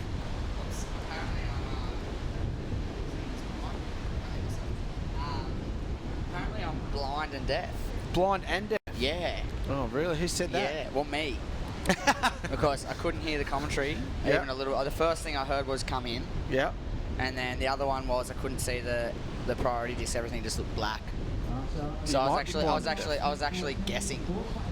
You did pretty well then for a blind deaf man. The first one I was kind of not sure whether I had priority, but the second one I was certain I had it and I didn't. And I thought I didn't interfere, but I guess I must have. Here we go, orange up. His board looks so fast. It's on the left, he got his first wave. He only just got a 5.0, but he was flying. Yeah. The board looks so responsive and fast. It looked unreal. Good light under his feet. Yeah, here, Guillermo Sat from Chile. Guillermo Sat, yeah. Is it Michael or Mitchell? James. Mitchell James. Mitchell James, okay, I couldn't even read it, sorry. I can't see without my glasses. Oh, you're like me. Yeah. Can't see anything. I can't see anything. I could probably see that though in a heat. All the way from Yeah, I'm good. Well, so they're not using the big, the big priority disc things. They're using like these towel things that hang over the rail that just, and the whole signage of the whole surface thing is red, white, black, and yellow. Okay. So I'm just looking at red, white, black, and yellow, going, where is it? I had no idea, and I probably should have had a harder look, but you get them on the big jobs. Oh, it's a bummer. You're going well too. Ugh. Here we go, white up and out. Nat Curran, and he's opening well, like you said, a 7.17. How are the conditions out there, mate? It looks difficult to find, but difficult to find, but it is really fun, kinda. Yeah. Louis Davis, fresh off a bit of a result down in Manly and looking pretty lively. Yeah. A nice little whack at the end of that one. He's had a 6.5 for his second scoring ride, and that'll definitely back that one up. I think that's going to better that. You think? Yep. Oh, I actually didn't see 6.5, but it looks good. Yeah. Let's take a look at the last one and let's see if he did the job. Nice big float. Good turn there. Good turn. Tail. And then this one's nice. Bang. Yeah, I think that's got a better 6.5 for sure. 3 good turns. I think he only fit 2 in on his 6.5. Yep. All right. So 15.5 to go. Tide starting to push back in out there? A little bit, yeah. It's definitely. I reckon it's really fun. There's actually it looks pretty lackluster on screen at the moment, but when they do come through, there's actually a couple of sections as Nathaniel Curran gets busy on a smaller inside wave, opts to kick out of that one. He's holding down first place, and I can see it on this screen. The priority is looking black, yellow, red now, utilising his third priority, and kicking through the back of that one. Just leaves black and orange out there waiting with first and second priority at the moment. And we were talking about all the... Here we go, just interrupted by this replay here, and this is a 7 point... No. Oh no, that's a pointless replay. Yep. The one previous to that wave though, a 7.4, which has pushed that surfer Luke Davis up into the lead. Yeah, that was the one I said he would definitely better than 6.5, and he did by nearly a whole point, so yeah, that's a good start. Yeah, and there's Nathaniel Curran. And he's dropped back into second place. He is holding on to that 7.17, now requiring a 6.74 as a backup to regain the lead. And, well, Guillermo Sat with a 5.4 in his last wave means he now needs a 5.95. Mitch James has opened up with a 6, so he's needing a 5.35, and there we just see the quick in and out. Very, very last second of the last wave of orange there, which was a 5.4. So, a couple of mid-range scores. It's the same sort of theme. Everyone kind of locks in 5s and 6s, and sometimes up to that 7-point range at the beginning of the heat. Yep. By the theme of everything, and then eventually someone drops the 8 bomb at some point and they streak ahead. So right now it's kind of 10 to 13 total is sort of where everyone's sitting at the moment. And the next guy to drop a really good score will be looking at a progressing position. Oh, for sure. Well, Nathaniel Curran and Luke, they're in the box seat, really. They're miles ahead as of now. Yeah. They only need small scores though, but once these next two scores, or next wave of each of those surfers gets locked in with 13 minutes remaining, they'll take the lead. Yeah. Well, it'll make it really difficult for the other two. Yeah. Well, Luke Davis is pretty much sort of on that path at the moment with a 7.4, or a 6.5 for his second wave and a 7.4 for his third, sees him with a comfortable lead as Gilhermo goes down. Landing on his board there, I reckon. Yep, goes flat. Gotta be scared of that. He's a heat leader, Luke Davis, quick, had a look at that wave, and he must have just lost. He had first priority there. And well, he's going to go straight into the next one. No dice, but pretty much no priority across the board at the moment. Well, white and red sitting pretty on the outside waiting. So we were talking about the priority before we went out there too, how it works and what goes on. Yep. It's pretty... The first one, honestly, the first interference, I've got 2 interferences, which is hilarious, but the first one, I honestly kind of was just in catch wave mode. It was kind of just going, and then it's funny, Pedro looked at me and was kind of like, oh, you have priority, because I think he knew he had priority, but he kind of, because I was so intent on catching the wave, it rattled him, and he was like, because he actually, you might have priority, and then he kind of looked up, last second he was going to pull back, and he thought, nah, and he took off. And I was kind of like, what the hell are you doing? And then I was like, I think I have priority. And then I straightened out and jumped off, and then it's like, oh, blown it. And then he was like, did I just get an interference? Did you have priority? And I was like, I don't know. I can't see. I did. And he was like, I thought I did, but you were paddling hard for that wave. And I was just like, oh my God, what have I done? And then the next one, I knew well and truly knew, I thought I had priority. Didn't. Come in. Come in. You have got to go in. We didn't even see the second one. They didn't show it. We didn't see it exactly the same thing about 10 seconds after. It wasn't 10 seconds, but it was straight away. Got to have a laugh. Yeah, it was maybe the most foolish thing I've ever done in my lackluster career, but oh, you get that? Get the it was my first 4-man priority heat, if you guys weren't aware. The last time I did this event there was no 4-man priority, so it's only been this year, hadn't it? I guess so. Maybe at the end of last year, maybe. So it doesn't look like you can hear much out there, just that wind howling. Can't hear anything. Yeah, the first thing I heard, because I was pretty far in the inside, and I pretty much I knew what was going on by that stage. I heard him say, come in. But apparently, I heard come in, and I was like, oh, well, that means I definitely got an interference twice. And then I kind of drifted down the beach, and apparently all my friends that were watching said that they asked me to come in like 20 times, and I didn't come in, but I couldn't hear.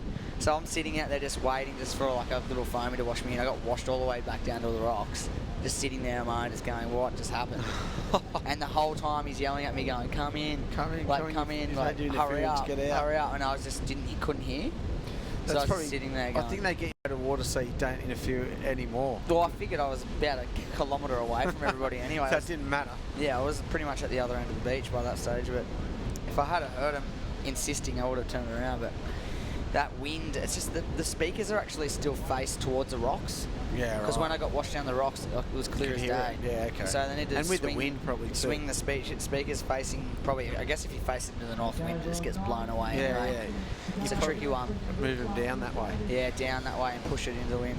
He's red on a good looking wave. The waves look like they've picked up a bit with that incoming tide. It's definitely pulsing, and Luke Davis is just jamming front side. We saw his brother in a couple of heats ago surfing well, but I don't think he managed to scrape through that last one, because we've seen Nate Curran backside. Oh, that was sick. Known for his small wave prowess, Daniel Curran. What about how many brothers are in the sport these days? There's tons. Here we go. Well, replay of red brought to you by Newcastle Now. Right now. Yep, this is right now. In Newcastle. No, this was just a minute ago. Yeah. This is replayed right now, Newcastle Now. Yeah. And Louis is the brother of Jake, who we just spoke of. I'm pretty sure he needed a pretty decent score toward the end and couldn't get into one, but looks like his brother Luke, in the water in red right now, is firmly in first place.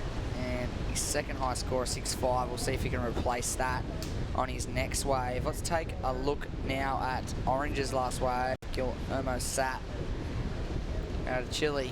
Quicking him out for him then. Yep. Quick slice and out of there for the Surfer and Orange. Currently in third, looking for a 5.95 black. Mitch James has been quiet, and he's on a bomb of a wave now. Vertical hit out of the top. A little late to get into that next section, unfortunately. That was a bigger, good-looking, shaped wave there. It looked like it was going to be a good one, then just that big foam ball just come down on top of him. He just got out of there. So, looking at a heat draw in front of me here. Being in heat number 15 at the moment. We've only got a couple more heats to go. As you see, Nathaniel. Oh, good look at the waves. This is a great looking wave here. 3 big turns. That could be the wave of the day. That was really, really good surfing on a pretty nice wave, as you said. He managed to get 3 critical turns plus, but usually those 2 turns are the ones that are netting you north of that sort of 6.5, 7 point range. He got 3. Depending on how good they are. Yeah, he got 3 that time around. Let's in a moment we'll take another look at that last over White, and he's going to drop a good score here. Here's that wave again. Let's see for yourself what you think of this one. This is one of the best waves I've seen surf today, if you ask me. Oh no, big first turn. This turn's critical, and then the last one he gets right up and hits the lip. Bang. Throws a bit of spray. Well surfed. Wait, I hear it is. That was the wave before I was watching come in. We saw a wave drop at the 6.97, which didn't go in the top 2. We thought that was the wave, but it wasn't. This was the wave. The 9-point ride from the surfer in white, Nathaniel Curran. That is the best wave of today, isn't it? Yeah, for sure. Yeah. So we were onto it. I thought they was dropping the 6.97. I was going, oh my God, what's happening here? Whoa, how was that? Quick, Yeah. Smash of orange right there. Last of red too, a 6.67. So in the lead, Nathaniel Curran with a 9 and a 7.17. That is a banging heat total, isn't it? Biggest heat total of today. 16.17, Nathaniel Curran. We said he had a great small wave act, and he's proving it here on these sort of 2 to 3 foot runners out in this sandbank here at Merewether. A 9 for his last wave and a 7.17. Need a battery. Need a battery down at camera 2.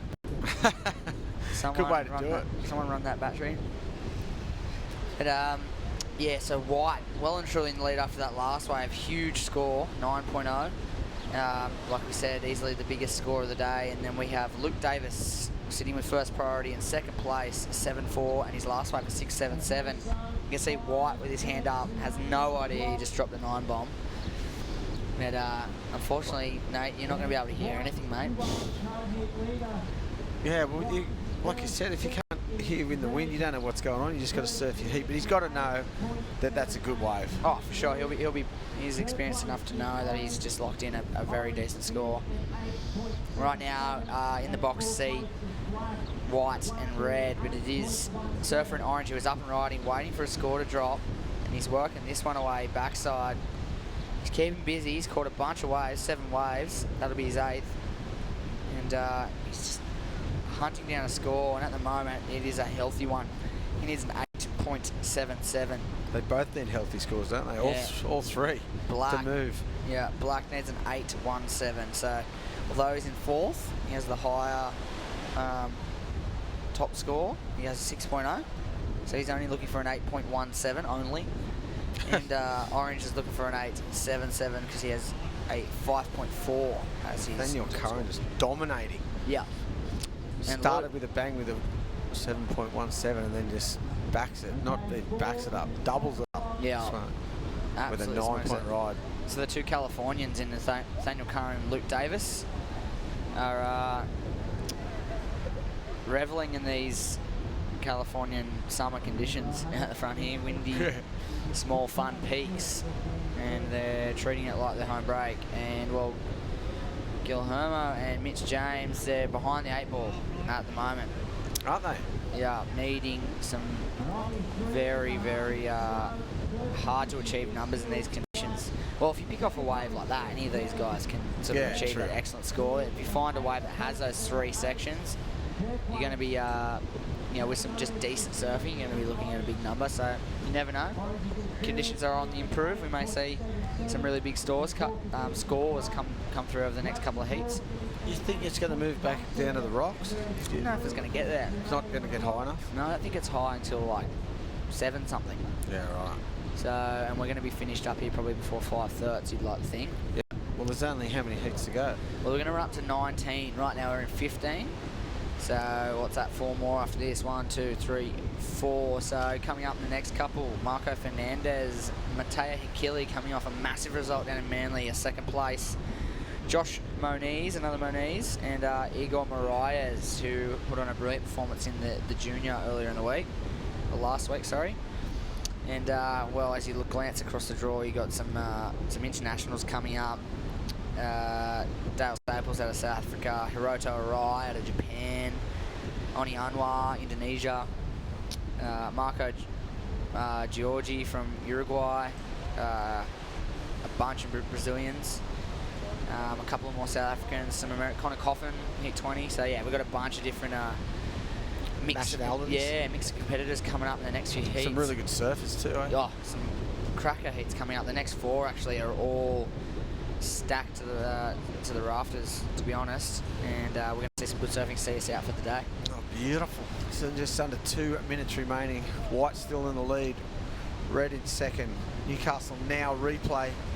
Just a short little wave for Orange. Set it up that first turn nicely and somehow just catches a hillside rail on that second section. He wasn't going to be what he needed. He needs an 8.77. He's got 1.5, 90 seconds on the clock. He has to grab a bomb. He has to grab it soon, and he has to go absolutely nutso on it to get through this heat. Well, he's got to better his high score by 3 points, 3.5 points. This is the moment where you're in this position and you're thinking, I'm going home. I'm going home, or I'm going big. I'm going hard. I'm going home. He's got a good air game on him too. Yep. Or even just 3 big bashes. You know, we saw Nate Curran do it, and Guillermo and Mitch are both well and truly capable of some big stuff. So just need the wave, and with under a minute to go, situation's looking dire for yellow and black. It is very dire. Dire. We go Orange having a look-see. Could be his last roll if he has a good nudge. Here we go. Air game, like you said. No, hits that first section. Shoulda, woulda, coulda, don't you think? Yeah, he had to. Although he's going to look for a link as he wraps back. We've got 30 seconds to go. He's nearly back at the rocks. I reckon that is the rocks. And that's all she wrote for Guillermo Stat. It's not going to be enough. There's no way that is an 8.77. Yeah, that's definitely not going to be the score. Mitch James on the other side of the peak was up and riding. He needs an excellent score. Big section, big frontside hit. Good surfing, but a little too late, I feel, for Mitch James. Yep, definitely too late. He needed 8.17, so no chance of those last 2 waves changing the situation. And Guillermo did end up down at the rocks there. You never know. We could end up back down at the rocks bowl this afternoon if the tide comes in enough. Yep. Yeah, we'll be back after the break with more of Surfest. Don't go away. 50 years ago, the Burton family first opened their doors. And for 50 years, they've been your local Toyota specialist. For the complete Toyota experience. Talk to the trusted Toyota specialist, the Burton family. Maitland and Port Stevens. We're running all the time. We're running all the time.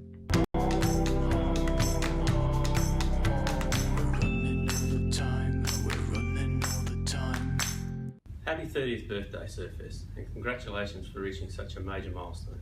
It is richly deserved.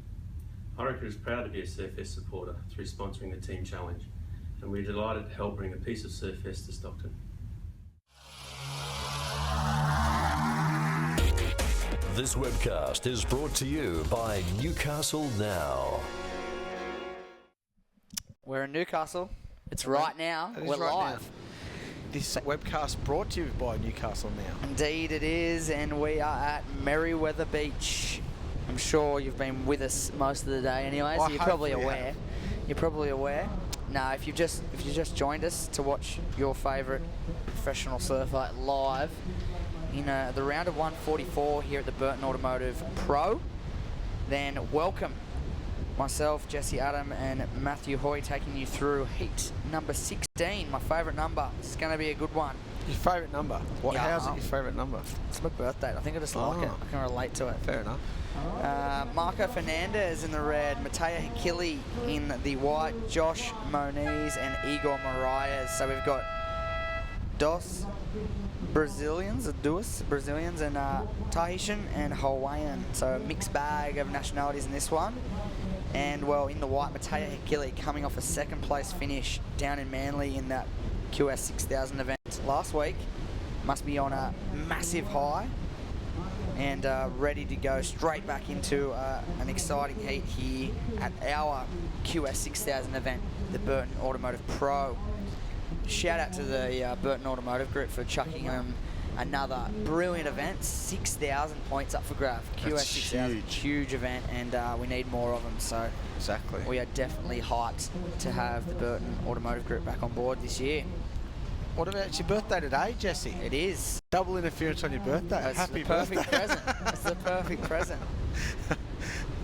That's what you want on your birthday.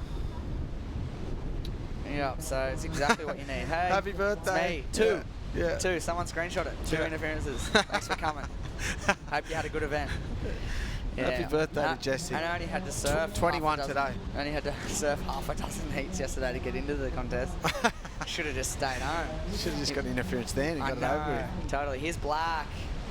Igor Moraes. I hope I'm pronouncing his name right. I'm having a crack. There we go. Spins to Igor. attempt You to got win. Igor right. Igor, we got that right. Yeah. Where's Igor from? Adam's family. No. Igor's from something. Frankenstein. I don't know. Nah, it's a I'm Brazilian name. I know a lot of Igors. Oh, from Brazil. really? Yeah. No, I'm making it up. Yeah. I'm a liar. It's yeah. Well, I know one thing I know about Igor is he is a junior. He's in that under 21 bracket. Next year, WSL making it the under 18 age bracket for the juniors. Are they? Yeah, so I think everyone's qualifying when they're 20. Yeah, yeah. So they have 2015, so they're going to bring it back down to I think 18 is more of a sort of a junior age. Here we go. You know what he's going to do here? Bango! Oh. Wow. Josh Moniz is a very, very talented, well, not aerial surfer, very talented surfer in general, but his aerial game is on point. If you've seen some of the clips lately online of his stuff this winter in Hawaii, he's just going absolute nutso. Really? On like big waves too. Like some big, well not huge, but like some pretty big waves. He's doing some pretty big stuff.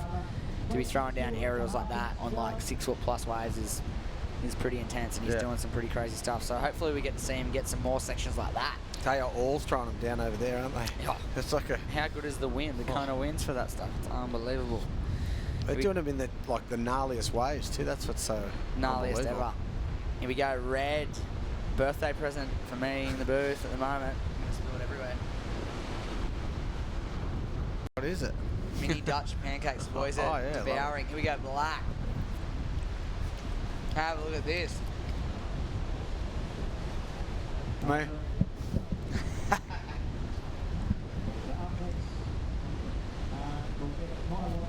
We just had a mouthful of mini Dutch pancakes. Forgot I was on air. Yeah, just having a chew. Having a chew on air. Here we go, replay coming to you, brought to you by Newcastle Now. Here we go, Red. And this is Marco Fernandez. And a familiar face on the QS grind is that Marco Fernandez out of Brazil. Very talented young man. Here we go, Black. Igor. Just getting a couple of manoeuvres in before he had to muscle his way out of that one. Slow start to this seat after that, the flurry of the last seat. They all started so well, and Nathaniel Cohen getting the highest heat score of the day and the highest individual score of the day. Yep. What a blinder. 9.0. That's what I would have needed with one interference before I got a second one. On your birthday. How long is this going to go on for? I think that's going to... All week. That's got to go down in history, eh? That mustn't happen too often. It's pretty good. All right. Neko Patarats, I reckon, happened to last time. He would have been the last one. Oh my God, previous winner of the event too. Yep. What a ledge. That's what we've seen all the history of the event. There's only been a couple of multiple winners. It's been a variety of winners in this event. It's a lucrative trophy, isn't it? The MR trophy.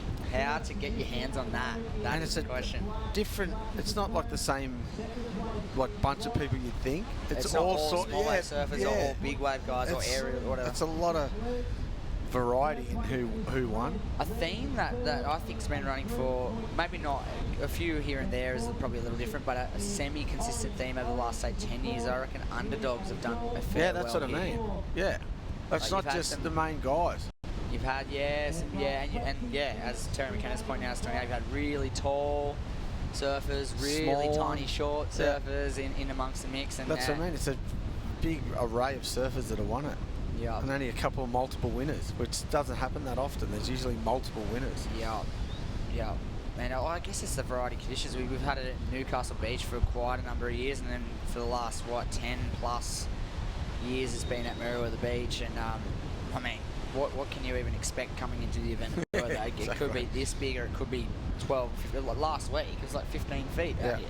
Yeah. And firing, the boys would have been just going absolutely nuts over it. But not to be this week, but however, looking at the forecast, end of the week. End of the week, it's going to be huge. Could we have some big running north swell? It could be up the beach, and some draining Dixon Park if we cross our fingers and our toes and our eyes and our we could be back legs and if we can to the harbour. Oh, holy moly! Don't tell me that. Well, it looks like Saturday's the swell's up. The winds from the south. Jeez. We might have to have a little expression session. I'm going to stay in bed that day. I'm not coming down because I'll be depressed, not getting through my heat.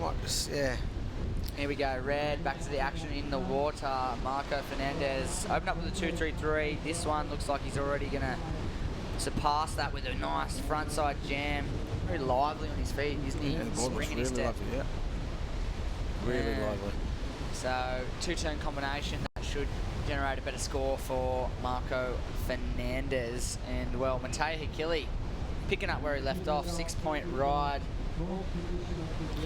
Let's take another look at this one. Last of red happening right in front of your eyes. Good turn there, and then nice. Quick jam. Quick.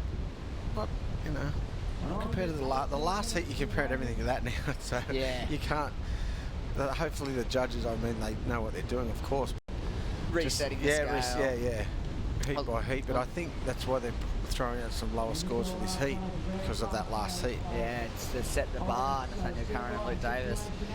Didn't they? Well, here we go. Fernandez, a 5-point ride. Second score, it maintains his heat lead, but best wave of the heat so far is going to the man in the orange singlet, Josh Moniz, a 6.07. And did we see that? I don't think we did. Maybe we did. Maybe we did. There's Warren Smith out there again, is he? There's Smithy out there. Oh, I reckon it is. He's hunting. Contest director, making sure everything's safe on the beaches. Recently retired lifeguard extraordinaire. Was the lifeguard too. He's the beach inspector. And created and has run this event for 30 years. What an achievement. Here we go. Black Igor keeping busy. A couple of nice turns there for Igor. Just got a better 2.73. Maybe I'm very into that name, Igor. It's a killer name. Yes, I like Sepultura. Drummer for Sepultura, Igor Cavalera. So, how are you, mate? If you're watching. How are ya? All our mates in Brazil. Might be watching his fellow Igor. You should, Here we go. Looking for a situation which you probably ain't going to hear, unfortunately, Josh. It is very windy and it is very difficult to hear. You almost got to, as a beach commentator, you got to realise that the guys aren't going to hear unless they're on the inside. So when they finish up on their wave, give them the update. Here we go, Black. There's your boy Igor. Whack. Replay brought to you by Newcastle Now. Thanks, Newcastle. Orange laying back. That's live action. Does not ride out of that one. But he is sitting, well, back into third place now. He's got the highest scoring wave of the heat so far, though. So sitting in a good position, just needs to consolidate with a backup wave. Well, there we go. He's got a small backup at 2.23 for his previous wave. That puts him into the lead. So, like you said, needed absolute nothing, basically. Needed to sneeze at a wave to get up into the lead. Bless you. And he's done, well, a little bit more than that at 2.23, and he'll be looking to build on that and maintain his lead for the remainder of the heat. We do have 15 and a half to go. So, quite a bit of time. That extra 5 minutes, it feels like an extra I know. I didn't know they were 25-minute heats till someone said they're only going to 19 heats today and they're 25 minutes. But, oh, really? That's why they're... Yeah, we've been commentating all day thinking they're 20 minutes long. Yeah. It's because you just start talking the first 5 minutes and you don't stop. Then you don't stop. Don't stop. But, yeah, 15 minutes to go, 10 minutes gone in this one. And, actually, no, I don't even think I knew it was 25 minutes when I paddled out. That's how onto You it I didn't was. know where the priority discs were. You didn't know how long the heats were. You really prepared well. No, I had a watch on. And it was counting down for 25 minutes, but I only turned that on when they said it when I was paddling out. Tell you what, with that red, white, black, yellow signage, I'm surprised these guys must have good long vision. I must have absolute horrible vision. But I'll have to get myself checked. Here we go, Josh. Moniz, current heat leader. He's looking to build on a 2. Look at this section. Bam. Nice. And I've absolutely cursed him. Straight down the rabbit hole. Saw a lobster. Saw a Larry lobster. Went for dinner. I'd love a lobster dinner. How nice would that be? Oh. Here we go. Replay, courtesy of Newcastle Now. This is Josh. Moniz, one big turn and gets very shallow on that inside section and straight over the nose on that one. Currently in the lead though, in the orange singlet, that is Joshua Moniz from Hawaii. One of 3 brothers. And a sister. Well, he's got more brothers, but one of 3 brothers in the draw today. Oh, yeah. And that's what I mean. How many brothers are there? These should go through the draw and have a look. There's a few. There's 3. There's definitely 3 in the draw, and I know there's at least 1. There might even be 2 more. I'll have to ask Cruzy. Cruzy's here in the event coming up later on. I know, but I mean just separate families of brothers. Oh, in the whole surfing community. Yeah. Not just in this contest even. Well, right now, well, we can just have a quick glance. We saw Luke Davis and Jake Davis are both in the draw. Jake got through the trials, and Luke was saved into this round. We saw the Monizes. The Moniz family, the dynasty, the Hawaiian surfing dynasty. They were in the mix. I wonder if we've got just more. There's got to be more, hasn't there? Sure. The Watson brothers, Ty Watson, Jordan Watson. There you go. They're in the mix. There'll be more. We'll find it. The Coffins. Koa Smith and Alex Smith. Yeah. Connor Coffin and Parker Coffin. Oh, they're coming out of the woodwork now. They're everywhere. Oh, there's more. What about brother sisterly combos? Mason Ho, Coco Ho. Exactly. There'll be a couple in the mix there, that's for sure. Alright, replay coming to you, courtesy of Newcastle Now. This is Black on his last wave. We didn't get to see. Bang. Just a quick 2-turn combination. Igor, he's actually jumped up into the 2nd place position. He's got a 4.10 and a 3.9, but this man has something to say about that, and it is that. Exactly that. Did he get a turn in before that one? I don't know, but that turn that popped up on screen was explosive as ever. Let's threw a lot of spray. Let's see if the Newcastle Now crew can get that up for us. Here is White's last wave that apparently we have missed. Matea Hikili, boom. 2 sharp, explosive backhand maneuvers, and hopefully we can get another vision on red. And we'll just wait to see if we got that maybe later on the piece. So right now, we'll just wait for those scores to come on through. And we're assuming, we didn't get to see the whole thing, but we're assuming red is going to get a good score, and also White had a pretty nice 2-turn combination to back up his 6.0. He's sitting back in 4th place, but he does have a very decent score in his pocket right now. He's just going to get a consolidate with another one. Oh, this might help him out right here. Yeah, we only need the 2 for 2nd, and he probably doesn't need a great deal more for the lead. So, in fact, you know what? He's going to go to the lead. 2.3 for going to 1st. Is that right in the brackets? Yeah, I reckon he's going to get it. He's looking at something in that high 3 to 4 point range, which is certainly going to take him into the lead. We've got just over 10 minutes remaining, and with 1 more score to drop, we're going to be looking at a 5-ish number for both red and white, actually. So I reckon that'll be white and red out in front. Here we go, red live action, and not much happening in that one, so he kicks out.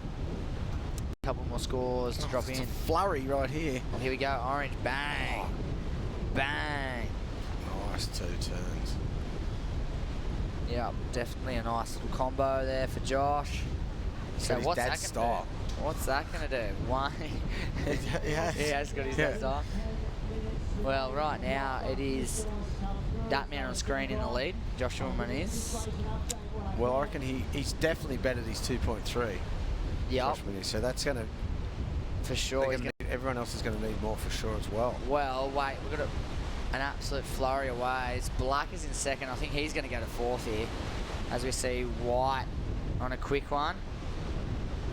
Hard wave of surf, all disjointed. Average wave. We got scores coming through for surfers in yellow, in red, and in white. And I think that's going to flip the whole situation on its head, and we're going to see two of those three guys in the lead and second place. It'll swap around a little bit. Black's probably going to drift back from second, back into fourth, I think, with these next couple of scores that are coming on through. And it's all got to change right here. It's all going to. Oh, actually, Black is locking in a number too. That might change for him as well. So definitely, there's a lot of work for the judges to do right now. Exactly. Everyone just rode a wave, and they all bettered scores. And yep, they're all bettering their own situation, but who is going to sit in those first and second place positions? We've got 9 minutes to go, and the judges better get a wriggle on and get their scores in so we can see where everyone's sitting. Well, it looks like Josh Moniz is going to maintain his lead. Oh, definitely. Look at this He's last going to go number. way ahead. They really like that last wave. It's definitely clearing that 2-2-3, as you said. It's going to go into the high 6 sort of range. Red's in second now with a 5.27 for his second last wave. Well, White's in first for the moment with a 6 and a 4.4, but Josh Moniz for like 2 seconds was in fourth. Now he's back into first, so it's shuffling everywhere. It went from everywhere, like we said it was going to do. All directions. So in the lead, in the orange with a 6.53 and a 6.07. Orange. In second, White with a 6 and a 4.40. Third, Red with a 5.27 and a 5. And fourth, Black, 5.07 and a 4.17. Yeah, as we said, Black 4.10, sorry. Second back into fourth as all three surfers, Orange, White, Red, all achieved some decent scores. Here we go, Red back into third.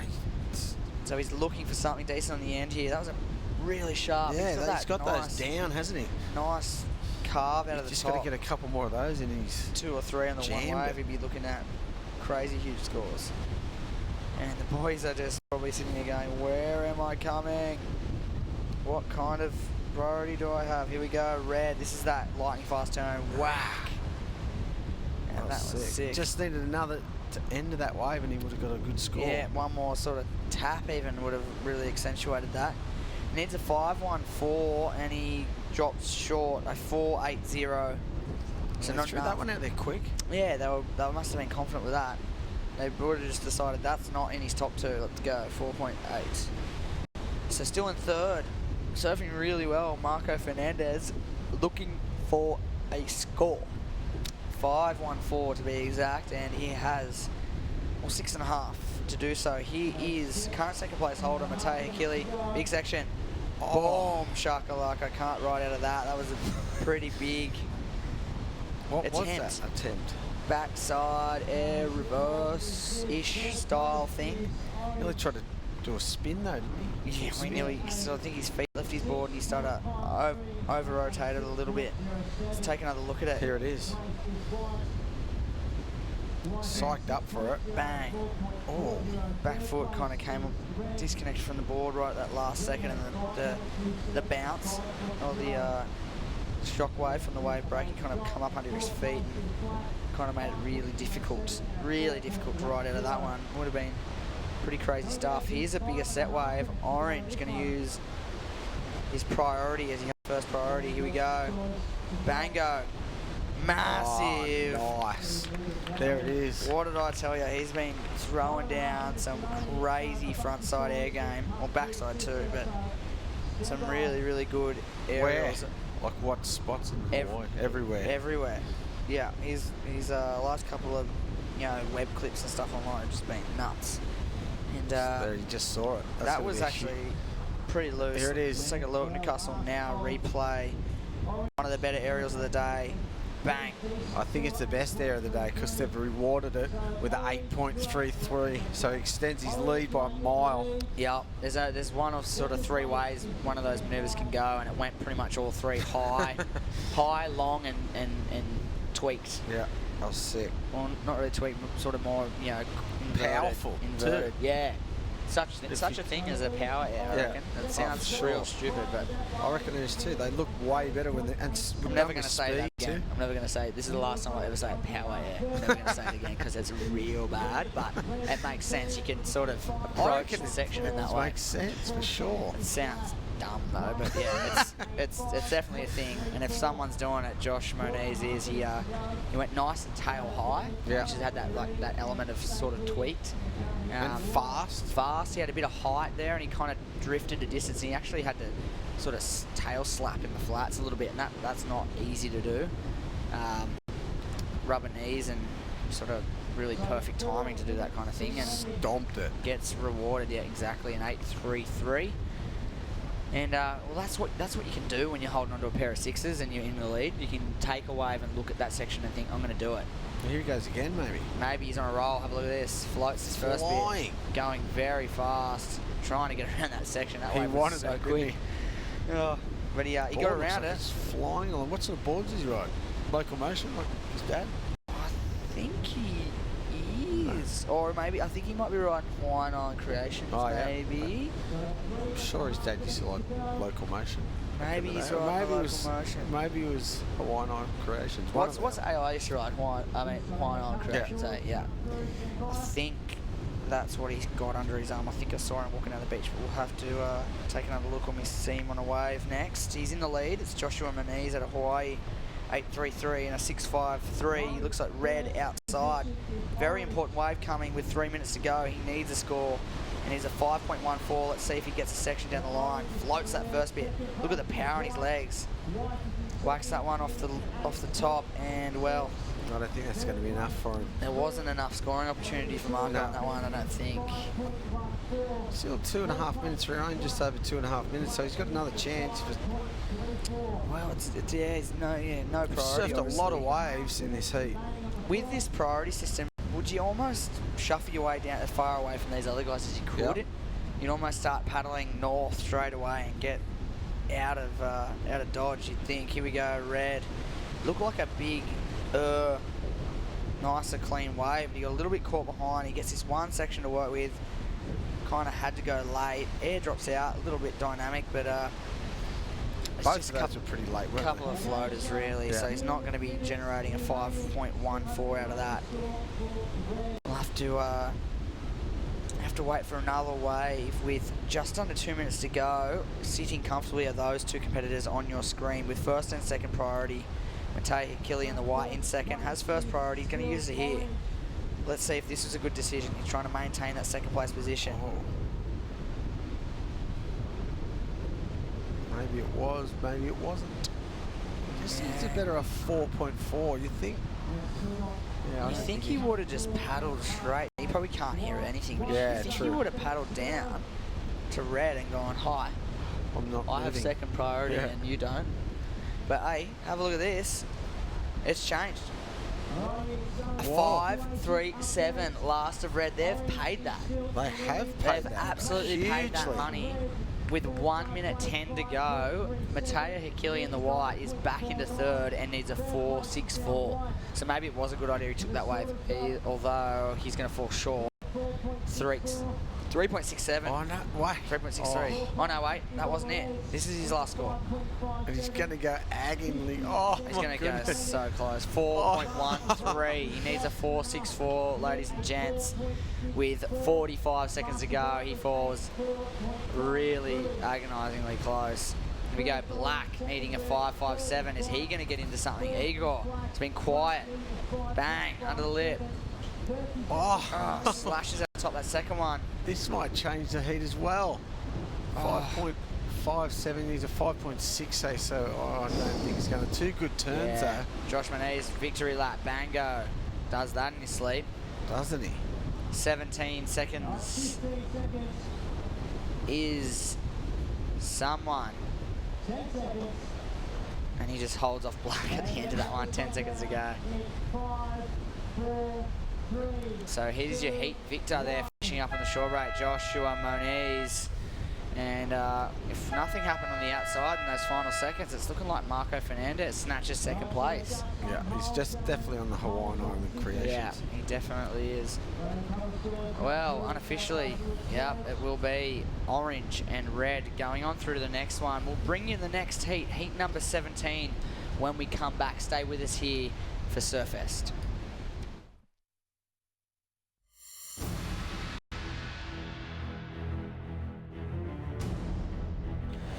Ever since the great Mark Richards put Newcastle on the world surfing map, the city's premier event has become a must attend, even for those who've achieved everything the sport offers. The winner here last year, most would have preferred six-time world champ Kelly Slater to have attempted a title defence, and when you saw him in the expression session, you could only agree. Once fierce rivals, Tom Carroll joined Tom Curran on the same wave, as past winners wound back the clock. But it's the new breed that featured in the finals, Mick Fanning in particular, and he started well in the four-man final, riding into the lead. A former world grommet champion, teenager Ben Dunn stood tall in his first senior final. Tour veteran Nathan Hedge was finding waves as well, but Fanning stole the show with a 9.6 ride that sealed him a third title, a record for the Newcastle event. Chaired up the beach, Fanning was showered in typical winning fashion, as he continues a remarkable return to pro surfing after injury.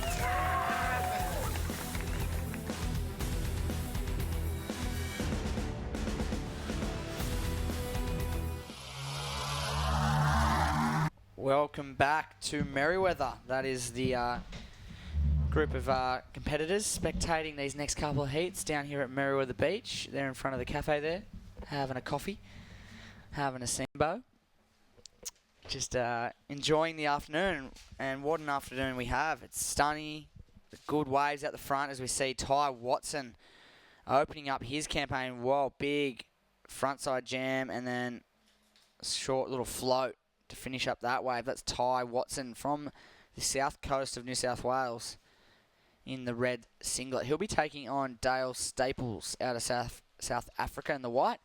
Haley Batista from Brazil in the yellow singlet, and in the black we are going to see Emmanuel Uregi from Spain, I believe. I'll get that name correct in a moment. Here we go. Ty Watson's replay, courtesy of Newcastle Now. Big initial turn, and that was about all she wrote there for that first wave. Nonetheless, he will be on the board, and he'll be the only surfer with the score to his name in these first couple of minutes of this heat.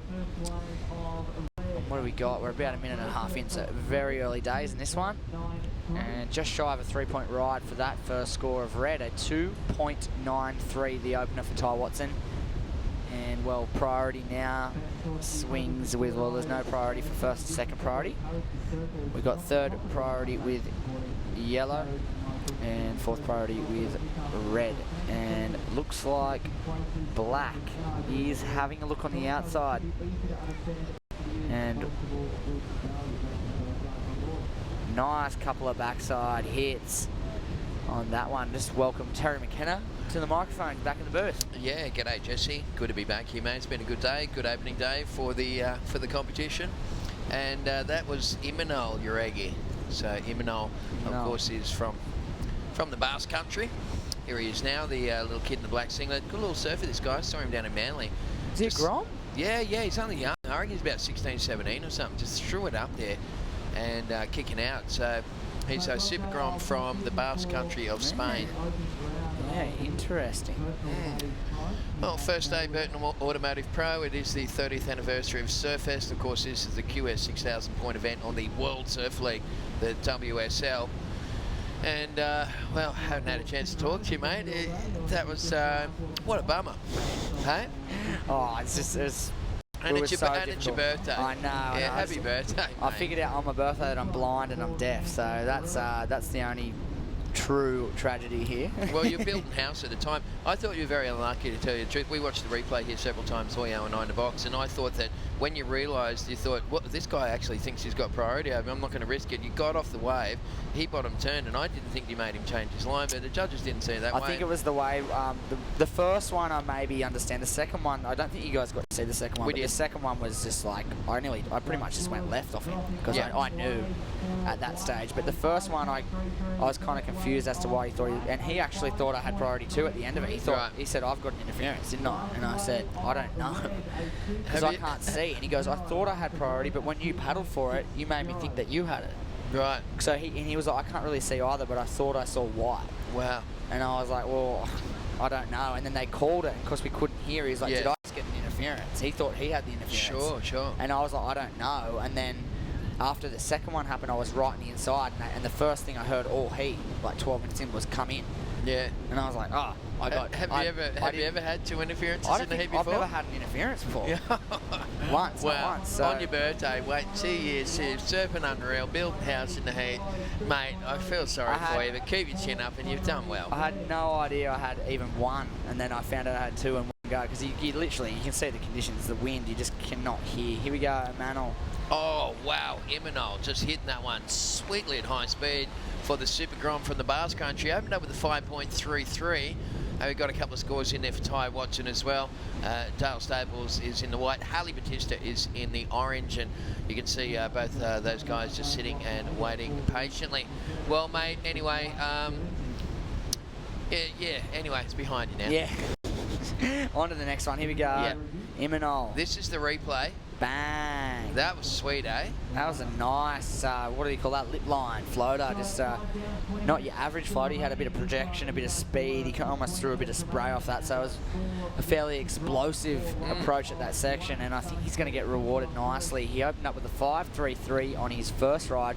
He's bettering that on his second one with a 6.33 and into the lead, the young surfer from Spain. Okay, well, right now we're watching heat number 17. It is around 144 in the orange singlet up and riding at the moment, and just kicking out of that one, Harley Batista from Brazil. So a lot of these guys, of course, featured in the previous event down there at Manly. They've all headed north on their little journey towards Snapper Rocks eventually. And just a big waft hack there for Staples, powerful South African kid, isn't he? Yeah, that was 2. I'm almost certain they're going to deem that last manoeuvre as complete, but absolutely jammed those 2 turns. And we'll watch the replay courtesy in Newcastle now, and we'll see if he rode out of that second manoeuvre. They have been pretty critical on that ride-out stuff. You've got to really come out of the suds cleanly. There he is, just, I think that's incomplete. Yeah, it's incomplete. I thought he got a little bit of a distance before he got off there. You know what? In his mind, he probably thought I made that. Yeah. You got to really sort of stand your ground and take a moment, even sort of stand tall and look towards the judges like, I made that. That's right. Blatantly ride out of it. So at the moment, it is the Super Grand from the UK in the lead. Black's had a 6.33 and a 5.33. Ty Watson with a couple of small scores sitting in second, 2.93, 2.60. Dale Staples, he opened up with a 2.73. So yeah, they probably did deem that incomplete. And Harley Batista 1.9 on his opening ride. Coming up, heat number 18. Next here, folks, the Burton Automotive Pro. We are going to see Lincoln Taylor taking on Hiroto Arai, the Japanese competitor, Katana Vargas from Brazil, and Oni Enwa from Indonesia. Yeah, Oni, I just saw Oni earlier, and he's actually about maybe 10 days ago now, he popped his shoulder, he dislocated his shoulder at Snapper when it was really good. And he hasn't surfed since, and he's actually going to have his first surf back in this heat. And he's actually been hunting around for physio. Where's the physio? I need someone to strap me up. Like, kind of thing. Well, we've got physios here. We've got chiropractors and physios. So he's going to try and get his shoulder taped up as good as he can. Otherwise, he's going to be doing the one-arm doggy paddle into some waves if he can't get it done before he goes out. But ouch. Yeah, an interesting situation for Oni. He's a great competitor. He's a great aerialist too. So if he was at 110%, you could almost bet your bottom dollar he'd be doing some huge flyaway manoeuvres into the flats. You'd like to think he's got a great aerial game. Hopefully, we get to see him shove himself into some waves and get something done out here at Merewether Beach. Well, that would be very nice indeed. Ty Watson up and running from the south coast. The kid from Kalbarra just hacking away on that first turn. Little front side wrap, back into the suds, and that's all she wrote for his wave. What about day number 1, mate, here at the Burton Automotive Pro? What's been some of your standouts for yourself? Oh, geez, it's all been a whirlwind blur for me, but there's been some crazy good heats. There's a glance across the draw here. What has stood out to me? We'll just quickly take a look at this wave of red here, Ty Watson. Yeah, well, there's Watto going through his motions. Bang, one turn, and then he goes to this wrap here. And that'll be the last manoeuvre on that wave for Ty. So have a little glance through there and just see if anything jumps out off the page at you. Kalani David was really impressive earlier today. His aerial game was on point for sure. Jake Sylvester, one that was back off the rocks. Actually, Parker Coffin too, backside off the rocks. It was shaping up to be it was shaping up to be a day of the goofy footers, I thought, when it was off the rocks, because they really had that advantage, like of that backside whip. Now that we've gone to the outside and the wind has changed, we've really seen the front siders have had a bit of an advantage. Here we go, the young surfer in the lead at the moment in the black is using some priority here for this wave as he works it down the line, throws the tail out. One last manoeuvre that won't be deemed complete, but nonetheless holding down the lead. Yeah, he's doing well. Imanol. Yeah, interesting name. Yeah, I know another guy from Spain, you know, the Basque Country, here, UK. His name is Imanol as well. So it must be a pretty popular name over that way. Yeah, but all in all, been a pretty interesting day of competition. And the forecast, hey, did you see the forecast? It looks good. Oh my goodness. You just go through this replay. I'm going to bring up the coastal watch app. Here we go, black on his last wave, and kind of just went through the motions on this one. And he goes for a little air reverse at the end here, and just not enough pushing it to ride out of that one. I don't think that one's going to go into his top 2, but we'll wait and see how the judges score that ride. We do have a couple more scores dropping for last red and yellow, and when they come in, we'll be able to give you, or you'll be able to see an accurate situation update. Yeah, that's right. Thanks, Jess. Well, check this out for a good forecast. So tomorrow, 2 to 3 feet. Wednesday, 2 to 4 feet. Thursday, 3 to 5 feet. Friday, 4 to 6 feet plus.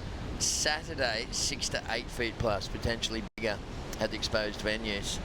Yeah. So that's a pretty good, and look at this, developing westerly during the day on Saturday. Westerly winds, 6 to 8 foot. Directly offshore, 6 to 8 foot waves. Wow, that's going to be insane. Sorry to bring that up on your birthday. Yeah, it's going to be pumping. I'm gonna have to owe you a couple of 2 extra tries later on tonight.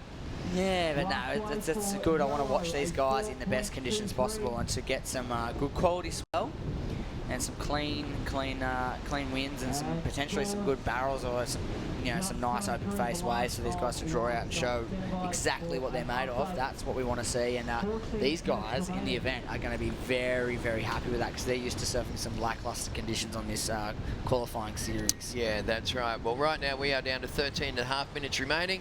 A couple more heats coming at you after this, folks. I'm going to pull up stumps and call it a day. That's the sort of a day it is. If you've got a kite on your board, you're going to be going okay.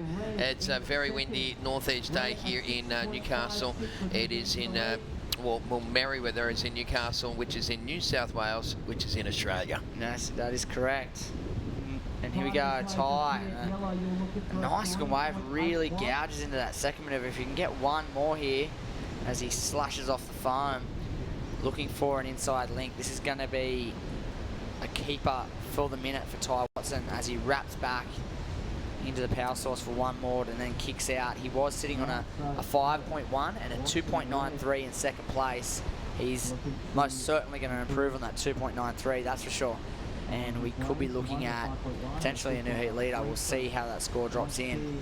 Yeah, he's a great surfer, isn't he, Ty Watson? And just a little wave there for Dale Staples. That's only his second wave. He's gone a bit quiet over the last 5 minutes or so. But yeah, Ty Watson, his brother, of course, and hail from down around Culburra on the south coast. And, you know, those guys formed a club less than a year ago and came to the Australian Border Riders battle and rattled a few cages, didn't they? Yeah, they've got a very strong surfing community down there on the south coast. And yeah, so they've got a lot of great surfers hailing from down that way. And it's good to see them up here this year at the event. Here is Dale Staples. This is his second last one. So he's had 3 waves. This was the previous wave. It just kind of went under the radar just a couple of little hacks there for the South African. That was more for the judges who had actually requested a dial-up of that wave for the from the webcast crew. So, well, Ty Watson in the lead. Well, held the phone. Last wave scores for Imanol. Yeah, he is in the lead. So the Basque Country local in the lead. He's got a 6.33 and a 5.33. Also, we've got one score coming through for Ty Watson. We're going to go back to the replay of Imanol's previous wave. Here he goes, Jess. Take us through it. Here we go. He's got some pace as he lines up that float section, hits the next one, and whoa, unfortunately, goes right over the handlebars on that one. Here we go, live action of Surfer in white, Dale Staples. He has a bunch of scores to lock in at the moment. Judges are, as we said, taking a look at some replays. He's only got a small score to his name at the moment, but he does have a decent mid-range score locking in for his second ride. Yep. And he'll also have, you know, 2 more after that to lock in 2 more small scores. And we are waiting for one more judge to drop a score for Ty Watson's last wave, which should see him take the lead in just a moment. We'll see if it is enough, in fact, to take lead. Maybe he might remain second. Might just fall short. We'll see what the last judge, and that will determine the average for that score. Of course, you've got the 5 judges. They normally carve off the top and the bottom score, and then they divide the 3 in-between scores, and that's how they come up with the 8 wave averages. So right now we are down to 10.5 minutes left on the clock. Getting down towards the tail end of day number 1 here at the Burton Automotive Pro. Thank you very much to Kim and the gang who, you know, between me, you and Hoya, he's looked after all 3 of us, mate, hasn't he, with vehicles over the years. Kim Burton, he's been fantastic. Yeah, he's been an absolute legend for the Hunter region, and especially the Novocastrian surfing community, or the greater Hunter area. You know, everyone. He's helped out just about everybody, and just loves surfing, and that's why he keeps putting into this event. He's put in over $1 million since he started supporting this event, and maintains a 6,000 QS 6,000 rating here. Yeah. And we need more of those events. So it's a massive effort from Kim, Janine, and the crew at the Burton Automotive Group, and we can't thank them enough for their support. It's huge. No, well said, mate. You know, for the best possible deal, the best possible service, and 2 great locations. Head off and see them at Burton Automotive, Maitland and Port Stephens. Up at Port Stephens, I know all my mates get all their 4-wheel drives up there of Kimbo, and he looks after them. And that's the thing, though. It's genuinely like the best service around. And that's why you should go see them. It's not it's not why they do it. They do it because they love surfing and they love supporting the community, and they're really good at what they do, basically. And that's the best thing about it. Here's Ty Watson laying back at that second turn, can't ride out of it. Looks like all the scores have dropped in, Tez, and it has really shaken up a little bit. It has. Dale Staples dropped a 7.0 on his last wave. While all that was happening, I thought I saw Staples flaring up on one wave, and yeah, that's been his best one. So he's now hit the lead in South African. After a slow start, he's got a 5.93 and a 7.0. Sitting in second spot is Imanol Uragi from the Basque Country. Needs a 6.61 to go into the lead. Here goes the last of red for Ty Watson. And Ty Watson was chasing a 5.7 on this wave. And you can see Watson just losing control there, so he won't get it. So he'll still chase a 5.7.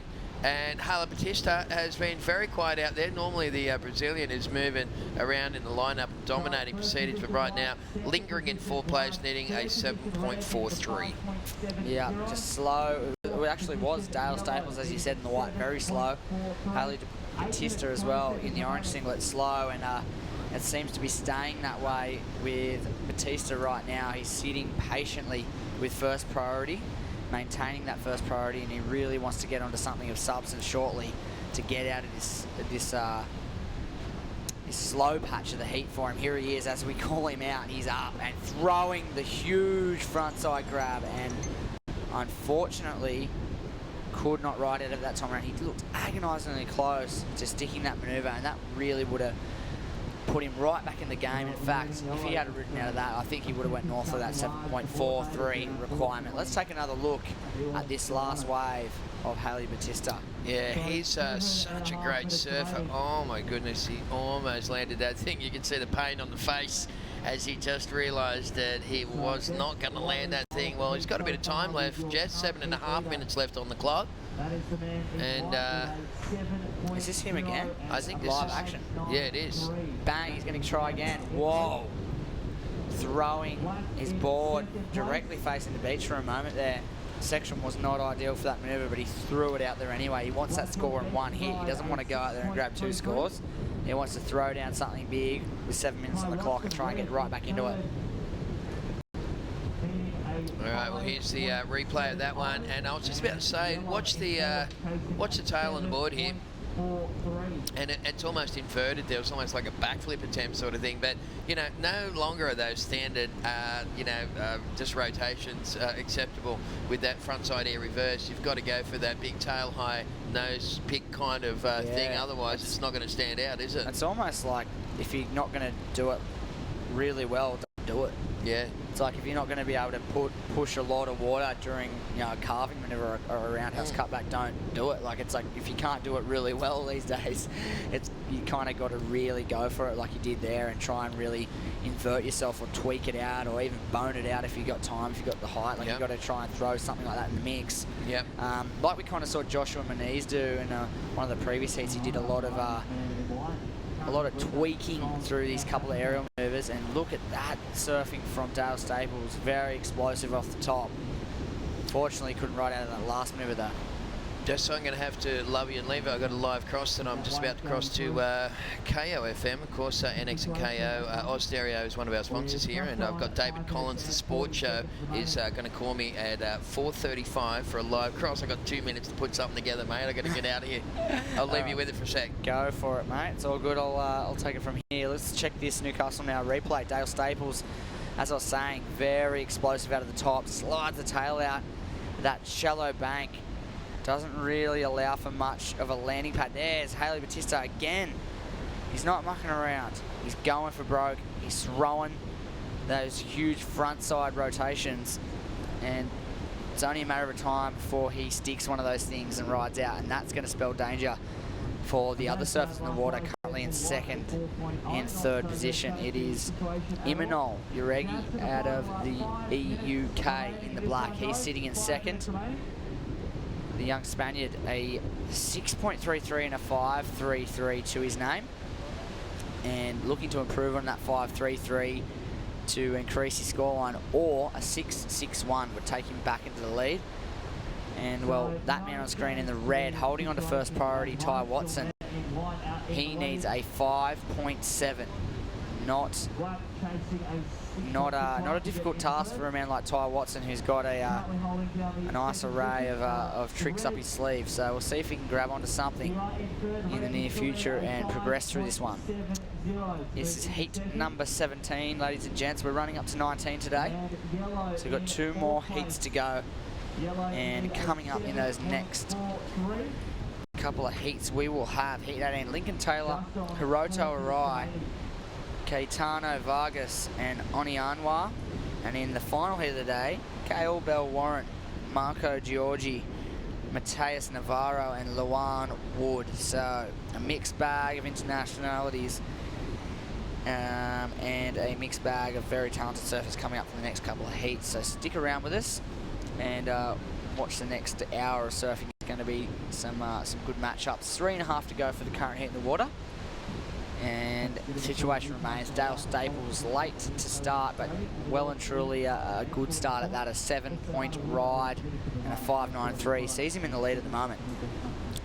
We've got Black in 2nd still. Started off with a bang. He had 2 ways right off the bat, a 5.33 and a 6.33 in succession, and that is still keeping him in that 2nd place. Yet to improve on his lower score, and you've got to think with a couple minutes to go he might have to. 3 minutes remaining, and very achievable scores for 2nd place here at the moment.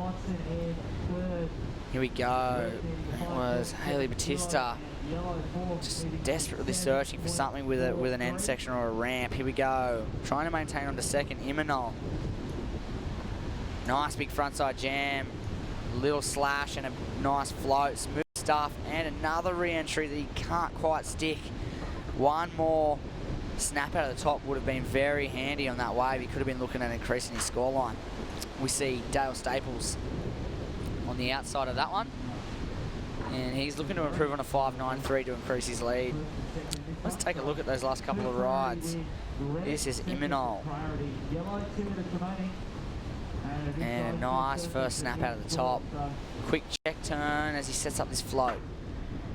then he's got one more section, and he just a little late. If he had got his board up and over and flowed through that last manoeuvre, he would have been, I'd say, looking at replacing his lowest score.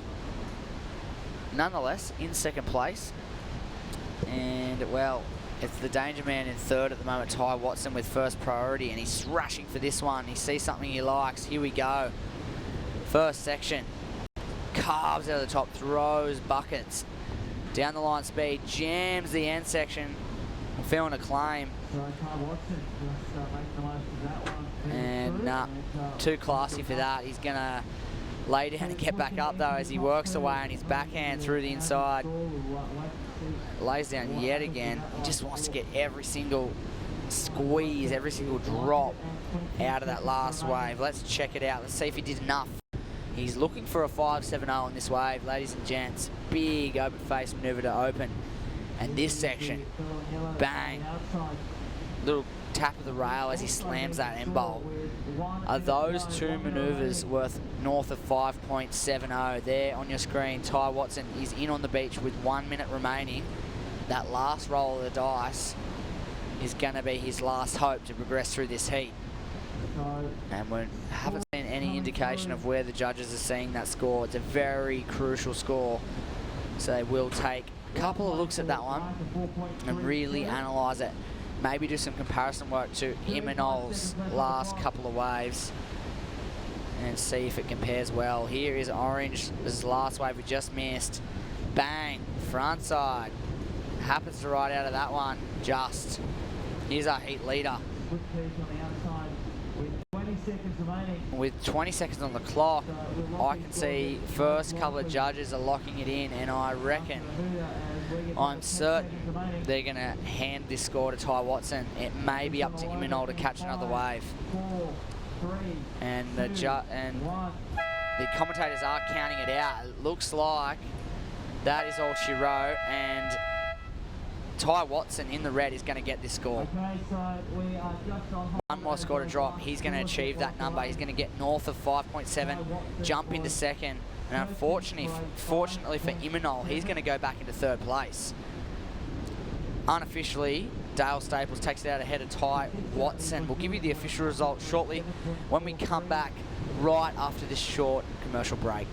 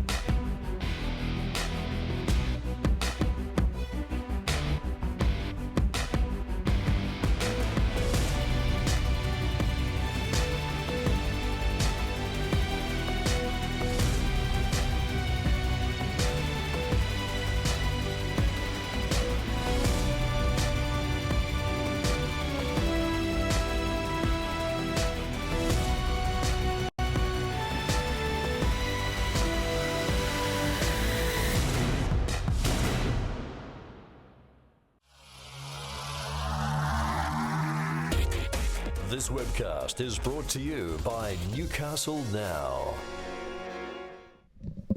Welcome back to the live broadcast of Surfest in its 30th year, 2015, brought to you by Newcastle Now, and the contest brought to you by the Burton Automotive Group.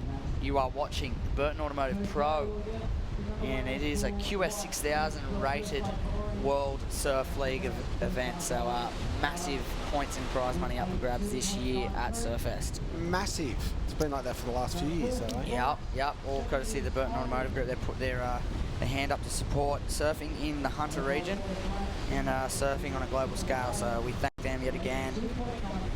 We did see White get a quick wave at the early stage of this heat, and this is the replay right now. This is Hiroto Arai from Japan, and a couple of quick manoeuvres to net himself 3.33 to open the stanza here in heat number 18. And Matt, the second last heat of the day. Yeah, it looks pretty difficult out there. I think the conditions look better on the web than it does when you're actually out there live. But they're still getting some great waves, but it just looks like it's really hard to find. That was a good one, though. Just through my... Yeah. No, definitely. I know what you mean. When I got out of the commentary box and went down to the beach to check it before my heat, I thought it is very average. Yeah, it looks very average. But these guys and the close, tight camera angle actually makes it look like it's pretty much pumping. Here's Lincoln Taylor. Well, the surfing's making it look like it's pumping. Yep, some great surfing going on throughout the day. We did have a little bit of stoppage at the beginning of the day. We couldn't start till 9:30, and that being said, with 25-minute heats, we're only able to run up to heat 19 today.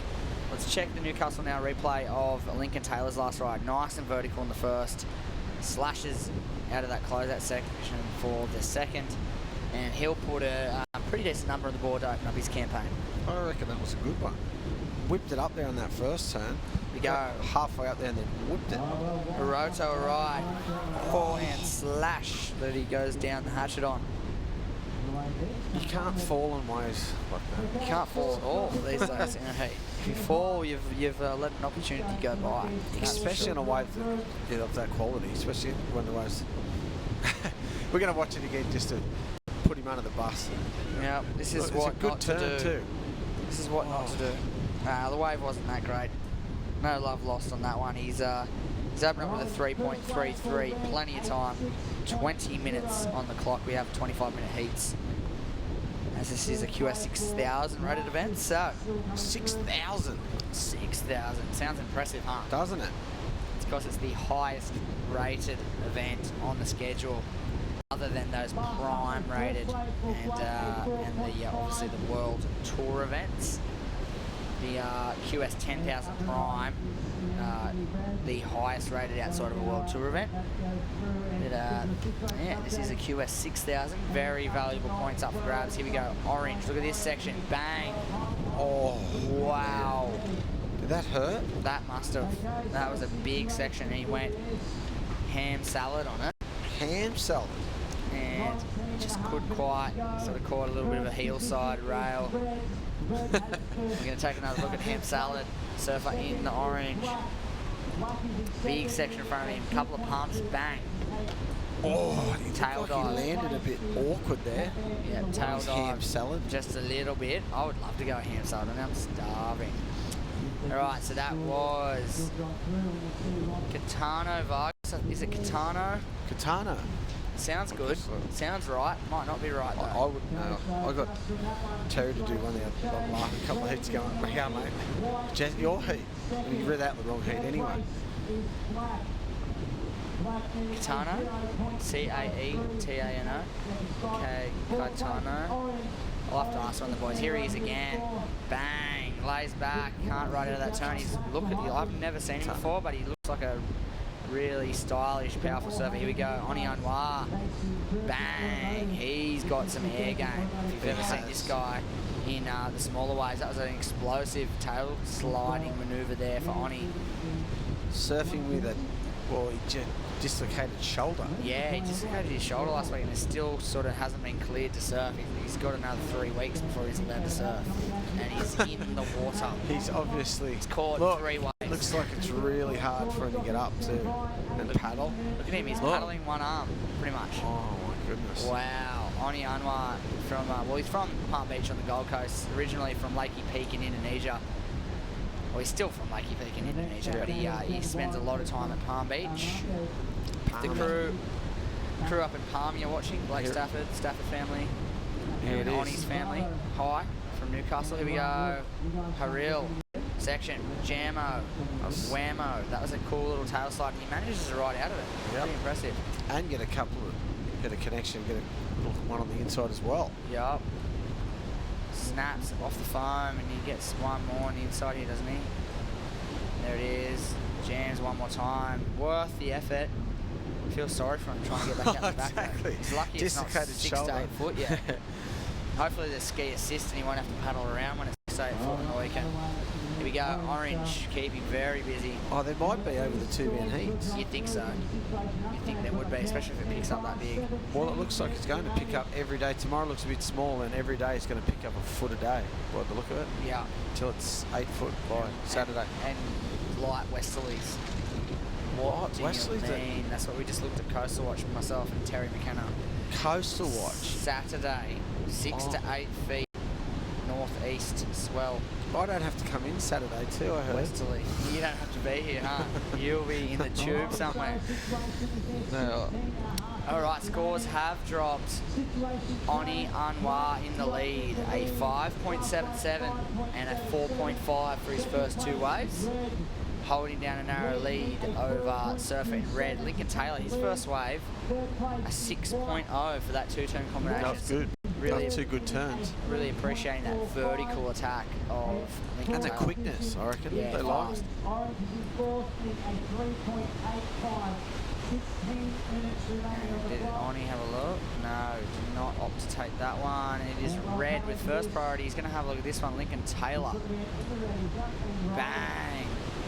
Very strong surfer, Lincoln Taylor, and tried his best to get up into a second manoeuvre, but... Where's Lincoln from again? I've seen him surf before, remember? North Stradbroke. Yeah, that's what I thought that. Another one of the Stratty boys is... They're producing a lot of good surfers out there. Yeah, there's a couple of young blokes coming up too. Here's his last wave. Good snap at the start and then getting stuck at his second manoeuvre. Yeah, take a look at this. Vertical bang. Throws a bit of spray too and just tries to get himself back into the lip, but not enough time. I don't know if anyone would have got back into the lip on that one. But yeah, as we're saying, Stradbroke Island producing a lot of quality surfers. You've got Lincoln in the water. Obviously beat Durbridge, the most notable surfer to come out of Stratty, you'd think. And at the moment, some younger guys. Timmy McDonald is doing really well, surfing really well. And the youngster that was in the Pro Junior, Ethan Ewing. Very high quality surfing from that young man over the Pro Junior weekend, and definitely got a future in the sport, that's for sure. Here we go. This is Hiroto. Snaps front side, lays into that second turn. Wanted to push some water there, didn't he? Push some hair and some water. Yeah, Lincoln straight into another one under the nose of the other competitors. And well, Hiroto, right? He came out to Newcastle actually. Maybe in between 5 and 10 years ago. I can't remember how long. He was very young, and he was surfing unreal. I remember watching him. He came out and stayed with Craig Anderson for a little while. Oh, yeah. No sponsors, probably like 10 or 12, and absolutely ripping. And we're like, someone give this kid a sponsor, and it turns out he's a brilliant young surfer on the WSL qualifying series. Here we go. This is Oni Anwar. He's thrown that reverse down. Very smooth. Look at him. Stand tall trim. That was pretty cool. Big section in front of him. Throws another. Oh, right on the inside. Nearly does two for good measure. Flat ones though, eh? The first one was good. He should just flicked out after that. He's got that bad shoulder. I'd be going as short as possible, as big as you can. Yeah. Go catch two waves and go in, Oni. Yeah. You're in. Here he is. We'd watch it again. Brought to you by Newcastle Now, this replay. He's got a good, nice opening face there as he wraps into these first turns. Nice little slash in the pocket. And this is a good turn. Boom! Through the tail. It was a cool manoeuvre choice for that section. Yeah. This is your favourite bit. This is the best part of my day, I reckon. Yeah, this bit. This. That was so cool. That's something you would do, Matt. Bang. Just stand there and wait. Throws it around. If he had landed that, I don't know what they would have done. Yeah. How many extra points he would have got for that? Well, he's going to get another 5 point something with that last wave, and it's going to extend his lead for the minute. And he's going to get a better score than his 4.5 anyway. That's good. That's what sure. That's what you want to do. Keep building. Build house, as they say in the surfing world. One more score to drop for Oni Anwar's last wave, and it is going to strengthen his lead. And right now, Lincoln Taylor in second place. Not going to improve with his last ride. Hiroto Rai not going to achieve what he needs, and either is Vargas in the orange singlet. So it will be Oni Anwar in the lead, Lincoln Taylor in second after this last couple of scores drop. They've got to drop. Got to drop. Drop the score. Yeah, drop it. Press the numbers. Drop the score. Get it in the system. All right, so we're waiting on one judge. 12 minutes to go, and there it is, a 5 point ride flat for Oni Anwar's last wave. Increases his lead by half a point. And that leaves, well, third and fourth looking for numbers. White needs a 6.57, and the orange singlet needs a 6.97. So half decent scores required for those surfers there in white and orange. Well, yeah, they're one of the. They're looking for the best waves of the heat, really. Both of them, all of them.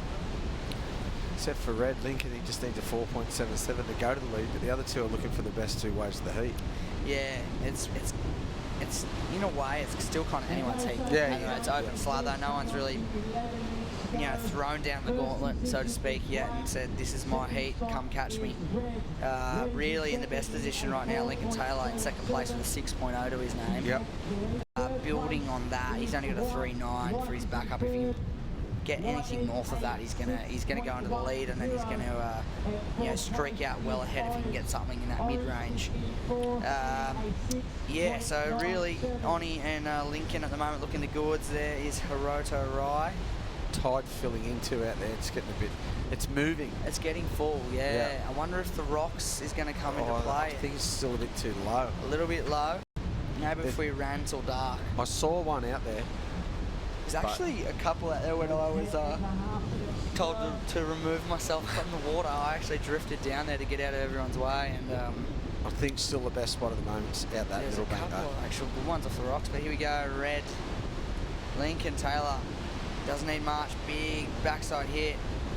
And one more. And that was nice, smooth stuff. That's going to be a good score. And he's going to go to the lead. Here we go. White. And again. Oh, just burying that nose again. He likes doing that. It's two in a row. Try and do a submarine. Here we go. Orange. What's he got for us? Frontside jam. Wow. Did his foot slip off then? I don't know what happened there. Fish jumped out of the water. Something. It's like he did like a little pivot after he hit that section. Here we go. Let's take another look at Red. We've got a feeling he's going to better his score. And this one, bang. Smooth. Yep, smooth, and got some good projection out of that second turn. Got up and over the foamy bit. Really smooth surfing. Two big turns. Only had to better a 3.9. He's definitely done that. And then have a look at the numbers. It's going to be his best wave. By like a point. Yeah. It's going to look at something in that 7 or high Newcastle 6 now range. replay of White. Doug digs a big nose picker there again. He's How did he pull that? Submarine it. Yeah. Went under the wall. He flicked straight out. Knew he wasn't going to get a score. There it is. Red, a 7-point ride. So it does better by a point. 7-point ride and a 6-point ride. That's all it's taken. 2 big backhand snaps. You got yourself a 7. 2 big turns. You got yourself a 7. That's what you want. Or more. Or more, yeah, depending on how gnarly you go about it. Oni Anwar in second place, sort of fairly comfortably, and he still needs a 7.23 to go up into the lead. So that shows how much work needs to be done to catch Lincoln Taylor at the moment with a 7 and a 6-point ride. Oni in this position, he just wants to work on that 5-point ride. He's back up. He wants to improve on that and dig himself a little deeper and a little further away from Hiroto Hiroto Arai and Mr. Vargas in the orange single out of Brazil. He is he's keeping very busy. Actually, both of them are white and orange, both on 8 waves apiece. Trying to get their scores. Here we go. Hiroto Arai in the white. Oh, he's going for another lobster. Well behind the peak and wasn't going to get anywhere with that one. And, well, black in first priority and red in second. So here we go. Black using his priority. Frontsider. Stomps it. There we go. He likes it. Claim. He uses his bad shoulder to flick. I think it was his other left one? shoulder, that he's hurt. Well, he used his good arm then to frontside grab that rail and spin out of that aerial. And we know Oni Anwar is capable of some big aerial manoeuvres, so we're expecting something of that Newcastle calibre. now replay. Check this out. Projects high, spins fast. The guy would be proud. Yeah. Tap motor. He'd be very proud of that. Definitely going to earn himself a good score, and you know what? He only needs a 7.23, and it looks like he's going to achieve that. 7.67. First place goes to black for the minute. Oni Anwar. And if That's all it takes. 1 minute. It doesn't even take 2. Yep, one crazy good manoeuvre. That's what we want to see though. Commitment, innovation, those kind of things are going to net good scores. Orange now is basically needing to get moving in a combination situation at the moment. He's not happy either. Not keen on his current position, that's for sure. 8 waves deep and needs 2 more to get there. 13.01 combination required of orange, that man on screen. White needing a 9.2, or better yet, 2 good scores, because, well, now they've got to catch Lincoln Taylor. He's got 13 points. He's in second place. Yeah, I think I'm not going to count the chickens before they hatch, but this heat's over. Yeah. Well, we've got 6 minutes to go, and it looks like they need 2 good scores, and there's not enough time in these sort of conditions. I suppose the set comes down, they get 2 quick ones, but you know, I think it's over. Yeah, well, maybe Mr. Vargas in the orange, he's in a predicament. 6 minutes to get 2, 6+ rides is a very tall ask. 6.66, 6 minutes to get 2 sixes. He's in a bit of strife, I feel. He needs more than 2 sixes. Oh yeah, he does actually. He needs 2 6.5s. Yep. 2 more. Yeah. 6 and a 7, say. Yeah.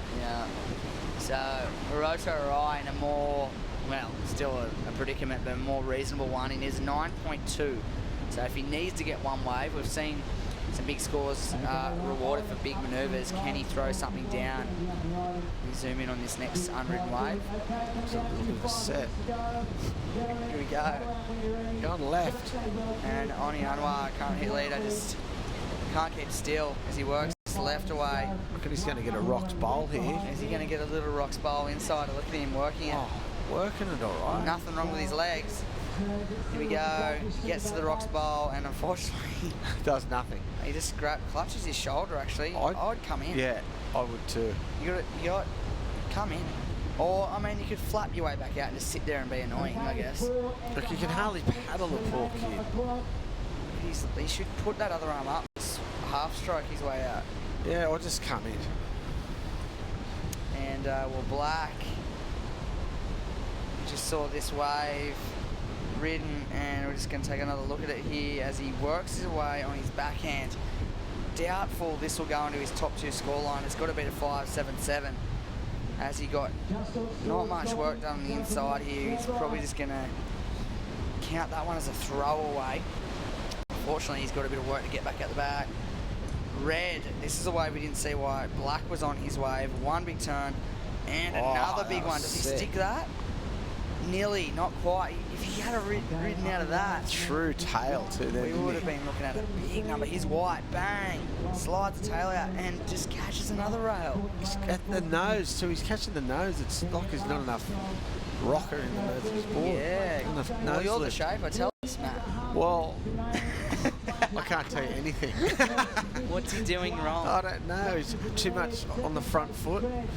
No, it seems like he's doing 99% of it right, though. He's kind of ripping, but he just getting coming unstuck on that nose pick every time. It's leaving him undone in this heat. He's in third, needing a big score. We've only got 3 minutes to go. He's got to get 2 waves quick smart in that 6.5 to 7 point range, or he's got to go absolutely berserker on one. He's got to do it. Bird. Go a little bit nutso and do maybe 2 Rios before you throw down one of those things and drop yourself a 9.5. Well, he's going to have to, isn't he? He's going to have to with just under 3 to go. A very tall order for both. Well, you're pretty much safe to say yellow or the orange single there is Gondi's. He's done 100%. He's done half of me. He should come in. I'm going to throw this out there and say orange and white are gone. Anyone out there in Webland want to take a wager? Can white or orange do it? Hey, stranger things have happened in the surfing world, I can tell you that much. Not that strange. You don't reckon? You don't reckon white could just throw down like a slob backflip? Nah, impossible. Not in these Matt's conditions. made the call. He's made the call. Well, let's see if Hiroto Arai can prove Matthew wrong. I'd love to see him do something crazy right now. 9.5 is the best wave of the day. Sorry, eat my hat. If I had a hat on, I'll eat it. Well, we did see Nathaniel Curran's 9-point ride earlier. He did 3 very solid jams on a nice looking wave. If one of those things happened to roll on through, and White, who's your 4th priority, gets somehow... I will eat my hat if that happens. Here we go, please, go for it. Here it is. All right, having a look. He's got to go massive here. Nothing on offer on that one with 1.5 on the clock. It's looking unlikely with 90 seconds remaining. Very unlikely. Yeah. It doesn't look like you're having a hat for dinner, Matt. No. I'm hungry too, I'd probably eat it. It's unfortunate. Really good surfers in white and orange. I mean, everyone in it's really good, but Hiroto probably super keen to get a good result to start off the year. It's a long slog, the QS grind. Such a good 2 events to start with. Yeah, Oni, the dislocated shoulder, and still winning the heat. What a warrior. The Lakey Peak warrior is on his way in and victorious in this one by the looks of things with 50 seconds. Look, he's nursing that shoulder too. Sounds like White's up on the outside. We'll see if that's the case as Oni makes his way in. Well done, legend. I can't believe he got through with a half popped out shoulder. It's crazy. He must have got it strapped, did he? Oh, he was hunting down a physio, something bad. He was ringing everyone going, where's the physio? Where's the physio? I need to get strapped up. Because I think he didn't want to surf unless he got it strapped. He actually messaged me going, do you know where I can get some painkillers? Before his heat, because he was kind of in a bit of pain before it. But no, he's done really well. The young Indonesian surfer, Oni Anwar, takes that out unofficially ahead of Lincoln Taylor. And last couple of numbers dropping through for white and red aren't going to change the situation. And that means your victor is on screen. As we hear the hooter in the background, that sees the end of heat number 18, Matt, and we're going to go into the next heat. Heat number 19 will see us out for the day. Beautiful. Beautiful. Well, stay with us, guys, and we'll bring you more live action for the last hit of the day here at Surfest. 50 years ago, the Burton family first opened their doors. And for 50 years, they've been your local Toyota specialist. Specialists in service, advice and support. Specialists in giving better deals. Specialists across the entire Toyota range. They're multi-award winners. And 3 times Australian Toyota Dealer of the Year. But most of all, they're specialists in looking after their customers. For the complete Toyota experience. Talk to the trusted Toyota specialist, the Burton family. Maitland and Port Stevens. We're running all the time, we're running all the time. We're running all the time, we're running all the time. More and more people are discovering the ease of Newcastle Airport.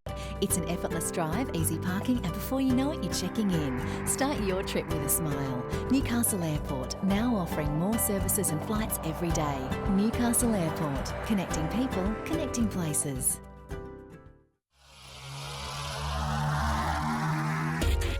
This webcast is brought to you by Newcastle Now.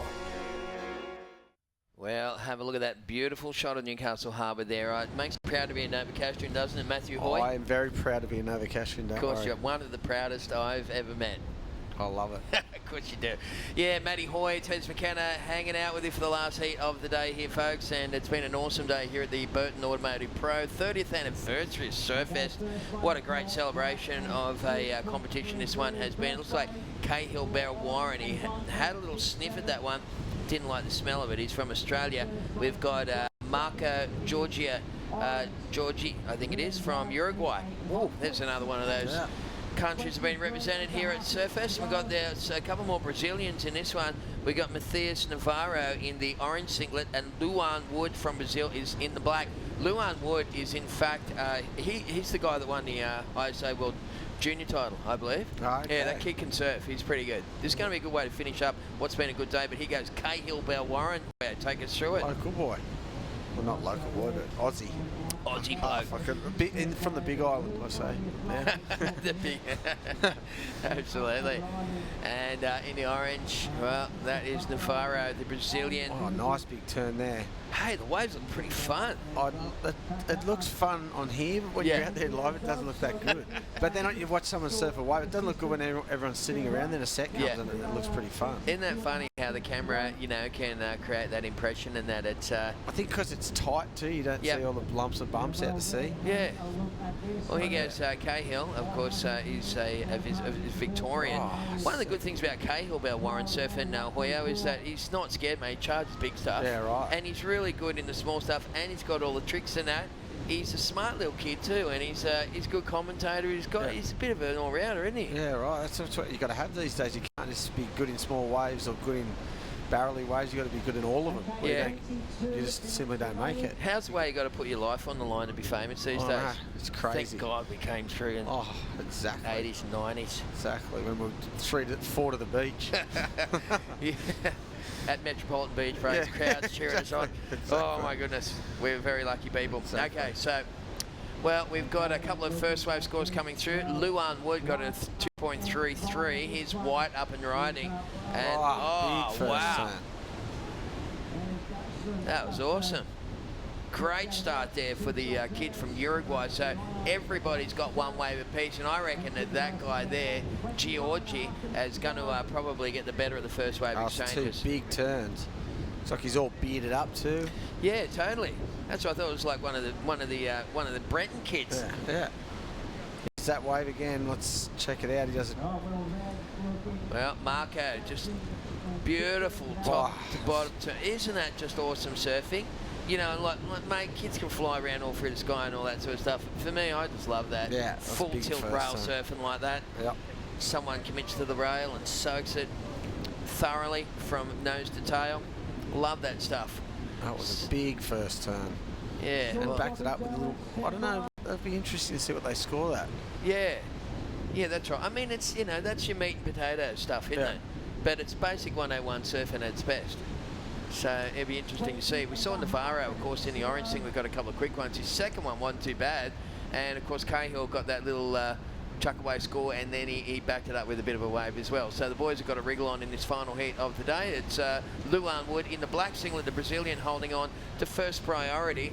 And it has been an awesome day. I looked back through the scores just a moment ago, mate. Had to do a bit of a cross back to David Collins at KOFM. And he wanted a day's wrap up and that, so I thought I'd better go and do some homework. Yeah. So it's been hanging out with you all day, talking crap. It's been unreal.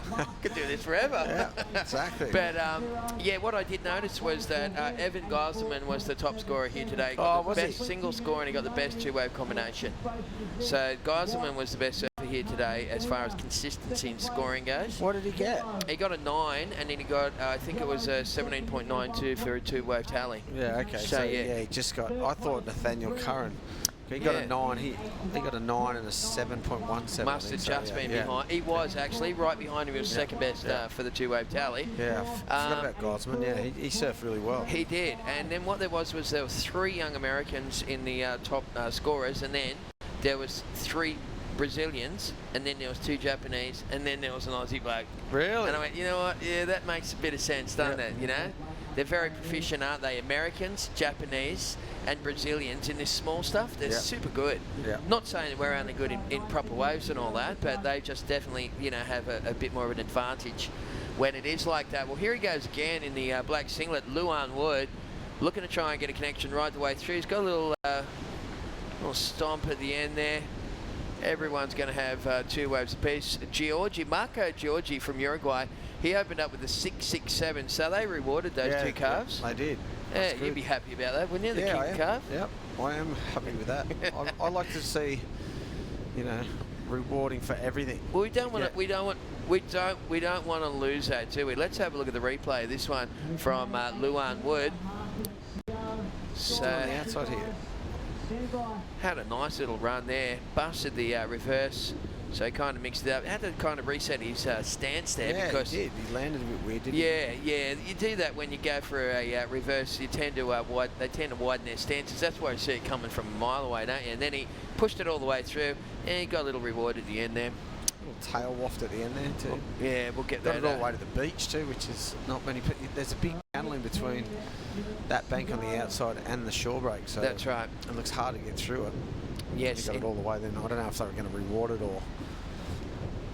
Yeah, well, he mixed it up pretty well. He got a couple of cars, did that little air reverse. You know, it wasn't too bad, was it really? Yeah. Thanks again to all the replays, of course, brought to you by Newcastle Now, people who are out there promoting this wonderful city of Newcastle, the city of beaches, as we like to call it. Thanks again to Burton Automotive, of course, for the best possible deals, the best possible service in 2 great locations. Go and see Kim Burton and the gang at Maitland and Port Stephens. And, you know, between me and you and Jesse, he's looked after all of us, mate, hasn't he? 100%. Yeah, he's just such a good bloke. And such good service over there. All my mates up the bay from Port Stephens one, you know, they all got the 4-wheel drives up there because half of them are fishers and they like to go up the beach, Samurai and all that, and they all get their cars off Kimbo. As we see Cahill, who was in priority, so he didn't really. He's only going to slow down one priority spot there, lose his position in the sequence, so to speak. So the last wave of black was a 5.4. So it's not too bad. It wasn't too bad, yeah, because it was mid-range score. Yeah, it was a good little foundation one. Yeah. So final heat of the day. I hope you've enjoyed hanging out with myself and Jesse Adam, Matty Hoy. We had Paige Haggerston in here tomorrow. Might be able to dig up Trav Lynch or a couple others. Until we get later on the week, we're going to see Luke Kennedy and Ben Mundy. John Schmick is going to be joining us, and we're going to, you know, just sort of step it up one day at a time with the commentary team. But yeah, been a good first day, mate. At the moment, yellow's got priority, white's in second priority, so he uses that up by taking that one. And wow! Well, the bearded man went down in a big way. He had first priority then too, eh? Well, he's still in Uruguay, proud. Normally they're just a, you know, the soccer nation. Yeah. No, he's killing it. And in the orange. It's so good to see how many different countries are involved in surfing these days. It's a true international sport. It is, isn't it? It's crazy. You know, we even got, you know, Marlon Lipke from Germany. Yeah. You know, I mean, what's he riding that little station wave under the bridge there? Yeah, that's where he learnt probably.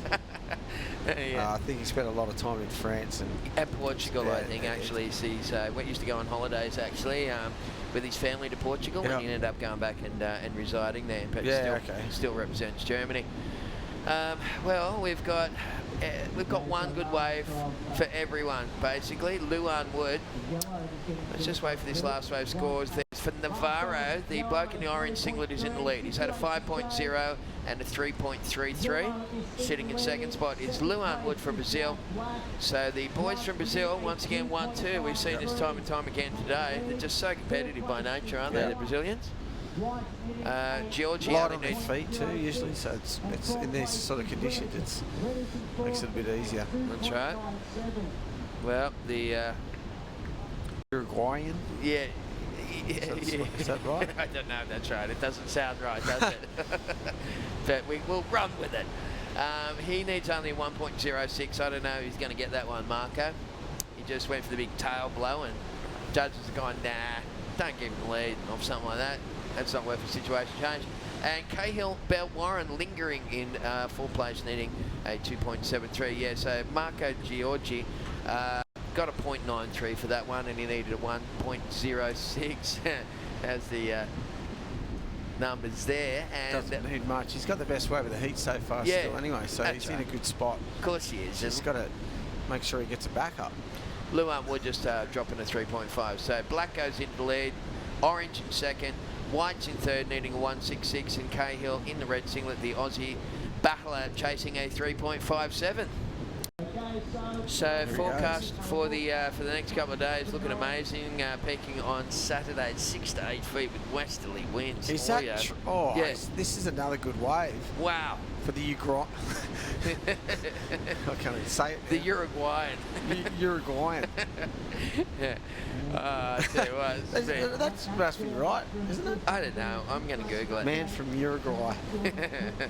Maybe you can jump. That was a good wave though. Did 2 big snaps. I reckon that's going to better his 6.67. Those turns he just did then were. Here it is. Let us know. Brought to you by Newcastle Now. Here it is. First turns, whips it round. Nice. And this turns sick. Look. Rah. Yeah. It actually, because the foam was behind it. And then another one to finish off. I think he gets another one on the inside. Yeah, kid's got skills. So he's got some style about him with that beard. Too. Well, yeah. He's got the beard, he's got the style. I think he might even have the lead now. He's definitely going to replace his 0.93. All right, well, 12 is for sure. You know that stuff. So what do we got? 12 and a half to go. So we're just into the shadows of half time for the final heat of the day. And it's been a great day here at the Burton Automotive Pro. It's the 30th anniversary of Surfest. And as we said earlier, of course, this QS 6,000 point event is on the World Surf League, the WSL, coming straight off Manly, where we had another one of those things down there just not too long ago. And that one was won by Kalohe and Dino in the final. Oh my goodness, that kid, he's just so insane. Yeah, so insane to watch in real life. There goes Orange, sticking that combo for Navarro. Good, quick combo too. That was cool. Marco Giorgi 6.43 on his previous wave. Luan Wood moved down into second spot, and Navarro, the Brazilian, down into third. He only needed a 3.91. Have a look at the replay. Thanks to Newcastle Now. Yeah, and you tell me at home. That's worth a 3.91, and that's at least a 2. Yeah. So you know you got to be thinking that's a 5.5 point ride probably. So he's going to move up in second, and Cahill Bell Warren is going to be chasing bigger numbers. Prior to that, he was in he only needed a 4.14. That's going to blow out a bit when these final scores rock on through. Thanks again to our many sponsors here at Surfest, including the Hunter Business Board Riders. Thanks to Newcastle Airport and NIB, along with Coca-Cola, Lake Macquarie Council, 2 Extra Dry, Telstra, Combank. Thank you very much to the Port of Newcastle, Hunter Water, and of course Newcastle Now bringing you all this cool webcast and replays. There it is, a 5.9 for Orange, puts him up into second place. Yeah, I said 5.5. I thought that would have been about right. Here we go. Quick in and out there. Yeah. Well, it's all about this man in the white singlet, the bearded one. I like his style, this guy. He's powerful. Yeah. Well, he had to bet a 6.43. I don't know. He's better off waiting out there now and waiting for one that he needs to get a 3-turn wave now. That's right. Yeah, he's had 2 2-turn waves. I thought his last wave was his best wave, but obviously. Well, let's have another look at it. He went on a scramble early, but now he can mellow out. Watch his first turn. Yeah, he's got a good style. And then this last one, watch the hair flick. Yeah. Look at that. I remember when Luke Egan used to have the long hair. He used to just dip it in the water and go like that, flick it back and get like a 5 out of 10 just for that. Just for the hair flick, you reckon? How good did it look that? Yeah. And then he used to go like that with his arms, bob along, and just, it looked so beautiful. Yeah. Big Lou in the hair flick. Yeah, it was awesome, wasn't it? Hey, what about all the grommets with their long hair now? I know, it's back. Well and truly back. You don't see many on the tour with that longer hair though. There's a couple, but not like the other lot. Well, they realise that the you know, at the upper level, it's only going to get in your eyes and you know, probably wreck up a ride. Yeah. Looks cool though. Yeah, it does. Just put in a pony. What about you? You've had a big haircut, mate. You're a man of many looks, aren't you? One month you're bearded, next minute you're bloody long hair. Chameleon. Isn't it unreal? Yeah. You're like one of those sort of guys that's on the run from Interpol or something. I might be, you never know. What a classic. Well, anyway, I hope you've enjoyed hanging out. That's what he looks like. Cheeky Matt Hoy hasn't changed a little bit. Look at the baby face on him, eh? What a classic. Keep that shaving up too, shaving the head. Chameleon look, that's what I'm going for. That is so funny. Yeah, well, it's been a great day hanging out, and we'll be back again tomorrow, of course, for more action here at the Burton Automotive Pro, celebrating the 30th anniversary of this incredible contest. And make sure you look out for those little highlight packages in between the contests as well. NBN have put together some incredible vision where they've dragged out the archives. It makes me miss the old days at Newcastle Hoya. For sure. It's great to be here at Merewether. We all love Merewether and that. But those days at Newcastle with that natural amphitheatre and everything, it was so cool around there. Of course, the city's gone through a massive change since those days, and I don't know if we could ever do that again with all those residents around there now. They'd be doing some complaining. That's for sure. Yeah, that's right. They wouldn't handle the hooter. Yeah. They can't move near a beach. Where would you park? Oh, I don't know. Can't even get the train in there anymore. You know what the funny thing about Newcastle Beach is? I always considered it to be like the Huntington Beach of Newcastle, like the most crowded part. Yeah. What's happened is they pulled the train line out of there. They turned that road into one way from Nobby's round to Newey.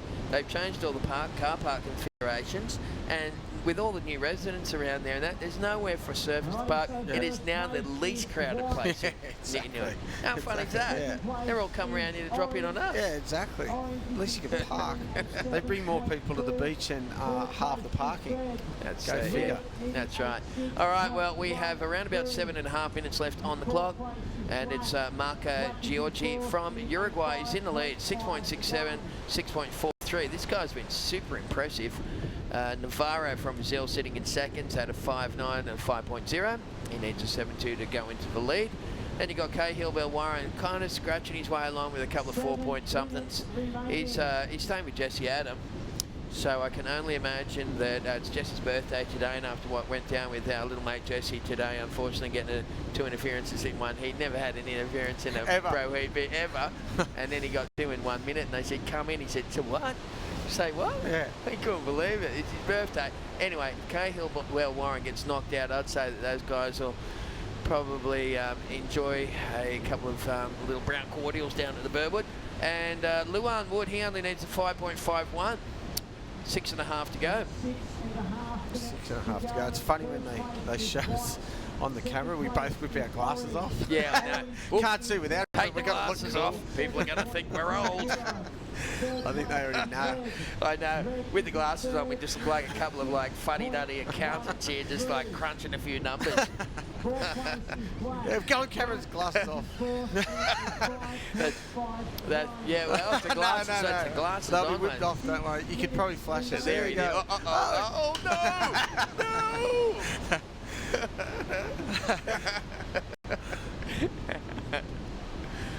That's funny. Wow, that's pretty radical finishing move there from Navarro. Guy's in the orange singlet. He's got a good style too. Gee, we've seen some good surfing here today. And the conditions look amazing. And some nice equipment too that I've been walking around with. They're going to come back and talk to you about boards and that in a second as we see the replay from Navarro. Nice tight turn in the pocket, and then just jumps over the sides on that one. What are you riding yourself these days, Matt? What's the board of choice? I'll ride anything these days. I've been riding them shorter and thicker and wider like everyone else has been doing. Sure. Yeah. Like what sort of length? 5'8". Yeah, right. Like 20. And 9 3/4. Let's talk hip words like literage. What? I don't know. I don't talk literage. Thicker, wider, shorter. Yeah, there we go. More literage. I love it. I don't do literage. Yeah, how do you even measure literage? I don't know. Is there I don't an know equation? anything about it. Is that only something that you can do when you do computer like shape boards? Yeah, you can't do it if you're hand shaping. No way. Of course you know. How would you know? No. But yeah, we get us off the computer too, the pre-shapes, but oh yeah, we don't do it in literage. We just put it in. And do you mess around with all the computer programs to design your board and all that? No. I can only just use a mobile phone, so There's no chance of getting on a mate, computer. showing where the cough button was on the broadcast. Exactly. No chance I'm on the computer. I love it though, but you know how to use a saw, don't you? Oh, I know how to use a saw, yeah. that's I'm not awesome. even that good with a saw. I'm only just getting to use the gauze. That's good. Just screwing the rails. No electric don't let power them use tools power either. tools. No power tools. Don't touch them. What a classic. Give him a bit of fly screen and get him to sign it. Exactly. Fly screen and a pencil. I love that.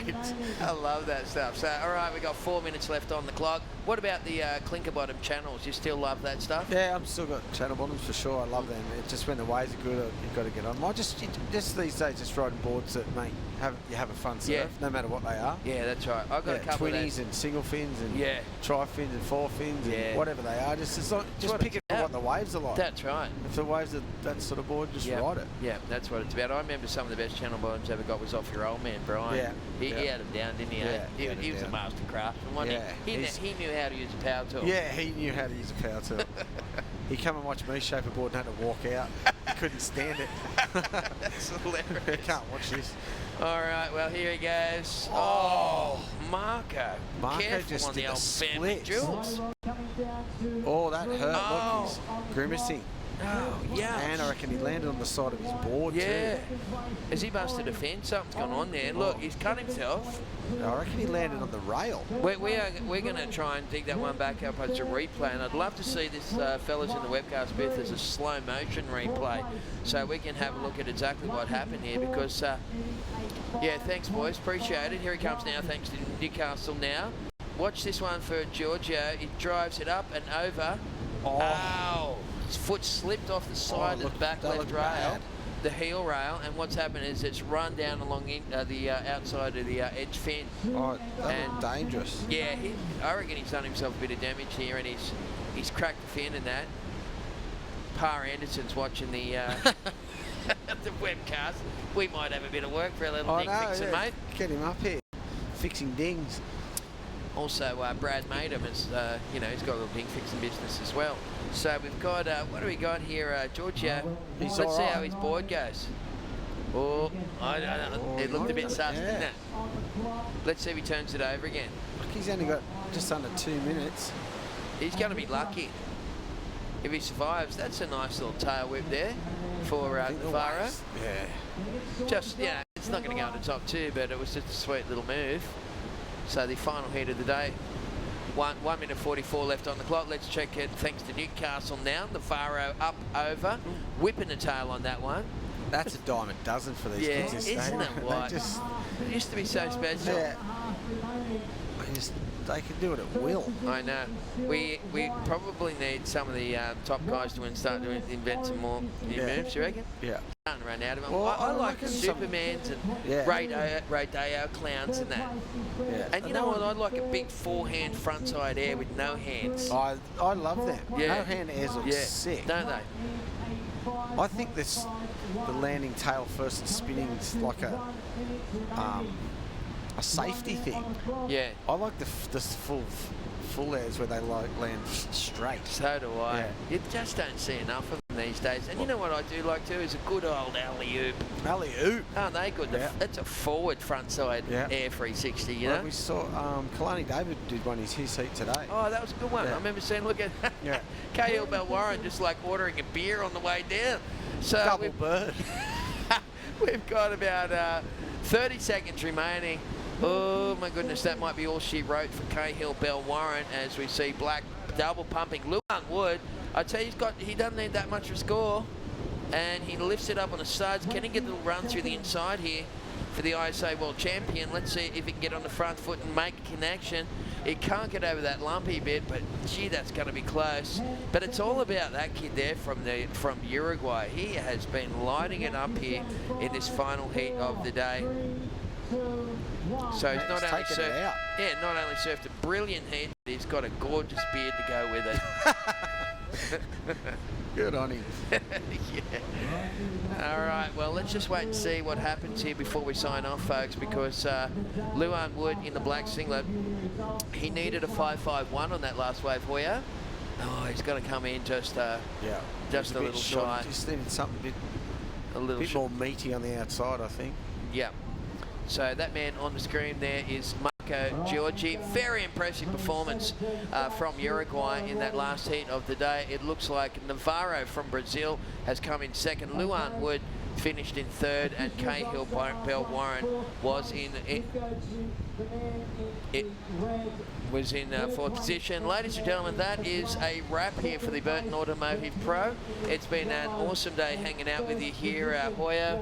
Really enjoyed it, mate. Look forward to some more wacky commentary tomorrow. Yeah, wacky commentary, exactly. We see you bright and early. Yeah, there you go, folks, from Warren Smith and all the gang, and of course our major sponsor Kim Burton and Burton Automotive. Thanks for hanging out with us today. We'll see you guys tomorrow for day number 2 of the Burton Automotive Pro from Newcastle. Have a good one.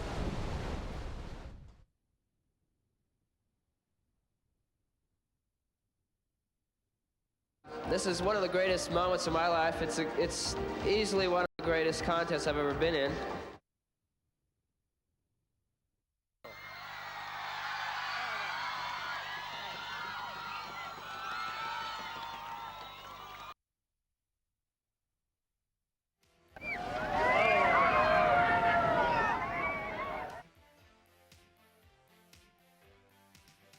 BHP Steel International goes to Damien Hardman.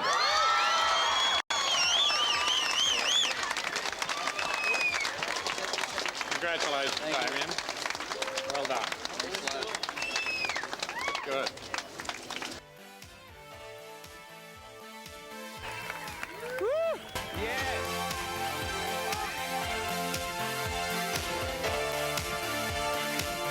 I'm just the happiest person in the world at this stage.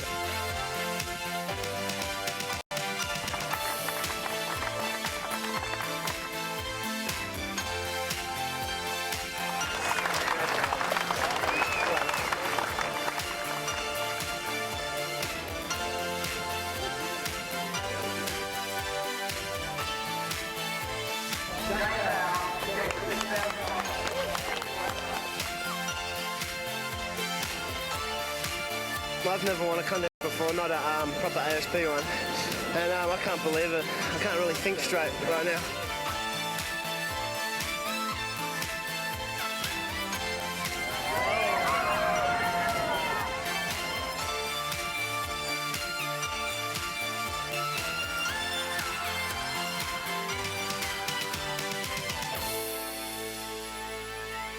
A staggering 12 years ago, this man won Surfest, and he's done it again in 1998. Mark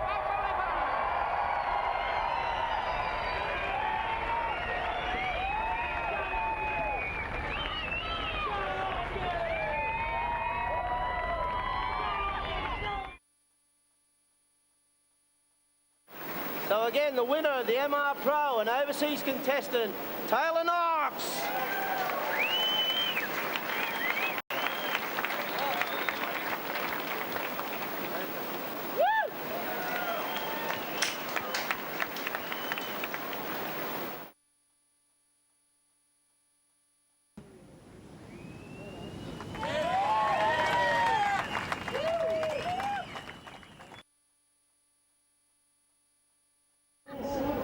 And that means that the man in black from Port Macquarie, the goofy footer, Mick Campbell.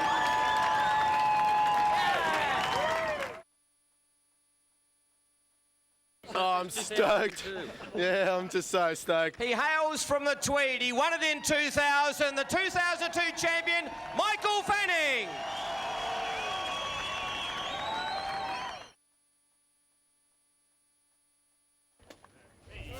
Ooh.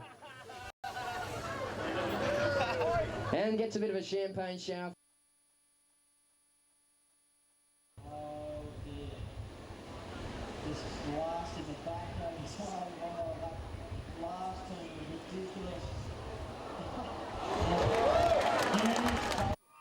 He's the winner for 2004.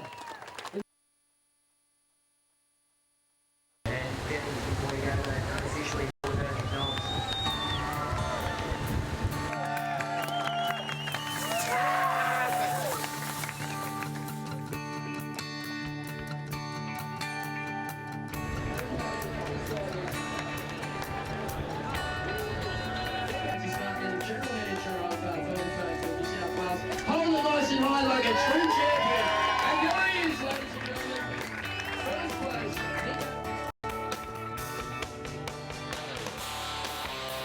Yeah, just started off with it just perfectly planned, and I'm just so happy, frothing.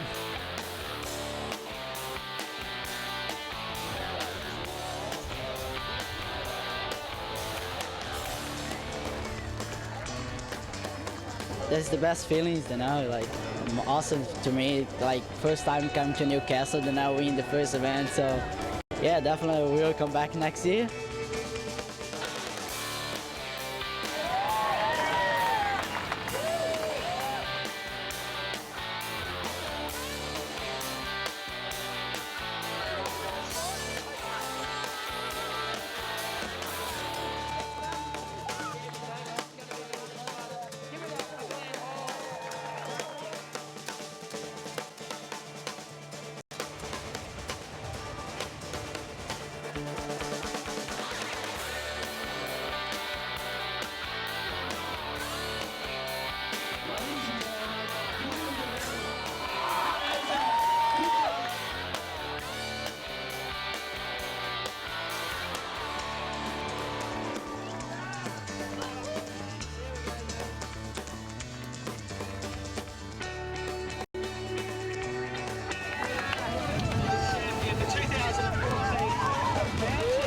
So I was a bit nervy going into it. I really wanted to win, and it was great to get a couple of decent waves and show a bit of my surf, and I'm happy, so happy.